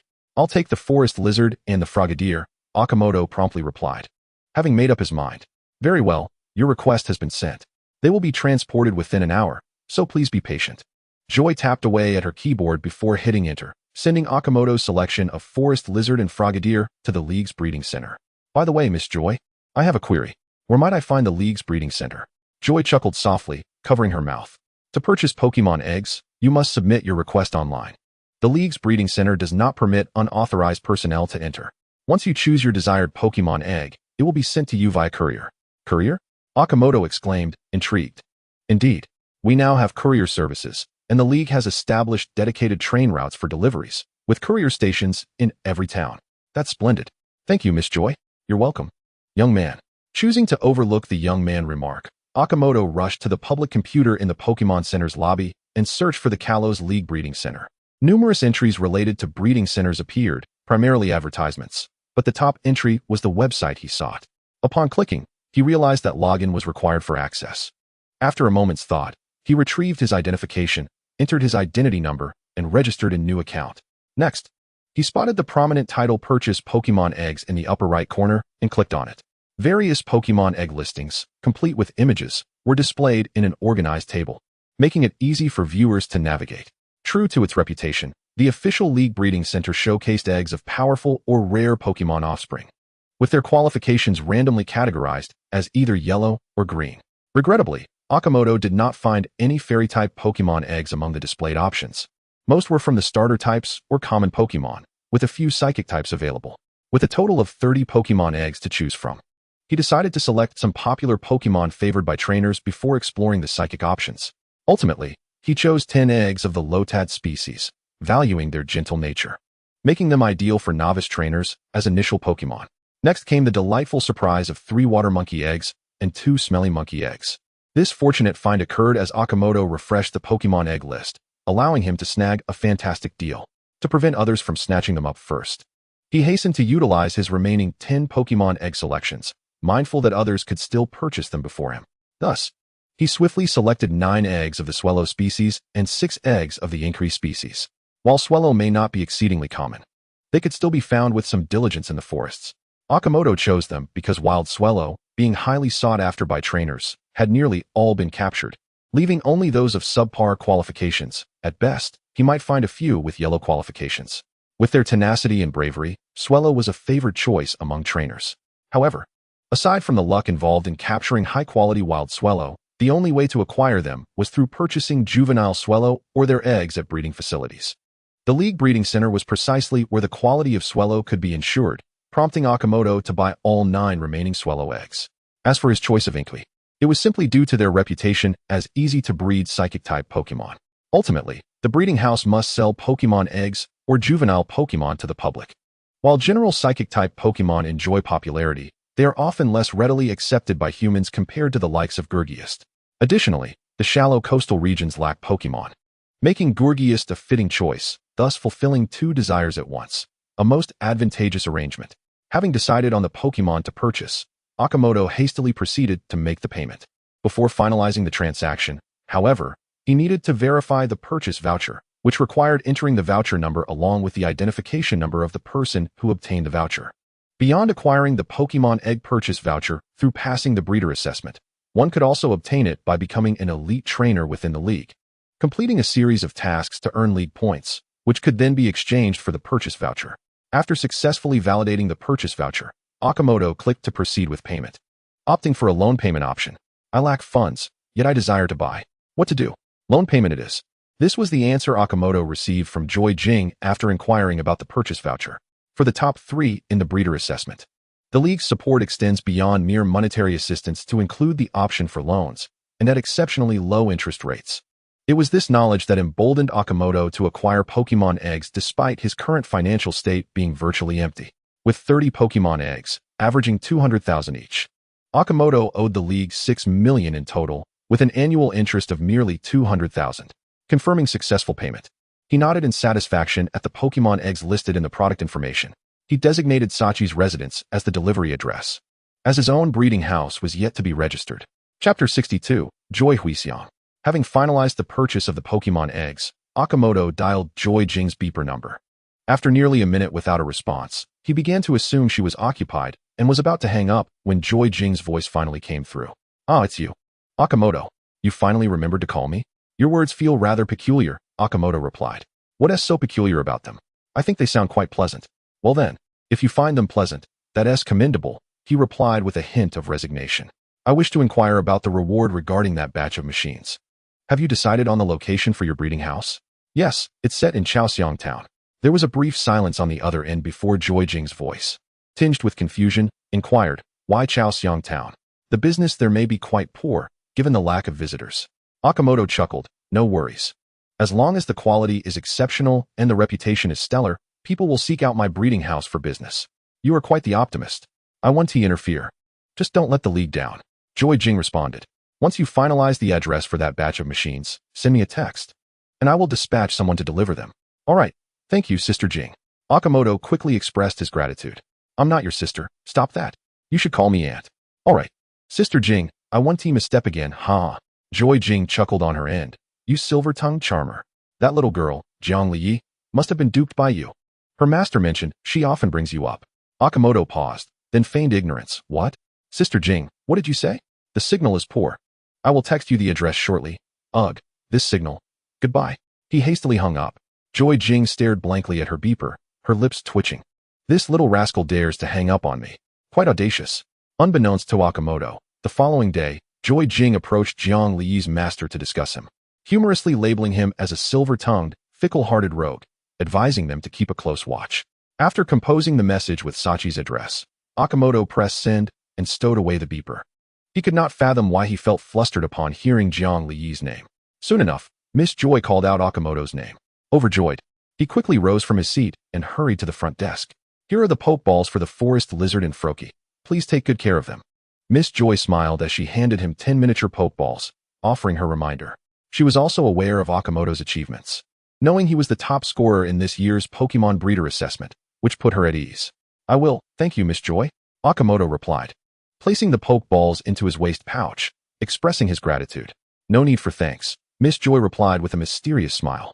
"Can you guess who raised these forest lizards and Froakies?" "Huh." Akimoto was puzzled as to why Miss Joy would bring this up, but answered along. "Could it be you?" "Miss Joy? Oh no. It was Aunt Jing who raised them." "Aunt Jing?" Akimoto exclaimed with surprise, inadvertently calling out Joy Jing's name. "If Aunt Jing hears you call her that, you're in trouble." Miss Joy giggled. Aunt Jing previously worked at the breeding center in the Kalos League when they were just hatchlings of Trico and Froakie. So that is how it is, Akimoto realized. Feeling grateful for Joy Jing's care, especially as she entrusted him with the forest lizard and Froakie she had nurtured. It's noteworthy that an official breeding center of the league breeds numerous starters from various regions. Thus, for Joy Jing to gift him Pokemon she had personally raised was a significant endorsement. Reflecting on this, Akimoto felt his earlier decision to hang up was somewhat excessive. Would he face repercussions?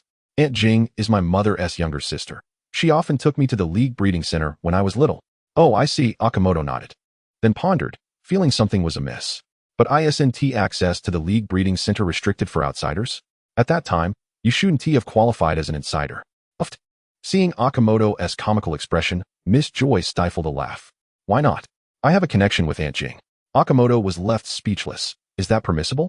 With no one else arriving at the Pokemon Center, Joy resumed chatting with Akimoto, discussing the nuances of caring for forest lizards and Froakies, along with lesser-known breeding techniques. Through their conversation, Akimoto learned her name was Joy Huixiang, which he found quite lovely. However, upon returning to his breeding house from Mingshui Town, he remained puzzled as to why Joy Huixiang engaged him in such lengthy discussion, ultimately attributing it to Joy Jing's influence. It must be due to his youth, charm, and extensive knowledge. Undoubtedly. Back at the breeding house, Akimoto utilized the initial capital of 300,000 obtained from Joy Jing to purchase various decorations from the system store, adorning the front lobby, warehouse, kitchen, and more, spending over 40,000 in total. He also specifically acquired a non-special incense of osmanthus from the yellow shop for 2 points. purely to enhance the indoor air with a refreshing fragrance. Speaking of osmanthus, today is already September 24th. The world of Pokémon does acknowledge the concept of seasons, but truthfully, it should already be autumn, yet Akimoto felt no change in climate. In fact, the trees in the forest were shedding leaves to varying degrees, while those near the breeding house donned hues of yellow and green.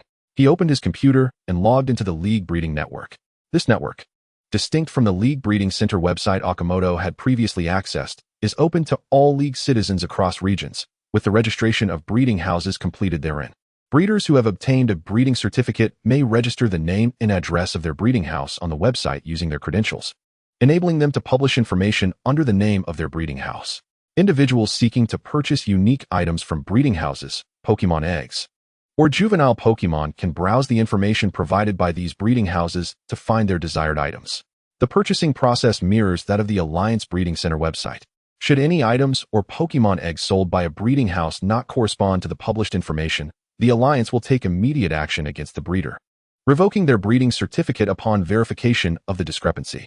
The Pokémon Alliance enforces stringent measures against fraudulent activities, ensuring that customers can confidently purchase products from the site without fear of deceit. Chapter 63, Sylveon. After Akimoto initiated the registration for his breeding house, he meticulously filled in his breeding certificate details, inputting his personal identification information, and finally registering the name and address of his breeding house. The address was straightforward, as he simply wrote down number 1 road, Asame Town, Southern Kalos, since his breeding house was indeed located there. However, selecting a name posed a challenge for Akimoto, who had always struggled with naming. He recalled the 2 EVs, one named Quan Quan and the other Yuan Yuan, and found it rather vexing. After much deliberation, he ultimately registered the name Autumn Leaf Breeding House and clicked Submit to avoid further indecision. Following his registration, the Alliance promptly approved it, allowing Akimoto to publish information under the breeding house's name. At this moment, Akimoto had no intention of publishing any information, as his breeding house had only just been established and could only offer basic Pokémon fostering services, leaving him with little to write about. After completing the registration, Akimoto shut down his computer. With nothing else to occupy his time, he decided to organize his various items. After sorting through his belongings, he compiled a list of his inventory: 15 jars of Dream Puffs, 8 jars of Pear Puffs, 12 jars of Short Mustard Puffs, 5 specially crafted Pokémon balls, a green quality fishing rod, 260,000 Alliance coins, several berries, 16 calming bells, and a few chili-like plants found in the evergreen forest, which he no longer needed. He also had a pink backpack gifted by the little girl, Yuma, and a so-called new invention learning device bestowed by the foolish boy, Kitron. Akimoto's personal information panel had also undergone significant changes. Host information name, Akimoto identity, resident of the Pokémon Alliance, owner of Autumn Leaf Breeding House, junior breeder of the Alliance. Innate abilities, Fairy Power, Life Force, Life Origin, Dormant. Pokémon owned, several. Assets, 260,000 Alliance coins. System items, 5 Pokémon balls, 20 shop points, 1 special fishing rod, green. The system conveniently listed his Pokémon ownership as several, succinct yet vague. In the innate abilities section, Akimoto had newly acquired Fairy Power and Life Force, while the other Life Force, which he had possessed prior, was now in a dormant state. As Akimoto was reviewing the system's warehouse, he noticed a slight movement from the incubator in the corner. He quickly retrieved the incubator and placed it on the table, his heart racing as he gazed at the Pokémon egg adorned with a strawberry pattern. Initially, Akimoto had not recognized it, as he had trusted the basic breeding knowledge provided by the system too much. Thus, when he compared it with the information in his mind and failed to identify the type of Pokémon egg, he dismissed it. However, as he observed the egg's hatching process, he found it increasingly familiar. Ultimately, by connecting this with his memories, he realized that this Pokémon egg was likely that of the Galar region's unique Pokémon, Sylveon, which had not yet been included in the Alliance's managed regions.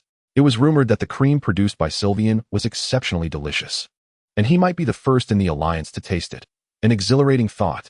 As Akimoto fantasized about making a cake with Sylveon's cream, the Pokémon egg wobbled again. This time, he witnessed the egg's movement firsthand, signaling that the Pokémon inside was about to emerge. Could it be Sylveon? He fixated on the incubator, his eyes unblinking. Finally, a tiny crack appeared in the egg, prompting Akimoto to swiftly lift the incubator's lid and reseat himself on the chair, watching intently. Crack. The egg shattered around the circumference, and the top of the shell was pushed up as a small, cream-colored creature emerged. Sylveon! Akimoto exclaimed with excitement. The newly hatched Sylveon struggled to lift the shell off her eyes, eventually tossing it aside. Upon seeing Akimoto, her eyes sparkled, and she chirped joyfully as she flew towards him. Akimoto extended his hand to catch her, cradling her in his palm. What a charming little creature, he chuckled. As he gently rubbed his finger against the creamy substance on Sylveon's body, he discovered it was not sticky, but rather had a pleasant texture. Yay, yay, Sylveon exclaimed, bouncing happily in Akimoto's hand, lifting his spirits as well. Come on, let us go play with Jigglypuff and the others. Sylveon, unable to speak, merely chattered excitedly, curiously observing her surroundings from Akimoto's hand. He planned to take her to the flower field to introduce her to Jigglypuff and Piplup, confident they would become fast friends. For no one could resist such an adorable creature, not even Pokémon. As they made their way to the flower field, Akimoto was curious about Sylveon's information, especially since she had hatched from a Pokémon egg awarded by the system. Sylveon. LV. 1. Affection. 220. Enthusiastic. Type. Fairy. Aptitude. Blue. Nature. Naive. Gender. Female. Ability. Aroma Veil. Innate abilities. None. Inherited skills. Aromatherapy. Liquidation. Taught skills. None. TMs. None. Held items. None. Very impressive, he mused, noting her blue aptitude. Wondering where the system had procured such a Pokémon egg for him, Sylveon exuded a delightful, sweet fragrance that almost tempted him to take a bite, though he successfully resisted. Upon arriving at the flower field, Akimoto discovered Jigglypuff's family gathered around 4 baby Jigglypuffs playing. He was puzzled. He had only brought back 2 baby Jigglypuffs. Where had the extra 2 come from? Suddenly, he recalled that Jigglypuff had brought along 2 baby Jigglypuff eggs on their way back, which meant these 2 were freshly hatched. Seeing Jigglypuff and the baby Jigglypuffs dancing around, Sylveon joyfully cried out and flew into the midst of them, joining their playful antics. Jigglypuff and the baby Jigglypuffs were astonished by the adorable newcomer, yet this did not deter them from playing together, and they readily welcomed Sylveon into their midst. Observing their cheerful interaction, Akimoto decided not to intrude, but instead returned to his workshop to prepare some dream puffs. However, once Jigglypuff and the others noticed Akimoto, they insisted on dragging him into their fun. Reluctantly, he complied, considering it a celebration of Sylveon and the baby Jigglypuff's arrival. Thus, in the flower field of the breeding house, Akimoto, Jigglypuff, Piplup, the baby Jigglypuffs, and Sylveon sang and danced together, attracting the attention of Shinedo, who joined in, and even Ninetales was brought over by the eager Chansey. However, the somewhat reserved Ninetales merely smiled as she crouched around Jigglypuff, allowing the little creature to frolic upon her tails. Occasionally, Ninetales would vigorously swish her tails upward, granting Jigglypuff a taste of bungee jumping, only for Shinedo to catch the descending Jigglypuff. By the time Akiyama awoke, it was already 2 in the afternoon. The exuberance of the morning party had invigorated Jigglypuff, who could not resist pulling out her supermarker as a makeshift microphone and began singing the Jigglypuff song. Akiyama was initially unaware, as the laughter of the Pokémon initially drowned out Jigglypuff's melody. However, when Akiyama finally noticed Jigglypuff singing, he was already half asleep. With a rueful smile, he returned to the treehouse to wash off the chaotic doodles on his face. He grabbed a fresh towel and went to the sea of flowers to tidy up the faces of the other Pokémon still slumbering. Who would have thought she brought her own marker? Although, it seemed that when he first checked Jigglypuff's information, the super marker was indeed listed in her items. But he had not given it much thought. Awakened, Akiyama dashed through the sea of flowers and eventually found Jigglypuff sulking by the small lake, her cheeks puffed out. Jigglypuff? What are you doing here? Humph. Jigglypuff ignored him, turning her head aside. Akiyama chuckled at her antics and poked her plump cheek. Why are you ignoring me? Humph. Jigglypuff shot him a glare. Akiyama playfully continued to poke her cheek, finding it amusing, and could not stop, persistently poking away. Humph, humph, humph, humph. Eventually, Jigglypuff could no longer bear it and leaped into Akiyama's arms, wrapping her hands around his neck and shaking her head vigorously, launching a furious head-shaking attack. Akiyama simply laughed and held her until she grew tired and paused. Then he spoke. How about you sing again? I promise I won't fall asleep this time. Humph. Jigglypuff looked at him skeptically. Akiyama playfully swatted her bottom to set her down, then said, let's begin. Jigglypuff shot him a disgruntled look, rubbed her little bottom, and wiggled her way to a small stone by the lake to sit down, retrieving her marker and using the cap as a microphone, fully immersing herself in her performance. As time passed, Jigglypuff sang until she had finished the song, and Akiyama remained awake. Humph. Jigglypuff, astonished and exhilarated, dove into Akiyama's embrace and bounced joyfully on his lap. See, I didn't trick you. Akiyama grinned proudly, pinching Jigglypuff's ear and giving it a gentle rub. Humph, humph, humph. Jigglypuff nodded enthusiastically, utterly delighted. To be honest, Akiyama had not anticipated that Jigglypuff's singing prowess in the Pokémon world would rival that depicted in the anime, which had caught him off guard and made him fall asleep the first time. However, this time, Akiyama was well prepared. He had cleverly blocked his ears with fairy power, preventing the enchanting essence of Jigglypuff's song from lulling him to sleep. Yet, Jigglypuff remained unaware of Akiyama's little trick. She was simply thrilled that he had listened to her entire song without dozing off. Akiyama, beaming with pride, lifted Jigglypuff and headed back through the sea of flowers. It's time for a meal. Today, I'll prepare food for you all once more. From now on, you'll eat your own dumplings. In the afternoon, Akiyama utilized his fairy and life powers in the studio to experiment with making Momin dumplings, discovering that the results were even better than those made solely with life essence. This newfound confidence assured him that at least his fairy-type Pokémon would not face food shortages. Although they all showed keen interest in the dishes he prepared, being human food, it could only serve as snacks and could not replace the dumplings specifically crafted for them by Akiyama to cater to their tastes. Akiyama meticulously crafted different flavored dumplings tailored to each Pokémon's preference. The Momin dumplings alone boasted 3 varieties: sweet, spicy, and savory. The sweet version was the most abundant, as most Jigglypuffs had a penchant for sweets. Once the little fairies evolved, they would surely enjoy a feast. Haha. The dumplings made with Xernea's life force, such as the festival pear dumplings and short mustard dumplings, while not as effective as those made with life essence, were still quite satisfactory. Hence, Akiyama decided to use life force to prepare the food for his mounts, the little sheep, and Eevee. Later, he would need to prepare specific meals for the forest lizard and Froakie. The forest lizard could eat the short mustard dumplings, but Froakie required a distinct recipe tailored for water-type Pokémon. In fact, upon returning to the breeding house, Akiyama had released the forest lizard and Froakie. However, they seemed somewhat disoriented in their new environment and did not greet the older members of the ecological park. Akiyama was also contemplating organizing another grand bonfire party soon to foster their camaraderie. Both the forest lizard and Froakie possessed a cool exterior yet a warm heart, once accustomed. They would make excellent companions, and Akiyama believed they would get along splendidly with his Pokémon. Among the forest lizard and Froakie delivered by Joy, one was female, while the other 8 were male. Such Pokémon, exhibiting predominantly masculine traits and prowess, often had a skewed male-to-female ratio within their species. Fortunately, Akiyama resided in the Pokémon world, where the breeding and genetic principles of Pokémon, while still a mystery to the local inhabitants, were well documented in his system. The introductory breeding knowledge provided by the system contained detailed insights into Pokémon breeding genetics. Essentially, all breeding institutions, whether official or private, primarily understood the classification of Pokémon egg groups, but lacked clarity on the factors influencing Pokémon egg-laying patterns. In reality, most Pokémon are of the same species as the female parent in their lineage. Thus, breeding institutions often resorted to controlling female Pokémon to prevent interspecies breeding, opting for intraspecies breeding methods. However, Akiyama understood that the reason most Pokémon resemble their female parent species is due to the breeding laws where, when Pokémon of opposite genders within the same life tier mate, there is a 70% chance the offspring will be female. Conversely, when a male Pokémon's life tier exceeds that of the females, there is a 90% likelihood that the offspring will belong to the male species.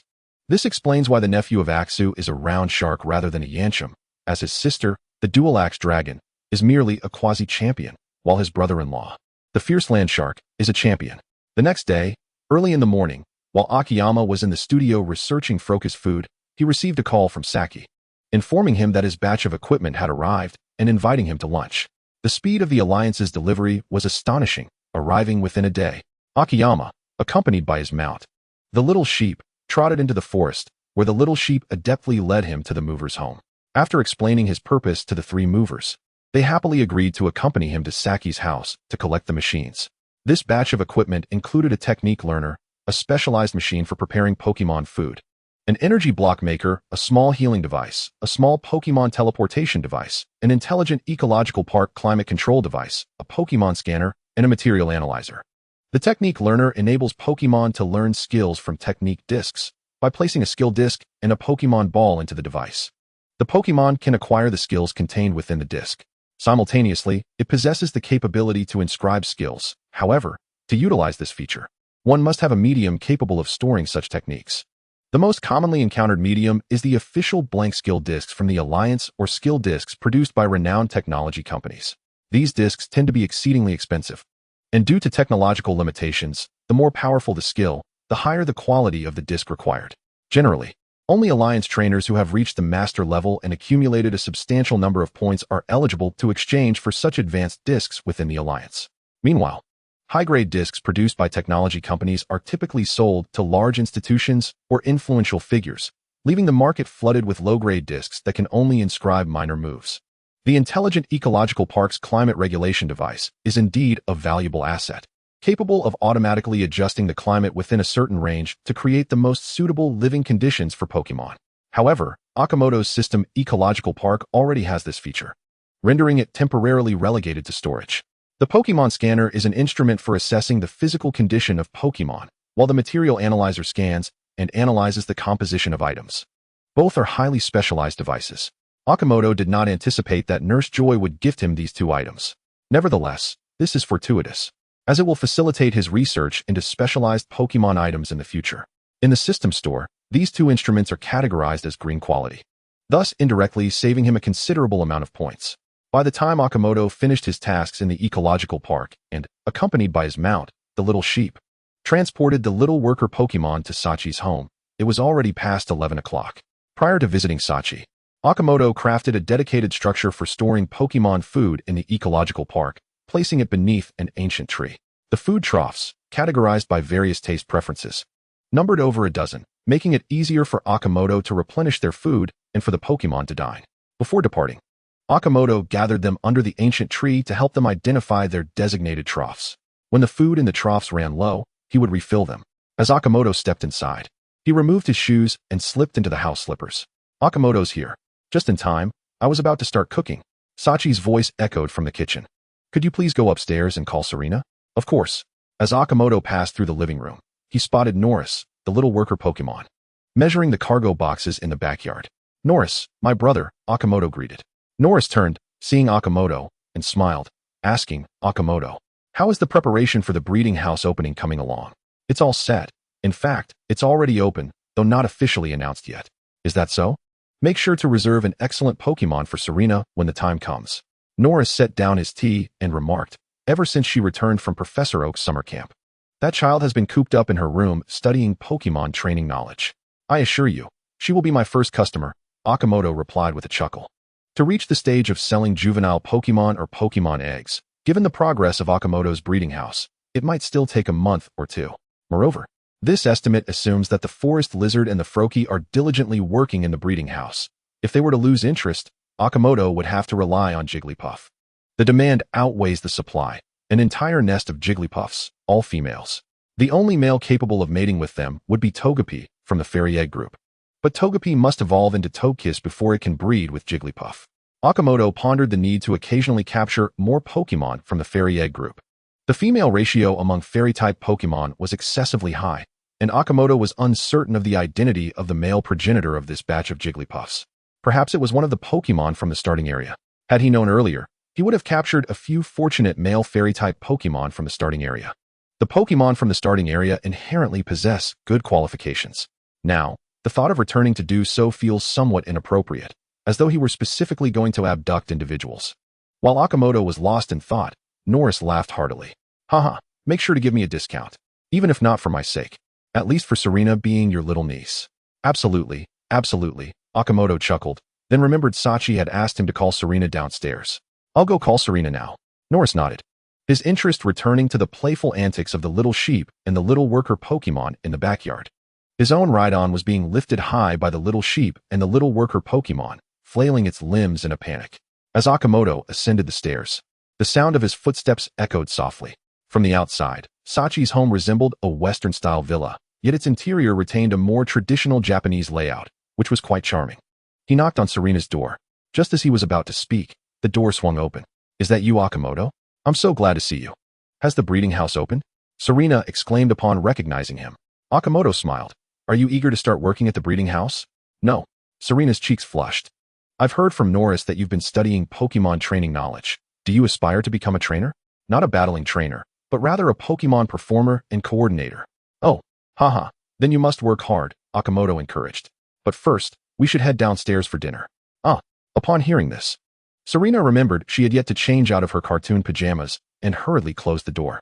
Akimoto and Ayakin, please go ahead. I'll be down shortly. Chapter 66, The Evolution of the Little Worker Pokémon. At the dining table, Akimoto and Sachi's family engaged in lively conversation and laughter. Suddenly, Sachi turned to Akimoto and asked, Akimoto, do you have any plans for after the opening? Plans? Which aspect are you referring to? Akimoto was taken aback. Given that Choku Town is relatively remote, it would be challenging to attract customers without a unique feature. Indeed, there were breeders who previously recognized the environment of Choku Town and opened breeding houses, but they closed down after a year due to the lack of customers. Norris interjected. As for uniqueness, I could emphasize my exceptional breeding results with fairy-type Pokémon. Would that suffice? Akimoto suggested. In fact, he could also mention his qualification to breed the starter Pokémon, although that unique aspect could not yet be incorporated into normal operations. Of course, in the Kalos region, beautiful and adorable fairy-type Pokémon are immensely popular. Sachi replied with a smile, then turned to Serena. Isn't that right, dear? Absolutely. Akiko Annie's Maril is just adorable. Serena nodded vigorously. Norris chimed in, moreover. It seems there are no breeding houses in the Kalos region specializing in fairy-type Pokémon. If you can genuinely ensure excellent breeding results for fairy-type Pokémon, I believe many trainers grappling with fairy-type breeding issues will seek you out. And Sachi leaned in conspiratorially, whispering to Akimoto, many of them are young, beautiful girls. Who knows? One of them might just have the discerning eye to notice our young, talented, and handsome breeding house owner. Oh no, that is unnecessary. Akimoto's face flushed with embarrassment as he waved his hands dismissively. Although Sachi had leaned in to whisper, her voice was hardly muted, and both Norris and Serena overheard. They exchanged amused glances before bursting into laughter at Akimoto's expense. Nevertheless, this served as a reminder for Akimoto that, until the essence of life awakens, focusing on fairy-type Pokémon will be the best direction for the breeding house's operations. The conversation then shifted to other topics, punctuated by fits of laughter, creating a warm and harmonious atmosphere. After bidding farewell to the Sachi family and promising Serena that he would notify her to come to the breeding house once everything was in order, Akimoto, accompanied by the transport artisan and his mount, the little sheep, returned home with their belongings. Each machine was not particularly large, yet the little sheep and the transport artisan could only carry one item at a time. To assist, Sachi had her two horned rhinos carry the larger machines alongside Akimoto back to the breeding house. As for the remaining two smaller devices, the healing apparatus and the teleportation device, Akimoto secured them with rope and carried them for a while. After distancing himself from Sachi's residence, Akimoto stored all the items in the system's warehouse. After expressing his gratitude to the horned rhinos, he allowed them to return on their own. However, it seemed that the transport artisans were quite displeased with Akimoto for taking the cargo away, feeling somewhat belittled in the process. Amused yet helpless, Akimoto had no choice but to retrieve the goods and let them continue transporting them, which finally appeased them. Heave-ho, heave-ho, heave-ho. The three transport artisans rhythmically chanted as they carried a large box ahead, while Akimoto and the little sheep leisurely followed behind. By the time they reached the entrance of the breeding house, the transport artisans were panting heavily. With a thud, the cargo box hit the ground, kicking up a cloud of dust. The transport artisans, still catching their breath, noticed Akimoto looking at them and mustered the strength to flex their muscles in a display of strength. Just as Akimoto was about to reward them with a treat, he noticed that the three siblings were simultaneously enveloped in the light of evolution. What a delightful surprise. Congratulations to you all, Akimoto thought with a smile. Once the evolution light faded, all three had successfully transformed into Iron Bone Earthlings. Heave-ho, heave-ho. The trio of Iron Bone Earthlings stood together, striking powerful poses that completely erased their previous fatigue from carrying the boxes. Congratulations on your newfound strength.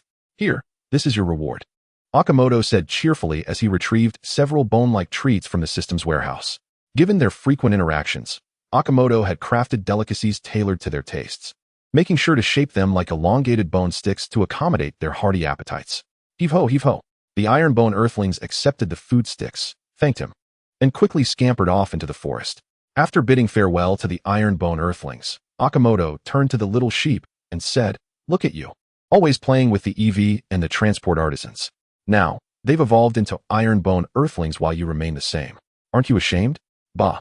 The little sheep replied with a hint of grievance. "What could I do? In truth, The little sheep's strength had significantly improved, rising from level 18 to level 24. As it had been diligently training, Akimoto had devised individualized training regimens for each Pokémon, aiming for rapid strength enhancement without compromising their health. While the breeding house did not require Pokémon to be exceptionally powerful, stronger Pokémon tended to have a higher life tier, resulting in better offspring qualifications, which is why Akimoto maintained high expectations. As for the little sheep, in addition to its morning runs, Akimoto had it engage in strength training alongside the round little circle. Running with sandbags strapped to its legs had become routine, and Akimoto frequently encouraged battles among the Pokémon, with the little sheep often taking the hits. After enduring the blows, Akimoto would heal its wounds, only for it to face more battles. This not only honed the attacking abilities of the other Pokémon, but also bolstered the little sheep's defenses. How delightful! Akimoto happily led the little sheep back to the eco park, replenishing the food trough before preparing to work in the studio on food for water-type Pokémon. As he passed through the grassland area, Akimoto suddenly noticed the large female Eevee behaving unusually, prompting him to approach for a closer look, only to discover that she was pregnant. What joyous news! This marked the first offspring for the breeding house, even though it was still in gestation. Speaking of the Eevee couple, Akimoto had no particular plans for them.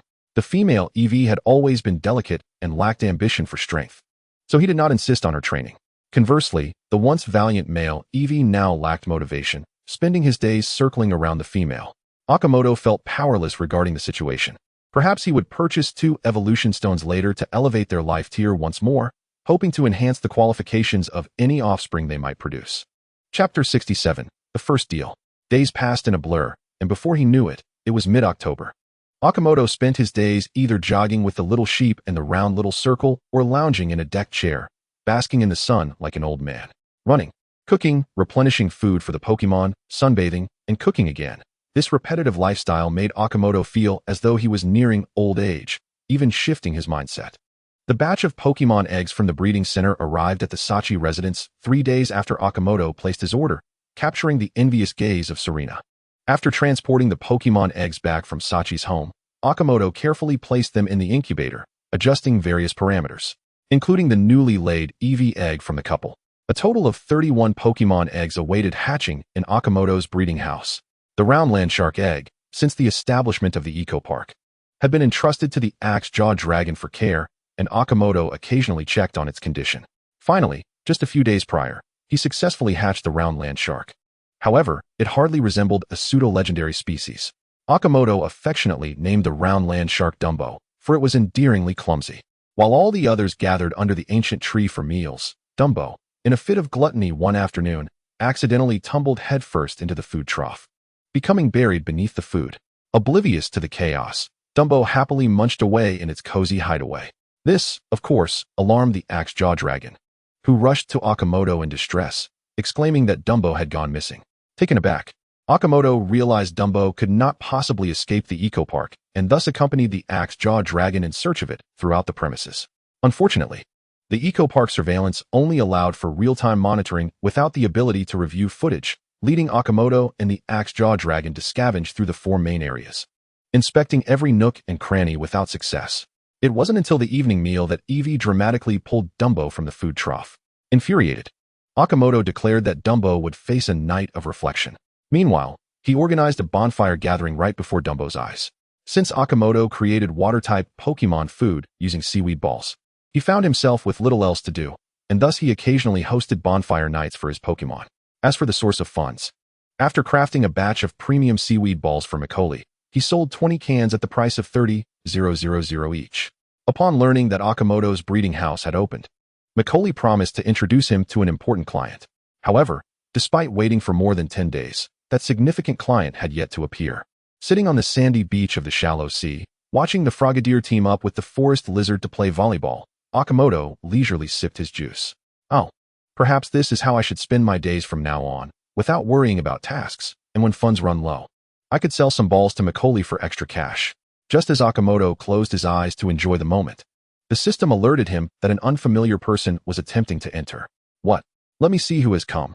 Akimoto examined the image displayed by the system. A young man with light blue hair stood outside the iron gate, waiting. Akimoto stroked his chin, thinking he did not recognize the individual, who, surprisingly, appeared rather handsome. However, We are undoubtedly more handsome than him. After a moment of contemplation, Akimoto decided to notify the system to open the iron gate and proceeded to the front hall. When Akimoto entered the hall, the young man was already waiting there. Before Akimoto could speak, the young man inquired, "Hello, is this the Akiyama breeding house?" "Indeed. How may I assist you?" Akimoto discreetly rolled his eyes. Surely he could read the sign himself. "Are you the manager here?" "Yes, I am both the manager and the breeder." Upon hearing this, the young man smiled and said, "That is splendid. I heard from Macaulay that a new breeding house has opened here, and since I have some matters to attend to in the southern mountains, I need to temporarily board a Pokémon with you. Would that be possible?" Upon realizing a business opportunity had arisen, Akimoto adopted a more formal demeanor. After all, this was the first transaction since the opening, and it carried a peculiar sense of ritual. "May I ask which Pokémon you wish to board?" "It's this one." The young man retrieved a luxury ball from his waist pouch, revealing a cacnea. "I would appreciate your care for it." Akimoto was slightly taken aback upon seeing the luxury ball, but his surprise quickly faded upon noticing the young man's expensive climbing gear. However, upon hearing that he was boarding a cacnea, Akimoto felt a stir of excitement. How curious, a cacnea, and a rare one at that. Akimoto, puzzled, inquired, "May I ask why you need to board it?" He was aware that cacnea was an exceptionally valuable Pokémon. The young man, slightly helpless, replied, "I came to the southern region of Kalos after hearing rumors of a rare Pokémon, intending to capture it. However, cacnea was unwilling to stay behind and insisted on accompanying me." Akimoto was intrigued. What rare Pokémon could it be that he had not heard of? The young man continued, "Since I do not wish to send my newly captured Pokémon back just yet, I must kindly ask for your assistance in caring for cacnea for the time being." Akimoto nodded, accepting the cacnea's luxury ball and placing it into a detection device. He then sat at the computer, activating the breeding house service system. "Could you please present your identification? I need to register your information." The young man complied, producing his identification for Akimoto. Akimoto glanced over the document casually, but his expression soon grew peculiar. He regarded the ID with a strange gaze before looking back at the young man's face. "Is there a problem?" The young man asked innocently. "Your name is Zabukida Daigo?" "Yes." Daigo's tone was nonchalant. He saw no issue with it. "The Zabukida who won the championship in Hoenn?" "Indeed." Akimoto suddenly understood. Naturally, Macaulay would refer a notable individual to his breeding house, and it was likely his good friend Daigo. "However, you seem exceedingly youthful, and your ID states you are merely 21 years old. How infuriating." After the initial surprise, Akimoto chose to remain silent, displaying a calm demeanor, while Daigo, who had been tranquil throughout, looked somewhat puzzled. After registering Daigo's identity, Akimoto recorded the cacnea's health status information from the detection device, compiling it into a document and printing 2 copies. Handing one to Daigo, Akimoto said, "I shall take care of cacnea for you. Do you have any special requests? If possible, could you help cultivate its personality? It's rather shy and hesitant to appear in public settings." "I shall do my utmost," Akimoto replied as he typed a few lines on the computer. "Is there anything else you require?" "No, just standard care will suffice," Daigo reflected before adding, "If it's possible to work on other aspects, I am willing to cover those expenses." Akimoto made a note of Daigo's requests and, after confirming there were no further stipulations, remarked, "How long do you intend to board cacnea? I worry that I may go bankrupt from feeding it before you return." Daigo picked up on the joking tone and chuckled, "Rest assured, I will prepay for 5 days of care." Cacnea is known for being quite the glutton, capable of consuming several hundred kilograms of metal daily, which could amount to a substantial sum in expenses. Akimoto certainly didn't have that kind of money to spare. "Well then, I have no objections. I wish you success in capturing that rare Pokémon." Akimoto saved the transaction information and created a folder for cacnea. The breeding house's service model generally involves first assessing the Pokémon's various health metrics, recording them in the breeding house system, and printing them out. One copy is retained by the breeding house, while the other is given to the trainer. When the trainer wishes to reclaim their Pokémon, the breeding house will reassess its condition and print the latest information for comparison with the initial data. Based on the daily charges, if the Pokémon shows positive developments, the trainer must pay an additional breeding fee. Conversely, if the breeding house fails to care for the Pokémon adequately, they are liable to compensate the trainer a sum equivalent to 3 to 5 times the monetary value represented by the Pokémon's health changes, depending on the severity of the impact. Furthermore, once the breeding house issues a receipt, trainers can rate the establishment on breeding websites. Should a breeding house receive an excessively low score, the league may dispatch personnel to reassess its capabilities. If found lacking, the breeding house could face closure. More severely, if a breeding house is found to have mishandled numerous Pokémon, the breeder's certification could be permanently revoked without the possibility of reinstatement. Hence, no breeder would dare to act recklessly in this regard. To do so would be tantamount to criminal behavior. After receiving a prepayment of 120,000 yen from Daigo, Akimoto issued the receipt. Daigo swiftly accepted the document before departing in haste. Akimoto paid him little mind, taking the luxury ball containing Cacnea, his face alight with excitement. As the machine processed Cacnea's health metrics, Akimoto had already conducted a preliminary examination. Upon discovering that this blue-quality Cacnea was precisely level 31 and female, he nearly shouted with delight, though he restrained himself.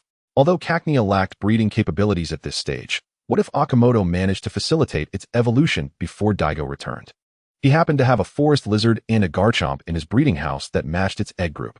Should Cacnea evolve into a Cacturn and take a liking to one of them, it could leave him a Cacnea egg. What a delightful prospect. Even if the Pokémon didn't find a suitable partner among his current stock, the breeding fees for an evolved Pokémon would still be quite substantial. With these thoughts in mind, Akimoto cheerfully clutched the luxury ball containing Cacnea and ventured into the ecological garden. It was essential to cultivate a bond, especially with a Pokémon of such a shy disposition. Akimoto had already devised a plan to foster a connection between Cacnea and Garchomp. He decided to have the somewhat introverted Garchomp win the affections of this beautiful Pokémon, as they both shared a blue quality. Surely their offspring would possess exceptional traits. As for the several green quality forest lizards, Akimoto had yet to devise a method to enhance their qualities. How he yearned for the day when the essence of life might awaken anew, granting him the power to directly elevate Pokémon qualities like Xerneas. If that were to happen, he would certainly prosper. With a whimsical smile, Akimoto approached the ancient tree. It is now past 5 in the afternoon, and shortly, the Pokémon will come for their meal. Akimoto first replenished the food in the feeding trough, and then released Kecleon beneath the ancient tree. Kecleon appeared before Akimoto, glancing at him and then surveying the surroundings. But upon not spotting Daigo, it couldn't help but feel a twinge of anxiety.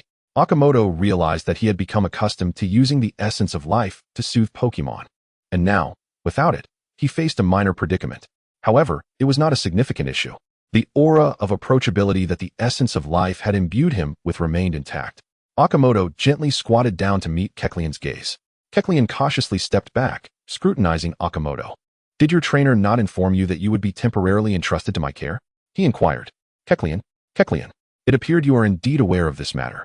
Do not be alarmed. The Pokémon here are quite amiable, Akimoto reassured with a smile. Noticing that Kecleon still maintained a wary demeanor, Akimoto employed his signature method of enticing Pokémon with treats. Yet, it seemed that Kecleon was not particularly fond of the snacks Akimoto had prepared, remaining somewhat on guard. "Oh, well, this is awkward," Akimoto said, sheepishly tucking away his usually foolproof curry fish balls. He had almost forgotten that Pokémon's tastes often diverged from those of humans. Even though the Pokémon he had encountered generally enjoyed his culinary creations. Clearly, this instance was different. Kecleon ignored the curry fish balls, leaving Akimoto feeling a touch disheartened. Nevertheless, since Daigo had provided ample funds, Akimoto decided to splurge a bit in the system shop, purchasing 2 small dumbbells to place before Kecleon. The most cost-effective metallic item available was indeed these dumbbells, as raw iron was simply not available. To Akimoto's delight, he witnessed Kecleon begin to gnaw on the dumbbells. Its actions reminiscent of certain competitive eaters back on Earth, making Akimoto almost want to take a bite himself. However, doing so would undoubtedly incur significant dental expenses. In just a few minutes, the 2 dumbbells, which had cost Akimoto several dozen coins, were devoured by Kecleon.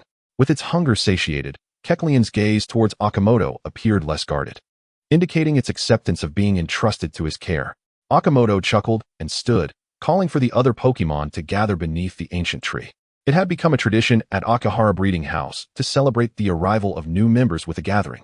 As Chapter 69 unfolds, with the title The Maid Outfit Jigglypuff, Kecleon initially seemed indifferent to Akimoto's departure, sitting vacantly on the ground after its meal, occasionally glancing up at the towering ancient tree, straining to catch a glimpse of its lofty canopy. However, the area beneath the tree soon erupted with commotion. The first to arrive were the riding Mareep and the merry duo, who dashed over joyfully, spotting the unfamiliar Kecleon from a distance. The exuberant pair quickly encircled Kecleon, curiously waving their small paws and bombarding it with questions.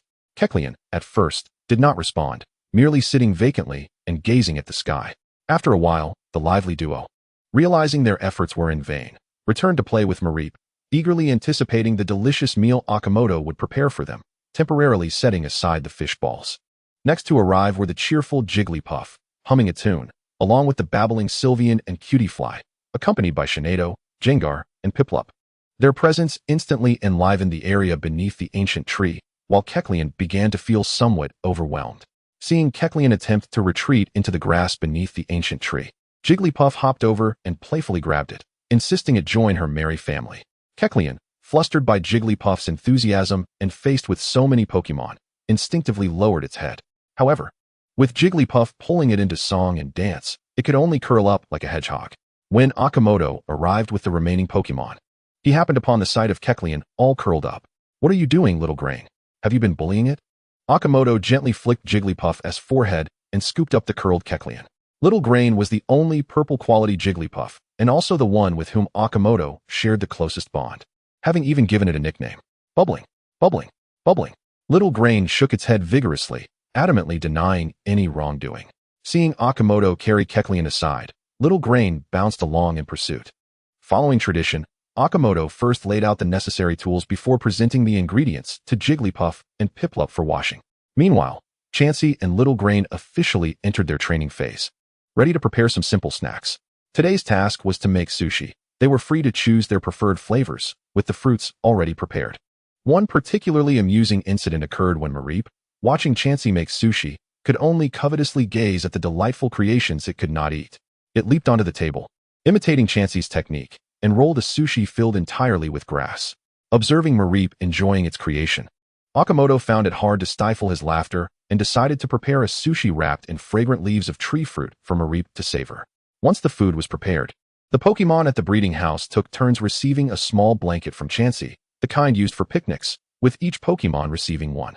They orderly spread their blankets across the grass, sitting together to form a large circle, anticipation gleaming in their eyes. Little Grain, donning the specially made outfit Akimoto had purchased for it, led 3 Jigglypuff to deliver the food to each Pokémon's blanket. As for the maid outfit, it was not born of any peculiar inclinations on Akimoto's part. During a casual visit to Serena's house with Little Grain, Serena immediately took a liking to Little Grain and whisked it away to an upstairs room. By the time Akimoto was ready to leave, Little Grain returned to him holding a classic black and white maid outfit photo, gesturing that it wished to wear such attire. Initially, Akimoto refused, but after Little Grain's endearing antics, he could no longer maintain a stern expression and reluctantly agreed. Later, upon returning to the breeding house, Akimoto logged onto a clothing website and found a shop specializing in maid outfits, contacting the owner. The owner, a young woman, initially assumed Akimoto was purchasing for a girlfriend, but upon hearing otherwise, her expression shifted to one of suspicion and fear. Akimoto spent quite some time explaining that he was not a cross-dressing enthusiast. Ultimately, at the owner's request, Akimoto sent a photo of Little Grain. Upon seeing Little Grain's adorable visage, the owner's eyes sparkled with affection, and she promptly promised to craft the outfit within a day and ship it at lightning speed, even offering Akimoto a 50% discount, on the condition that she could video chat with Little Grain for half an hour. Akimoto was utterly baffled by the prospect of video chatting, finding it uncanny how animatedly she conversed with Little Grain, akin to an online romance, despite the language barrier. Meanwhile, Akimoto, playing a game on his phone, remained oblivious to the nature of their conversation. Thus, the tale of Little Grain's maid outfit came to be. Once it arrived, Little Grain eagerly donned it, parading before the other Jigglypuff, which led to Akimoto being surrounded by them, prompting even Chansey to express a desire for a new outfit. Consequently, a considerable number of maid outfits were on their way via delivery. Whenever Akimoto organized a bonfire gathering, Little Grain would proudly wear it. Having even practiced maid etiquette by watching videos on his computer, Akiyama pondered the notion that should the number of visitors to the breeding house increase, it might be worthwhile to establish a maid-themed breeding house. At 7:30 in the evening, once all the Pokémon were seated, Akiyama ignited a flickering campfire at the center of the circle they formed, subsequently proclaiming the commencement of the evening's festivities. However, the campfire gathering was not solely for amusement. Akiyama seized this opportunity to train the Pokémon in the elegance of their moves, serving as a preparatory performance for the upcoming grandeur competition. After all, the first to take the stage was the eager Little Grain. For reasons unknown, Little Grain always delighted in bouncing along as it walked, and this occasion was no exception. It skipped merrily to the center of the circle, executed a genteel bow, and retrieved a marker. Wait a moment.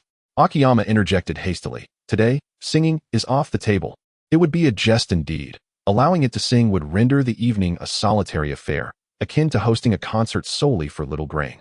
Although Akiyama, Gengar, and Shinedo would remain unaffected, Little Grain's prowess surpassed that of all the other Jigglypuffs, causing even the others to succumb to slumber under the spell of its melody, let alone the non-fairy-type Pokémon. Jigglypuff possessed a skill known as Round, which, when initiated by multiple Jigglypuffs, would amplify in power. Akiyama often witnessed Jigglypuffs congregating in flower fields, serenading the surroundings, yet invariably, they would drift into slumber mid-song. The power of Round knows no distinction between friend and foe. When it beckons slumber, one must comply. And once one falls asleep, others inevitably follow suit. Chapter 70, Freya's Dream. Little Grain, with a pout of indignation, tucked the marker away, raised a tiny hand, and began to twirl slowly. At that moment, delicate pink dust began to fall from the sky, enveloping Little Grain's round, plump form as it spun within the shimmering veil. Eventually, it came to a halt, its outstretched hand gracefully waving, releasing a stunning ribbon of vibrant light from its palm. As the radiant trail wound through the dust, it coiled around Little Grain like an ethereal silk, culminating in a powerful burst of fairy energy that erupted into the air, cascading down like a waterfall, concealing Little Grain within. When the luminous veil dissipated, Little Grain's elegant silhouette was unveiled before the audience. Happiny was the most enthusiastic, being the first to applaud, prompting a wave of fervent applause from the others. Little Grain bounced over to Akiyama, extending its little neck and tilting its head inquiringly. Akiyama, maintaining a stoic expression, met its gaze, but could not resist a smile, affectionately ruffling its head. Well done, I shall treat you to a little extra later. Little Grain beamed with joy. Next to perform was Shinedo, a veteran of the breeding house and the matriarch of the fairy-type Pokémon. Her performance, while seemingly simple, was imbued with an allure that was far from diminished. As the epitome of beauty, Shinedo could embody both innocence and a commanding presence, serving as Akiyama's ace in the grandeur competition. Moreover, having undergone the divine purification of Xerneas, Shinedo radiated an aura of nobility that effortlessly captivated onlookers. She gracefully floated to the center of the grassy field, executing an elegant opening bow. In contrast to Little Grain's charm, Shinedo's elegance was one of true nobility, reminiscent of a refined socialite rather than a neighborly little sister.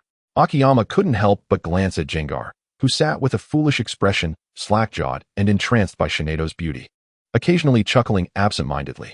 It was perplexing why Shinedo accepted this oddity, completely devoid of the image of a formidable champion. At that moment, Shinedo began her performance. Her slender, delicate fingers extended wisps of pale pink ribbons, reminiscent of Little Grain's but shorter, measuring about half a meter. With a gentle flourish, Shinedo initiated her dance, a renowned choreography Akiyama had previously instructed her to learn, known as Freya's Dream. According to legend, the creator of this dance, Freya, had stumbled upon a gathering of Shinedo and drew inspiration from their enchanting presence. As Shinedo danced, the surrounding Pokémon, even the typically reserved Cottonee, became entranced by her performance. Gradually, Shinedo's appearance began to transform. Her hair shifted to a soft lavender hue, her evening gown morphed into a vibrant rose pink, and the protrusion on her chest took on the form of a bow tie. Akiyama had discovered during training that Shinedo possessed the ability to alter her form, primarily reflected in the color of her body, which she could control at will. Nevertheless, her favored appearance remained this one, and Akiyama found it beautiful, convinced that any color would suit her. Unbeknownst to anyone, a radiant orb materialized above Shinedo's head, and as the dance continued, she paused. The audience, unsure whether Shinedo's performance had concluded, looked to Akiyama for guidance. Seeing him silent, they remained seated, attentively awaiting the next act. Suddenly, Shinedo called out with a melodic voice, and two more Shinedo appeared in the arena. The three formed a triangular formation, swirling gracefully around each other. At that moment, the orb burst, showering the area with countless glowing specks that encircled the trio. The shimmering points enveloped Shinedo, orbiting her as she resumed her dance. The spectators were left in awe, unable to discern which was the real Shinedo, their eyes wide with wonder as they watched the elegant figures twirl. Gengar was no exception, finding himself equally baffled, rendered a mere audience member, unable to summon his usual prowess. The benefits Shinedo had gained from Xerneas were evidently profound. In terms of vitality, she rivaled Gengar, not to mention the life force bestowed upon her by Sylveon and Akiyama. Eventually, Shinedo's movements slowed, and only one Shinedo remained. She floated gracefully in midair, as the glowing points collided with droplets of water, erupting into a splendid display of fireworks that accentuated her beauty. Lai lai. Yuha yuha yuha. The jubilant cheers of Happiny and Jengar echoed simultaneously, prompting the audience to erupt in fervent applause for Shinedo. Akiyama finally released Katani, as it had been obstructed from viewing the performance by Happiny seated in front. After holding her for several minutes, Akiyama's arms felt as though they might give way. It was akin to carrying a girlfriend who had grown plump and demanded to be held like a princess. One must endure the fatigue in silence. Although Akiyama had no girlfriend, nor did the author, such a scenario was certainly not beyond imagination. Akiyama wished to place Katani in front of Happiny, yet Katani seemed only comfortable by his side, leaving him with no choice. Locking eyes with Shinedo, Akiyama nodded with a smile of approval, and Shinedo beamed back happily. From initially following Akiyama under Sylvian's orders to eventually recognizing him, and through the trials faced at the origin of their journey, Shinedo had come to wholeheartedly trust Akiyama, feeling a swell of emotion within her. When Akiyama first tasked Shinedo with training her moves for elegance, she had not relished the repetitive practice of altering her techniques. Akimoto discerned this and thus selected a dance specifically for her from the internet. Although he himself was not adept at dancing, he mimicked the movements from the video in an incongruous manner to guide Sanadu in understanding human dance better. The outcome was a resounding success, stirring even Sanado's typically calm and composed demeanor into excitement. Chapter 71, A Performance Awaits. Next was the spectacular showdown between the forest lizard and the Krogunk, where Akimoto deliberately diminished the power of their moves, emphasizing technique over brute strength. This segment proved to be utterly captivating, inciting the Aksu to yearn for a turn on stage. Noticing the Aksu's eagerness, Akimoto approached and inquired, "Do you wish to perform?" The Aksu nodded enthusiastically, waving its sharp claws. With a chuckle, Akimoto whispered to the Aksu, "Then step up on stage. Do this, and then that." The Aksu's expression shifted from excitement to a pained glance at Akimoto, then at the Krogunk, ultimately sighing in resignation. "Do I really have to?" "Absolutely. There's no one else fit for this task. Go for it," Akimoto encouraged, patting the Aksu on the shoulder, instilling a sense of trust in it. The Aksu felt conflicted, yet ultimately acquiesced, for Akimoto was its master. It was indeed a perplexing predicament. Chuckling to himself, Akimoto sidled away, leaving the Krogunk looking on in confusion. The Aksu then approached the Krogunk, initiating a conversation. Initially curious, the Krogunk soon became shy and somewhat timid. "I don't wish to do this either. Someone is compelling me," the Aksu admitted. Nevertheless, the Krogunk followed the Aksu to the center of the grass, while Akimoto, concealed behind a piplup, stifled a laugh. Akimoto had tasked the Aksu with bringing the Krogunk on stage to perform whatever it desired, as long as they were together. Now, standing awkwardly in the spotlight, the Aksu was at a loss for what to do. While it could easily replicate the forest lizard-esque combat style, it was not feasible to engage in battle with the Krogunk. It could only perform some other act. What could you possibly have it perform? Akimoto chuckled as he observed the Aksu and Krogunk standing still. He clapped his hands, prompting Piplup and Jigglypuff to join in the applause. The surrounding Pokémon rose to their feet, encircling the Aksu and Krogunk, dancing in a manner reminiscent of a Meow ethnic dance. All of this had been orchestrated by Akimoto before the soiree commenced. Only the Aksu remained blissfully unaware. The Krogunk, witnessing the jubilant Pokémon, felt a pang of envy at their sincere smiles, inadvertently bumping into the Aksu's claws. Startled, the Aksu promptly lifted the Krogunk, hoisting it high and dancing along to the rhythm. Initially resistant, the Krogunk soon ceased its struggle, gleefully waving its forelimbs and chirping in delight. Akimoto beamed at the sight of the Aksu and the Krogunk, embodying the proud parent. "Bravo, Aksu! You've mastered every aspect except for the kisses." The group continued to dance in a circle, joining in song with the mischievous Jengar. Jengar, a lively spirit, had managed to instill the Pokémon with its infectious enthusiasm during the evening bonfire gatherings, leading the dance segments with the Jengar song. Among the most spirited were Jengar, Jigglypuff, and Piplup, with Akimoto himself succumbing to the infectious melody. "Woohoo, woohoo, hee! Piplup, Piplup, Piplup! Burly, burly, burly, burly!" At that moment, a small voice emerged from the center of the circle, catching Jengar's attention with a satisfied gaze. "Coco, Coco, Cocodora!" The Krogunk, puffing its cheeks, excitedly joined in the Jengar song, prompting Akimoto to erupt in laughter. Even the Aksu shed its tough demeanor, mimicking Jengar's amusing antics. Laughter mingled with song, echoing beneath the ancient trees. At that instant, a radiant, multicolored light began to emanate from the Krogunk. The Aksu quickly set it down, witnessing it enveloped in a magnificent glow, its form subtly shifting. As the luminous aura dissipated, the Krogunk evolved into a Kudora. Eager to celebrate its transformation, Kudora rubbed against the Aksu, its face alight with joy. The Aksu, however, was taken aback. The little creature had suddenly grown to its height, leaving it momentarily stunned. Akimoto erupted in laughter, declaring that the Aksu would now be responsible for looking after Kudora, thereby concluding the evening's bonfire festivities. As everyone began to tidy up the area, Kudora shyly tugged at the Aksu, revealing a bashful demeanor that belied its newfound size. Although Akimoto was unaware of what transpired in the corner, the Aksu ultimately accepted the situation. Indeed, among the Pokémon resembling monsters, Kudora must be considered one of those with the most considerable evolutionary leap. Its size more than doubling along with its weight, and this was merely its first evolution. In the end, Akimoto instructed the Aksu to take Kudora to temporarily reside in a cave near its cozy nook in the forest. The following morning, while jogging with his mount, the little lamb, Akimoto found himself deep within the woods. Ninetales and Chansey were already basking in the sun atop a small cliff. From a distance, he spotted Kudora clinging to the Aksu, which wore a resigned expression as it tolerated the situation. Akimoto couldn't help but smile. This was a promising development.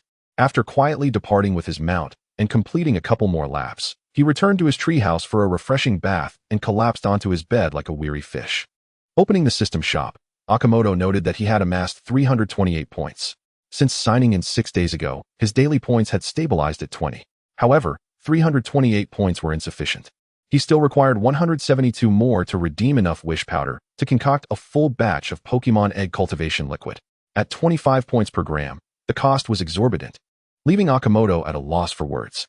To create a batch of Pokemon egg cultivation liquid, one would require 20 grams of wish powder, 50 grams of sweet honey, 1 lost flower, 1 wind flower, and 5 grams of blue awakening stone powder.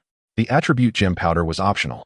Akimoto had already obtained a bag of lost flower seeds, totaling 10 seeds, which would take a year from germination to bloom. The wind flower was comparatively manageable, only requiring a few weeks to mature. But the issue remained that Akimoto had yet to acquire its seeds. Sweet honey and awakening stone powder could be purchased with currency, with 5 grams of awakening stone powder costing 30,000 coins. This was truly extortionate. With a sigh, Akimoto decided to utilize his accumulated 10 beginner draw tickets all at once. Chapter 72. The water is abundant in the spring. In the previous 8 draws, aside from obtaining a bag of lost flower seeds, he had received nothing but trivial items akin to green arrow chewing gum. Thus, Akimoto held little hope for this 10 draw. Ding. Congratulations, host, you have received an electric toothbrush, white, X1. Ding. Congratulations, host, you have received a deluxe realistic doll, yellow, X1. What on earth? Could you repeat that?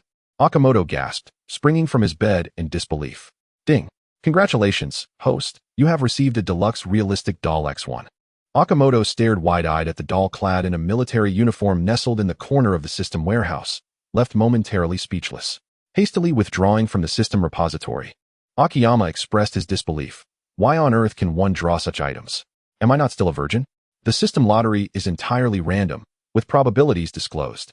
Please refrain from asking irrelevant questions. Remaining 8 opportunities for a primary lottery draw. Would you like to continue? Let us proceed, Akiyama reassured himself. Perhaps these items will prove useful in the future. Ding. Congratulations, host, you have obtained a basketball identical to that of the celebrity Kai, white, X1. Ding. Congratulations, host. You have obtained a screaming chicken toy, white, X1. Ding. Congratulations, host, you have obtained a pilot's fountain pen, white, X1. Ding. Congratulations, host. You have obtained a fragment of the secret space, Glacicia flower field, blue, X1.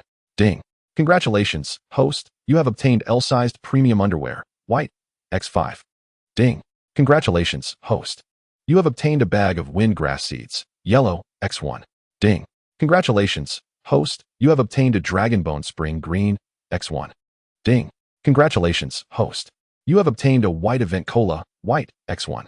A series of system notifications left Akiyama's head buzzing. He decided to mute the alerts and only unmuted them after a while. Upon reviewing the lottery records, he immediately noticed a blue notification. What is this? Akiyama exclaimed, staring at the blue fragment in his hand, astonished. Look for yourself. Faced with the system's retort, Akiyama had no choice but to investigate the fragment's information. Item information. Name, Fragment of the secret space, Blissey flower field. Quality, blue. Purpose, to establish a specific secret space. Description, after combining 4 fragments, one can create a secret space within a tree trunk or mountain body. The terrain of the space is determined by the suffix. This fragment pertains to the Blissey flower field, with a spatial area of approximately 10 square kilometers. It appeared to be akin to a secret space similar to a starting ground. If Akiyama could gather all 4 fragments, he would no longer need to worry about the inadequacy of the breeding house's space, especially since a suitable vessel was readily available. Akiyama was elated. This was the first time he had encountered a blue item. Moreover, the subsequent information revealed the acquisition of both a green and a yellow item. The windgrass seeds he had longed for were now in his possession, a bag containing 10 seeds, precisely matching the quantity of the lost flower seeds. Now, he only had to wait for his points to reach 500 to purchase wish powder, enabling him to concoct nurturing liquid. Next, Akiyama retrieved the item named Dragon Bone Spring from the system repository, which resembled a card. Item information. Name, Dragon Bone Spring. Quality, green. Purpose, to alter terrain and create a Dragon Bone Spring.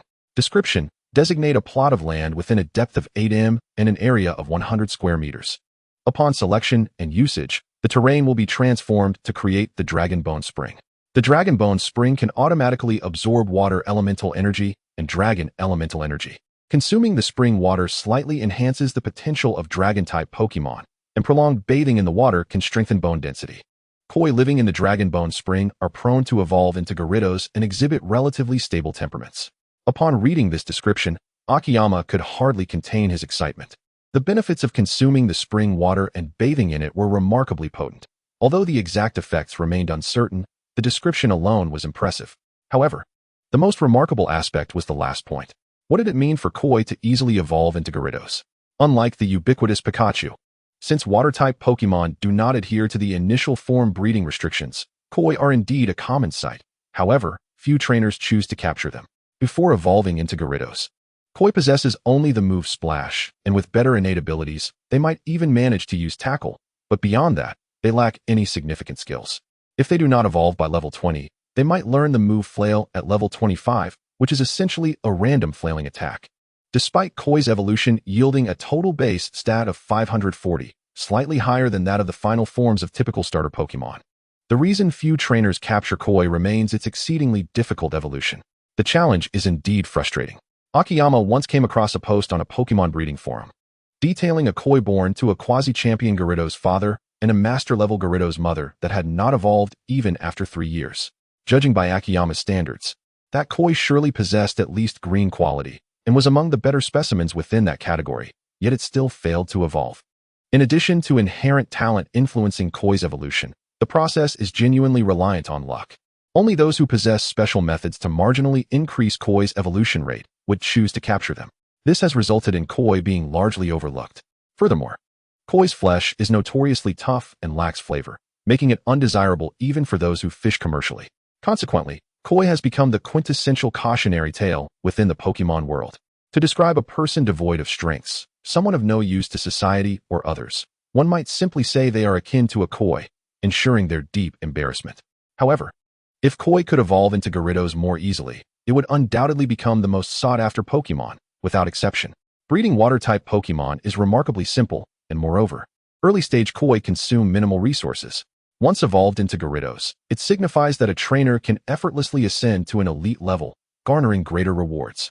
Thus, upon reading the introduction of the Dragon Bone Spring, Akiyama felt exhilarated. This was the pathway to prosperity.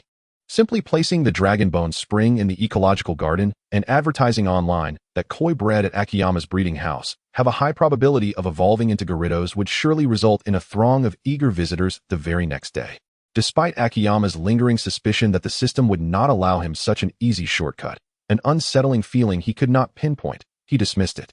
With this thought, Akiyama chose not to dwell on the dull incident with the system, exiting the treehouse with a buoyant spirit.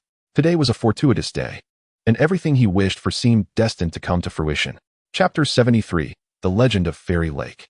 Akiyama selected a plot of land at the juncture of the grassland and forest to place the Dragon Bone Spring.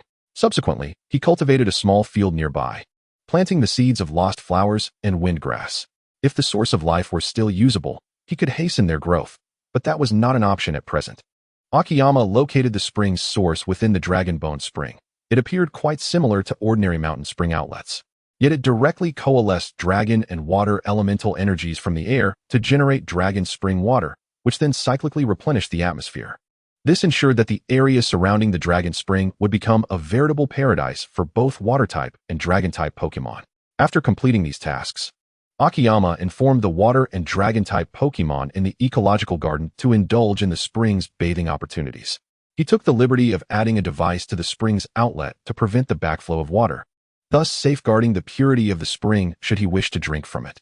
As for whether the Pokémon consumed spring water or their own bathing water, that remained uncertain. After calling out to Aksu to take good care of Katani, Akiyama left enough iron for Katani to last a day, then set out with a Froakie. The purpose of his outing today was to capture a few koi to test the effectiveness of the spring water, especially since he had a specially crafted fishing rod gifted by the system, which he intended to utilize shortly. In his earlier days on Earth, Akiyama frequently visited reservoirs where he could indulge in the art of fishing, proving himself to possess a commendable skill in this endeavor. Aside from fishing, he harbored little interest in outdoor activities, which could be regarded as his sole outdoor expertise. Buri. Today, Little Grain felt a slight pang of hunger and was contemplating a meal beneath the ancient tree when he spotted Akiyama preparing to venture out. "We are going fishing. Would you care to join us?" Akiyama mused, reasoning that bringing Little Grain along would be inconsequential, thus he inquired. "Buri." Little Grain joyfully exclaimed, leaping onto Akiyama's shoulder. In merely a few short days at the nurturing house, Little Grain and the other Jigglypuffs had considerably bulked up thanks to Akiyama's care, making it somewhat unsteady perched atop Akiyama's shoulder. Patting its head, Akiyama gently set it down, which elicited a pout from Little Grain. Its cheeks puffed up in a display of indignation. "No fuss now. I shall prepare a special seat for you," Akiyama chuckled. He then retrieved a contraption resembling a backpack from his system space, an infant seat he had won in a lottery, perfectly suited for Little Grain to sit within. Little Grain, eagerly awaiting, promptly hopped into the seat as soon as Akiyama finished, emitting cheerful, sweet sounds. Akiyama shook his head, laughing. "Does this count as you willingly stepping into your own trap?" Little Grain emitted a sound of confusion while Akiyama chuckled to himself, beckoning to the Krogunk to commence their journey. The aloof Krogunk had been lounging under the ancient tree, waiting for Akiyama and Little Grain to begin their frolic. And now it followed suit. Akiyama intended to fish at a renowned lake near Asame Town, hoping to catch a few rarer Pokémon. Of course, this fame was limited to Asame Town, and Akiyama had only learned of it while conversing with Norris. Walking southwest from Asame Town for a couple of kilometers, and then continuing in the same direction for over 40 minutes would lead them to the lake. According to Norris, this lake possessed its own name and legend. The older residents of Asame Town informed Norris that the lake was called Fairy Lake. There was a tale from over 500 years ago when Pokémon were still referred to as monster beasts. And the relationship between humans and monster beasts was one of taming and slaughter, vastly different from the peaceful scenes of today. A boy named Kuzi ventured into the perilous southern mountains in silence, wishing to prove his prowess in taming monster beasts to the tribesfolk. Initially, he encountered no fearsome creatures, only a few weak or relatively friendly monster beasts, most of which showed little interest in him. This led Kuzi to believe that the southern mountains were not as perilous as the adults had claimed, prompting him to abandon his initial intent of taming small monster beasts, for he deemed them weak and insignificant. Thus, he boldly delved deeper into the mountains. It seemed even Arceus was watching over him, as he encountered no sizable monster beasts along his path, further fueling his underestimation of these creatures, convinced that the adults had exaggerated their dangers. Just as he fantasized about taming a colossal monster beast to astonish the tribe, a rock beneath his feet abruptly uprooted from the ground, sending him flying. Striking heavily against a tree trunk, Kuzi struggled to rise, gazing at the massive rock. That was no mere rock, it was the head of an onyx. As the onyx reared up, an overwhelming sense of terror surged within Kuzi. Under the shadow that obscured the sky, he felt powerless and desolate. Its towering form dwarfed him, akin to a small mountain, with a significant portion still grounded. Kuzi later described it as an onyx exceeding 30 meters in length. Finally, the cold gaze of the onyx jolted Kuzi from his stupor, and he painfully forced himself to flee toward the mountain's edge. However, the earlier sense of security had rendered him oblivious to the adult's teachings, leading him astray. As he raced without a clear direction, an ethereal voice, seemingly from a distant paradise, resonated in his mind, guiding him toward its source. The onyx, motionless and towering, appeared to mock him as he struggled to escape its shadow. Just as Kuzi was on the brink of breaking free, the onyx sprang into action, charging at him with a speed that belied its weight. Hearing the sounds of rocks and trees being demolished behind him, Kuzi dared not glance back, fixating instead on the path indicated by the mysterious voice. In a life-or-death moment, he found himself with no option left. Kuzi had no idea how far he had run, but just as he approached the brink of exhaustion, the onyx caught up to him. Its colossal head descended upon him with force. Summoning the last remnants of his strength, Kuzi's legs propelled him away just in time, narrowly escaping a fate of being crushed. Despite evading the onyx's deadly strike, the sheer force of its attack sent Kuzi tumbling. Amidst the aftermath of the onyx's assault, he lost consciousness, feeling as though he was enveloped by water as he plunged into a lake. Chapter 74, Arrival at Fairy Lake. A gentle force cradled Kuzi, gradually healing his wounds and restoring his consciousness. In his hazy state, he heard several ethereal voices, alongside the furious roars of the onyx. Kuzi attempted to open his eyes, but found himself unable, relegated to merely listening to the sounds around him and feeling the water flow over his body. The soothing aura made him drowsy, and the onyx's roars faded into a distant murmur, ultimately lulling him back into slumber. When Kuzi awoke once more, he found himself lying on the grass by the lake's edge. The onyx had vanished, as had the ethereal beings that had once graced him with their melodious voices, leaving only a chaotic scene behind, marked by the traces of the onyx's passage. He hesitated to label those who had saved his life as monster beasts, despite never having glimpsed their forms. Kuzi called out to the heart of the lake, yearning to summon them back, but his pleas went unanswered. As he gazed at the setting sun, Kuzi realized he had no choice but to return. Utilizing the skills imparted by the tribe's elders to ascertain his direction, he cast a complex gaze at this lake, one that had never been mentioned by anyone, before finally departing. Upon returning to the tribe, Kuzi recounted his harrowing experience to his friends, only to be met with mockery and skepticism. The tales of a 30 to 40 meter onyx and beings capable of repelling such a creature, endowed with healing powers, sounded like a fantastical tale to the residents of this small tribe. In a fit of frustration, Kuzi packed his belongings and set out on a journey to a larger tribe. He sought answers in a broader world, wishing to uncover their names, and that was all. Yet, it cost him his entire life.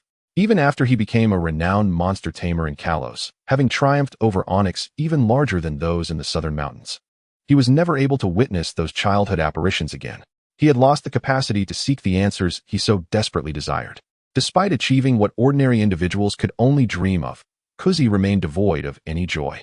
Disheartened, he returned to the southern part of Kalos, to the small tribe where he was born.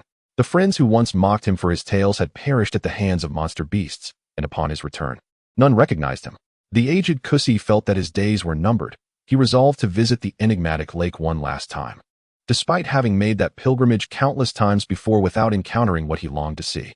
Gazing at the tranquil surface of the lake, Kuzi smiled, and as he laughed, a few tears cascaded down his weathered cheeks. "Are you still there?" he called out, his voice trembling. "I'm about to depart." Perhaps this time, he would leave without the chance of return. After waiting for several minutes, the hope in Kuzi's eyes gradually morphed into disappointment. With a resigned sigh, he turned to leave. Just then, a voice, deeply etched in his memory, resonated from the depths of the lake, clearer than ever before. Kuzi's heart raced as he fixed his gaze upon the water, his body trembling with anticipation. 5 beautiful Munas emerged from the lake, quietly observing Kuzi, and in that moment, an unexplainable calm enveloped him. He was certain they were the same Munas that had once saved him. Such an instinctive connection could not be mistaken. Kuzi shared the tales of his years with the Munas, expressing sentiments he had long wished to convey. There was no agitation, no tears. Everything here was imbued with a serene fulfillment. In time, Kuzi often recounted the story of the fairy lake to the tribespeople, speaking of those benevolent spirits. Regardless of how people reacted, he would narrate it with gentle conviction. The adventurous youths of the tribe ventured to the fairy lake, seeking the miraculous, yet they returned empty-handed. The villagers ceased their mockery of Kuzi, for he chose to uphold the truth of his experience with the esteemed reputation of a top-tier beastmaster. Perhaps it was merely that they were not fated to encounter the Munas of the fairy lake. After Kuzi's passing, this tale was passed down through the tribe, and the fairy lake became a legend. Akimoto vividly remembered how Norris expressed a yearning for this legend, igniting Akimoto's profound interest in the fairy lake and the history of beastmasters. Akimoto believed the myth to be credible. Although Munas were not native Pokémon of the Kalos region, Their appearance there was not beyond the realm of possibility. Moreover, southern Kalos was among the most pristine landscapes, making the existence of munas entirely plausible. Rare as munas were, their presence in Kalos was not out of the question. Most importantly, Akimoto harbored a deep fascination for such exquisite Pokémon. Even if he could not capture a Muna, a Magikarp would suffice. Akimoto could easily nurture it. For enhancing beauty was trivial for him. Boo-hoo, when will we arrive? Chirped Porygon, pulling at Akimoto's collar. Soon, soon. The map indicates we are nearly there, he reassured. Gently removing Porygon's hand and glancing at the electronic map, it displayed a vast lake, a mere 200 to 300 meters away. After a few minutes of walking, Akimoto finally laid eyes on the legendary fairy lake. As they entered its vicinity, Porygon exhibited sheer delight, while Akimoto felt a gentle energy wafting through the air. This further solidified Akimoto's belief in the veracity of the Muna legend. Do you wish to fish, Froakie? Akimoto offered a premium fishing rod he had won in a lottery. Sturdy, yet lacking special enhancements. Ribbit, ribbit. Froakie accepted the rod and mimicked Akimoto, settling on a rock by the lake, adjusting the fishing line, baiting the hook, and casting it into the water. Porygon hopped down from the seat, wide-eyed, stirring the surface of the lake with its tiny hands. After playing for a while, Porygon found it rather dull and scampered over to Akimoto, insisting it wanted to fish as well. What? You want to fish too? Do you even know how? Akimoto set up the fishing rod, lifted Porygon into his arms, and playfully flicked its forehead. Porygon waved its tiny hands in discontent. Boo-hoo. Seeing its determination to obtain a fishing rod, Akimoto relented and purchased a $20 children's fishing rod for it, not out of any peculiar discrimination, but simply out of concern that it could not manage a larger rod. With the rod in hand, Porygon finally settled in a favorable spot, casting the hook with all the seriousness it could muster. Chapter 75, Seasoned Fishermen, lead the way. Akimoto leisurely observed the bobber floating on the lake's surface, patiently awaiting a bite, with a large basin beside him containing 2 impressively sized kinglers. Hey, hey, here we go again, Akimoto shouted, swiftly grasping the fishing rod and gradually reeling in the line. Employing his adept fishing techniques, he quickly drew the hooked fish to the shore, where he began to tire it out at a measured pace. Froakie and Porygon cast envious glances at Akimoto. An hour had passed without either of them catching a single fish, not even a nibble. Come on up, Akimoto called as he sensed the commotion beneath the surface waning. With a powerful tug, a massive kingler soared from the water, arching over Akimoto's head and landing on the ground. Akimoto approached the kingler, preparing to retrieve the hook from its mouth. At that moment, the bewildered kingler unexpectedly expelled a jet of water, drenching Akimoto from head to toe. Stunned, Akimoto surveyed his soaked attire, then glanced at the flopping kingler on the ground. I think steaming you would be the better option, don't you agree? Akimoto glared at the kingler with mock ferocity. The kingler flopped about, dur-dur. Ultimately, Akimoto seized the kingler by its tail and tossed it into the basin. This particular kingler boasted a yellow rarity, larger than the previous 2, which were both of white rarity. Once returned to the water, the kingler settled down, rolling its eyes like a salted fish in the basin. Meanwhile, it seemed Froakie was experiencing some action. Akimoto turned to see Froakie vigorously tugging at the fishing line, its demeanor suggesting it was determined to reel in whatever it had snagged. In its fervor, Froakie completely forgot the fishing techniques Akimoto had shared and exerted all its strength to pull the line. Snap! The steel line snapped, one end dragging into the water while the other nearly recoiled to hit Froakie. Ribbit, ribbit. Seeing Akimoto chuckle at its misfortune, Froakie hurriedly explained that it wasn't its fault. The line was faulty. Akimoto laughed heartily and retrieved a new line from his inventory. Just then, Porygon, engrossed in its fishing, let out a jubilant shout, pulling at its little rod as if it had caught a fish. Akimoto raised an eyebrow at Porygon's flushed face. How could this be? Wasn't Porygon's rod just a toy? And it hadn't even baited a hook? After a while of Porygon struggling to pull anything in, Froakie rushed over to assist. Boo-hoo. Porygon shook its head in refusal, eyes fixated on the line dancing across the water's surface, while its hands continued to work diligently. Go for it, Porygon, you can do it, Akimoto encouraged, intrigued to see what Porygon might catch. Hearing Akimoto's cheers, Porygon shot a proud glance back at him. At that very moment, Porygon's hand faltered, and its entire body was yanked into the water by the fishing line, leaving Akimoto and Froakie momentarily stunned. What on earth? Akimoto gasped, bewildered by the absurdity of accidentally fishing oneself into the water. Ribbit? Froakie glanced at Akimoto, inquiring if he should dive in to rescue Porygon. Hurry. It might not even know how to swim. Akimoto awaited on the shore as the Froakie leaped into the water, swiftly swimming through the fairy lake. After a brief moment of anticipation, he grew increasingly anxious, nearly considering plunging into the water himself, yet the Froakie had yet to resurface. Just as Akimoto was about to dive in, the Froakie finally emerged, its left hand grasping the unconscious small particle, and its right hand hoisting a Kingler that was evidently knocked out by the Froakie. As Akimoto accepted the small particle, he noticed it still tightly clutched the child-sized fishing rod, while the Kingler stubbornly clung to the fishhook. Gently removing the fishing rod from the small particle's grasp, Akimoto laid it flat on the ground and applied a gentle pressure to its abdomen. Instantly, a small jet of water erupted from the small particle's mouth, drenching Akimoto's face before he had a chance to evade. Wiping the water from his face in exasperation, Akimoto continued to press on the small particle's belly until he had expelled all the water it had ingested. In truth, the small particle should not have been afraid of water, being a balloon Pokémon capable of floating effortlessly without any assistance. However, the sheer strength of the Kingler had dragged it underwater, causing the unsuspecting small particle to swallow a bellyful of water. When the small particle groggily regained consciousness, Akimoto regarded it with a bemused expression, bubbling. Initially perplexed by Akimoto's expression, the small particle soon comprehended the situation, pouting in annoyance as it delivered a playful punch to Akimoto's head. Akimoto rubbed his forehead in disbelief, observing as the small particle retrieved the fishing rod and defiantly cast the hook once more. The Froakie appeared to have something to convey, hesitatingly glancing at Akimoto. Sensing its expression, Akimoto inquired, "What is it, Froakie?" "Froak, Froak, Froak, Froak." The Froakie gestured towards the fairy lake and then picked up a small stone from the ground. "Really?" Akimoto exclaimed in astonishment upon hearing the Froakie's words. "Froak." The Froakie nodded emphatically. "Quickly, take me down to sea."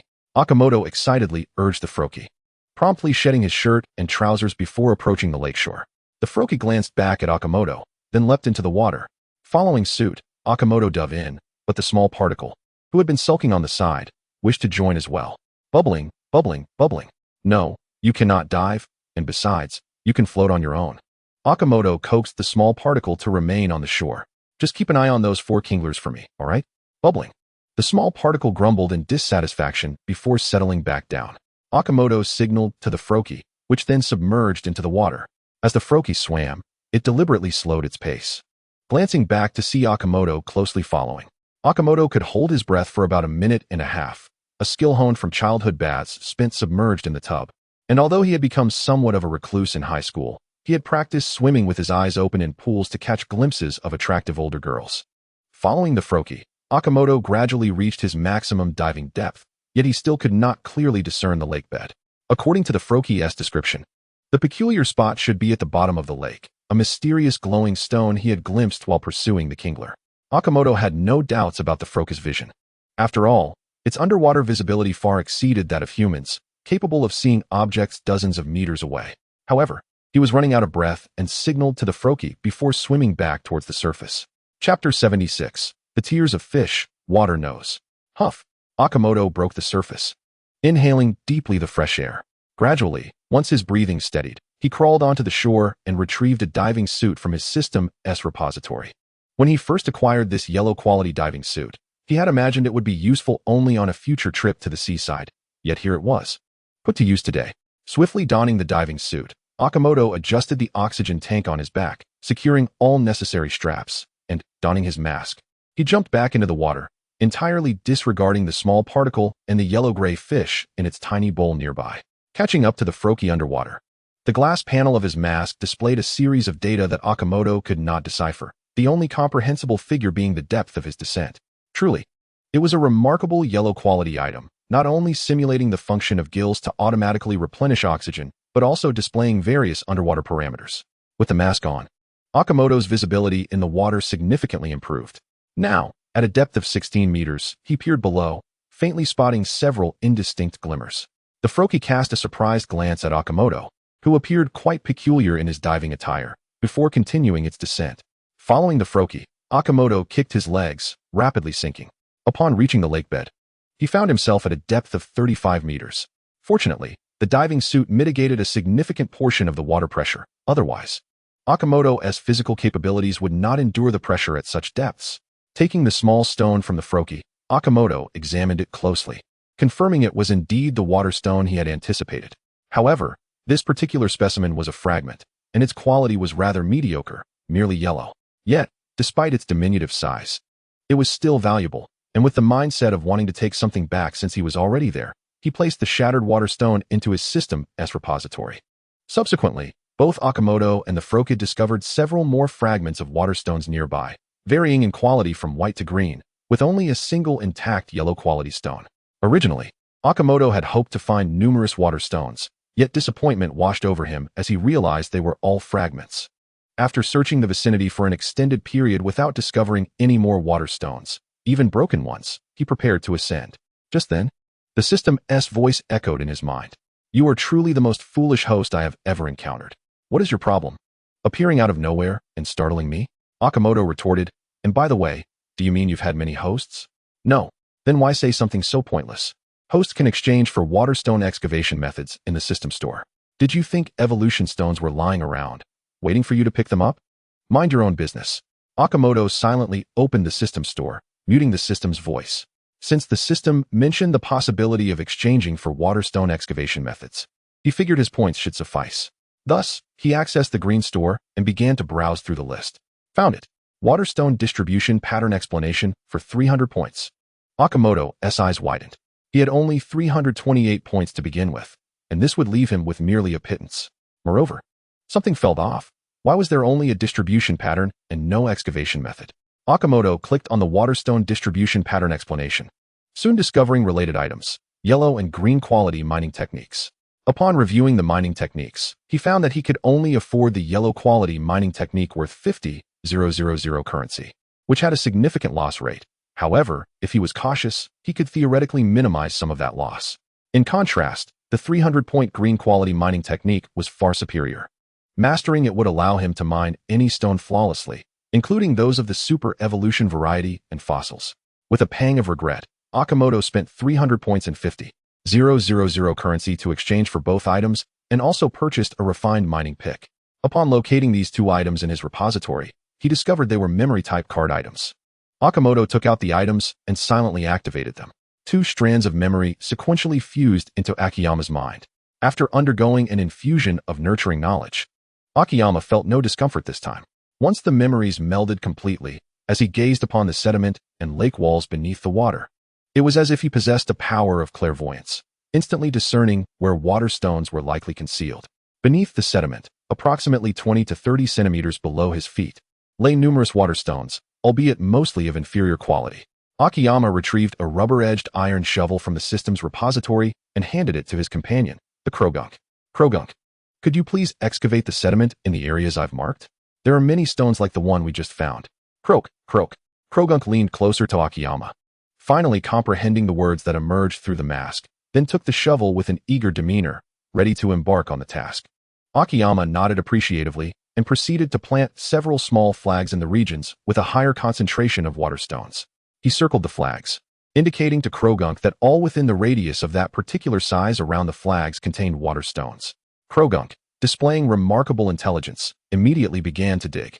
Observing Krogunk's enthusiasm, Akiyama also commenced his own efforts, utilizing the knowledge of water stone distribution he possessed to accurately locate a site rich in intact water stones. While he could only approximate the size of the water stones, he was unable to accurately assess their quality. Once he pinpointed a location, Akiyama swung his pickaxe, creating a series of chiseled holes in the lake wall. After digging about 40 to 50 centimeters, he peered through the openings and beheld a faint azure glow emanating from within, which sent a thrill of excitement coursing through him as he vigorously wielded his pickaxe. What a colossal specimen! This is at least 3 to 4 times larger than the water stones commonly found in circulation. Akiyama exclaimed with delight after unearthing the outline of the water stone. Energized by this discovery, he continued to strike down with fervor. Just as Akiyama was on the verge of completely excavating the water stone, he inadvertently mistook the outer layer of gravel for rock and accidentally shattered the water stone. My water stone! Tears of anguish mingled with the water, and who could know Akiyama's sorrow? He helplessly cradled the fragmented pieces of the water stone, now reduced to 3 shards, along with some residual fragments. Fortunately, it was a yellow-quality water stone. Had it been green or blue, he would have surely wept. Nonetheless, even though it was merely yellow quality, Akiyama felt a pang of regret for quite some time. In the market, most evolution stones circulated as yellow quality. with each piece fetching a stable price between 70 to 80,000. The one he had just unearthed was 3 to 4 times larger than the average, translating to a value not simply multiplied by 3 or 4, but rather several times over. Evolution stones primarily serve the purpose of facilitating Pokémon evolution. Yet many nobles and affluent individuals enjoy collecting these vividly colored gemstones, regarding them as treasures akin to diamonds. Thus, Akiyama had inadvertently transformed a waterstone worth approximately 1.3 million into 3 shards valued at around 70,000 each. Chapter 77, The Journey Home. Krogunk swam to Akiyama's side and nudged him. What is it? Akiyama replied without turning, his pickaxe continuing its rhythmic motion, albeit with considerably less vigor than before. Croak. Krogunk tapped Akiyama's shoulder once more. And this time Akiyama finally paused his work and turned to face him. What's the matter? Croak. You finished digging? Akiyama raised an eyebrow in astonishment. After laboring for quite some time, he had only managed to unearth 6 water stones, including the 3 shattered pieces. 4 were of yellow quality, and 2 were of green quality, which delighted Akiyama. However, the fact that Krogunk had completed its task left Akiyama somewhat incredulous. Safeguarding the most recently unearthed green quality water stone, Akiyama swam to the location he had previously marked for Krogunk. The once thick layer of sediment had been entirely excavated by Krogunk, revealing a bare rock surface, with pockmarked impressions attesting to the presence of various water stones. Beside the sand pit lay a heap of sediment and a small pile of glistening water stones. Well done, Krogunk. Excellent work. Akiyama gave Krogunk a thumbs up and collected the pile of water stones. Blue-quality water stones were notoriously difficult to uncover, and Akiyama was hesitant to guarantee he could find one anytime soon. Having unearthed 2 green-quality stones already was commendable. Further digging would likely take considerable time, and Little Lee on the shore must be growing impatient. Indeed, Little Lee had lost interest in fishing and was now idly toying with the small basin filled to the brim with ugly fish and Magikarp. Pondering why Akiyama was taking so long to resurface, suddenly, Akiyama's head broke the surface of the water, and he yanked off his mask, inhaling deeply the fresh air. Breathing oxygen through the mask was still somewhat uncomfortable. Emerging from the lake, he shed his diving suit and donned his usual short-sleeved casual outfit. Krogunk leaped out soon after, energetically shaking off the water. Finally out, Little Lee exclaimed joyfully, bouncing over to Akiyama to nuzzle against him. Akiyama lifted Little Lee, a smile spreading across his face, clearly still relishing the thought of the pile of water stones. Just then, Little Lee wriggled free from Akiyama's embrace, scampering away and tugging at Akiyama's pant leg, trying to lead him to the fishing basin. Akiyama and Krogunk followed Little Lee to the little basin, where the sight left Akiyama utterly astonished. 1, 2, 3 Magikarp. Akiyama's eyes widened in disbelief. He had just swum around the lake and hadn't spotted a single Magikarp, yet Little Lee had caught 3. Are you cheating? Akiyama exclaimed, his expression one of enlightenment. Little Lee looked puzzled for a moment before proudly patting its chest. I'm amazing, aren't I? Akiyama playfully tapped Little Lee's head twice with his finger, grinning as he said, You are the most amazing. Akiyama then began to tally the day's afternoon haul. He had obtained 45 white-quality fragments of water stones, 36 yellow-quality stones, and 21 green-quality stones, along with 4 intact yellow-quality stones and 2 green-quality stones. Akiyama had also caught 2 white-quality Magikarp, 1 yellow-quality, and 1 green-quality. Little Lee had outdone him with 2 green-quality Magikarp and 3 yellow-quality Magikarp. By the way, Little Lee, how did you catch them? You didn't get pulled into the water, did you? Akiyama inquired. Boo. Little Lee bit its finger, producing a marker from behind, and exclaimed, Boo, boo, boo. It seemed Little Lee had lulled the Magikarp and ugly fish into a slumber by singing once they were near the surface, allowing it to reel them in effortlessly. But where did you hide that marker? Akiyama lifted Little Lee, turning it upside down, yet finding no trace of the marker's hiding place. Boo, boo, boo. Little Lee wriggled free from Akiyama's grasp. Forget it, let us head home. Akiyama cheerfully captured the Magikarp and ugly fish one by one with his pokeballs, arranging them in order before whistling and setting off on the journey home with Little Lee in tow. This excursion had certainly ensured the short-term operational funds for the breeding facility were secure. However, a lingering question troubled Akiyama. Having explored nearly the entirety of Fairy Lake with Krogunk, they had confirmed it was a completely enclosed inland lake, and moreover, a small one at that. Since Little Lee had successfully caught ugly fish, why had Akiyama not encountered a single Milotic? Given the lake's modest size, Milotic's presence should have been conspicuous. Akimoto contemplated returning to excavate the remaining water stones once he had gathered sufficient resources to purchase methods for acquiring high-quality green stones, while also taking the opportunity to scrutinize if any concealed underwater passages lay hidden. The presence of the ugly fish in Fairy Lake could not be merely coincidental. The sorrowful legend was likely rooted in truth. Upon returning to the breeding house, Akimoto hastily prepared dinner before bringing the water stones to the studio. The kingler and the ugly fish had already been taken by the Krogunk and placed in the Dragon Bone Spring. Akimoto first summoned Shinedo, and after a moment's reflection, he also called for Jinghost. He meticulously retrieved the water stones from the system's repository for detailed classification. Holding a few fragments of the water stones, he inquired of Shinedo, "Is there any way to extract the elemental power from these stones?" Shinedo, with a curious demeanor, accepted the broken water stones and attempted to guide the dense water elements within through her psychic abilities. Initially, the water elements responded obediently, but soon they crowded at the exit she had created, and Shinedo ultimately failed to extract even a trace of the water elements. Undeterred, Shinedo engaged in a contest of wills with the water stones, using her psychic force to breach the outer wall of the stones, subsequently unleashing a more refined psychic energy. In a short while, the water elements within coalesced, transforming the once azure gem into a transparent crystal. The water elements at the apex were unable to move. Yet with a resolute surge of psychic energy from Shinedo, they squeezed through the narrow breach and were gathered into her palm. Shinedo blinked her beautiful eyes at the small blue orb resting in her hand, tossing it lightly in the air. Akimoto was taken aback with delight. He had anticipated that at least a dozen attempts would be necessary for success.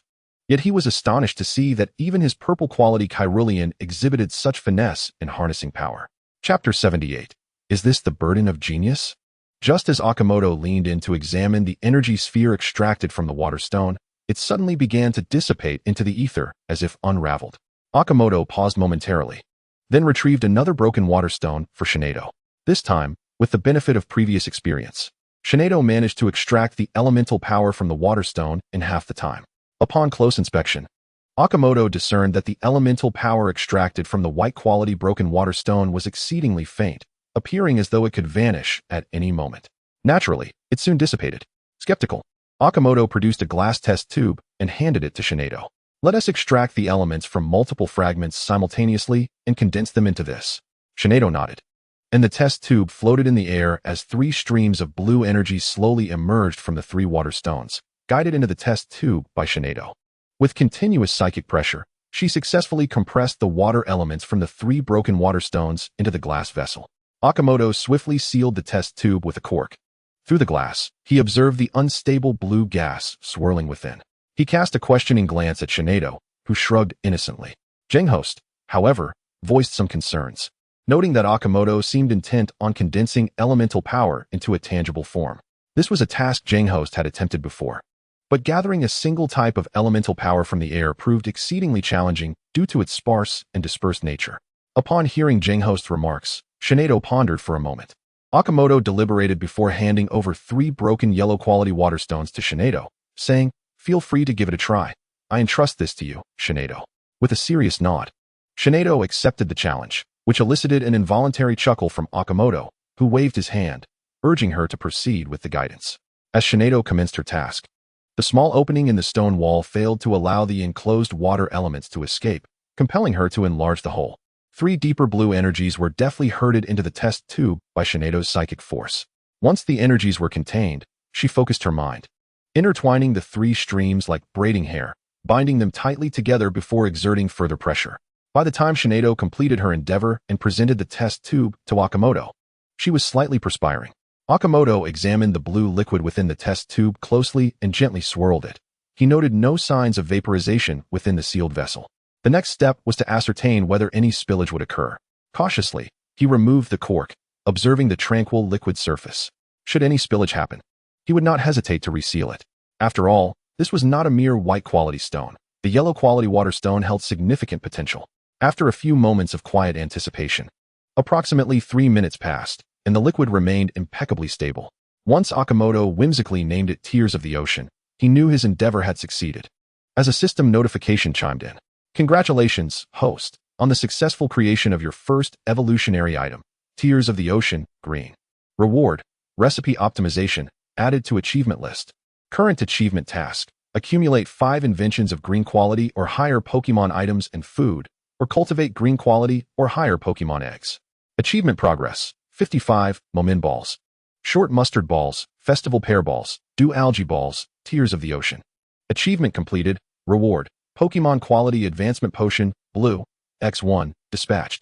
Next achievement progress, 515. A flurry of notifications bewildered Akimoto, yet this time he chose not to silence them. He first examined the system-enhanced recipe for the Tears of the Ocean and discovered that crafting it from 3 yellow-quality broken water stones would allow only 1 Pokémon to evolve, while reducing the materials would yield an identical effect. Furthermore, this method of extracting elemental power could elevate the quality of the resultant item from its original materials. Following the system's guidance, Akimoto instructed Shinedo on the appropriate ratios, allowing her to extract the Tears of the Ocean using 7 white-quality water stones. Meanwhile, Jinghost, feeling an urge to showcase its abilities, mimicked Shinedo's technique, attempting to extract elemental power using psychic energy. As both Pokémon worked on the Tears of the Ocean, Akimoto opened the repository to examine the effects of the Pokémon Quality Advancement Potion. Item information. Name, Pokémon Quality Advancement Potion. Quality, Blue. Purpose, elevates the quality of the Pokémon consuming the potion by 1 level. Description, administering the potion to a Pokémon with a quality lower than Blue will enhance its level by 1, with a maximum quality limit of Blue. Akimoto contemplated the implications. It could facilitate the transformation of white to yellow, and at most, elevate green quality Pokémon to blue quality. Thus, he needed to consider whom to bestow this gift upon. Currently, his cherished mount, the little sheep, had been progressing slowly due to its quality limitations, and now he finally had a means to rectify this deficiency. Resolute in his decision, Akimoto exited the system repository, planning to surprise his mount with the potion during their morning run the next day. As Akimoto observed Shinedo and Gingue, he noted that they had already produced 6 yellow-quality Tears of the Ocean while he was checking the information on a tool. Akimoto intended to allow them to become more familiar with the operational process before extracting yellow-quality shattered water stones, thereby maximizing their efficiency. However, he hesitated to sell the products once they were completed. Originally, the topic of elemental power materialization was meant to be the focus of a paper he planned to present at the doctoral forum. But he only aimed to introduce the theory, perhaps supplemented by some potential evidence. Merely proposing a theory would lead the Alliance to perceive him as a visionary willing to present innovative ideas. But if this powerless commoner were to produce the finished product himself, he feared he might lose his freedom. Is this the burden of genius? Sighing, Akimoto rested his chin on his hand, indulging in his own thoughts. Chapter 79, Morning Run. The following morning, his mount, the little lamb, awakened early and arrived at the treehouse just as the sun began to rise, accompanied by the siblings, Quan Quan and Yuan Yuan. The little lamb bent its legs, allowing Quan Quan to climb onto its horns, and with a gentle twist of the doorknob, the door swung open. Groggily, Akimoto felt something wet on his face upon touching it. He confirmed it was water. Wait, water? Just like countless mornings before, he cast a resentful glance at the little lamb and the siblings. Bah, Evie. The little lamb and Quan Quan chimed cheerfully. I'm truly at my wit's end with you too, Akimoto grumbled. Yet he threw off the covers and got out of bed to change his clothes. After getting dressed and freshening up, he prepared to take them for a morning run, only to find Quan Quan sitting curiously on the bedside table, eyeing the Tears of the Ocean. This was the green quality tear he had left there the previous night, intending to study it further upon waking, but he had forgotten that the little lamb and the siblings would come every morning. Quan Quan was also nearing evolution, having unknowingly reached level 20, while their good brother, the little lamb, was currently at level 27. To be honest, Akimoto was not particularly keen on evolving Quan Quan into a Vaporeon. Compared to Vaporeon, Jolteon, and Flareon, their appearances were slightly lacking in Akimoto's heart. The most ideal evolutions for EV were Sylveon and Leafeon, simply because they were more aesthetically pleasing. Just wait, I'll search for the mysterious moss. And then you can evolve, he said to Quan Quan as he put away the tear. As for you, Yuan Yuan, you should be ready to evolve soon. In fact, the twin-tailed sister, Glacian, was also a good option, but Yuan Yuan inherently possessed the skill Round Eyes, which served as a prerequisite for evolving into Sylveon. Thus, it was certainly better for her to evolve into Sylveon. Akimoto had been preparing for Chuanchuan's evolution for quite some time. After capturing them, he had adorned them with soothing bells, and now Chuanchuan's intimacy with Akimoto had reached around 230. According to the system's explanation, an EV would only evolve into Sylveon when it developed a life-trusting bond with a specific Pokémon or human. equivalent to a maximum intimacy level akin to the unwavering 255 of a Ninetales. However, Akimoto had a cheat. The fairy essence of Xerneas. Was there anything more cunning?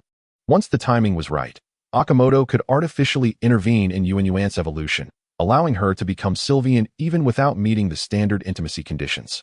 Speaking of Sylveon, Akimoto suddenly recalled that the green quality EV he had helped Yuno recover was, coincidentally, male and had the highest affinity for fairy elements. At the time, he had only considered that Yuno liked Sylveon and had completely overlooked its gender. A male Sylveon? That sounded rather odd, much like a male Shinado. Shivering, Akimoto shook off the thought. EV, Quan, who was excitedly expressing that they were about to evolve, sensed a shift in their master's mood and tilted its head in confusion. Let us go, let us run. The excavation activity from the previous afternoon had made Akimoto aware of his physical shortcomings. Although he had a habit of morning runs, he had still been a homebody in that world, running only to buy breakfast. Thus, Akimoto decided to strengthen his physical training. His goal was not to resist divine beast attacks like Xie, but to reach a level akin to Peng Yuyan. Don't cut your hair, let it flow. It'll match my 8-pack perfectly. Akimoto hummed along to his favorite J-Cho song as he ran with the little lamb and the siblings around the eco-park. Setting off from the treehouse, they first ran to the grassland area, completing several laps in a clockwise direction. Gradually, other Pokémon in the eco-park began to join the morning run. As Akimoto and the little lamb passed their habitats, they would follow along. It was akin to a team-building exercise for the Akahara breeding house. By the time Akimoto finished his first lap, the morning run had transformed into a small procession, regularly cleansing themselves with life energy, and, after acquiring the Dragonbone Spring, he had consistently soaked in the spring water for 30 minutes each day. If the little lamb's speed stat was 52, Akimoto believed his must be around 30, though not particularly enduring. After completing 2 laps around the eco-park, Akimoto found himself struggling and took a break beneath the treehouse. Once he separated from the group, their speed significantly increased. The forest lizard and Froakie surged ahead, while the little lamb lagged behind. Observing the spirited competition between the forest lizard and Froakie, the little lamb felt a wave of disappointment wash over it. When it used to run only with Akimoto, Quan, and Yuan, it always felt fast, filled with joy. Yet now, it could barely see the forest lizard's shadow, which was quite disheartening. Noticing the little lamb approaching with its head hung low, Akimoto was taken aback. He glanced at the still-moving group and understood what had transpired. Are you feeling down? He asked, gently stroking the little lamb's head and urging it to lift its gaze. Bah, the little lamb replied weakly, sounding rather dejected. Seeing its demeanor, Akimoto suddenly burst into laughter, which only deepened the little lamb's gloom. Don't be like that. It's no big deal. Losing to them isn't shameful, he reassured, waving a potion of aptitude enhancement before the little lamb. You're not a Pokémon known for its speed. If we consider true strength, they might not even be able to match you. In Akimoto's breeding plan for the little lamb, he aimed to cultivate it into a powerhouse capable of rivaling a one-hit knockout martial arts bear master, capable of both offense and defense. The little lamb's lineage boasted extraordinary stamina and attack power, enabling it to overpower foes effortlessly, particularly in team battles. When the herbivorous little lamb teamed with a supportive grass-type Pokémon, the latter could use grass-type moves to bolster the little lamb's attack, leading to a decisive strike against the enemy. Bah! The little lamb's eyes expressed confusion as it gazed at the glass vial in Akimoto's hand. Unsure of what he intended to do, Akimoto uncorked the bottle and brought it to the little lamb's mouth. Drink this, you'll be pleasantly surprised, he said with a smile. Although the little lamb was unaware of Akimoto's intentions, it opened its mouth, allowing him to pour the aptitude enhancement potion into it. The little lamb smacked its lips, finding the potion rather palatable, assuming it to be a new Pokémon beverage crafted by Akimoto, and gave it little thought. However, it was soon enveloped in a radiant white light, which gradually transformed into a green cocoon, wrapping around the little lamb as it fell into a slumber. Chapter 80, Return to Diancie. The enhancement of Pokémon qualifications is akin to the sanctifying process of evolution, and upon emerging from its cocoon, the mountable lamb shall ascend to a new echelon of existence. Akimoto, however, could not afford the luxury of waiting idly beside the lamb for several hours. He retreated to the kitchen to prepare a bowl of egg noodles. Shortly thereafter, he extracted 6 yellow-quality ocean tears and 9 green-quality ocean tears, crafted the previous evening. According to the principles of purification and refinement, the consumption required to produce blue-quality ocean tears should range between 2 to 3 units, with a possibility of 5 units yielding 2 tears. Yet, Akimoto harbored no immediate intentions of having Shinedo refine blue-quality ocean tears. Firstly, there was no definitive recipe at hand, and accurately determining the optimal quantities for refinement necessitated extensive experimentation. A shortage of materials could result in insufficient quantities, failing to meet the standards for qualitative transformation, yielding merely mediocre products. Conversely, an excess of materials could lead to an overabundance, causing instability in the components of the refined ocean tears, rendering them highly volatile. Both scenarios had been discovered during Akimoto's session with Shinedo while crafting ocean tears the night prior. Under ideal circumstances, it was theoretically possible to produce 11 green-quality ocean tears without any loss. Secondly, Shinedo's psychic prowess was currently inadequate to wield the elemental forces of blue-quality tears, and Gunguei's finesse and psychic control paled in comparison to that of Shinedo. Akimoto's present plan involved journeying to the landmark of Baichao City, the Baichao breeding house, to procure some juvenile Pokémon capable of evolving through the use of water stones. What remained to be determined was whether the artificially refined evolution stones would exhibit effects akin to those of genuine evolution stones. The only certainty was that ocean tears posed no harm to Pokémon. Otherwise, the system would not recognize its nomenclature. Baichao City, a burgeoning tourist destination in recent years, is somewhat misleadingly referred to as a city, for its size is not markedly different from that of a large town. Yet its economic standing ranks second among the cities of the Kalos region. Baichao City is situated directly west of Chaoqiang Town, nestled along a serpentine coastline. Initially, it was merely a quaint fishing village, yet from this humble origin emerged Mengli, a water-type specialist who triumphed over 3 of the Kalos League's Elite Four, and who also became a top-tier breeder within the league. Ultimately unable to consistently defeat the 4 Elite Four members, Mengli relinquished his aspirations of challenging the league champion and established a breeding house in his hometown, aptly named the Baichao Breeding House. This establishment specializes in the breeding of water-type Pokémon, showcasing specimens from various regions. Moreover, the Pokémon eggs and juvenile Pokémon sold at the Baichao Breeding House predominantly possess green qualifications, with only a small portion offered in yellow qualifications for the general populace. While the ordinary folk may lack understanding of how these qualifications are delineated, Mengli, through his profound knowledge of water-type Pokémon, categorizes them into 4 distinct quality tiers, which conveniently align with the first 4 tiers classified by Akimoto's system. It is safe to say that Mengli is indeed a prodigy, though the title of league champion remains elusive. Moreover, Akimoto harbored a lucrative opportunity that could potentially elevate him to the status of a top-tier millionaire. This opportunity stemmed from a system task requiring him to participate in the grand contest and secure victory. The reward for this task would be the blueprint for a Pokémon qualification appraisal device. Alas, even if Akimoto were to acquire such a device, he could hardly relish the profits it would yield alone, as the league would undoubtedly prohibit such endeavors. He would have to await the completion of the task, at which point he could collaborate with the league to introduce this technology once he had attained a certain social standing. Sighing, Akimoto stored the ocean tears away and procured a train ticket online from Mingshui Town to Miale City. His immediate priority was to sell the 5 yellow-quality water stones in his possession, as well as a particularly suitable green-quality water stone that he intended to submit for auction at the official Miale City auction house.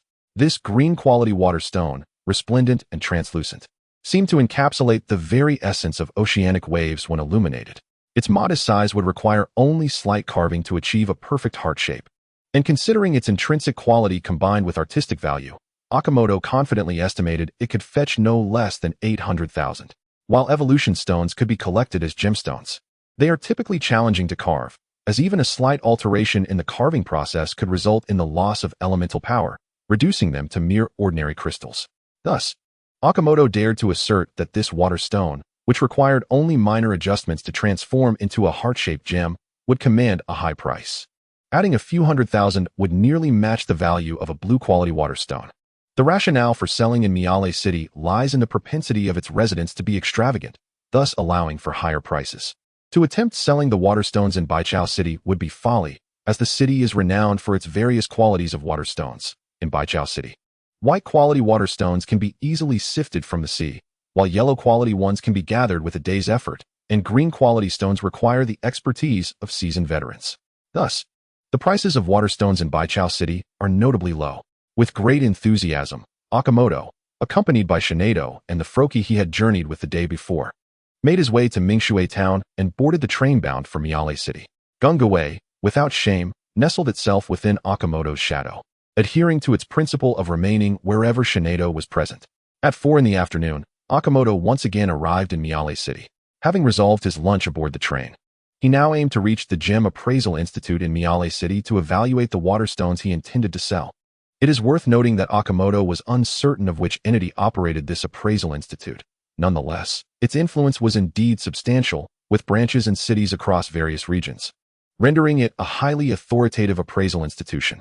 Here, one could authenticate a variety of stones, from ordinary gems like sapphires and rubies to Pokémon elemental evolution stones, mega evolution stones, and fossils. Upon payment of an appraisal fee, one would receive an appraisal certificate, stamped by both the Institute and the League. With this certificate in hand, one could ascertain the desired information, and when it came time to sell, presenting the certificate would eliminate any suspicion of forgery. The primary condition for entry into the auction was possession of an appraisal certificate. Although Akimoto had never undergone the appraisal process, he had heard of its procedures and was curious about the entity behind such a powerful institute that garnered the League's endorsement. Chapter 81, Appraisal. Welcome. How may I assist you today? Upon entering the Gem Appraisal Institute, a charming lady in uniform greeted Akimoto with a smile. Isn't the purpose of visiting a Gem Appraisal Institute to, well, appraise gems? This was one aspect, but the institute also offered various educational resources on gem appraisal.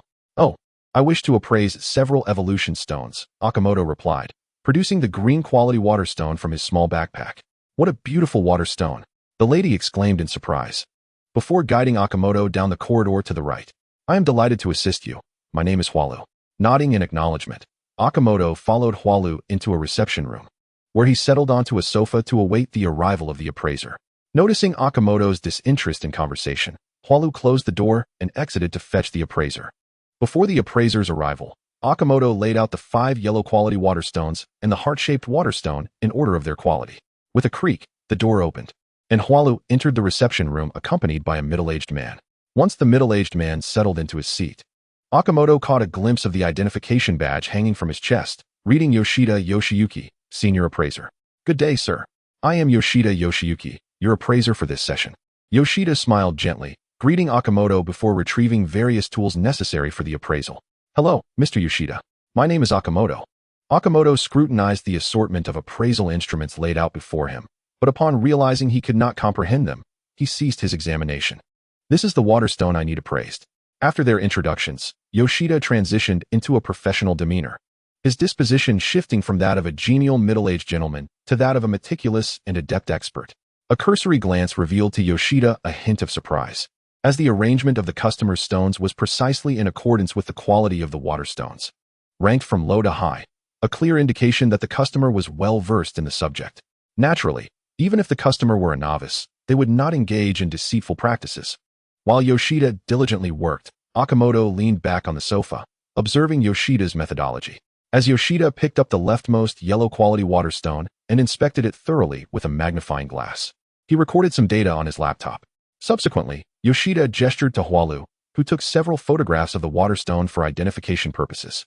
The stone was then placed into a small device resembling a material testing machine, where data unfamiliar to Akimoto was displayed on the screen and subsequently transferred to the laptop. Upon completion of these procedures, Yoshida prodded several edges of the water stone with a needle-like instrument. Mr. Yoshida, what is the purpose of this?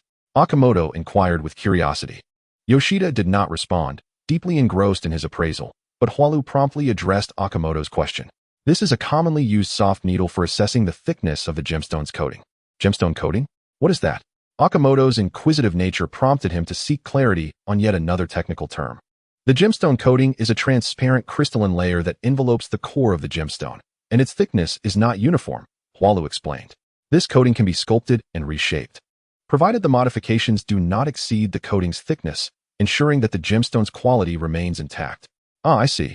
Thank you. Akimoto nodded appreciatively. Not at all. Akimoto then continued to observe as Yoshida appraised each water stone, until he reached the green quality water stone. After performing a preliminary examination with the magnifying glass, Yoshida's hand trembled slightly with excitement as he exclaimed, Mr. Akimoto, you are indeed fortunate. This is a purely natural heart-shaped water stone, unaltered by human intervention. Alas, it is merely a water stone. Had it been a heart-shaped fire stone, its colors would undoubtedly render it more desirable among noble ladies, Yoshida lamented. Although Akimoto understood, he felt no sense of loss. Once Shinedo's psychic abilities could transcend the liquid elemental forces and achieve solidification, he would not only be able to produce a heart-shaped stone, but could even conjure a pink fairy flower without difficulty. Please, Mr. Yoshida, continue. I eagerly await the results of the appraisal. Yoshida nodded and focused intently on evaluating the water stone. The standard appraisal procedures mirrored those of the previous 5 stones. But during the final step, the examination of the coating's thickness, Yoshida meticulously inspected each edge, particularly those areas that might require sculpting. Upon concluding the appraisal, Yoshida exhaled deeply and handed his laptop to Hualu, who exited with it, leaving Akimoto and Yoshida in the reception area to await the results in silence. Before long, Hualu returned with 6 certificates of appraisal. Mr. Akimoto, here are your appraisal certificates. Akimoto expressed his gratitude, accepting the documents and perusing them. In the gemstone appraisal office, the quality of gemstones is classified into 5 grades: ordinary, excellent, rare, precious, and unique, which roughly correspond to Akimoto's system's item classifications: white, yellow, green, blue, and purple. Each grade is further divided into 9 subgrades. The appraisal results for Akimoto's 5 yellow quality water stones were excellent grade 3, 5, 6, 8, and 9, respectively, already a close alignment with the system's classification. After all, even the system does not delve into such meticulous subcategorization. Akimoto had arranged the water stones based on the information gleaned from the probing function. In this regard, the gemstone appraisal office's evaluations surpassed the system's probing, albeit at a slower pace. Finally, the main event awaited, the appraisal of the green quality water stone. Yoshida rendered a rare grade 9 appraisal, a notably uncommon result. The original quality rating of the water stone was merely rare grade 6, had it been evaluated by the standards of the 5 yellow quality stones. The outcome would have also been rare grade 6. The reason Yoshida ultimately assigned a rare grade 9 appraisal stemmed from the stone's exceptional shape, which provided it with significant value enhancement. The coating was extremely thin, granting the water stone a more vivid hue, while the characteristic wave-like patterns of the water stone were beautifully displayed. Additionally, the sharp and protruding edges were not overly pronounced, allowing any competent gemstone sculptor to refine them flawlessly. Truly, it was a naturally occurring heart-shaped water stone. Considering these factors, Yoshida concluded with a rare grade 9 appraisal. In truth, had it not been for the principle that value addition cannot exceed the original quality grade, Yoshida would have undoubtedly assigned a precious grade 3 appraisal. Furthermore, in the value assessment on the appraisal certificate, Yoshida suggested an auction with a starting price of 1.3 million. Chapter 82, The Auction. Akimoto, somewhat perplexed, remarked, Mr. Yoshida, is this valuation not excessively high? This is comparable to the price of a precious grade evolution stone. Akimoto had initially estimated the water stone could be sold for around 1 million, but Yoshida's suggested auction starting price of 1.3 million indeed astonished him. Upon hearing Akimoto's words, Yoshida chuckled softly. Mr. Akimoto may be unaware of the price a purely natural heart-shaped water stone can command in the city of Mirai. If we consider only its practical value, it would indeed not warrant such a high price. However, your water stone possesses the potential to be crafted into a remarkably exquisite collectible. In fact, if its shape remains unchanged and its base quality were precious grade, my suggested auction starting price would be 5 million. Akimoto's eyes widened in disbelief. 5 million was an astronomical figure. He had only heard of an exceptionally rare moonstone selling for 6 million. However, the moonstone and water stone were in entirely different leagues. Comparing them was akin to juxtaposing the elite with the commonplace. If the moonstone could be likened to a prestigious brand, the water stone resembled a mere Pikachu. Yet now, Yoshida claimed that a water stone possessed the capability to outshine even the finest moonstone, akin to revealing to Akimoto that the common Pikachu was, in fact, a divine entity. Then, Mr. Yoshida, what do you believe the final sale price of this water stone will be? Though excitement bubbled within him, the reality remained that the quality of his water stone still had its shortcomings. Yoshida pondered for a moment before responding. It is difficult to predict, however. With the upcoming Tri-Championship, your water stone may very well be selected as a primary material for the crown of the Kalos Queen. The Tri-Championship is about to commence? Akimoto inquired. Indeed, but the chances of selection are relatively slim. Had its base quality been precious, our appraisal office's owner would certainly recommend it to the league. This was the first time Akimoto had heard of the appraisal office's owner, and he curiously asked, May I inquire who your owner is? Yoshida Ryu pointed at the authentication certificate with a smile, exclaiming, Our boss's photograph is right here on the certificate. Huh. Akiyama was momentarily taken aback, then flipped open the certificate, only to discover a familiar face in the bottom right corner where the league seal was stamped. Daigo. Indeed, our esteemed boss is Mr. Daigo, a prodigy. As Yoshida Ryu spoke of Daigo, the middle-aged man's face lit up with fervent admiration. The Daigo in the photograph sported the same flamboyant hairstyle and flashed a thumbs-up gesture, just like the one Akiyama had seen a few days prior. How is it that this Daigo appeals to both the young and old, regardless of gender? Akiyama now understood why this authentication agency could obtain the league's seal. It was established by none other than Daigo, the league's golden child. Nevertheless, Daigo's business expansion was impressively swift, reaching even the distant Kalos, thousands of miles away from Hoenn.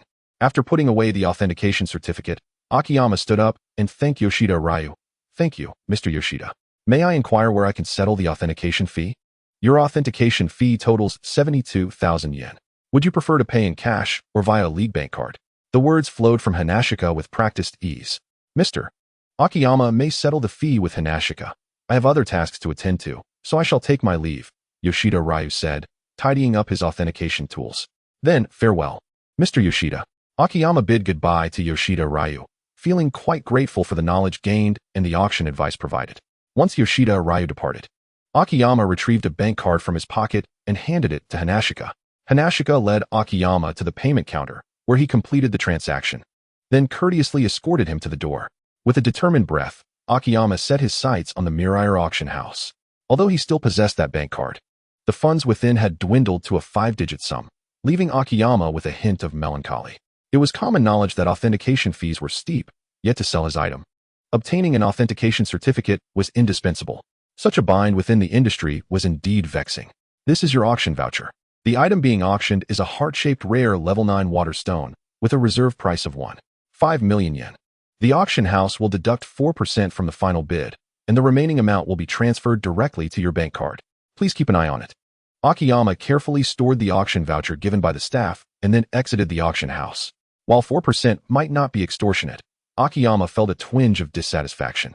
Why must he part with a portion of the proceeds for something he was selling himself? Such constraints were utterly maddening. With a sigh, Akiyama began to wander through Mirror City.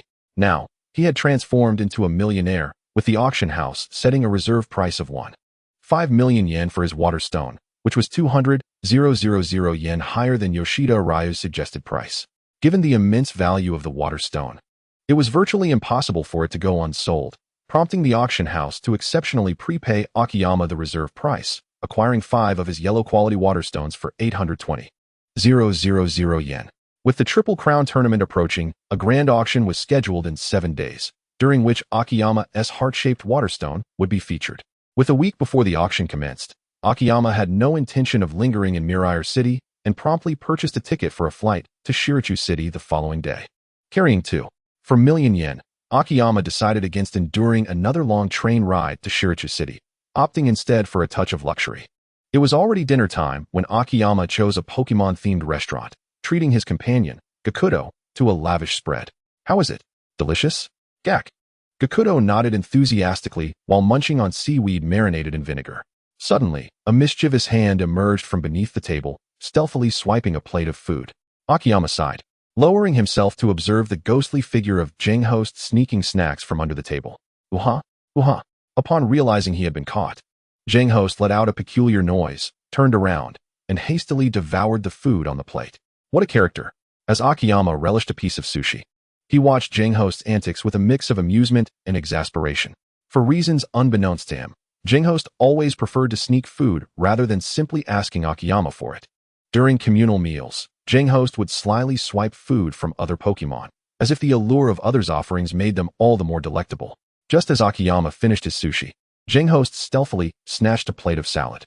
Unable to tolerate it any longer, Akiyama exclaimed, "Can you please sit in your chair to eat?" Akiyama's frustration was evident, and upon seeing his expression, Shinedo immediately understood. As Shinedo flew over, Jinghost promptly complied, emerging from under the table to sit at the chair and eat properly. Chapter 83. Farewell. Early the next morning, Akiyama hurried to the airport to board his flight from Mirror City to Shirachu City. The duration of the journey was comparable, however. It took Akiyama 6 hours to travel from Asame Town to Mirror City, whereas the flight from Mirror City to Shirachu City took just over an hour. Upon disembarking, Akiyama made a beeline for Shirachu Beach. Having arrived, it was only fitting to indulge in some leisure before attending to business. Shirachu City, which had evolved from a humble fishing village into a league-recognized city, owed its development not only to the influence of the Shirachu breeding house, but also to its unparalleled geographical advantages. The most renowned attraction in Shirachu City, Shirachu Beach, boasts a natural lagoon-like area surrounded by steep cliffs, as if a colossal pit had been hollowed out from the plateau. Viewed from above, this open expanse encompasses several hundred acres. At the center of the cliffs lies a small sea area resembling a lake. Though not entirely enclosed, this inner sea experiences tides, with seawater surging in through a massive opening at the base of the cliffs, allowing for an exchange of waters between the inner sea and the outer ocean. Such a spectacular and romantic vista was known only to the villagers of Shirachu until the construction of the Shirachu breeding house drew attention from many visitors. It was only then that the local government began to recognize the immense potential for revenue this scenery could generate, pouring significant funding into its management and development. Ultimately, thanks to the popularity of the Shirachu breeding house, along with the local specialty of waterstones and breathtaking natural landscapes, Shirachu Village gradually attracted numerous residents seeking opportunities, eventually evolving into a thriving city. In addition to purchasing a few water-type juvenile Pokémon at the Shirachu breeding house, Akiyama had another rather embarrassing motive for visiting Shirachu City. Shirachu Beach, known for its stunning scenery, had become a favored spot for young couples to capture wedding photographs, drawing many romantics to its shores. Naturally, when it comes to photography, one cannot simply don any attire. At the very least, it must be something special, right? Enjoying oneself while also indulging the eye. What could be better? Thus, Akiyama hailed a taxi straight to Shirachu Beach upon landing. Wow, the beach is magnificent. Even in October, Akiyama had witnessed the unpredictable weather of the Pokémon world. Observing the youthful beauties lounging under beach umbrellas, he could only exclaim, "What splendid waves!" Accompanied by Gikuto, Akiyama ventured into a charming beachside shop to purchase 2 sets of floral shirts. With flip-flops, vibrant shirts, oversized shorts, and a pair of sunglasses in hand, he declared, "Akiyama the Rogue is here, with Gikuto in tow." Holding a coconut, Akiyama took a sip through the straw, letting out a contented sigh. Gikuto, experiencing coconut juice for the first time, quickly finished his drink and eagerly requested another from the vendor. Akiyama, who called me? Akimoto reclined on a beach chair, carefree and relaxed, when suddenly he heard someone calling his name from behind. Surprised, he turned his head slowly. "Hey, it really is you. I thought I had mistaken you for someone else," exclaimed the newcomer, filled with delight. Akimoto removed his sunglasses, nearly toppling off the beach chair in shock. Ria? What are you doing here?" The person who had just recognized Akimoto was none other than Ria, who had participated in the nurturing assessment alongside him and secured second place. In stark contrast to her short-haired, bare-faced appearance in a shirt and long pants during the assessment, today Ria wore a light makeup that accentuated her features, adorned in a delightfully revealing crop top and a short skirt that showcased her youthful, blossoming figure. In short, Akimoto felt a peculiar sense of panic, not the ordinary kind, but a strange sensation that made his heart race uncontrollably upon seeing Ria, flooding his mind with memories of their time spent together during the nurturing assessment. Though their interactions had been quite ordinary, their acquaintance had blossomed due to Akimoto's assistance with the mischievous panda that had initially brought them together. As the days passed, Akimoto found himself frequently in Ria's company, exchanging knowledge about nurturing or engaging in trivial conversations. He delighted in recounting amusing tales from his days on Earth, relishing the sight of Ria's laughter. Over the course of those brief 7 days, Ria had not anticipated that her favorite moments would revolve around chatting with Akimoto, eagerly listening to his exuberant stories. Despite their apparent implausibility, Akimoto, rather obtuse, simply enjoyed his time with Ria, oblivious to the deeper emotions at play, even going so far as to call her sister. He could almost envision her rolling her eyes at that moment. Eventually, as the nurturing assessment concluded and Ria prepared to return to Fengyuan, her bashful smile during their farewell left Akimoto feeling inexplicably flustered. It was only when he embarked on the path to becoming the owner of a nurturing house that he began to vaguely discern his feelings for Ria. "Hey, what are you daydreaming about, Akimoto?" Ria laughed, waving her hand in front of his eyes, bringing him back to reality. "Ah, no, nothing. What brings you to Baichao City?" Akimoto managed to regain his composure, feigning calmness. "Of course, I'm here for a vacation, celebrating my successful completion of the assessment. Thanks to you, I placed second." Jiang Ria playfully remarked, emphasizing second with a teasing tone. Akimoto understood her implication. Without his presence, she should have rightfully been the first. As he stepped out from under the sunshade, intending to converse with Jiang Ria, his gaze was suddenly drawn to a tall, handsome young man standing beside her, seemingly in his 20s. Noticing Akimoto's stare, the young man nodded and extended his hand. Hello, I'm Ziming. Hello, I'm Akimoto. Akimoto's face stiffened as he forced a smile while shaking Ziming's hand, before glancing back at Jiang Ria. Unaware of Akimoto's unease, Jiang Ria smiled and said, "He is my senior. He is accompanying me on this trip to Baichao Beach." Senior. In that instant, Akimoto's mind conjured up a melodramatic romance novel. Imagining a male protagonist who had diligently studied nurturing knowledge since childhood, developing feelings for his childhood friend, ultimately winning her heart. And here they were, the senior taking his junior on a sweet vacation? Akimoto felt utterly disheartened. Wait, he is taking you on a vacation to Baichao Beach? Akimoto asked, struggling to mask his discomfort. Jiang Ria remained blissfully unaware of his underlying feelings, replying cheerfully, "Yes, why? Are you here alone?" Akimoto. He found himself at a loss for words. Just then, Ziming, who had observed Akimoto's turmoil, chuckled softly. "Do you fancy Ria? What do you think our relationship is?" "What? No, absolutely not." Akimoto hastily denied, flailing his hands in protest. Jiang Ria's cheeks flushed as she playfully kicked Ziming, casting a furtive glance at Akimoto, curious about his reaction. Unbeknownst to them, Akimoto was too busy denying the suggestion to notice. Disappointment washed over Jiang Ria as she watched Akimoto, her initial excitement at seeing him fading significantly, leaving her at a loss for words. "Ziming, Ria, what are you doing here? Didn't we agree to meet at the inland sea? I searched for you everywhere." A voice called out, drawing the attention of all three. Approaching them was an extraordinarily attractive woman in a bikini, her golden curls bouncing as she ran, momentarily dazzling Akimoto. Ziming waved at her, and upon turning, Jiang Ria caught sight of Akimoto's wide-eyed expression, her mood soured. "Here, this is your ice cream. It seems there's a celebration event in Baichao City today, so they gave an extra one," the golden-haired beauty said, distributing the ice cream she held between her fingers to Ziming and Jiang Ria, before noticing Akimoto. "Oh, there's a handsome young man here too." Ziming, accepting the ice cream, winked at her. "This is Akimoto, Ria's friend." He emphasized the word friend with a peculiar inflection, and the golden-haired beauty understood immediately, smiling as she offered the extra ice cream to Akimoto. "Hello there, handsome.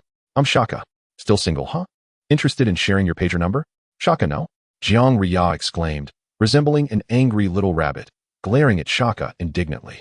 "Oh, come on, what's the harm?" Shaka waved her hand dismissively. "Right, handsome?" Akimoto stood awkwardly, clutching the ice cream Shaka had given him, rooted to the spot. Jiang Ria reached out to tug at Ziming, who was enjoying his ice cream, but he deftly dodged her. "Hey, don't drag innocent ice cream eaters into this. That is not right," Ziming exclaimed, taking another lick of his ice cream. "Ziming, you should really keep an eye on Shaka. She is your girlfriend." Jiang Ria sighed helplessly. Ziming, with ice cream still in his mouth, mumbled incoherently, "It's not the first time. Haven't you gotten used to it?" Jiang Ria found herself at a loss for words, unable to find suitable descriptors for this extraordinary couple. "What's the harm? You're overreacting," Shaka said, taking a bite of her ice cream while wrapping an arm around Jiang Ria's neck. "I'm just testing him, seeing if he is mentally strong enough to be your future boyfriend." "What on earth are you talking about?" Jiang Ria, her face still flushed from Ziming's teasing, became even more embarrassed by Shaka's remarks, running off without a second thought. "I'm going to find Ria." Ziming quickly finished his ice cream, then hurried after her. Come, I want to talk to you," Shaka said, playfully linking her arm with Akimoto's, her ample bosom pressing against his arm as she leisurely led him in the direction Jiang Ria had departed. Akimoto awkwardly shuffled his feet, trying to distance himself from this dangerously charming woman. As they ran, Jiang Ria glanced back, catching sight of Akimoto wriggling free from Shaka's grasp, which uplifted her spirits slightly, though she still huffed in annoyance. "Let me guess, you and Ria developed feelings for each other during the nurturing assessment a month ago?" Saka, with a teasing tone, cast a sly glance at Akiyama. "No way." Akiyama quickly protested, his voice loud yet lacking conviction, suggesting a facade of bravado. "TSK, coward," Saka giggled. "Let me tell you, old man Haiching absolutely adores his granddaughter. If you truly fancy Ko, you must at least elevate to the rank of intermediate breeder within 2 years after obtaining your basic breeder certificate. Otherwise, old Haiching will never approve of you." Although Sokka spoke in a light-hearted manner, the gravity of her words was unmistakable. In her view, the standards set by old Haiching for his granddaughter's suitors were exceedingly high. To be deemed worthy of his granddaughter, one must acquire a basic breeder certificate before turning 18 and subsequently ascend to intermediate breeder status within 2 years. While it was true that Ko often praised Akiyama's exceptional talents and capabilities in Greenshade Town, Sokka remained skeptical about whether he could meet old Haiching's stringent criteria. Over the years, few had managed to satisfy old Haiching's standards, and those who did were so remarkable that even he felt his granddaughter was unworthy. One such individual was Mikoli.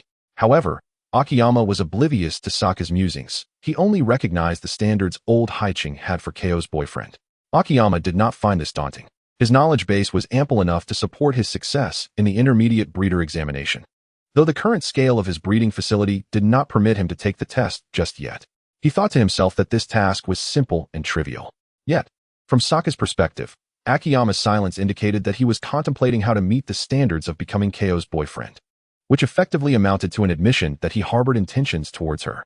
You may be unaware of how challenging this standard is to achieve. Let me tell you. Over the past 20 years, only Mikoli has met it, and he exceeded it by far. Besides him, I have never seen anyone else reach that level. Upon hearing Sokka's words, Akiyama smiled faintly, recovering from the initial nervousness he felt upon encountering Ko, returning to his calm and composed self. Perhaps you haven't seen anyone because they simply haven't crossed your path? Sokka responded, perplexed. Perhaps I, Akiyama, could be the one to break Mikoli's record? Akiyama said with confidence. What was he anxious about before? Was he worried about gain and loss? With the system's assistance, alongside the support of Xerneas and Arceus, he was destined to elevate his breeding facility's reputation throughout the entire league, and he was fated to become a top-tier breeder. As long as he continued to improve himself, he had no reason to fear losing Ko. Reminder to the host, you are still a single dog. The system's voice interrupted Akiyama's grandiose daydreams, confronting him with reality. He was still a single dog, one who had yet to even hold a girl's hand. Chapter 84, The White-Tide Gym. A celebration? What celebration are you talking about? No one mentioned anything when we arrived. Ko inquired with curiosity. I heard that Lord Montley has established the White-Tide Gym at the invitation of the League, and the opening ceremony is today. Upon receiving this news, Akiyama pondered for a moment and remarked, if Montley is opening a gym, it must be at least a high gym, right? This leads us to discuss the gym system within the Pokémon world. Gyms are categorized into basic, intermediate, and high gyms, with the basic requirement for participating in league competitions being the acquisition of at least 3 intermediate gym badges and 2 high gym badges. Some trainers, to showcase their prowess, only collect intermediate and high gym badges. As far as Akiyama knows, the Kalos League has high gyms such as the Mier Gym and the Sara Gym, and perhaps other elite-level trainers have also been invited by the League to establish high gyms, much like Montley. Indeed, Sokka nodded. It seems you are quite knowledgeable about this. Not at all. I was merely guessing. Akiyama waved his hand dismissively. In that case, let us proceed to observe the opening ceremony of the White-Tide Gym. Ziming's suggestion was met with support from Akiyama and Sokka. However, Ko was not particularly interested. Yet, the majority's decision prevailed, and she reluctantly followed the group to the gym's opening ceremony. As they strolled down the main street of White-Tide City, Sokka was instantly captivated by the various Pokémon plush toys displayed in shop windows, dragging Ziming in and out of stores, clamoring to buy this and that. Ziming had grown accustomed to Sokka's oscillating demeanor, alternating between being intellectual and childlike. He always wore a gentle smile, allowing her to pull him along, tirelessly helping her select her desired items. Meanwhile, Ko and Akiyama, trailing behind, were somewhat dismissed by Sokka's statement. The opening ceremony hasn't started yet. Feel free to explore. Kids can play together, while the adults have their own matters to attend to. With that, the whirlwind Sokka whisked Ziming away, leaving Ko and Akiyama awkwardly exchanging glances. Observing Ziming and Sokka chatting and laughing sweetly together, Ko suddenly turned to Akiyama and called out, Akiyama. Akiyama, who was observing the Pokémon of passers-by, turned his head in confusion. What is it? If your girlfriend were like Sokka, would you be as patient as Ziming? Ko asked. When you say patient, do you mean accompanying Sokka as Ziming does, helping her pick and choose? Akiyama retorted. Ko pinched her chin thoughtfully, nodding. That's about right. But I've never been in a relationship. How would I know?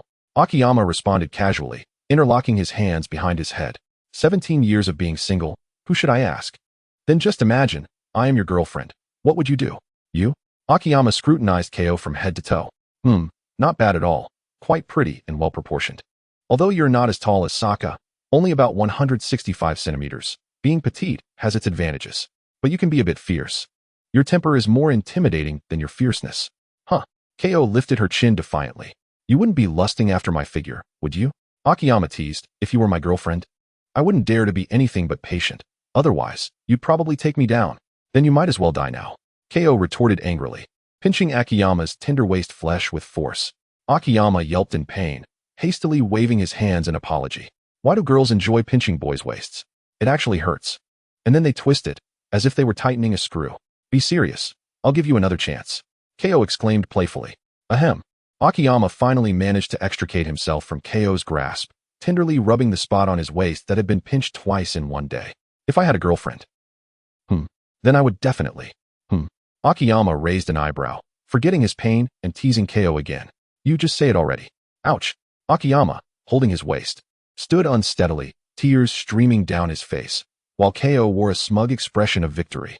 If I had a girlfriend, I would ensure she could buy whatever she liked without having to choose. Really? Absolutely. But where would you get all that money? I heard from Aunt Jing that after you received the subsidy, you still had to pay off a loan? Ko challenged. That was just the initial investment. I'll have money in the future, Akiyama declared with unwavering confidence. Seeing Akiyama's proud and self-assured face, Ko felt an inexplicable urge to dampen his spirits, so she replied. So what you're saying now is just empty words, right? No wonder you don't have a girlfriend. However, matters did not unfold as Jiang Liya had anticipated. Akiyama still exuded an air of confidence. Once I am wealthy, what need do I have to worry about finding a girlfriend? In fact, I might even attract more than one. You. How dare you? Jiang Liya clenched her small fist and waved it before Akiyama, with an arrogant tilt of his neck. Akiyama retorted, why should I care if I dare or not? Perhaps you should worry about yourself, with such a fierce demeanor. It's certain that no one would want you. Who are you calling unwanted? I mean you. You scoundrel, come here. Honestly, if no one wants you, you could always turn to me. I could offer you a meal and a job at my breeding house. Akiyama grinned mischievously, dodging Jiang Liya's kick, and then swiftly fled in a chosen direction.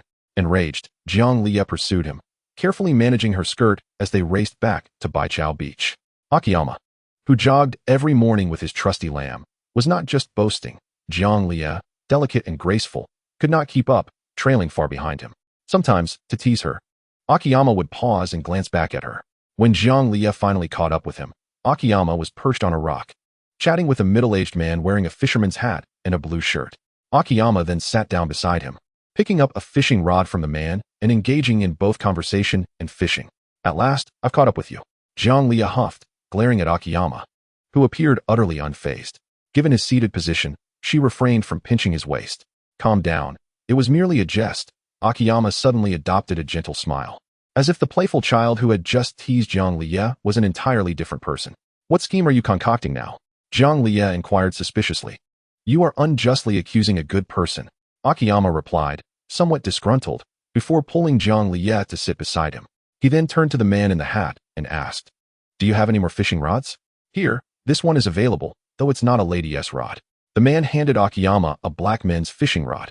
It appeared ordinary, yet it was a high-quality rod, its attributes revealing a green quality upon Akiyama's inspection. Here, let us fish together. We have nothing better to do until the opening ceremony starts at 2 this afternoon. Chapter 85. Mingli, taking the rod. Jiang Liya quietly thanked the fisherman and cast her line into the expanse of the sea. I overheard you mention the opening ceremony. Are you here specifically for the inauguration of the Baichao dojo? The fisherman asked, his gaze fixed on the bobbing buoy. Not exactly. I only just learned that Baichao City was establishing a dojo. Akiyama adjusted his position, allowing Jiang Liya a bit more space. So you're here for a vacation, then? Surely nothing could go wrong there. Partially wrong. Haha, Akiyama teased. How so? The fisherman, unfazed by Akiyama's tone, engaged in a friendly banter. She is the one here for leisure, while I'm here to purchase juvenile Pokémon from the Baichao breeding house, so I was only half right. I see, haha. The fisherman chuckled heartily. At that moment, the fisherman's buoy suddenly plunged beneath the water, a tug on the line indicating a catch. With practiced skill, he deftly maneuvered the line, but just as the fish broke the surface, it leaped high into the air, shaking off the hook and escaping. Watching the bait stripped bare from the hook, the fisherman remained unperturbed, rebaiting and casting again. Hey, Akiyama, do you know this man well? Jiang Liya inquired. Idly fiddling with her fishing rod, curiosity piqued. Not well before, but we've become acquainted just now, Akiyama casually replied. Oh, by the way, uncle, my name is Akiyama. What is yours? You don't even know each other's names? Zhang exclaimed, wide-eyed. Is that a problem? Akiyama countered. The fisherman laughed boisterously. That's how we men by the sea are. If we take a liking to someone, they can be a close friend. I am Mengli. Mengli? Akiyama paused in surprise, recognizing him as the owner of the Baichao breeding house. Indeed, Mengli chuckled, patting Akiyama on the shoulder. Didn't he expect that, did you? Certainly not. I had imagined you to be exceptionally handsome and imposing, fitting of your legendary tales. Am I not handsome?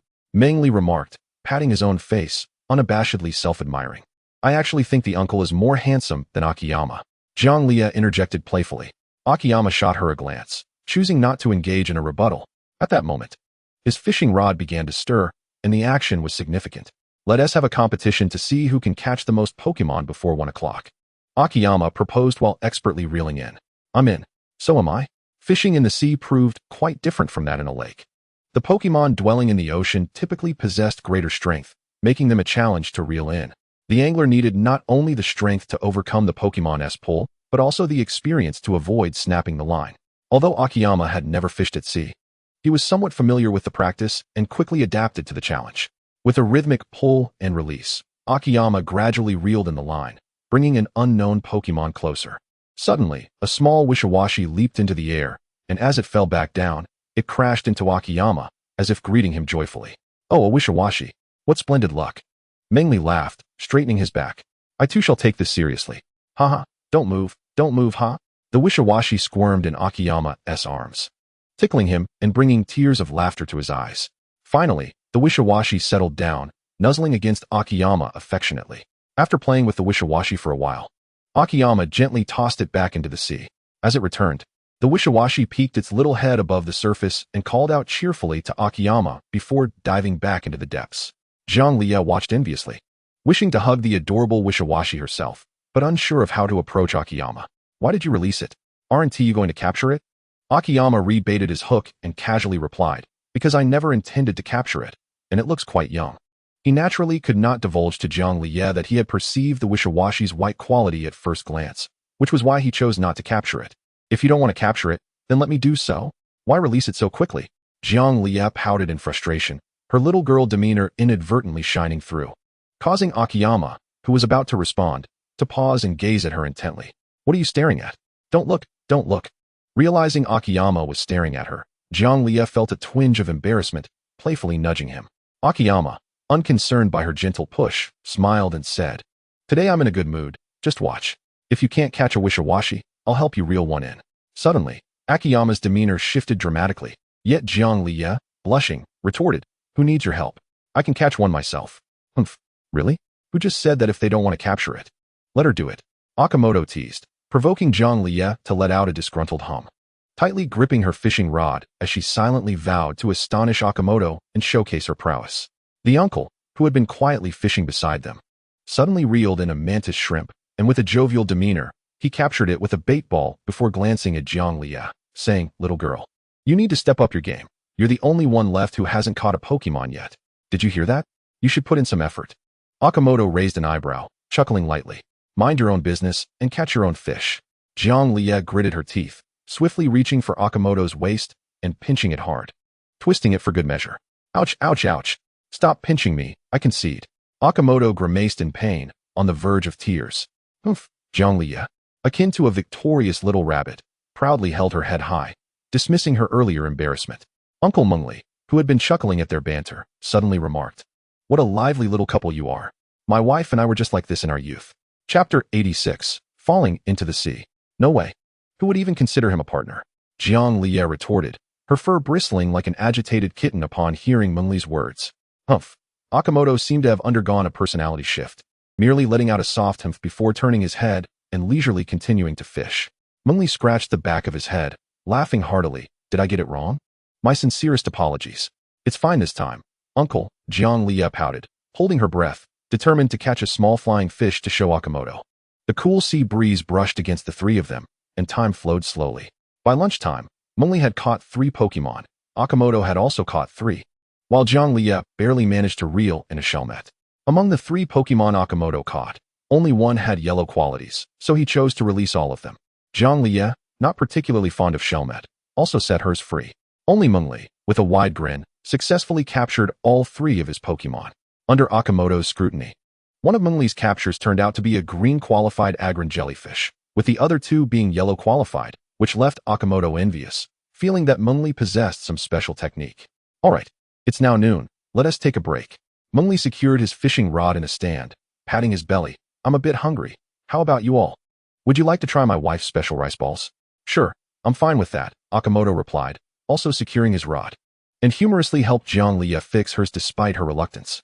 Mengli rummaged through his large backpack and pulled out a blue food container. Upon opening it, a delightful aroma of seaweed wafted out. Help yourselves. The rice balls were made with gloves, so they're absolutely hygienic, haha. As he spoke, Mengli grabbed a rice ball, drizzled some sauce on it, and began to eat.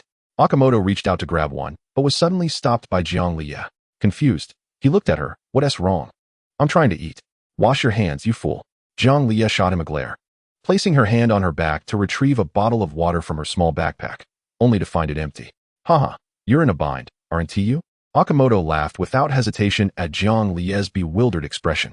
It dawned on Jianglie that her backpack was being carried by Ziming, leaving her awkwardly standing there, unsure of what to do. Seeing Akimoto still laughing at her, she became annoyed and unexpectedly attacked his side, startling him into dodging. In his haste, he misstepped, and the rocks were treacherously slippery. Akimoto slipped to the edge of the rocks, causing Jianglie and Mengli to rush towards him.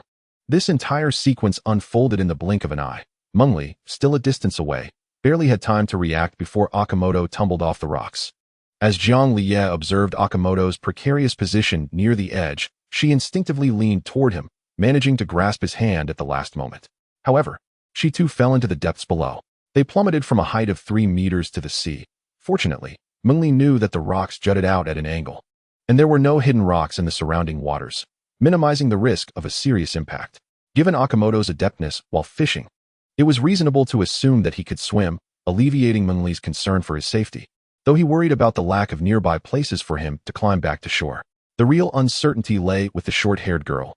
Would she be able to swim? What if she couldn't? Thus, Mengli hurriedly sprinted to the nearest rescue station to fetch a life ring and rescue rope. As expected, Jianglie was the very what-if Mengli feared. In her frantic attempt to save Akimoto, she had inadvertently dragged herself down with him. Now, in a state of panic, Jianglie flailed in the water, having lost her grip on Akimoto's hand upon their descent. Just as they hit the water, a massive wave crashed against the rocks, disorienting them both and causing them to lose track of each other. Jianglie did not know how to swim.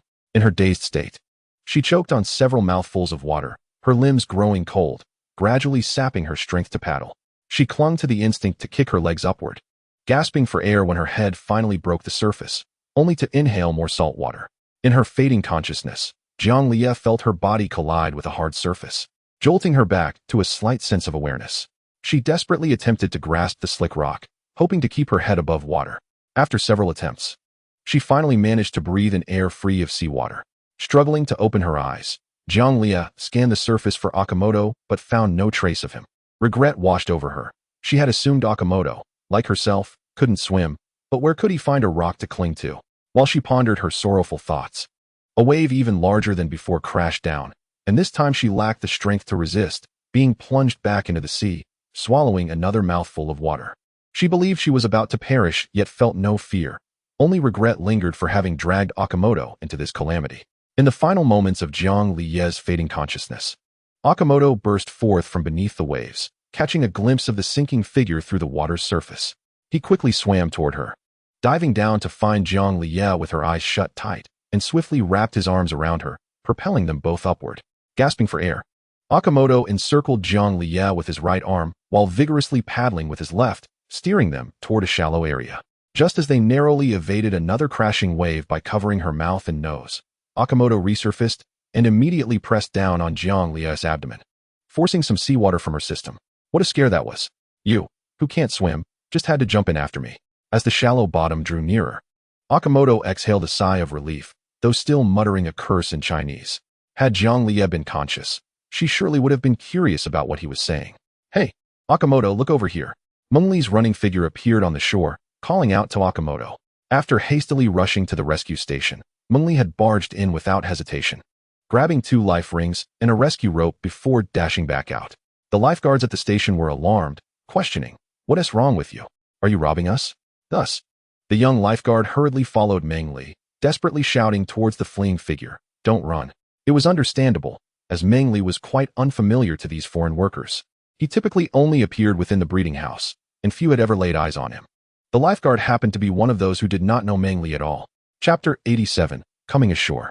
Mengli tossed the life buoy high into the air, and it landed precisely in front of Akiyama. With his left hand, Akiyama grasped the life buoy and secured it around Jiang Liye, while he himself tightened his hold on another buoy, allowing Mengli to pull them both to the shore. "What are you standing there for? Come help." "Oh, right." The lifeguard rushed to Mengli's side, gripping the lifeline tightly.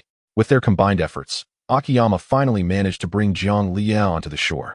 After laying Jiang Liye flat on the sand, Akiyama took a brief moment to catch his breath before swiftly commencing first aid procedures. If he hadn't seen Jiang Liye enjoying herself so heartily with the Frogadier and left Shinado and Jengar on the beach to play freely, this situation wouldn't have been so troublesome. At this moment, Mengli and the lifeguard could only watch from the sidelines, though Mengli had already called the local hospital. Although he was familiar with first aid methods, being a breeder, it was a common skill. He felt it inappropriate to intervene, so he graciously allowed Akiyama to take the lead. When he saw Akiyama leaning in to kiss the cherry-red lips of Jiang Liye, the lifeguard momentarily thought Akiyama was attempting to take advantage of the young girl. The sense of justice surged within him, prompting him to step forward to stop Akiyama, but the word "stop" caught in his throat. "Why are you pulling me?" The lifeguard snapped at Mengli. "Don't hold on to me like that." He asked, trying to take advantage of her. "You're not in cahoots with him, are you?" Mengli cast a strange look at the lifeguard before replying, "Of course, I am with him. Are you foolish? Don't you realize he is performing first aid? How did you become a lifeguard?" The young lifeguard's face flushed crimson as he retorted, "How was I to know that kissing could help someone? Isn't it enough to just rescue people from the water?" Mengli finally couldn't contain his laughter. He chuckled softly, patting the lifeguard's shoulder, and spoke in a gentle tone, "Young man, why don't you go settle your wages today? You won't need to come to the rescue station tomorrow. Take your pay and go attend lifeguard training before returning." He paused for a moment before adding, "Actually, you still have this afternoon, so go collect your wages now. Consider yourself lucky. You'll receive a full day's pay." You, what gives you the right to say I can't come to work? I can't just not show up." The lifeguard was flustered, his face growing even redder. Mengli, with his hands clasped behind his back, elongated his tone while calling out to the lifeguard, "Do you have any idea who I am?" In truth, Mengli was usually quite the jovial individual, but the events of the day had left him somewhat shaken. He had chanced upon a lifeguard who didn't even know basic first aid, which irked him. Yet he refrained from expressing his anger. "Who are you? Are you the mayor or something?" "I certainly am not the mayor." Mengli chuckled at the lifeguard's stubbornness. "But I am the uncle of the mayor." The lifeguard was rendered speechless, yet Mengli was not finished. "And my name is Mengli." The lifeguard. "Ha ha. Surprised, aren't you?" Mengli, this somewhat middle-aged man, still possessed the playful spirit of a young lad. As the lifeguard gradually emerged from his shock, he excitedly grasped Mengli's hand, exclaiming, "Lord Mengli, is it really you? Is it truly you?" Mengli awkwardly withdrew his hand from the lifeguard's grasp. "Yes, it's me. Is there a problem?" "Lord Mengli, I truly admire you. I journeyed all the way from Fengshu Town to Baichao City just to earn enough money to buy a starter Pokémon and become a trainer like you. But now..." As he spoke, the young man, standing at an impressive height of 1.8 meters, suddenly burst into tears, leaving Mengli bewildered and awkward. "Please don't cry. You're such a tall man. Why are you weeping? Let us discuss this later." Mengli patted his shoulder and turned to Akiyama. At that moment, Jiang Liye gradually regained consciousness, murmuring something to Akiyama. Seeing this, Mengli smiled knowingly and led the lifeguard aside. "Come on, let us talk over here. Take your time." Jiang Liye opened her eyes in confusion and found Akiyama gazing at her anxiously, causing her to freeze for a moment before she began to weep. Hey, what's wrong? Don't cry." Akiyama was particularly distressed when girls cried. He never knew why they were upset, nor how to comfort them. Often, as he attempted to console them, they would only cry louder, making him wish to cry as well. Initially pleased to see Jiang Liye awake, Akiyama was taken aback when she suddenly began to sob. "Am I dead? Are you dead too?" Jiang Liye's face, already swollen from being in the water for so long, turned red with tears, resembling a dumpling. "What a misfortune. Why does everyone insist on saying they're dead when something goes wrong? And why are you including me?" I'm very much alive and kicking. To prove his point, Akiyama even jumped up and down a few times. Ugh. Haha, cough, cough. Jiang Liya, still sniffling, couldn't help but laugh at Akiyama's antics. Though the water left in her throat caused her to cough again. Are we still alive? Of course. You've been unconscious for 3 days and nights. And I was the one who woke you up. Jiang Liya chuckled softly, lying on the sand, her head tilted as she looked at Akiyama. You just let me sleep on the sand for 3 days and nights? Oh well. Alright, I know you're teasing me. Since you saved me this time, I won't hold it against you for tricking me. Jiang Liya's pale lips curved into a lovely smile, though her complexion still appeared quite poor. At this moment, Meng Li returned with the now teary-eyed lifeguard, just as a call from the hospital came through on his pager. Before long, medical personnel arrived to carry Jiang Liya onto a stretcher and into the ambulance. Uncle Meng Li, I'm sorry, but I might not be able to attend your opening ceremony today. Akiyama called out just before the back door of the ambulance closed. Meng Li smiled and waved his hand. It's all right. I wasn't planning to attend anyway. Chapter 88. All that should be touched has been touched. You too. How could you be so careless? Just a few hours apart, and look at the state of things. Shaka scolded, sitting beside Jiang Liya's hospital bed, while Akiyama and Ziming stood silently by like 2 sentinels. Jiang Liya lay there, eyes closed, pretending to sleep, unwilling to argue with Shaka. You're ignoring me now. Shaka stood up in frustration, picked up a bag from the bedside, and suddenly switched to a cheerful demeanor, saying to Ziming, let us go play. Let the little patient rest here while we check out the opening ceremony. I heard there will be other activities. Ziming hesitated. Shouldn't we stay with Xiaoyi? What about her? Isn't there's still a wooden post standing here? Shaka adjusted her hair and winked at Akiyama. Right, handsome? Akiyama remained silent. As they exited the hospital room, Ziming closed the door behind them. Are we really just leaving Xiaoyi and Akiyama together? What else can we do? Shaka retorted. What if Xiaoya is taken advantage of? She is so beautiful, and currently lacks the ability to resist. Before Ziming could finish his hypothesis, he received a sharp blow to the head from Shaka. What have you been thinking about all day? Am I not beautiful? Beautiful. Ziming nodded vigorously. Then why haven't you ever taken advantage of me? How could I dare? Ziming replied, feeling aggrieved. He certainly would like to, but the consequences are beyond his capacity to bear. Ziming is an intermediate breeder, yet his primary expertise lies in the breeding of Pokémon. Thus, the strongest among his Pokémon is merely a master-level Psyduck. How could a master-level Psyduck possibly compare to Shaka's quasi-elite Absol? You're just too foolish, otherwise, you wouldn't have pursued me for 2 years. It was only because of my soft heart that I agreed to be your girlfriend. Indeed. So you failed to notice. Shaka proudly raised her head, asking, do you know what I learned from the doctor? However, after waiting for a while without Ziming responding, she noticed he was staring at her, displaying a look of eager curiosity. Giving Ziming an exasperated glare, Shaka continued, the doctor told me that before they treated Xiaoya, she had already received very standard first aid. You understand what I mean, right? What do you mean? Ziming still hadn't grasped the connection. First aid is just first aid. What does it have to do with whether Qiuyuan might take advantage of Xiaoya, given that you're studying breeding? I recall that introductory knowledge encompasses first aid for both humans and Pokémon, correct? Ziming nodded, yet he still couldn't discern the relevance. I needn't elaborate on the procedures for first aid following human drowning, right? Observing Ziming's dawning realization, Shaka continued, everything that needed to be touched has been touched. Everything that needed to be kissed has been kissed. Do you think Xiaoya is unaware of this? Aware.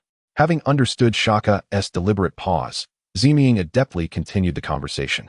If Qiuyuan were here, he would surely applaud your expertise. You two are practically engaging in a comedic dialogue. But have you seen any reaction from Xiaoya? Xiaoya hasn't woken up, has she? Ziming wondered. Shaka burst into laughter, looking at her dim-witted boyfriend with exasperation.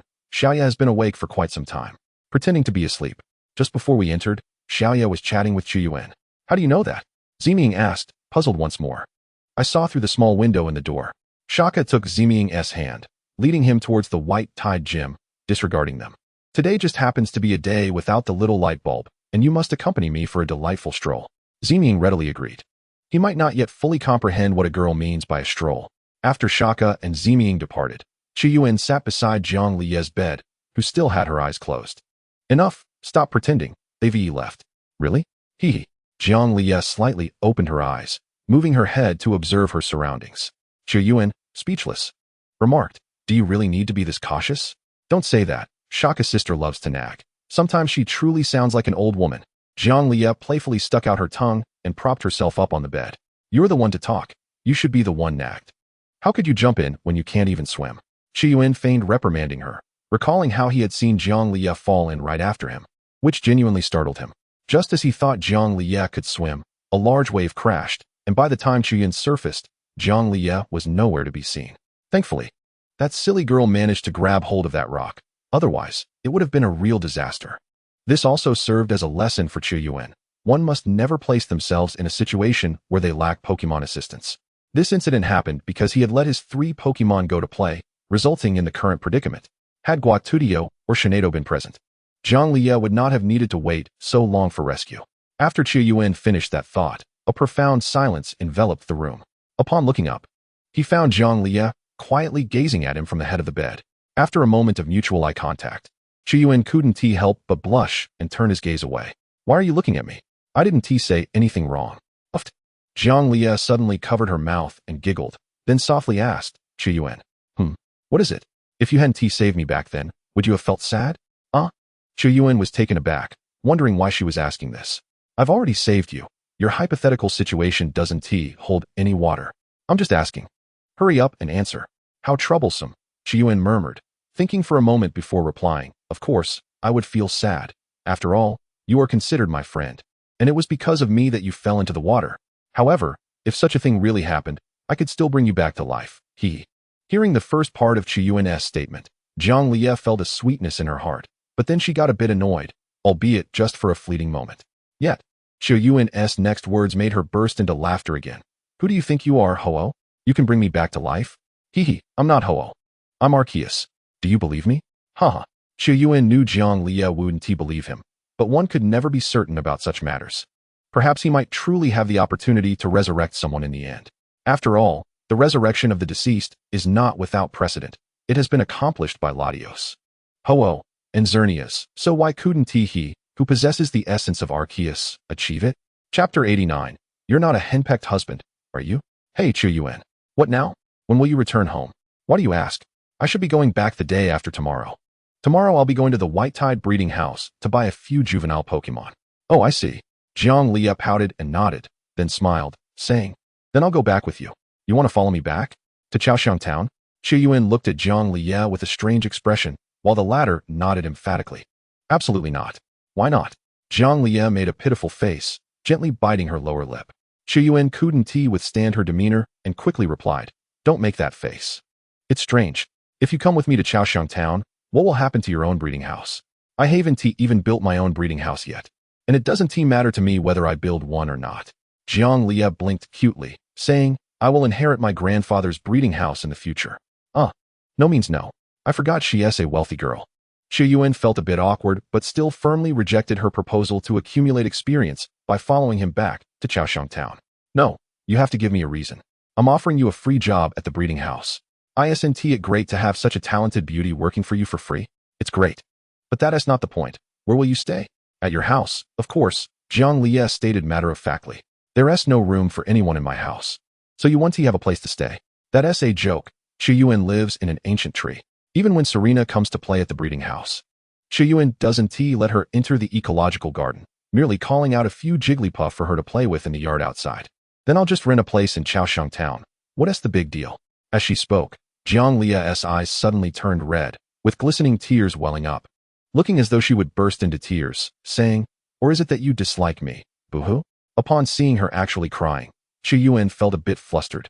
But then he noticed the barely perceptible smile at the corner of Zhang Liye's mouth. Stop crying. Remember not to smile when you're trying to deceive me.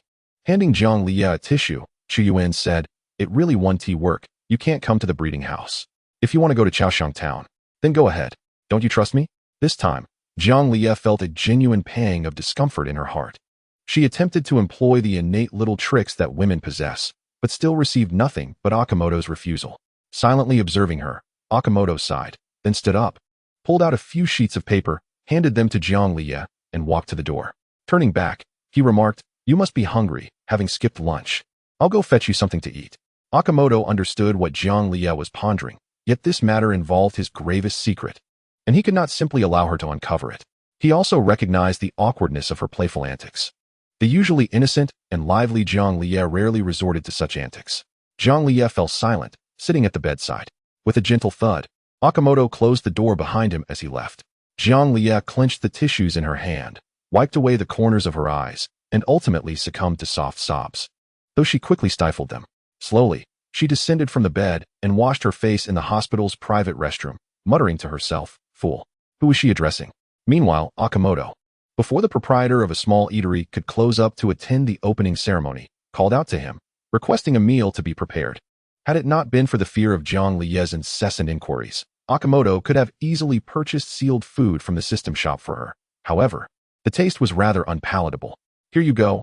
I must close now," the proprietor said, packaging the meal and handing it to Akimoto, who then thanked him and made his way back to the hospital. As Akimoto approached the traffic light intersection, he suddenly spotted a familiar figure and moved closer for a better look. "Hey, Uncle Mengli, what are you doing here?" "It's already past 1:50. Mengli glanced around furtively, then raised a finger to his lips, signaling for silence. "Shoo, don't speak too loudly. I'm hiding. I have no desire to attend the opening ceremony." Akimoto, surprised, responded. "As the dojo master, aren't you required to participate in the ceremony?" Mengli sighed. "It's my wife. A young man suggested that I put on a Pokémon performance. How could I possibly have the face to do such a thing? Ridiculous." As he recounted the reason for his stealthy departure, Mengli's eyes widened, his expression one of considerable grievance. "You can't be under your wife's thumb, can you, uncle?" "What does under her thumb mean?" Just as Akimoto was about to explain, a soprano voice rang out from behind. "Mengli, you dare to run away again." Without looking back, Mengli took off in a sprint. "Akimoto, I'm leaving first, goodbye." By the time Akimoto regained his composure, Mengli was already far away. Shaking his head with a chuckle, he prepared to continue on his way when a whirlwind of a figure zipped past him. Akimoto stared in astonishment at the woman who had dashed by, clad in a sea blue dress, her silhouette strikingly graceful, and she seemed even faster than Mengli. What on earth is happening in this world? Upon returning to Jiang Lie's hospital room, he found her once again asleep, seemingly exhausted. After purchasing a small thermal bag from the system shop, he placed the packed meal inside to keep it warm and quietly sat by Jiang Lie's bedside, admiring her serene sleeping face. With her eyes closed and breathing steady, it was amusing to note that unlike when she pretended to be asleep, when she truly slumbered, she formed her lips into a small round shape. Playfully, Akimoto extended a finger toward her lips, only to discover she was not breathing through her mouth.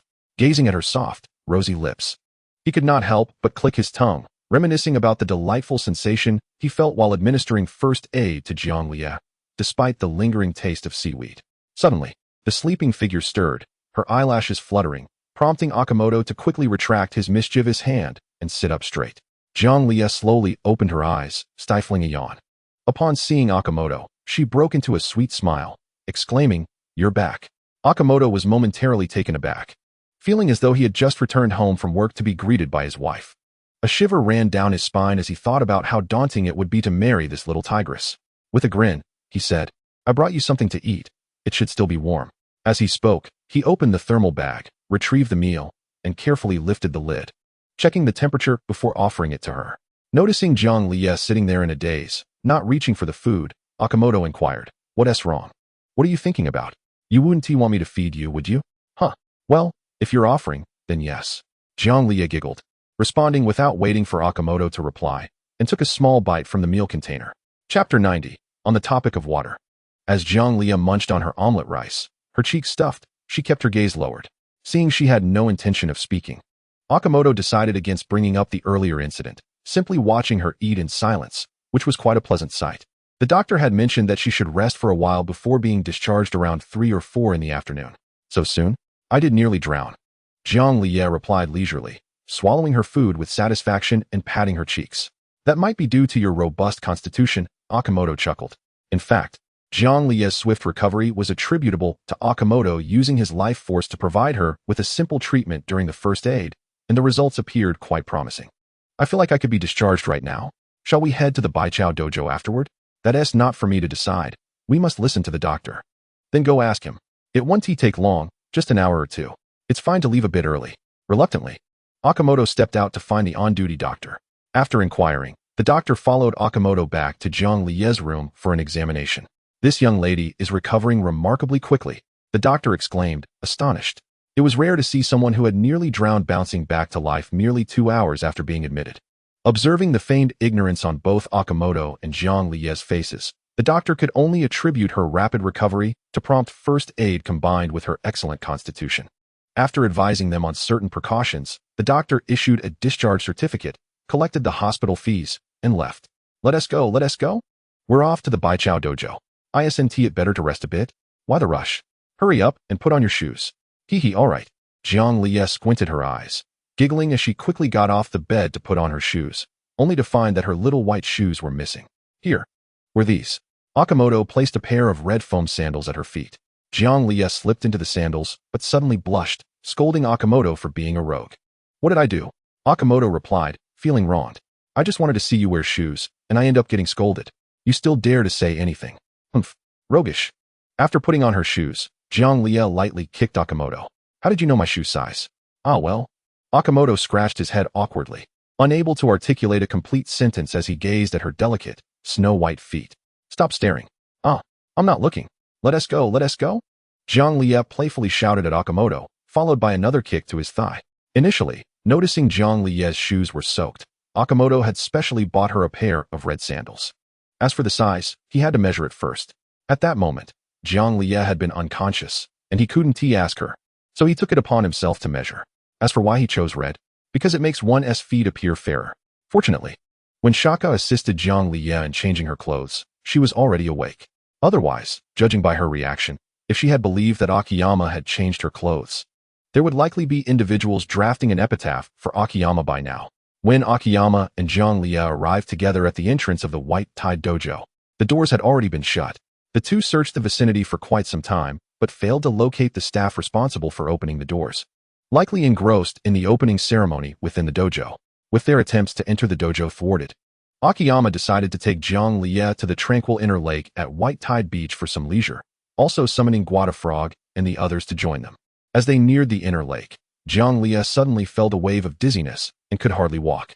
Akiyama speculated that it was likely due to having drowned shortly before, combined with the intense sun. I told you to rest a bit longer, Akiyama said with a sigh, supporting Jiang Liye. The nearby beach offered no shade to shield them from the sun, which was relentless at 2:30 in the afternoon. Akiyama had not brought out his backpack. If he were alone, he could have easily retrieved a beach umbrella from the system warehouse, but with Jiang Liye there, he had to think twice. All right. Don't be like an old woman. Let us hurry, he urged. Jiang Liye rubbed her forehead, breaking free from Akiyama's support to walk on her own. But after just a few steps, dizziness overcame her, and her knees began to ache. Unable to endure it, she nearly collapsed onto the ground. Oh, come on. It can't be that bad, Akiyama exclaimed, hastily catching up to her and noticing her knee was swollen and reddened. A glance behind revealed that returning to the hospital would require another half-hour of walking. Contemplating their options, Akiyama decided it was best to lead Jiang Liye to a cooler spot. The inner lake at White Tide Beach was not far, and if they hurried, they could reach it in about 10 minutes. Akiyama approached Jiang Liye, lifting her up, and then squatted down in front of her. What are you doing? Jiang Liye exclaimed in surprise. Get on. Quick, I'll carry you. Do you want to faint on the ground? Huh. Jiang Liye's face flushed crimson.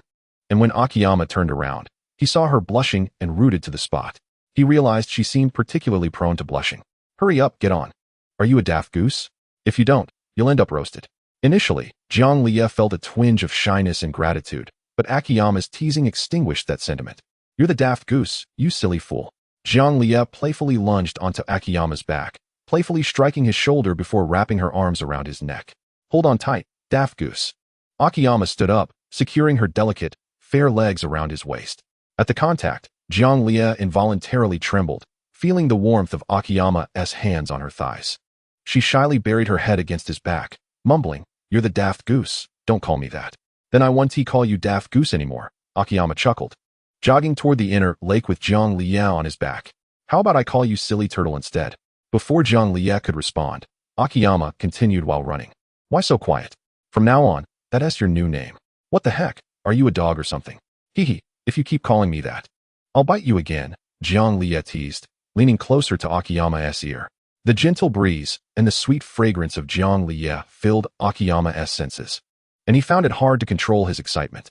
Especially as Jiang Liye's soft form rhythmically pressed against him, she clung tightly with her smooth, snowy legs to avoid falling, leaving Akiyama to endure this blissful torment while racing toward their destination. It was a painful yet joyous experience. Chapter 91, Lapras. Thus, Akiyama persevered and arrived at the inner lake of White Tide Beach, but by then, Jianglia had lost her strength for any playful antics. He gently laid her down at the base of the cliff by the inner lake, applying a cloth soaked in icy water to her knee while using his life force to alleviate the swelling. The injury was likely from when Jianglia accidentally bumped into something while in the water, and after her discharge from the hospital, the physical activity had exacerbated the bruising, leading to the swelling. His life force could easily heal the surface wound on her knee, and a bit of massage would suffice to gradually reduce the swelling. However, since he had promised to take her out for enjoyment, it would be unreasonable to let her remain there nursing her injury. Therefore, Akiyama ran to the beach to fetch Shinedo. With Shinedo's assistance, Jianglia's condition improved significantly. She only needed to massage her knee a bit longer. After about half an hour, feeling revitalized, Jianglia attempted to stand. Upon realizing she had no issues, she transformed back into the lively Jianglia. The inner lake spanned nearly 100 acres, and Jianglia immediately spotted an elderly man with a pipe on the other side of the lake, with several lapras peacefully floating nearby. Just then, a girl and her companion, who had missed the opening ceremony of the dojo, approached the old man. After some conversation, Jianglia saw them pay the old man, who then took them to ride on the back of a lapras. Seeing their joyful expressions, Jianglia was filled with a desire to partake in the fun, but a twinge of fear lingered about falling into the water again. Akiyama, noticing Jianglia's expression, understood her thoughts. "You want to play, don't you?" he asked, patting her shoulder and glancing toward the elder. "I do, but I'm a bit scared of falling again. Will you accompany me?" "Sure, let us go. I'm quite interested as well." Seeing her enthusiasm, Akiyama decided to join her, having just enjoyed a moment of bliss himself. Together, they approached the old man, and Akiyama inquired, "Hello, sir, what do you offer here?" The old man took a puff from his pipe, then removed it with a grin, saying, "Here, as long as you pay. You can ride my lapras and explore the inner lake or the calm sea at your leisure. I also provide short diving services." "What is the calm sea?" Akiyama asked, puzzled. "Haha, you outsiders probably haven't heard of it. Only we villagers of White Tide know. The stretch of sea connected to the inner lake is a wave-free area. Hence it's called the calm sea. However, it is surrounded by other waters, so outsiders cannot distinguish it." The old man's face glowed with pride as he spoke of the calm sea. If it's all just a sea, why differentiate between the regions? Akiyama wondered. Every sea comprises different smaller areas, and only those who've lived here since childhood and are familiar with the waters understand, the old man replied slowly, taking another puff. "And that Monly lad is the one who knows the waters best. He has lived by the sea with me since he was young, and his diving skills surpassed mine when I was his age. Judging by your appearance, you likely don't know how to dive, do you? Guess how deep Monly could dive when he was your age?" Akiyama was taken aback, surprised that the old man had begun to ramble on. However, he found himself intrigued by the mention of Monly. Given the physical conditioning of individuals in the Pokémon world, if Monly hadn't trained, his maximum diving depth would not exceed what Akiyama could achieve. Yet, judging by Monly's physique, it seemed he had undergone considerable training. Thus, considering the elderly man's proud demeanor and self-assured tone, Akiyama speculated that Monly should be capable of diving to approximately 30 meters. Exceeding that depth would seem rather excessive. When he shared his conjecture with the old man, he was met with a mysterious smile. "Ah, you underestimate him greatly. The lad, at the tender age of 16, was able to plunge to depths of 40 meters. 40 meters? Surely not." Akiyama's eyes widened in disbelief. Even in the world of Pokémon, where physical prowess is notably superior, could a human truly withstand the pressure at such depths? "What do you think?" "Haha. It is largely due to my exceptional guidance that he was able to fully harness his innate capabilities." The old man squinted as he took a drag from his cigarette, then erupted into hearty laughter. Akiyama suspected that the elderly gentleman was merely exaggerating, which seemed typical of someone of his age. It is often the case that older individuals feel compelled to embellish their tales, as though their words would fail to convince without a touch of hyperbole. "I have yet to complete my writing. Today's events have caused some delays, so I will make do with what I have for now. I will refine this chapter in 10 minutes. Thank you all for your understanding." Character profile: Murad, a lifeguard at White Tide Beach, aged 19. He comes from a severely disadvantaged background, with divorced parents and having lived with his grandmother. At the age of 7, he witnessed the spirited Mengli facing off against 20 trainers in a grueling battle, triumphing with a Gyarados that swept through the competition, which ignited his profound admiration for Mengli. Following his grandmother's passing, Murad relocated to White Tide City, hoping to earn money to purchase a starter Pokémon from the local breeding center and embark on his journey as a trainer. However, due to financial constraints, he could not afford the fees for lifeguard training and was eventually compelled to resort to clever means, leveraging his remarkable swimming skills to secure a position as a lifeguard. Chapter 92. The Creation Theory of Diploma. Accepting the shell handed to him by the old man, Akiyama entrusted it to Zhang for safekeeping, and the two of them, under the elder's guidance, mounted Lapras. Although Zhang was quite excited about riding Lapras, the incident of nearly drowning had left her with a lingering shadow of fear, prompting Akiyama to allow her to mount first while he positioned himself protectively between her and the water. "Lapras, over here, haha, this is so much fun," Zhang exclaimed, wrapping her arms around Lapras's neck as she enthusiastically directed it to swim in circles within the calm inner lake, alternating between swift and leisurely speeds. Akiyama had initially only been intrigued by Lapras. He had no particular desire to drift over the water, so he retrieved a fishing rod. Before he could cast his line, Zhang commanded Lapras to accelerate, causing it to swim joyfully through the water. Akiyama, bemused by Zhang transformation from a fearful girl to an exuberant one, found himself at a loss for words, leaving the fishing hook dangling far behind Lapras. Perhaps there might indeed be a Pokémon that would chase after the bait? Suddenly, as Zhang maneuvered Lapras around, she noticed the earlier group of girls had been led by Lapras to dive beneath the surface, after which they vanished from sight. Curiously yet with a hint of concern, she asked, "Akiyama, did you see that? They went underwater. Is that safe?" "Ah, I did see," Akiyama replied. Having observed Zhang earlier exuberance, he had been idly watching the girls as well, and he assured her, it should be fine. After all, the old man mentioned it. Besides, he seems to be quite close to Uncle Mengli, so his credibility is fairly high. Then should we give it a try as well? Zhang eyes sparkled with excitement as she gripped Akiyama's arm. What if something goes wrong? Akiyama teased her, but to his surprise, she quickly responded, "Well, you said it was safe, and even if something did go awry, you could just rescue me again. Ah, how reassuring to know you have such faith in me." "Of course, he. Zhang who had just moments ago been shouting with excitement while clinging to Lapras, now bore a rosy glow on her cheeks as she beamed at Akiyama. "Then let's go. The shell is with you, and Lapras doesn't heed my commands." Akiyama shrugged, content as long as she was happy. "Lapras, will you take us down for a dive?" Zhang leaned against Lapras's neck and asked. "Moo." Lapras emitted a melodious cry, reminiscent of a call from the sea, which sounded utterly enchanting to Akiyama's ears.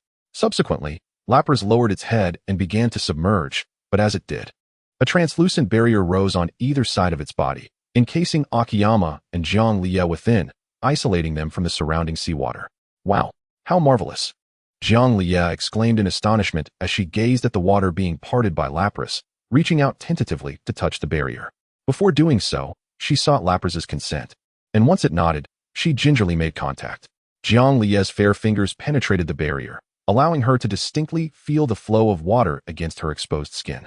With her initial exploratory gesture having yielded no adverse outcomes, she gradually extended her entire hand, playfully stirring the water, her face lighting up with a child's joy. Akiyama, lacking her childlike exuberance, merely brushed his fingers against the barrier before retracting his hand. He surmised that this phenomenon was likely due to Lapras's mastery over water elements, which allowed it to isolate a specific space from the surrounding sea. This technique bore a resemblance to the use of field skills to repel elements within a designated area, thus creating an effect akin to a protective bubble. As for the old man's earlier mention of brief dives, it likely indicated that Lapras's capabilities were insufficient to sustain such a state for extended periods. Though Akiyama had observed that most of the Lapras accompanying the old man were of master-level strength, this level of control over elements was not overly formidable. It was probably a testament to the elder's unique training methods. The specifics of those methods, however, remained a mystery, and Akiyama felt it prudent not to speculate recklessly. With a general understanding, he could teach his own Pokémon to master this technique.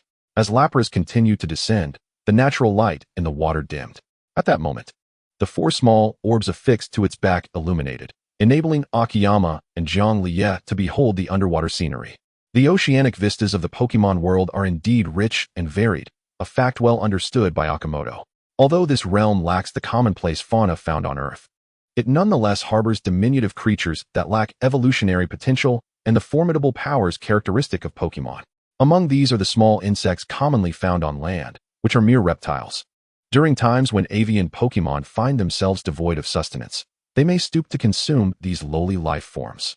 The origin of such insects was elucidated by a certain doctor, Deloma, a specialist in Pokémon origins, on the Pokémon Professor Forum, where his findings garnered unanimous acclaim.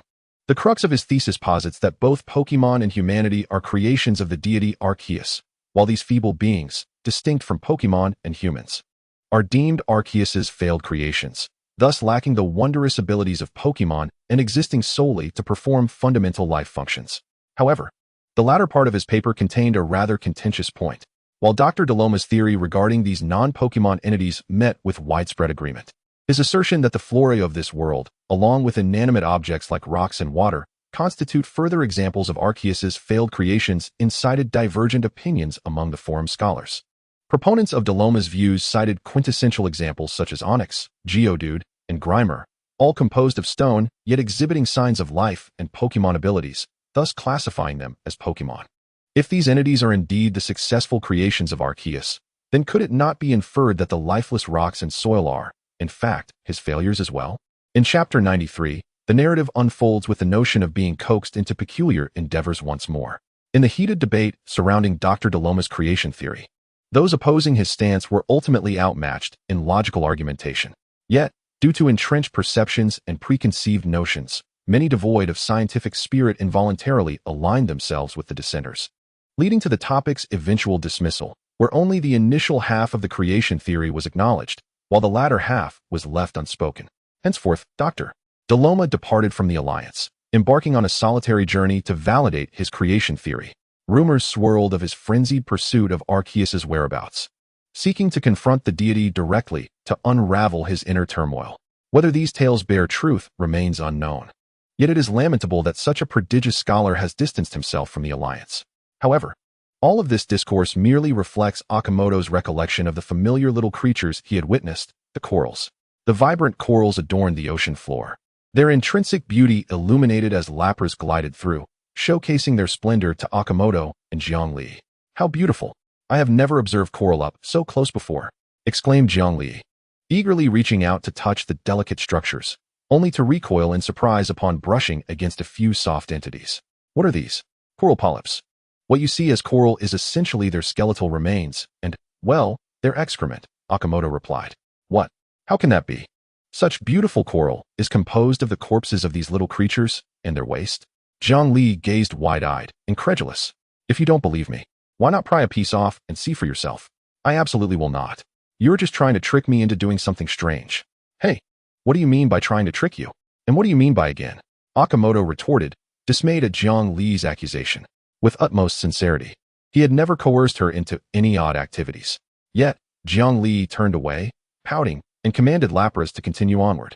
Resigned, Akimoto swallowed his indignation, pondering how he might demonstrate the consequences of maligning his character. As Lapras navigated through the inner sea lake, numerous aquatic Pokémon approached, encircling the gentle giant. Lapras, akin to a waterborne Snorlax, exuded an unparalleled affinity for water-type Pokémon, drawing many near to befriend it and frolic together. When Zhongli urged Lapras to dive deeper, the creature, however, opted to ascend slowly until it resurfaced. Initially displeased at being disregarded, Zhongli soon realized that Lapras was unable to maintain its underwater depth for long, thus bringing them back to the surface. During Lapras's respite, Akimoto retrieved his fishing rod, casting into the heart of the inner sea lake. Not wishing to disturb Lapras's rest further, Zhongli sidled up to Akimoto. "Why do you catch more Pokémon than Uncle Mengli? Do you possess some special technique?" Seeing her tilt her head in contemplation, Akimoto chuckled. "Actually, there is indeed a special technique." "Then teach me. You wish to learn?" he asked, an amused glint in his eye. Zhongli blinked and nodded eagerly. Yes, I want to learn." Then observe closely. "First, you must secure the bait on the hook properly so it doesn't easily fall off. That's the first step." Akimoto reeled in the hook to remove the bait, demonstrating how to attach it again before instructing her on how to control the bobber's height and cast the line with force. "See, the higher the bobber, the larger the Pokémon you'll catch, and correspondingly, the stronger it will be. When you fished this morning, your bobber was too high, but the bait was insufficiently substantial, which is why you didn't catch anything," he added, letting out a playful laugh. Zhongli flushed with embarrassment and shot him a glare, mentally reminding herself, do not pinch him, I promised I wouldn't pinch him anymore." Ultimately, she restrained herself from the urge to push Akimoto off Lapras's back. "And even if you had caught something, It's possible you would have been dragged into the water by the Pokémon because you lack sufficient strength. Haha. This recollection reminded Akimoto of the day he had gone fishing by the fairy lake with Xiaoli, where she had been pulled into the water by a Magikarp due to her insufficient strength, prompting her to resort to a cheating method of fishing by luring Pokémon to the surface with song before easily reeling them in. Well, continue, Zhongli urged, again suppressing the urge to throttle Akimoto. Noticing her unexpected quietude, Akimoto was momentarily taken aback, pondering if she had undergone a transformation after her immersion in the water, a change he found rather disconcerting. Clearing his throat, he resumed, "Now we arrive at the crucial step. So listen carefully. This is why I catch more Pokémon than you." Finally, he was about to divulge his special method. Zhongli's anticipation grew, her face reflecting eager expectation. "You cast the hook just as I showed you. And then you must constantly monitor the bobber's position. At this moment. Yes. This is when you must employ the special technique. You simply need to chant in your heart. Handsome folks have their own blessings, and you'll catch them with precision." He laughed heartily. Akimoto gazed triumphantly at Zhongli, a mischievous smirk adorning his face, his heart swelling with delight as he relished the sweet taste of revenge for the unfounded slander he had just endured. However, before he could bask in his moment of glory for long, an irate Zhongli glared at him, gritting her teeth as she pinched him sharply at the waist, causing him to yelp in shock and tumble off Lapras. "I knew you wouldn't be so honest. Trying to bully me again, huh? Now look where that got you. Let's see if you dare to deceive me again in the future." At this moment, Zhongli had conveniently forgotten her earlier vow to refrain from pinching Akimoto. She simply could not tolerate his insufferable expression any longer, prompting her to take action. As Akimoto splashed into the water, he wiped his face and began to swim slowly towards Lapras. Just as he was about to climb back on, Zhongli commanded Lapras to steer clear of him. With the shell on Zhongli, Lapras obeyed her orders without question, leaving Akimoto no choice but to concede. "I give up, all right. I won't trick you anymore. Just let me back up." Chapter 94, The Giant Winged Fish. Really? Absolutely. Upon seeing Akimoto plead for mercy, Zhongli relented and allowed Lapras to swim closer to him. But just as Akimoto was about to clamber back onto Lapras's back, he suddenly grabbed Zhongli and pulled her into the water with him. Taken by surprise, Zhongli sputtered as she fell into the water, but soon found herself floating in Akimoto's embrace, coughing violently until she regained her composure. "Ha, little girl. Still trying to compete with me? How does it feel to witness my prowess?" Akimoto's smug expression was utterly infuriating, eliciting a desire to strike him. After a moment, Akimoto noticed that Zhongli was staring down in silence, allowing him to hold her in the water without a word. Leaning in to investigate, Zhongli suddenly stirred, delivering a hefty headbutt that left him dazed. Rubbing his forehead, Akimoto exclaimed, "What was that for? A self-destruct attack? Am I dead? Crazy girl." Zhongli pushed him away, calling for Lapras to come over. She mounted Lapras without a second thought, seemingly genuinely angry, disregarding Akimoto who was still in the water. As Akimoto trailed behind with a series of peculiar sounds, Zhongli rode Lapras at a leisurely pace, deliberately ensuring he could not climb aboard. Realizing that he had genuinely frightened Zhongli, Akimoto reflected on his impulsive prank and swam behind Lapras, continuously making strange noises in an attempt to apologize. Initially, he swam freestyle, but soon grew fatigued, resorting to a dog paddle before diving underwater to summon a suitable water-type Pokémon for him to ride. Zhongli, swimming around on Lapras, suddenly noticed the absence of sound behind her. Turning to look, she found Akimoto had vanished. "That scoundrel. I was just about to let you back on, and now you've disappeared. Fine, I'll just leave you to drown." Fuming, she shook her fist at the spot where Akimoto had been and urged Lapras to speed away. Just as Lapras prepared to accelerate, a commotion arose from behind. "What are you talking about? How could I possibly drown?" Ha, woohoo. Akimoto was now riding a 2-meter-long giant winged fish, accompanied by a Froakie in matching floral shirts. Together, they surfed on the giant winged fish, zipping past Zhongli and splashing her with water. Earlier, Akimoto had taken Froakie underwater, hoping to capture a larger fish he could ride. Froakie quickly spotted the elite-level giant winged fish frolicking in the water and, after a brief encounter, managed to convince the yellow Pokémon to submit to Akimoto and Froakie's whims. Irritated by the water splashed on her, Zhongli commanded Lapras to use Water Gun against Akimoto. Momentarily taken aback, Lapras recalled an old saying that it should not use attack moves against the shell-less owner, but after some contemplation, it complied and unleashed Water Gun at Akimoto. However, due to Lapras' inherently gentle nature, it held back, delivering a gentle spray that merely dislodged Akimoto from the giant winged fish. As the white stream of water surged towards Akimoto, he did not need to shout. Froakie swiftly retaliated with its own water gun. Yet, without Akimoto's command, Froakie merely blocked the incoming attack rather than countering. Frustrated by Akimoto's inaction, Zhonglia issued another command. Lapras, continue firing water gun. Knock that smelly man down. Uncertain of Lapras's abilities, Zhonglia could only instruct it to use water gun, unaware of its limited offensive capabilities at this level. Although Akimoto deemed Lapras not particularly formidable, it was still a bona fide master-level Pokémon, whereas he only had 2 elite-level Pokémon at his disposal. As Lapras continued to unleash its watery barrage, Akimoto took to the skies atop the giant winged fish. Naturally, the giant winged fish could fly, and rather than engage in a petty squabble, Akimoto soared above Zhonglia. However, the giant winged fish's flight was not akin to that of avian Pokémon. It propelled itself by striking the water, leveraging the reaction force to leap from the surface and glide smoothly through the air. Akimoto felt as though he were playing Angry Birds, which he found quite enjoyable. In fact, he couldn't help but wonder what it would be like to fly atop a toadkiss, which bore a striking resemblance to the giant winged fish. With that thought in mind, he silently devised a training regimen for his Togepi, hoping to meet the conditions for its evolution and prepare a quality shiny stone for it. Imagining himself soaring through the skies on a Pokémon as rare as a demigod was exhilarating. While Akimoto reveled in his aerial adventure, Zhonglia was not pleased. She recalled that once Lapras reached elite level, it would learn the Ice Shard move, which would be particularly effective against the airborne giant winged fish. Believing that Lapras must at least have reached elite status, she called out, "Lapras, use Ice Shard to attack the wings of that giant winged fish." With a resonant call, Lapras unleashed a barrage of small, dense ice shards that sped towards the giant winged fish. This attack was far swifter than Water Gun and the giant winged fish, with its limited ability to adjust its trajectory in the air, could do nothing but watch as the icy onslaught approached. However, Akimoto was no fool, sensing the impending danger. He commanded Froakie, "Froakie, use Bubble. Knock those ice shards down." As Mr. Lu Sun once stated, one should counter dense attacks with dense attacks. Thus, Akimoto instructed Froakie to deploy its own barrage of bubbles, effectively intercepting the incoming ice shards. If the multitude of ice shards went undefended and struck the giant winged fish, they would surely plummet from the skies. Although, in terms of type advantage, the water-flying type giant winged fish would see its vulnerability to ice-type attacks mitigated, resulting in normal damage.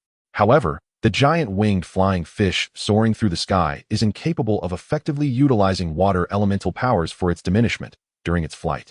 It is predominantly surrounded by flying elemental forces. Consequently, after sustaining an ice-type attack, it paradoxically suffers additional harm, just managing to fend off this round of assaults. The giant winged flying fish gracefully descends back into the water, resuming its swift movements. What began as a delightful water-based excursion has, unbeknownst to them, transformed into a captivating Pokémon battle between Akimoto and Araha. Moreover, neither the giant winged flying fish nor Lapras are Pokémon they have captured themselves. Chapter 95, Sun Coral. After a period of stalemate, Akimoto ultimately allowed Lapras's water gun to propel him into the inner lake, prompting a satisfied pout from Araha. Leaping from the back of the giant winged flying fish to that of Lapras, Akimoto waved goodbye to the fish, returning it to the wild. Seated behind Araha, he immediately raised his hands in surrender as she turned to him, innocently declaring, "Don't bother me. I concede."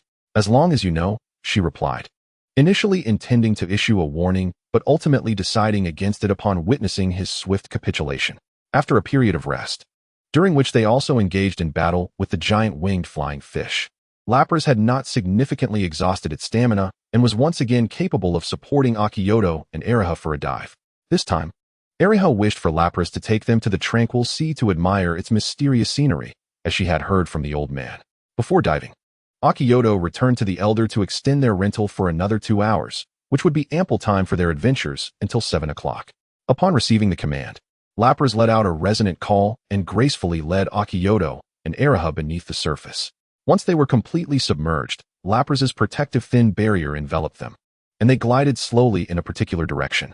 Gradually, they arrived at the entrance of a vast underwater cavern, shaped like an archway approximately 3 to 4 meters high. As Lapras entered the opening, Akimoto and Araha were greeted with a breathtaking vista. Towering underwater flora and vibrant clusters of coral surrounded them, and Akimoto's eyes widened at the sight of numerous high-quality water stones scattered across the floor. In the shadowy depths, These gems, shimmering with luminous patterns, cast a brilliant radiance throughout the cavern, rendering it extraordinarily beautiful. Akimoto could only gaze longingly at the abundant yellow-quality water stones and the green-quality ones that were partially exposed, unable to collect or harvest them. As Akimoto and Ariha held seashells and prepared to embark on their journey atop Lapras, the elder specifically cautioned them against disturbing the exposed water stones if they intended to traverse the underwater passage to the tranquil sea, for they were fiercely guarded by formidable Pokémon.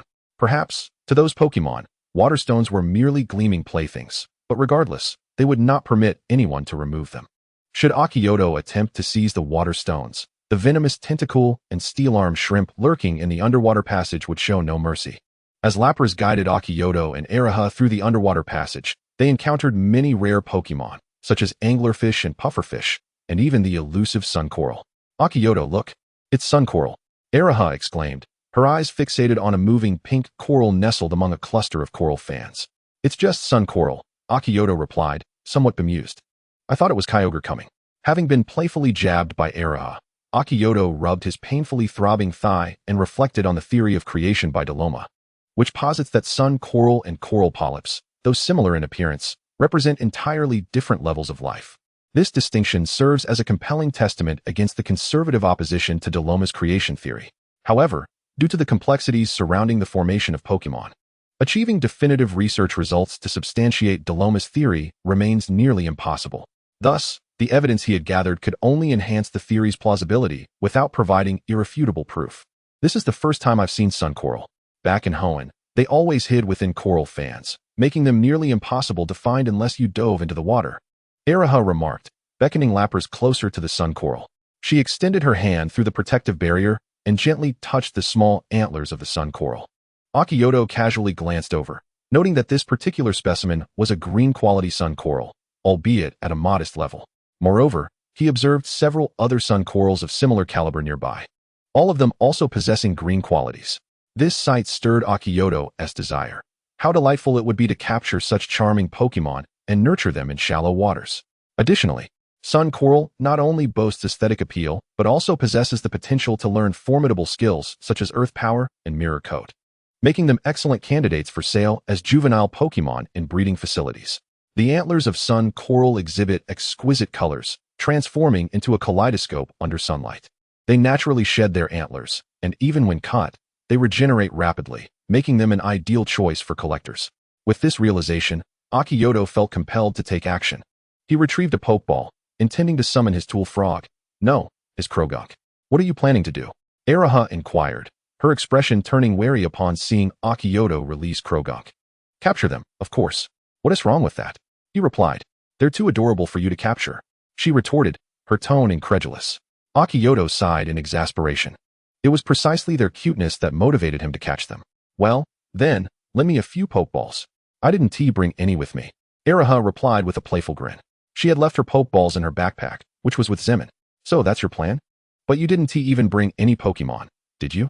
You're not expecting me to do the capturing for you, are you? Hee, is that not permitted?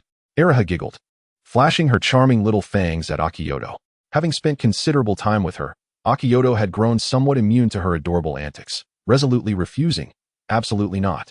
If you desire a Pokemon, you must capture it yourself. But I don't have any Pokemon right now. Then you can watch me capture them, Akimoto declared firmly. Ariha, exasperated by his steadfastness, raised her tiny fist in mock threat. Will you lend me some or not? If you don't, I'll toss you overboard. Whoa, no. I'll lend them to you. Let us discuss this calmly. Upon hearing Ariha's threat, Akimoto quickly relented, retrieving 3 Pokeballs from the compact space bag at his waist. Although the bag's name was lengthy, it proved remarkably functional, remaining intact even after numerous encounters with water. Chapter 96, The Pokemon Ball. Observing the sudden appearance of Croagunk, the sun coral shrank back into the coral pile in fright, only to find its retreat blocked by Croagunk. Upon witnessing their companion trapped, the other sun corals swiftly converged, encircling Croagunk. Croag. The Froakie glanced at Akiyama, and upon receiving Akiyama's command, it swiftly executed a series of dazzling moves to advance towards the sun coral.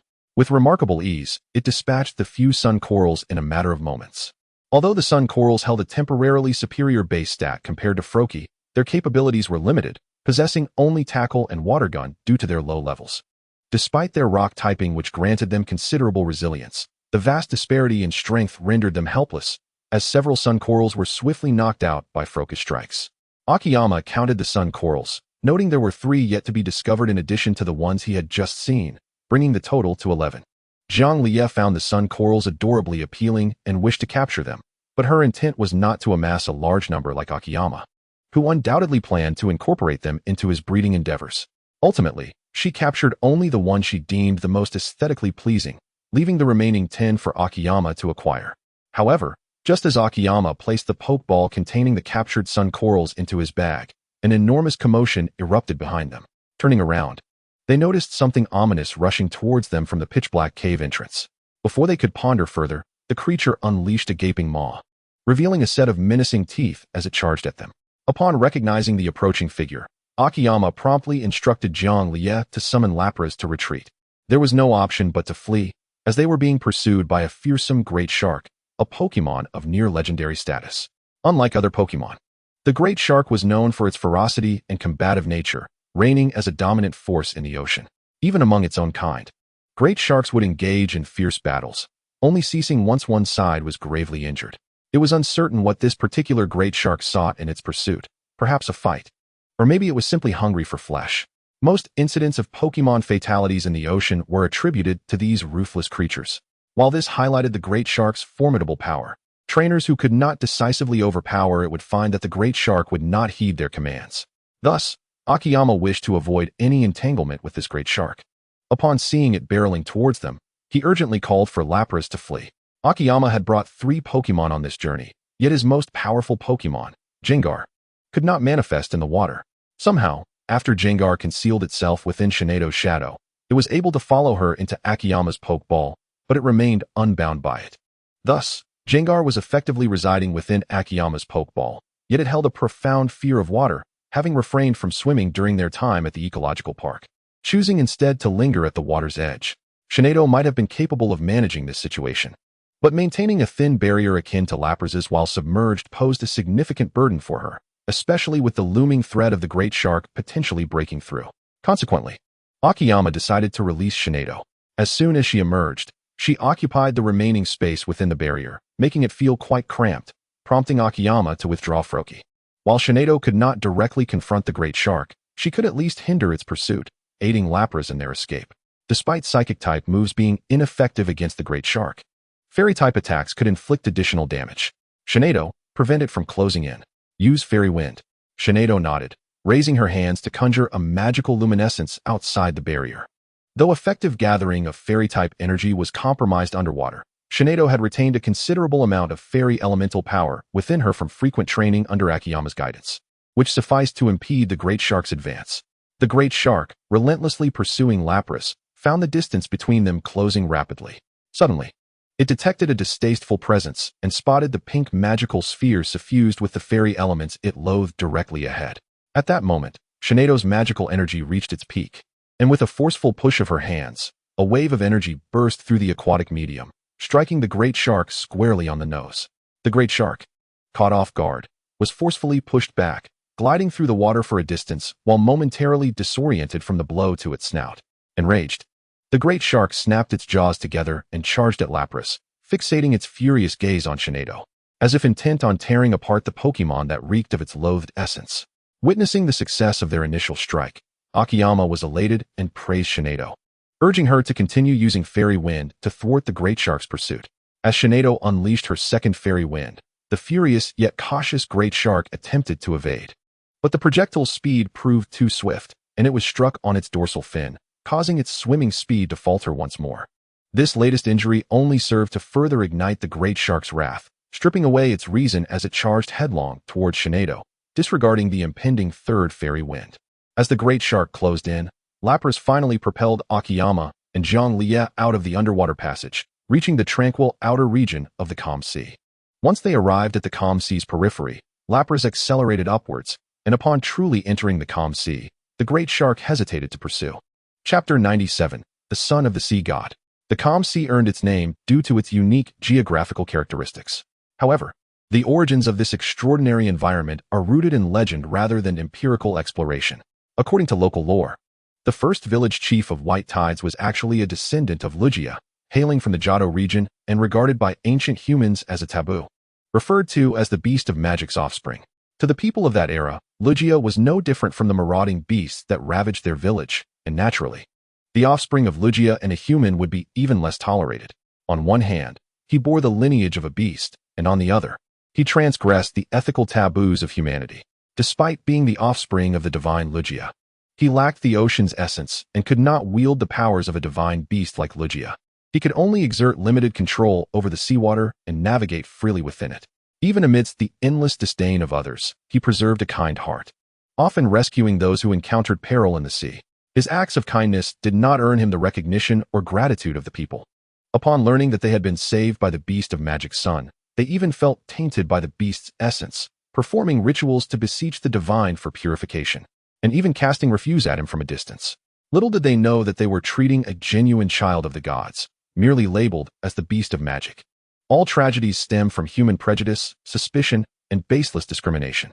Ultimately, this offspring of Lugia and humanity, filled with disappointment, traversed countless seas away from Johto and settled in Kalos, establishing residence in White Tides.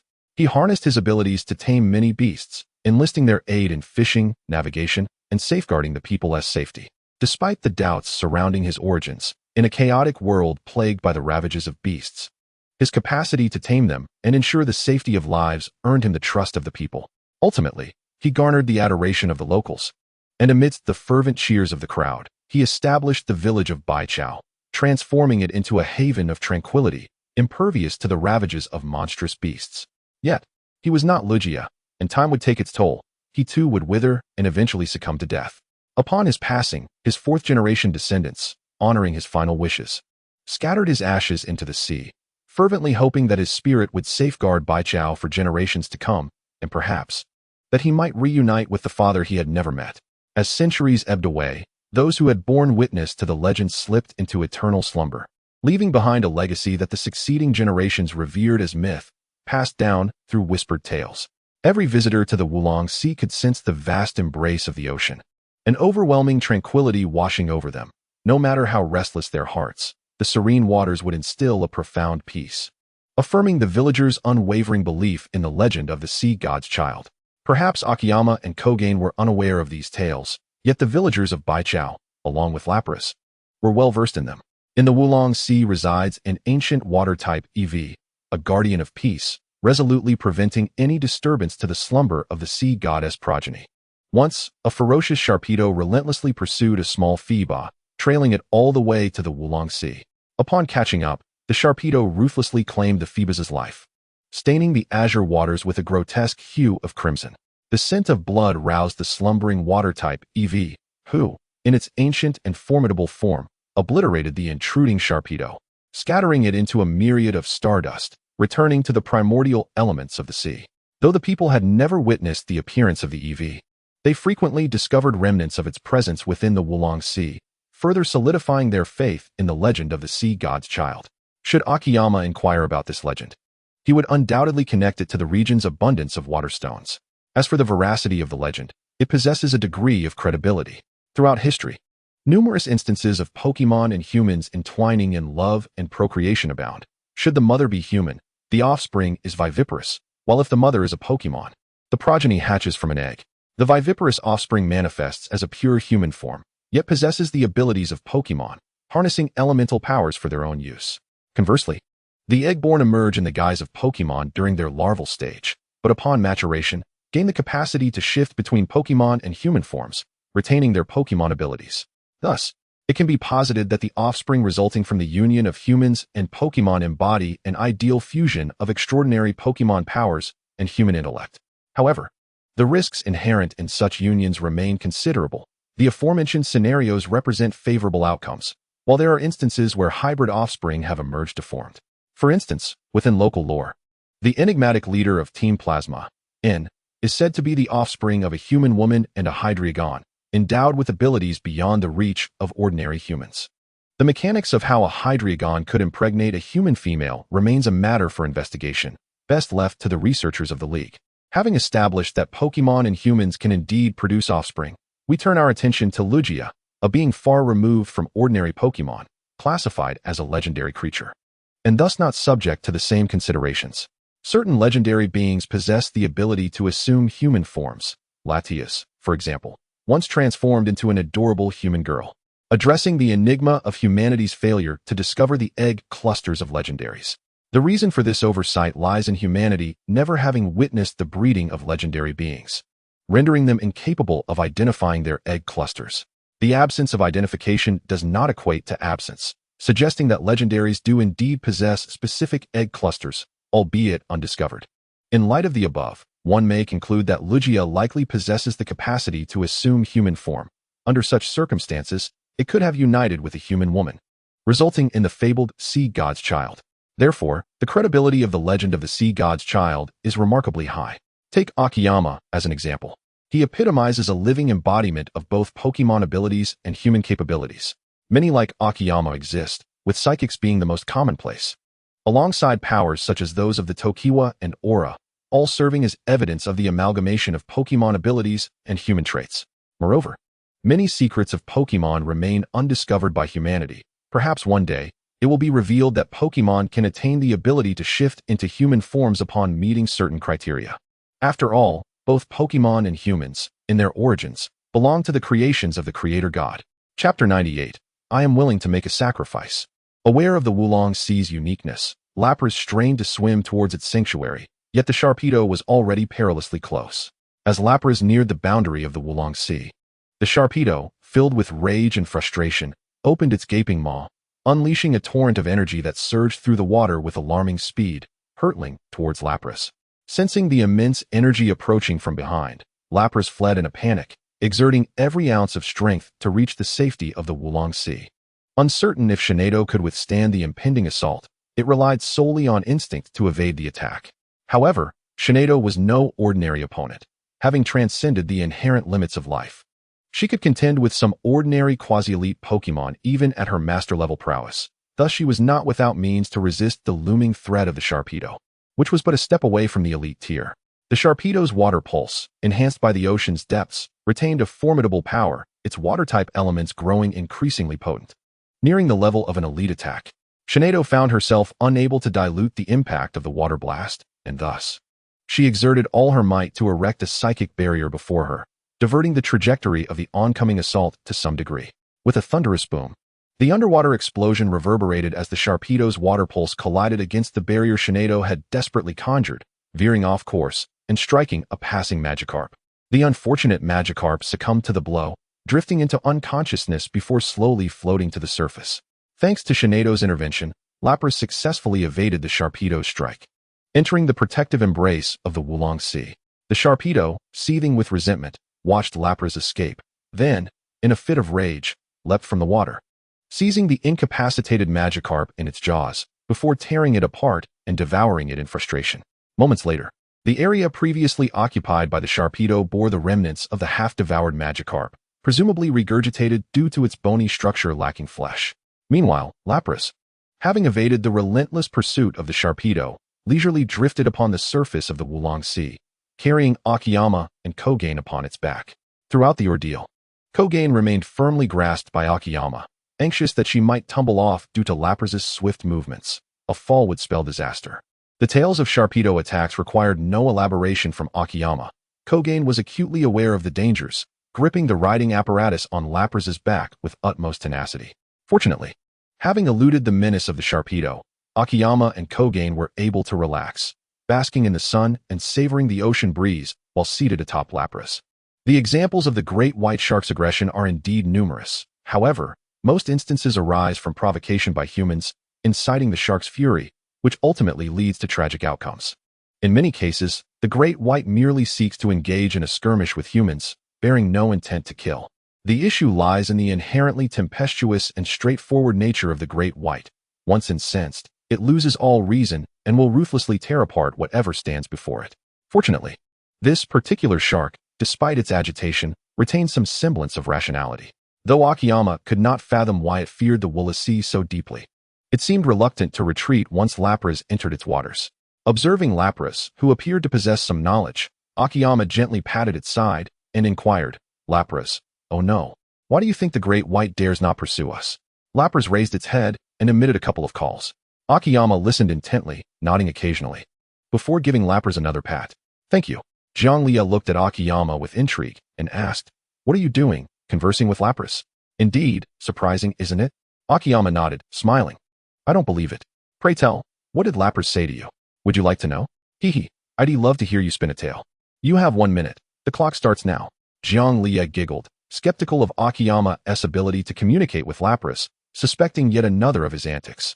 Unfazed by Zhanglia's skepticism, Akiyama replied, Well, listen closely. Amused by her expression of having seen through everything, he felt a playful urge to tease her. After a brief moment of contemplation, he began, You are aware of the legendary sea deity, Kyogre, correct? Surely, you have heard of it. Akiyama built suspense, and Zhanglia eagerly nodded, prompting him to continue. This is, in fact, an ancient lair of Kyogre and Kalos. When 2 chosen individuals arrive here, the energy they generate awakens the latent powers left by Kyogre, and we just happen to be those chosen ones. Akiyama proclaimed earnestly, while Zhanglia listened with a cheerful expression, amused by his fanciful tale. In that case, what special energy do we possess?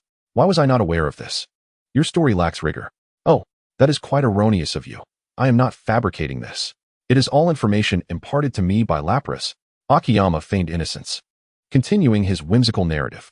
In truth, Lapras had long been haunted by a mysterious voice echoing within its heart, foretelling that this autumn, 2 chosen ones would embark with it into the Blissey to perform a special ritual to liberate Kyogre's sealed powers.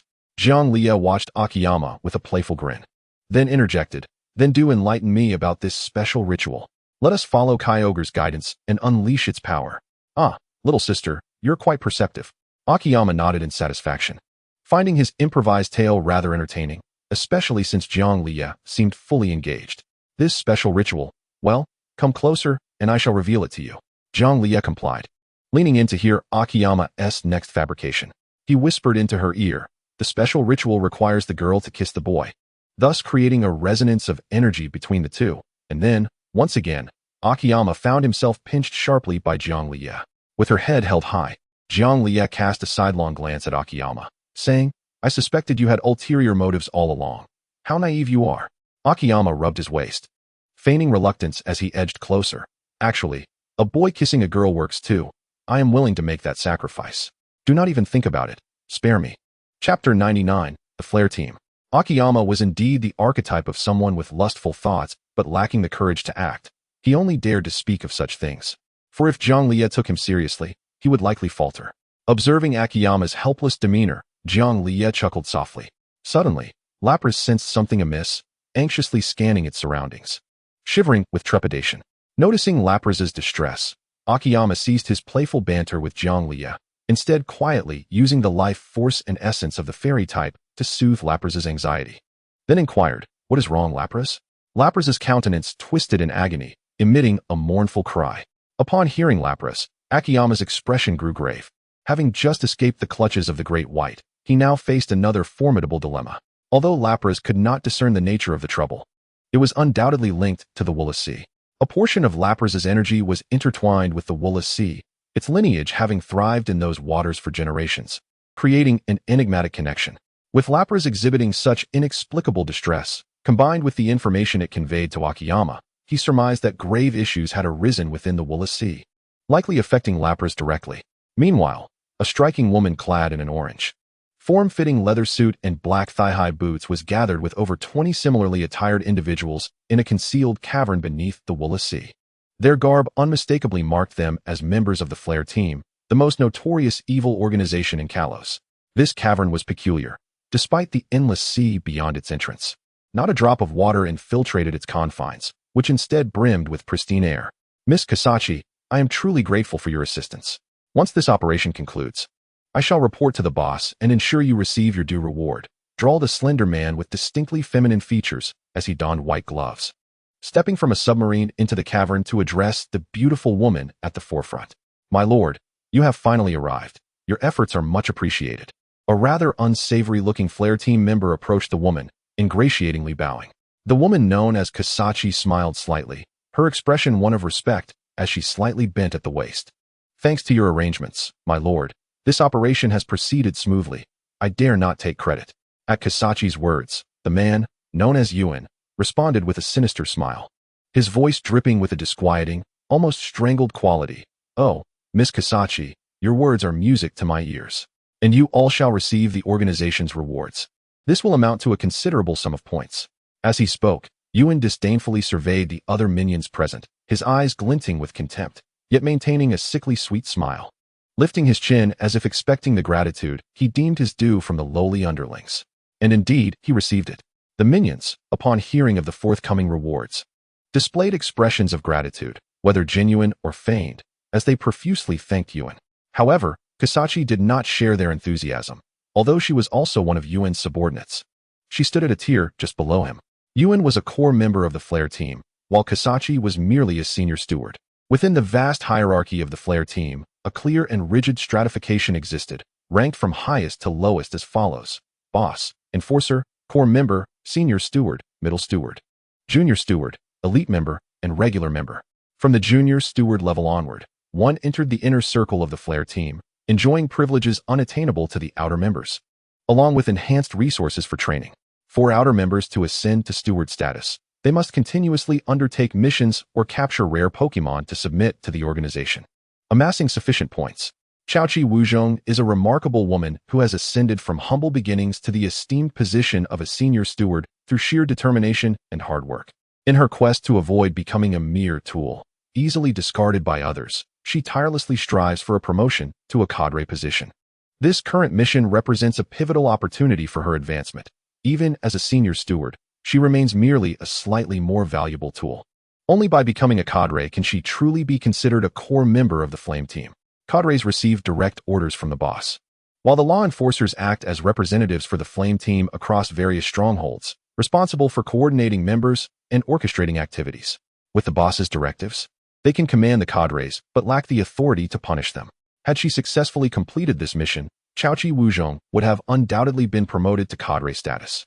And given the circumstances of the task, the rewards promised were likely to be abundant.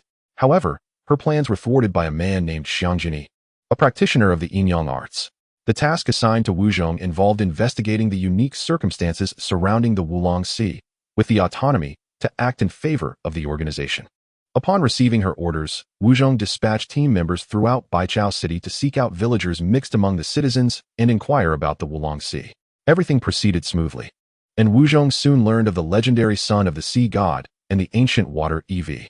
Armed with this knowledge, Wuzhong utilized her privileges as a senior steward to request a set of detection devices, dedicating over 10 days to scrutinizing the entirety of the Wulong Sea. Her diligent efforts bore fruit as she discovered a hidden cavern at the ocean's depths, containing an immense reservoir of energy. This monumental discovery compelled Wuzhong to delve deeper into the ocean to uncover its secrets. Although her original mission was merely to assess the situation, she was not naive enough to relinquish such a monumental opportunity to others. Thus, after thorough preparation, she led a few trusted subordinates in a submarine to explore the cavern. To her astonishment, she found the ancient water EV resting atop a colossal precious water stone, leaving her momentarily speechless, questioning whether she was under some illusion. Regaining her composure, Wuzhong's excitement surged. Capturing this ancient water EV would solidify her status as a core cadre, and with the addition of the water stone, her aspirations to elevate to the position of law enforcer would be within reach. Yet, this dream was shattered by a traitor within her ranks. The betrayer was the insidious and obsequious Daiga Chishan, who had eagerly disclosed her discovery of the ancient water EV to Xiang Jinyi. As Wuzhong prepared to capture the slumbering water EV with a precious heavy ball she had acquired recently, her secret pager suddenly buzzed. The law enforcer overseeing the Baichao City Division ordered her to remain on standby for assistance from the organization. Although they referred to it as assistance, Wuzhong recognized that the accolades from this mission would not be hers to claim. Xiang Jinyi, a despicable individual who had climbed the ranks through dubious means, left Wuzhong feeling sickened, yet she was compelled to mask her disdain and express gratitude for his support. What could she do? Xiang Jinyi's main ally was the law enforcer of the Flame team, a man in his 50s with formidable backing that left Wuzhong powerless to oppose him. The image of the androgynous Xiang Jinyi, adorned with thick makeup, engaging in intimate acts with an elderly man made Wuzhong's stomach churn. As she contemplated this, her expression shifted slightly, catching the attention of Xiang Jinyi. "Miss Wuzhong, are you feeling unwell? Would you like me to arrange a leave for you?" The opportunistic Xiang Jinyi was in high spirits, having gained a significant advantage, even finding relief from the pain inflicted by his recent encounter. Wuzhong felt a wave of revulsion wash over her as she fought the urge to hurl insults at him, instead managing a forced smile. "Thank you for your concern, Lord Xiangjian. I am perfectly fine. Then let us proceed with the plan." Xiangjian strutted toward the slumbering ancient water EV, donning a sinister smile. As he approached, the thick makeup on his face trembled slightly with each movement. The task of capturing the ancient water EV and presenting it to the organization was no longer Wuzhong's concern. She stood with her arms crossed, cursing Xiangjian and the lecherous old man in her mind. "That person, you? Yes, you. Come here." Xiangjian beckoned Daigachi-shan, who quickly approached with a sycophantic grin, akin to a lapdog. "What is your command, my lord? What is your name?" "I am Daigachi-shan, a resident of the Kalos Eastern Dengue village." "Enough of that. What do we do next?" Xiangjian interrupted impatiently. "You're supposed to be a core cadre, yet you need to ask me about such trivial matters? No wonder you climbed the ranks through such disgraceful means." Suppressing his inner thoughts, Daigachi-shan replied with a grin. "My lord only needs to use the Pokeball to capture the water EV.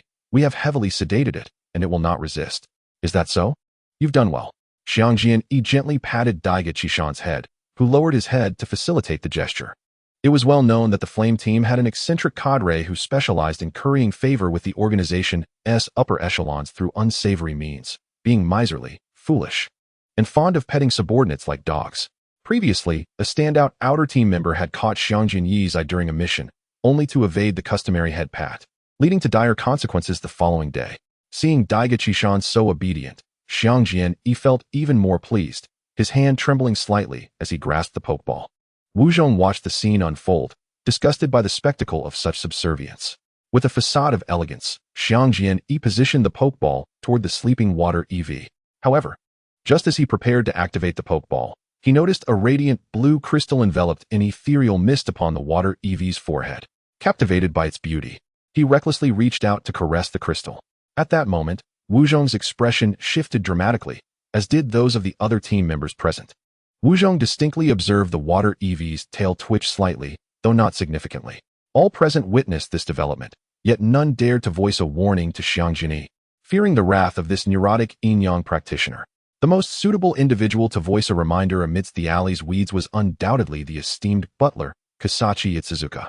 However, how could she possibly bring herself to alert that ominous figure?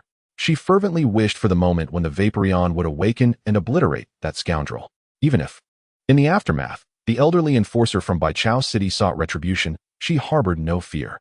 After all, her own mission had been accomplished, and upon her return to the organization's stronghold, she would ascend to the ranks of core leadership. Kisachi Itsuzuka stealthily maneuvered towards the cave's entrance, simultaneously signaling her trusted subordinates to retreat. Upon noticing their leader's gesture, her loyal followers began to gravitate towards her with unwavering resolve, leaving the remaining hapless lackeys to fend for themselves in whatever chaos might ensue. Meanwhile, the alley scoundrel had been inspecting the crystal atop Vaporeon's head for quite some time. Growing increasingly enamored with it, he deemed it a grievous waste for such a flawless gem to adorn the head of a lowly, unsightly Pokémon. And in a moment of reckless fervor, he made a wildly impulsive decision. "Are you certain that the anesthetic's effects will prevent it from awakening?" he inquired of Takakiyama, who was momentarily taken aback. He had been so engrossed in observing the scoundrel's actions that he had failed to notice Vaporeon's impending revival, mistakenly assuming that the scoundrel was simply timid, fearing an abrupt awakening of Vaporeon. "Rest assured, my lord, the anesthetic has been thoroughly tested by Lord Akibiki and is absolutely foolproof," Takakiyama assured. Upon hearing this, the scoundrel turned with a satisfied smirk and, in a reckless display of hubris, drew a combat knife from his pocket and plunged it into Vaporeon's forehead. The entire act was executed with such fluidity that it appeared to have been rehearsed meticulously. Not even Kisachi Itsuzuka, who was gradually approaching the cave entrance, nor Takakiyama, standing nearby, could react in time. The blade had already found its mark. "My lord, this is disastrous," Takakiyama gasped, his pupils constricting uncontrollably as a wave of overwhelming dread washed over him. Almost instinctively, he turned to flee.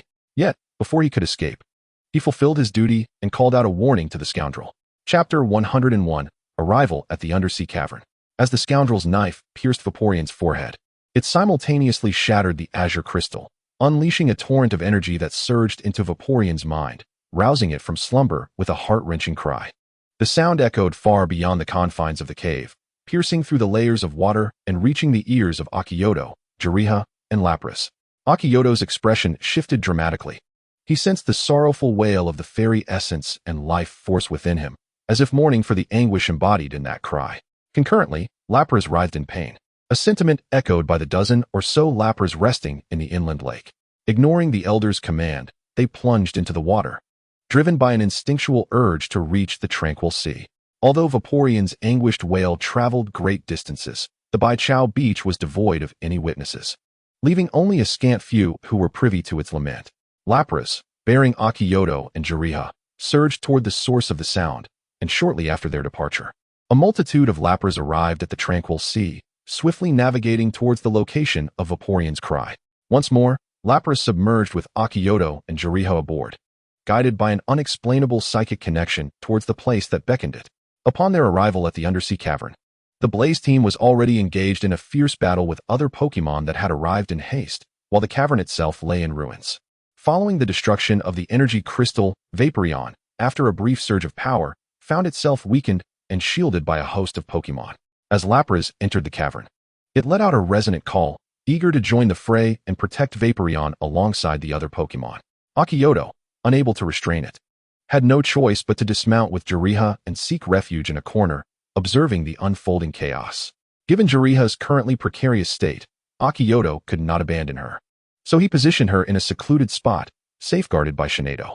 Within the cavern, various Pokémon unleashed their ultimate abilities amidst the turmoil.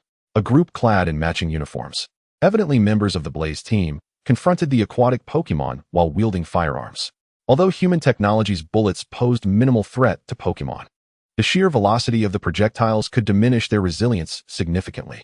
Fortunately, the Pokémon present were predominantly of master rank, with numerous quasi-legendary Pokémon joining the fray, and Akimoto even spotted a true legendary Pokémon among them. This legendary creature was a blue-tinged Clawitzer, relentlessly firing powerful water projectiles that disrupted the formation of the Blaze team's Pokémon. The Pokémon were not oblivious. The current circumstances were far from a friendly battle. The guardian of the tranquil sea, Vaporeon, had been grievously harmed in its slumber, igniting a fierce resolve among the Pokémon to dismantle the intruders before them. Thus, their attacks were relentless, targeting not only the opposing Pokémon, but also aiming directly at the bodies of the assailants whenever the opportunity arose.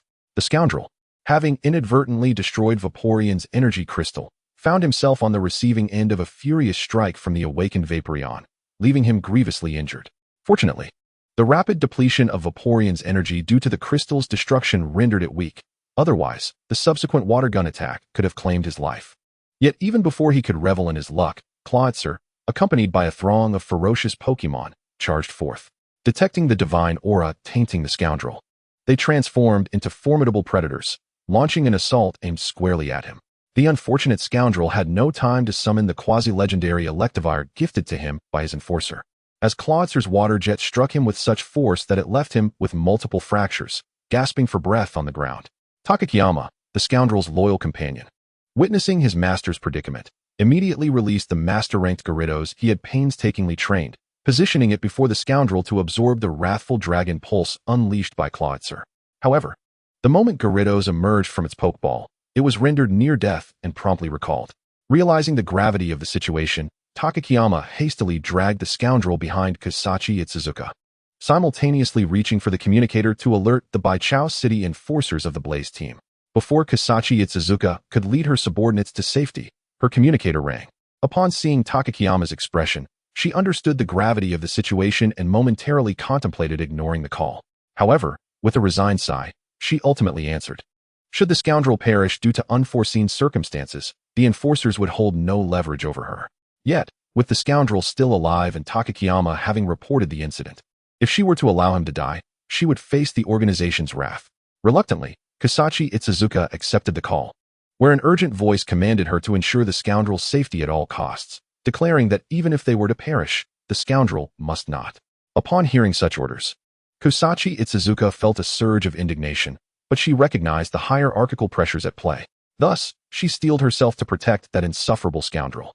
Consequently, she led her subordinates into battle against the encroaching Pokémon, striving to break through the blockade obstructing their sole escape route. The team she led was of considerable strength within the ranks of the Flame team, yet in the face of these Pokémon, Each having endured countless battles, they appeared inadequate. Forced to retreat steadily as the number of Pokémon gathering at the cave entrance continued to swell. She and her subordinates were on the verge of escaping through the cave mouth, but for the burden of that inept individual, Kusachi Wazuka could have swiftly fled with her team. Under the leadership of the cannon arm shrimp, 2 near-king-level tentacruels were able to rescue the water EV, providing cover from behind, before launching a fierce assault on the flame team. It was at this moment that Akiyama arrived. Upon his observation, he discerned that the leader of this flame team squad was the striking beauty at the forefront, and her prowess was commendable. She commanded a blue aptitude Skorupi at the threshold of king level and a master level Abomasnow. Whenever he encountered Pokemon, Akiyama instinctively employed his detection skill, a habit that had nearly morphed into a professional quirk. Thus, once again, he succumbed to this inclination, swiftly scanning the formidable Pokemon present, his gaze ultimately landing on the unusually towering water EV, shielded by its companions. Chapter 102, Stalemate. Upon perceiving the information about the water EV, Akiyama was taken aback. The system's detection revealed the name of the water EV appended with Ancient, and its aptitude was Golden. Not to mention the extensive list of skills it possessed, which Akiyama estimated to exceed 70. An ancient Pokemon. Indeed, it was Akiyama's first encounter with one, and it was no wonder that the water EV appeared so grand, adorned with peculiar patterns, albeit in a rather poor condition now. Akiyama, what should we do? That group seems to be an evil organization. Jiang Lie gazed anxiously at Akiyama, her Pokemon absent, leaving her reliant on him. Do not fret, we cannot venture out yet. If they mistake us for allies of the evil organization and attack, we would be in grave trouble, Akiyama reassured Jiang Lie, instructing her to take refuge here and await further developments. With Lapras also joining the fray, Akiyama found it impossible to escort Jiang Lie away. The vast ocean outside offered no safe haven even if Shinado attempted to mimic Lapras's thin wall technique to elevate her. The battle intensified, leaving Akiyama unable to approach the fray, forced to observe from a distance. The Pokemon of the Flame Team suffered severe injuries one after another, and due to the protective mechanism of the Pokeballs, any Pokemon nearing death would be automatically returned to prevent further harm. However, wild Pokemon lacked such protection, resulting in continuous casualties on the side of the Pokemon led by Cannon Arm Shrimp, many falling victim to the Flame Team's artillery. To guard against unforeseen circumstances during missions, the Flame Team typically included 1 or 2 members equipped with heavy weaponry. Should the need arise, they would deploy these heavy arms to retaliate. Conventional firearms posed little lethal threat to master-level Pokemon, yet the Flame Team's specially designed heavy weapons, crafted by their scientists, could inflict serious damage on master-level Pokemon. And even near-king-level Pokemon could not withstand the relentless bombardment. With even Pokemon unable to endure, Akiyama dared not recklessly charge in. A misstep could result in him being obliterated, leaving not a trace behind. The battle devolved into a stalemate due to the introduction of heavy weaponry. The Flame Team's heavy arms inflicted tremendous casualties on the wild Pokemon, while the wild Pokemon retaliated, severely injuring several of the Flame Team's Pokemon, rendering them incapable of combat, with new Pokemon continuously joining the fray. Once more, Akiyama directed his detection skill at a charred Kingler, devastated by an explosion. This time, its status was not near death, but dead. Unable to remain a passive observer, Akiyama resolved to engage Gengar in battle. Though Gengar was merely a near-king level Pokemon, it could switch between its ghostly and corporeal forms, rendering it immune to the artillery's harm. As for Shinado and Froakie, they were not suitable candidates, while Akiyama was reluctant to witness the deaths of the wild Pokemon. He could not risk his own Pokemon's lives either. Gengar, please come out, Akiyama called to Shinado. After a few moments, Gengar reluctantly emerged from Shinado's shadow, clearly disinclined to linger in such a humid environment. Ugh, why did you call me? Could you lend a hand to those wild Pokemon? They are facing a dire crisis. Ugh, you want me to help them? Gengar squinted at Akiyama. Ugh, I don't even know them. Why should I help? Though Gengar had resided in the starting land, it did not imply that it was inherently benevolent. It simply refrained from harming others. Now, to expect it to save unrelated Pokemon seemed rather frivolous.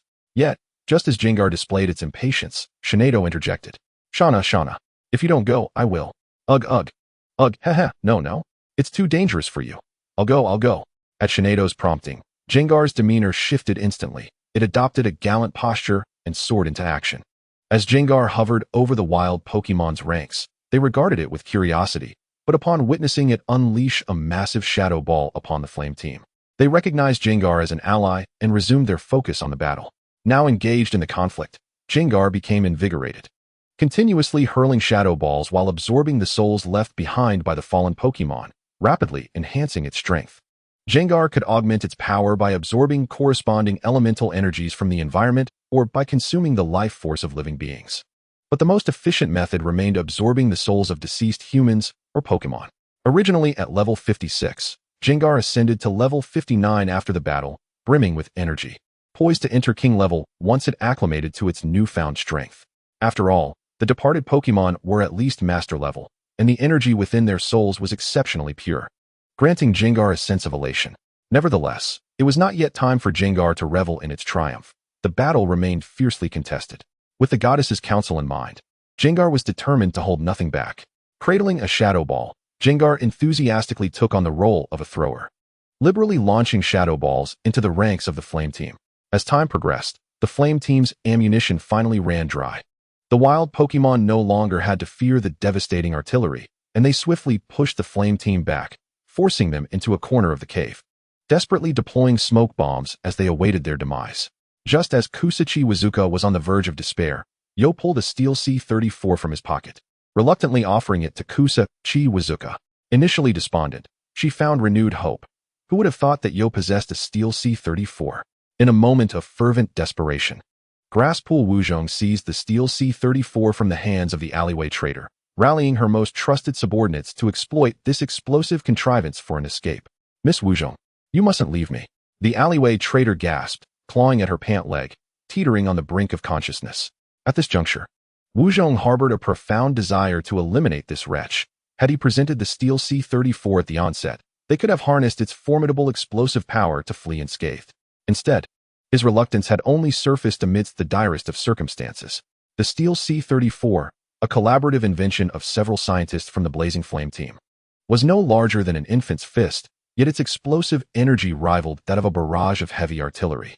With it, they could undoubtedly breach the ranks of wild Pokémon, creating an opportunity for their escape.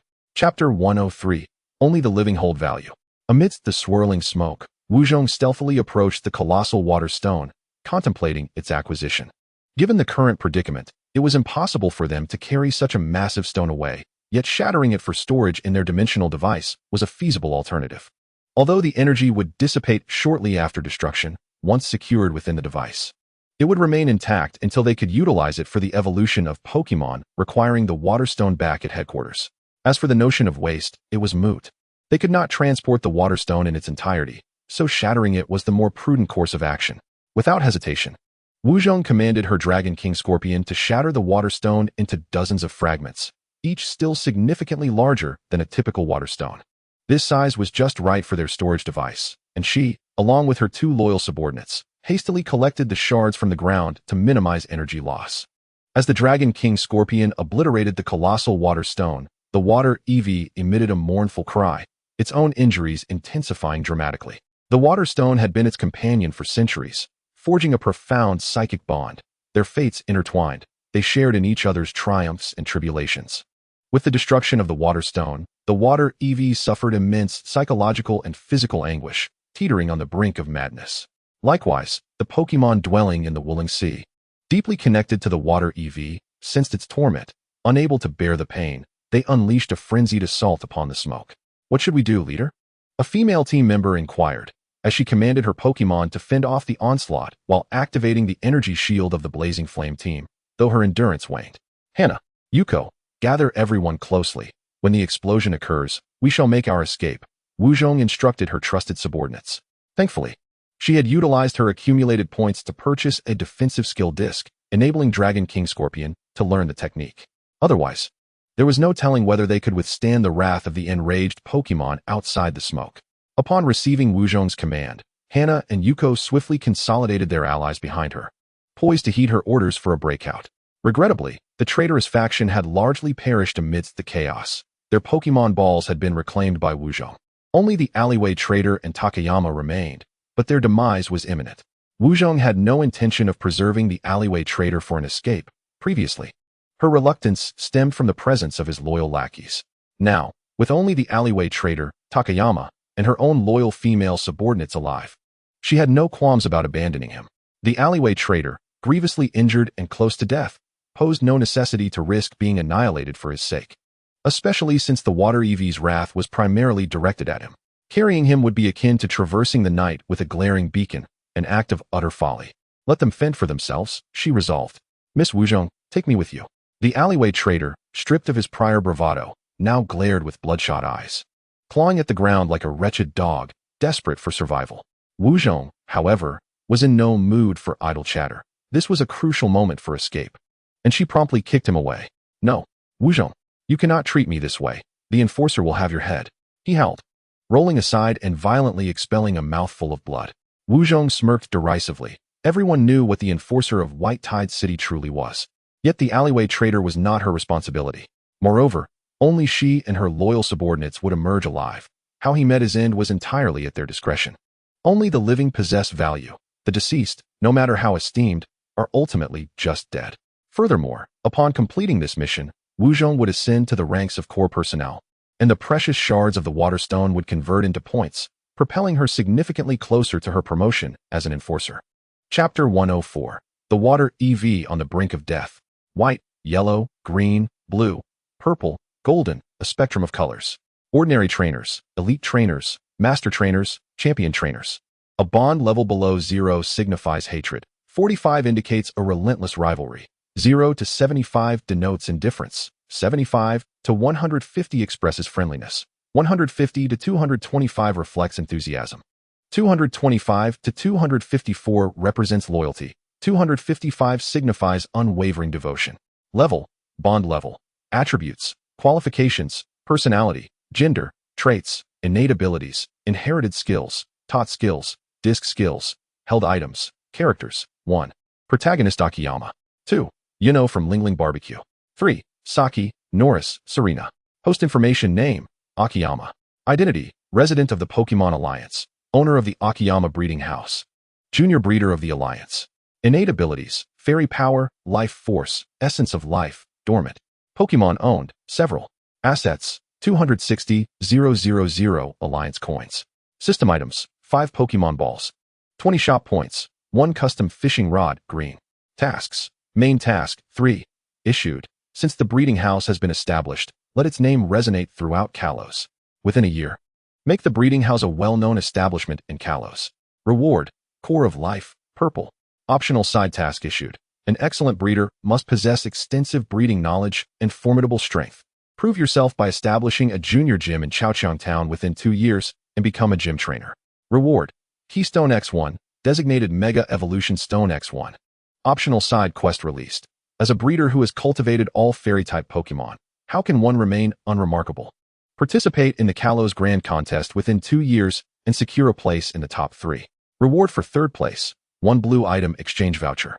Reward for second place, 1 blue item exchange voucher, 1 Tide Stone. Reward for first place, 1 purple item exchange voucher, crafting technique for the qualification assessment device. Item information, name, quality, purpose, description, dreamy dumpling, festive pear dumpling, short mustard dumpling, algal dumpling. Pokémon egg cultivation liquid, wish powder, sweet honey, lost flower, wind flower. Blue quality awakening stone, corresponding attribute gem. Pokémon levels 1 to 18 are considered ordinary strength, 16 to 36 are elite, 36 to 50 are master level, 60 to 70 are champions, and 90 to 100 are supreme champions. Current achievement task, invent 5 or more green quality Pokémon items and food, or cultivate green quality or above Pokémon eggs. Achievement progress, 55, dreamy dumpling, short mustard dumpling, festive pear dumpling, algal dumpling, ocean's tear. Achievement completed. Reward, Pokémon qualification advancement potion, blue, X1, dispensed. Next achievement progress, 515. 2. Lingling Barbecue Restaurant, Hinoyuma. 3. Sachi, Norris, Serena. Host information, name, Akiyama.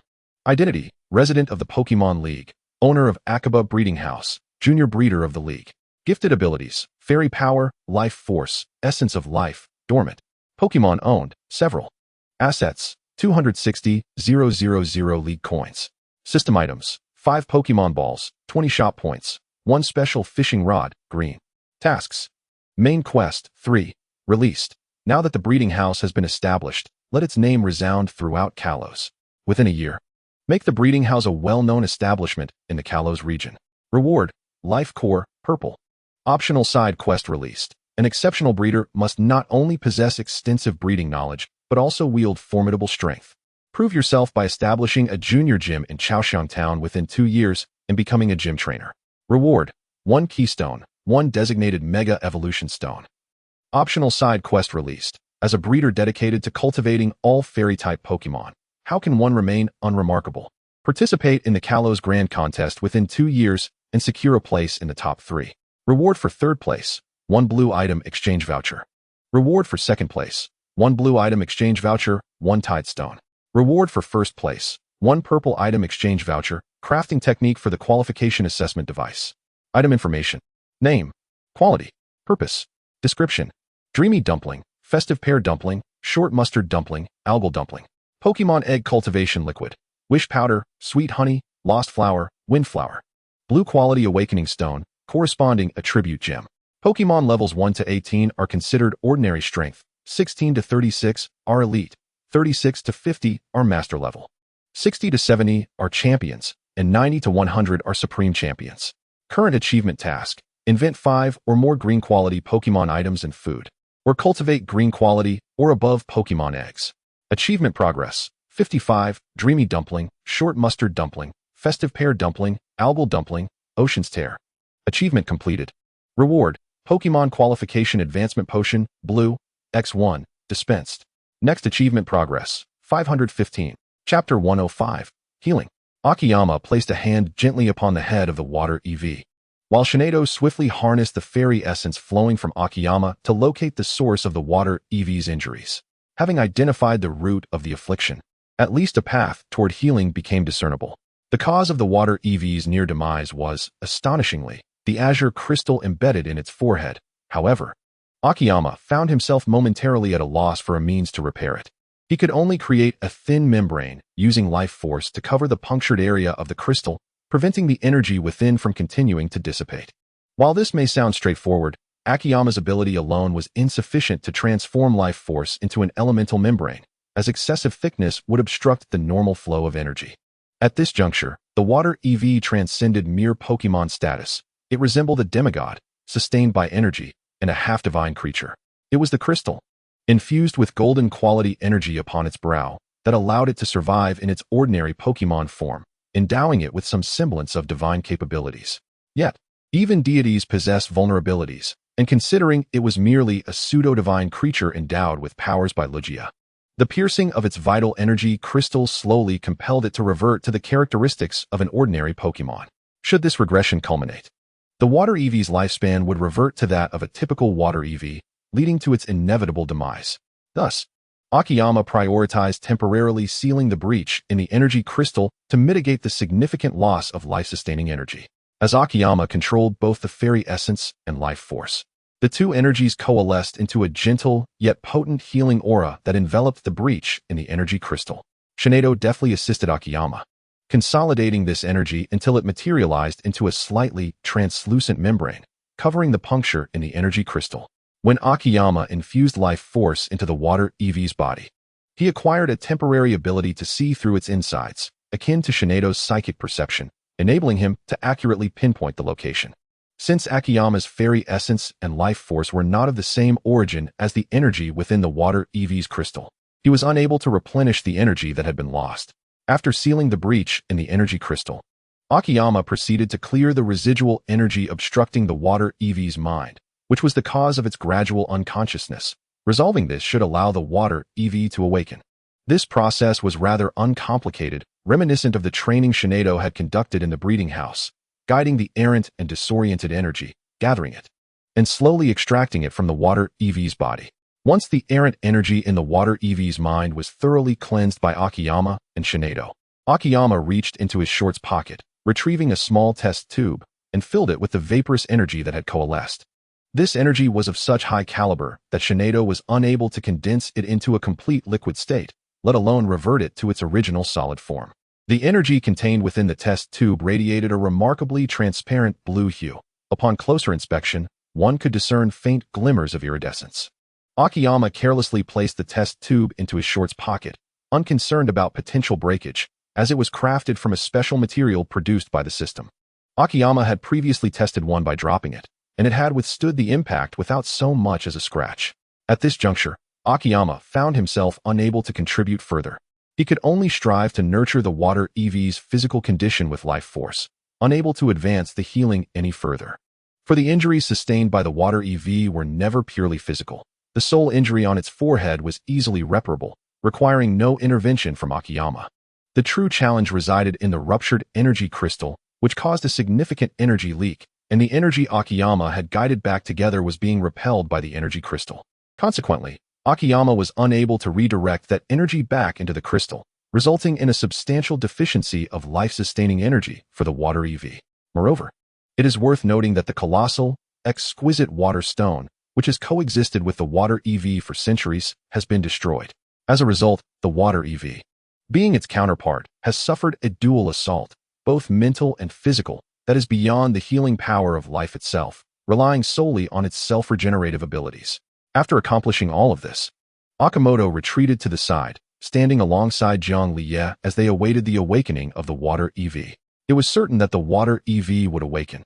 However, whether it would merely experience a fleeting return to vitality or successfully recover was beyond Akimoto's ability to predict. Are you perhaps wondering about the nature of my abilities, yet hesitant to voice your curiosity? Observing Zhang Liye's facade of calm while she suppressed her inquisitiveness, Akimoto took the initiative to speak. No, not at all. Zhang Liye quickly denied, caught off guard by Akimoto's revelation. She wished not to appear as someone who pries into the secrets of others. However, Akimoto merely smiled, and the implication in his gaze caused Zhang Liye's cheeks to flush scarlet, stammering, "Well, a little, but if you prefer not to share, I won't spread it around."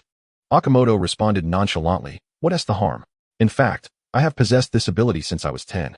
Initially, I was unaware of its purpose until I later discovered it allowed me to heal Pokémon injuries and communicate with them." "Are you saying that you truly conversed with Lapras just now?" Zhang Liye exclaimed, her eyes widening in astonishment. "Indeed," Akimoto nodded. "Moreover, I was born near the Tokiwa forest. You must have heard the legends surrounding it. Like the master of the Tokiwa gym? Are you also an inheritor of the Tokiwa power?" Under Akimoto's subtle guidance, Zhang Liye endeavored to define the nature of his abilities. Yet, upon reflection, she expressed her confusion. "But wait, although I have never met the master of the Tokiwa gym, I have heard that the Tokiwa power possesses only one color, green. How could I possibly know that it has two colors?" Akimoto shrugged innocently. It was unclear whether Zhang Liye truly believed him or feigned belief, as she nodded vacantly, concocting an excuse for him. "After all, there are so few individuals like you with such extraordinary abilities. It is possible that your powers surpass even the Tokiwa power."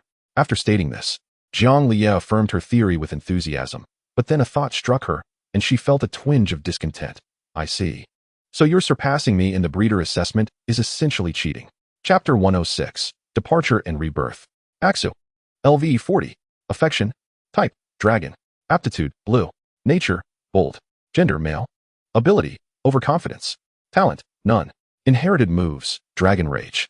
Taught moves, Precision Hit, Taunt, Dragon Claw, Shadow Sneak, Bite, Dragon Dance, Dual Chop, Dragon Pulse. TM skills, None. Held item, None. Gogoat. LV, 28. Affection, 180, Enthusiastic. Type, Grass. Aptitude, Green. Nature, Cheerful. Gender, Male. Ability, Herbivore. Talent, None. Inherited moves, Photosynthesis, Growth. Taught moves, Seed Bomb, Vine Whip. Leaf Blade, Bullet Seed, Tackle, Stomp. TM skills, None. Held item, None. Gardevoir. LV, 38. Affection, 234, Loyal. Type, Psychic, Fairy. Aptitude, Blue. Nature, Gentle. Gender, Female. Ability, Synchronize. Inherited moves, Destiny Bond, Heal Pulse. Taught moves, Hypnosis, Confusion, Light Screen, Teleport, Shadow Clone, Life Dew, Calm Mind, Fairy Wind, Wish. TM skills, None. Held item, None. Chansey. LV, 16. Affection, 180, Enthusiastic. Type, Normal. Aptitude, Yellow. Nature, Innocent. Gender, Female. Ability, Serene Grace. Talent, None.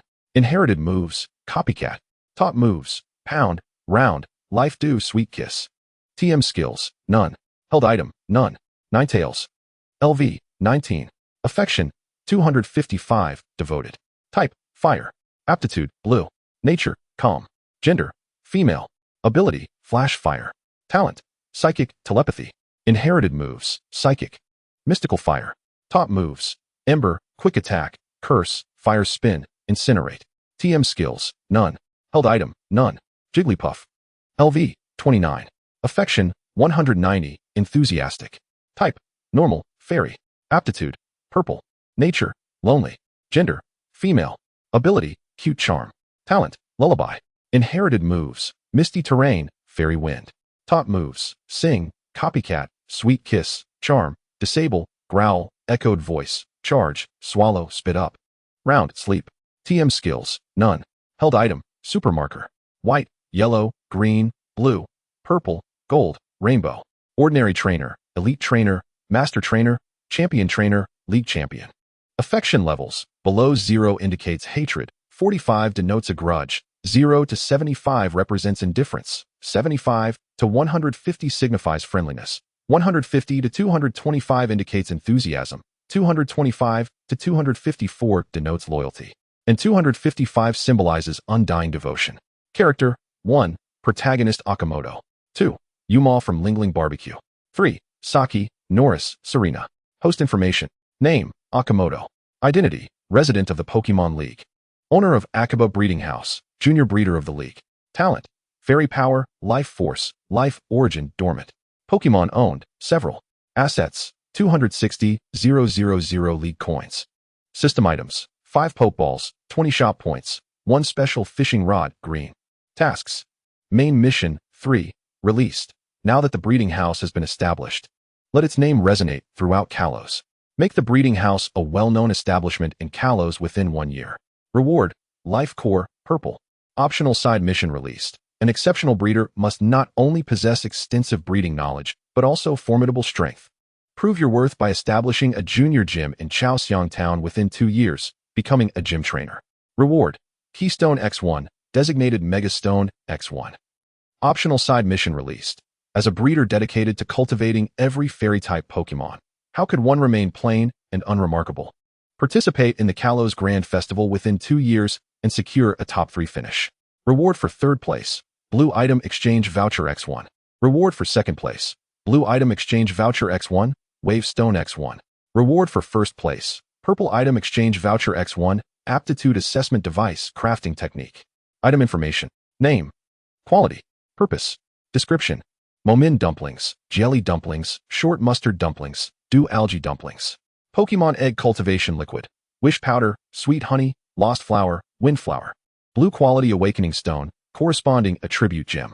Levels 1 to 18 of Pokemon are classified as ordinary strength, levels 16 to 36 as elite.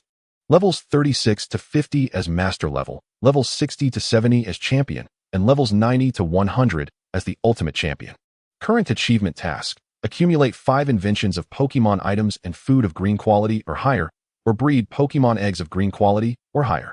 Achievement progress. 55, Momin Ball. Short Mustard Ball, Festival Pear Ball, Drain Algae Ball, Ocean Tear. Achievement completed. Reward. Pokemon Quality Advancement Potion, Blue, X1, has been issued. Next achievement progress. 515. Chapter 107, Yemisa.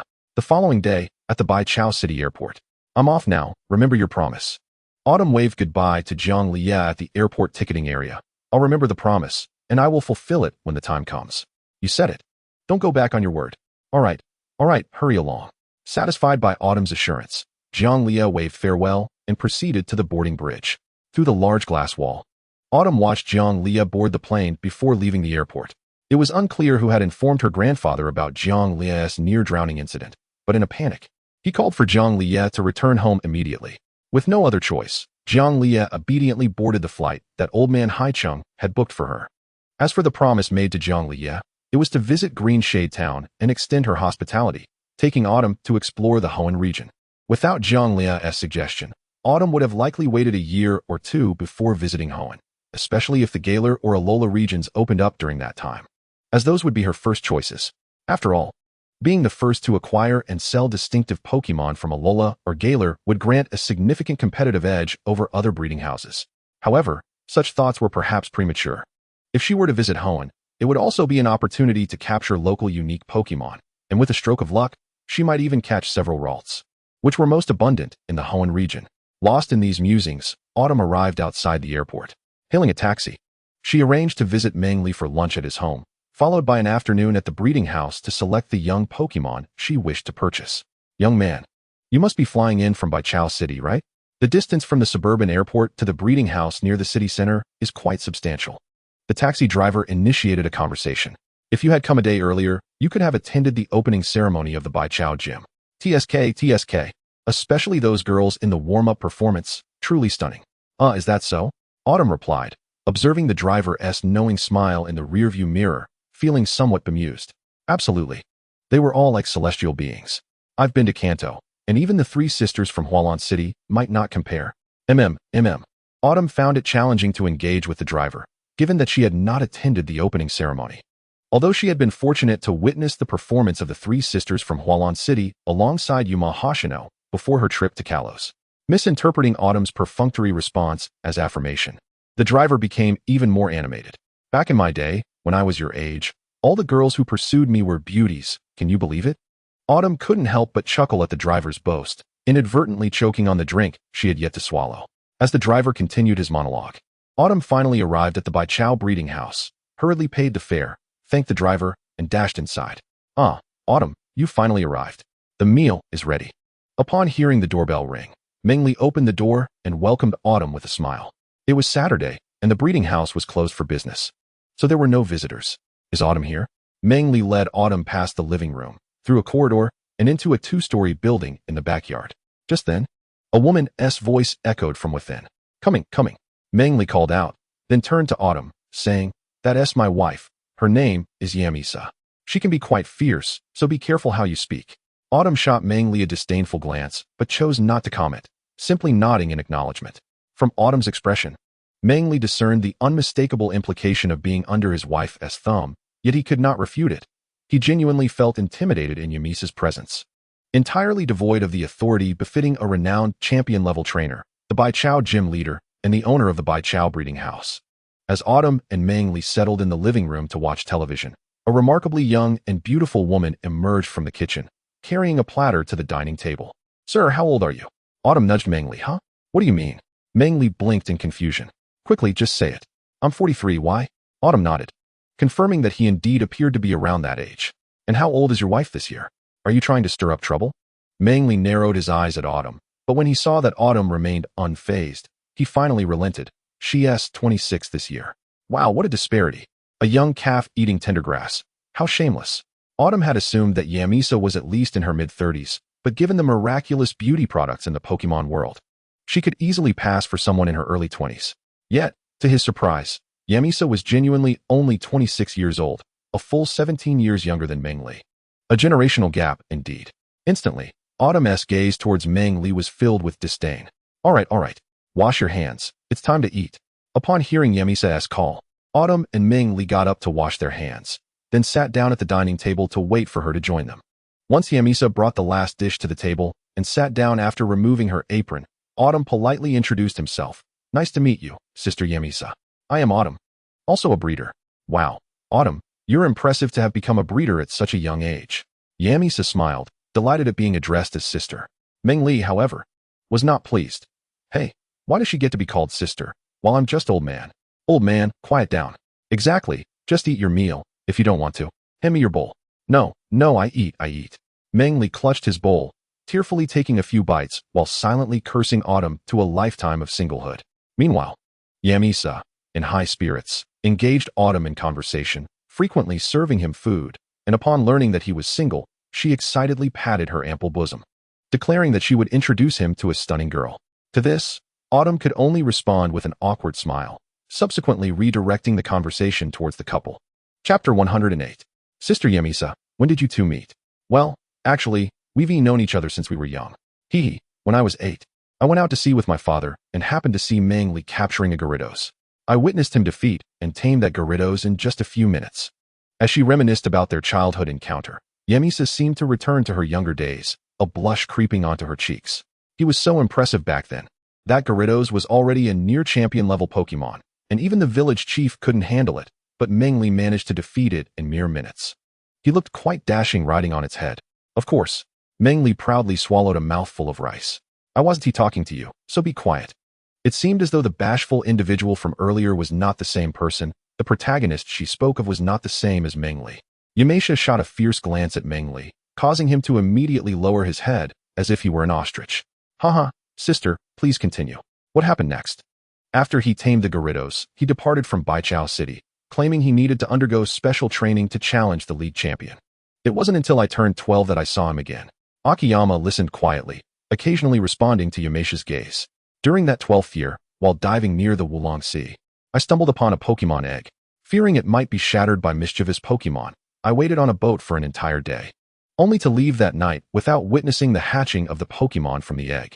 Subsequently, I often brought that egg back to the Wulong Sea, but alas, even when a small seahorse hatched from it, I never encountered its parents.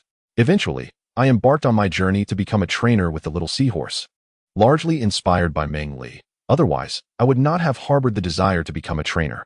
At this point, Yamesha paused, smiling at Meng Li, who was engrossed in his meal. Sensing the sudden stillness in the atmosphere, Meng Li cautiously lifted his head, only to meet Yamesha's sparkling eyes, which made him break into a cold sweat, fearing he had done something wrong again. Observing his cautious demeanor, Yamesha chuckled softly and, after placing a piece of crab claw on his plate, turned her attention back to Akiyama. That little seahorse was truly remarkable. It defeated many trainers solely relying on its own strength when I was still utterly clueless. To avoid hindering its growth, I traveled alongside it, learning various training techniques and continuously accepting challenges to capture more companions. Ultimately, during my challenge at the Flower Leaf Gym, I encountered Meng Li.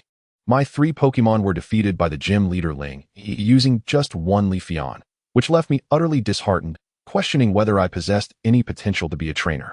It was then that this fool appeared, passing by the Flower Leaf Gym, and upon seeing me crying on a bench outside, he had the audacity to sit beside me and laugh. Akiyama cast a bemused glance at Meng Li, who was still focused on his meal. Hey, the girl was crying. Were you trying to get yourself killed by laughing?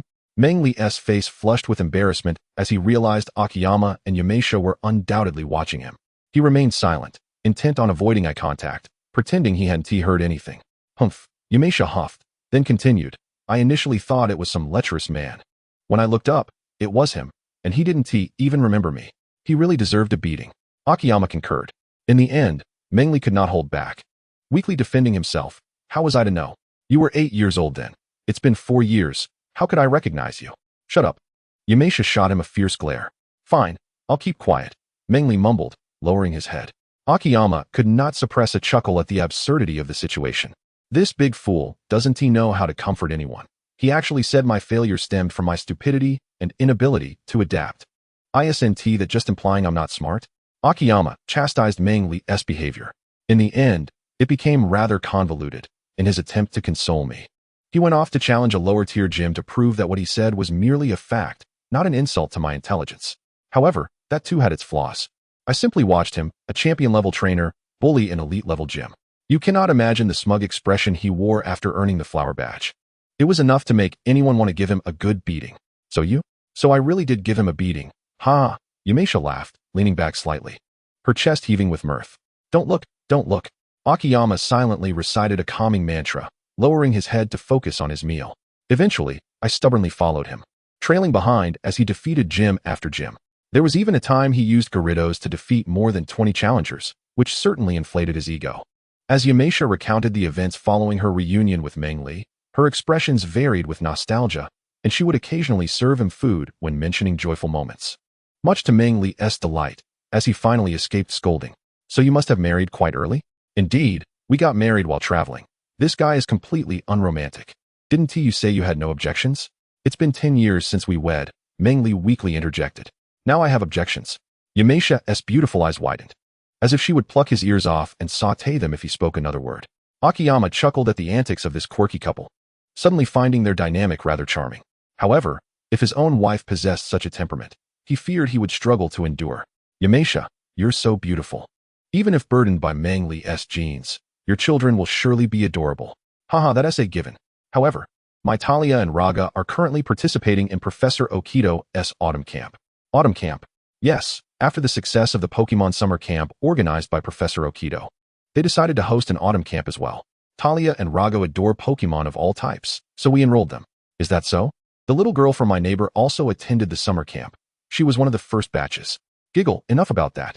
Now, Akiyama, tell me, do you like children? Chapter 109. The Wealthy Landowner Mengli. Akiyama paused for a moment, pondering before responding. I suppose it's manageable. However, I feel taking care of Pokémon is easier than looking after children, especially those little troublemakers.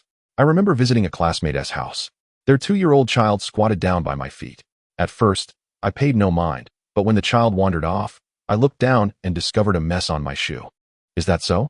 I find it incredibly troublesome as well. Moreover, every time I ask Mengli to change their diapers, he claims he doesn't know how, and merely orders me around. Yamesha complained, casting a pointed look at Mengli. Ahem, let us not discuss this anymore. Akiyama, are you full? Mengli inquired, having cleaned his bowl of rice thoroughly, before glancing at Akiyama. I'm full. Then let us head to the nursery. Let us go? Mengli said, winking at Akiyama, seemingly urging him to hurry along. Akiyama hesitated, glancing between Mengli and Yamesha. All right, you two go ahead, honestly.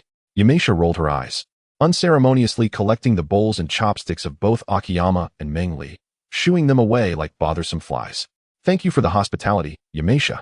At least you have a conscience. Mengli led Akiyama to his ecological garden within the nursery. Upon entering, it resembled an ordinary beach with a stretch of sand alongside a moderately deep ocean and a solitary small island in the center. What do you think? Isn't my ecological garden quite splendid? Mengli beamed with pride as he spoke of his garden. It is indeed impressive. However, such an ecological project must have been quite extensive, right? Haha, you're mistaken. This place is entirely natural. It's actually quite similar to an inland sea. Beneath this small ocean lies a miniature underwater passage that allows for water exchange with the ocean. One could say the ecological garden came first, followed by the nursery. Akiyama smacked his lips. You're just a blatant landowner, aren't you? You've enclosed such a prime piece of land. TSK. I've heard the nursery in Baichao has a diverse variety of water-type Pokémon. It is not an overwhelming number, yet there are indeed some Pokémon that are relatively easy to find across various regions. As he spoke, Mengli led Qiu Yuan to a secluded small pond within the ecological garden, which served as a haven for the new generation of juvenile Pokémon. Among them were those merely 10 days old, as well as others on the cusp of leaving their juvenile stage. Upon hearing Mengli's words, Qiu Yuan began to scrutinize the Pokémon in the pond with great interest. What pleased him most were the 2 Froakies and 5 Squirtless, as he had not anticipated that Mengli possessed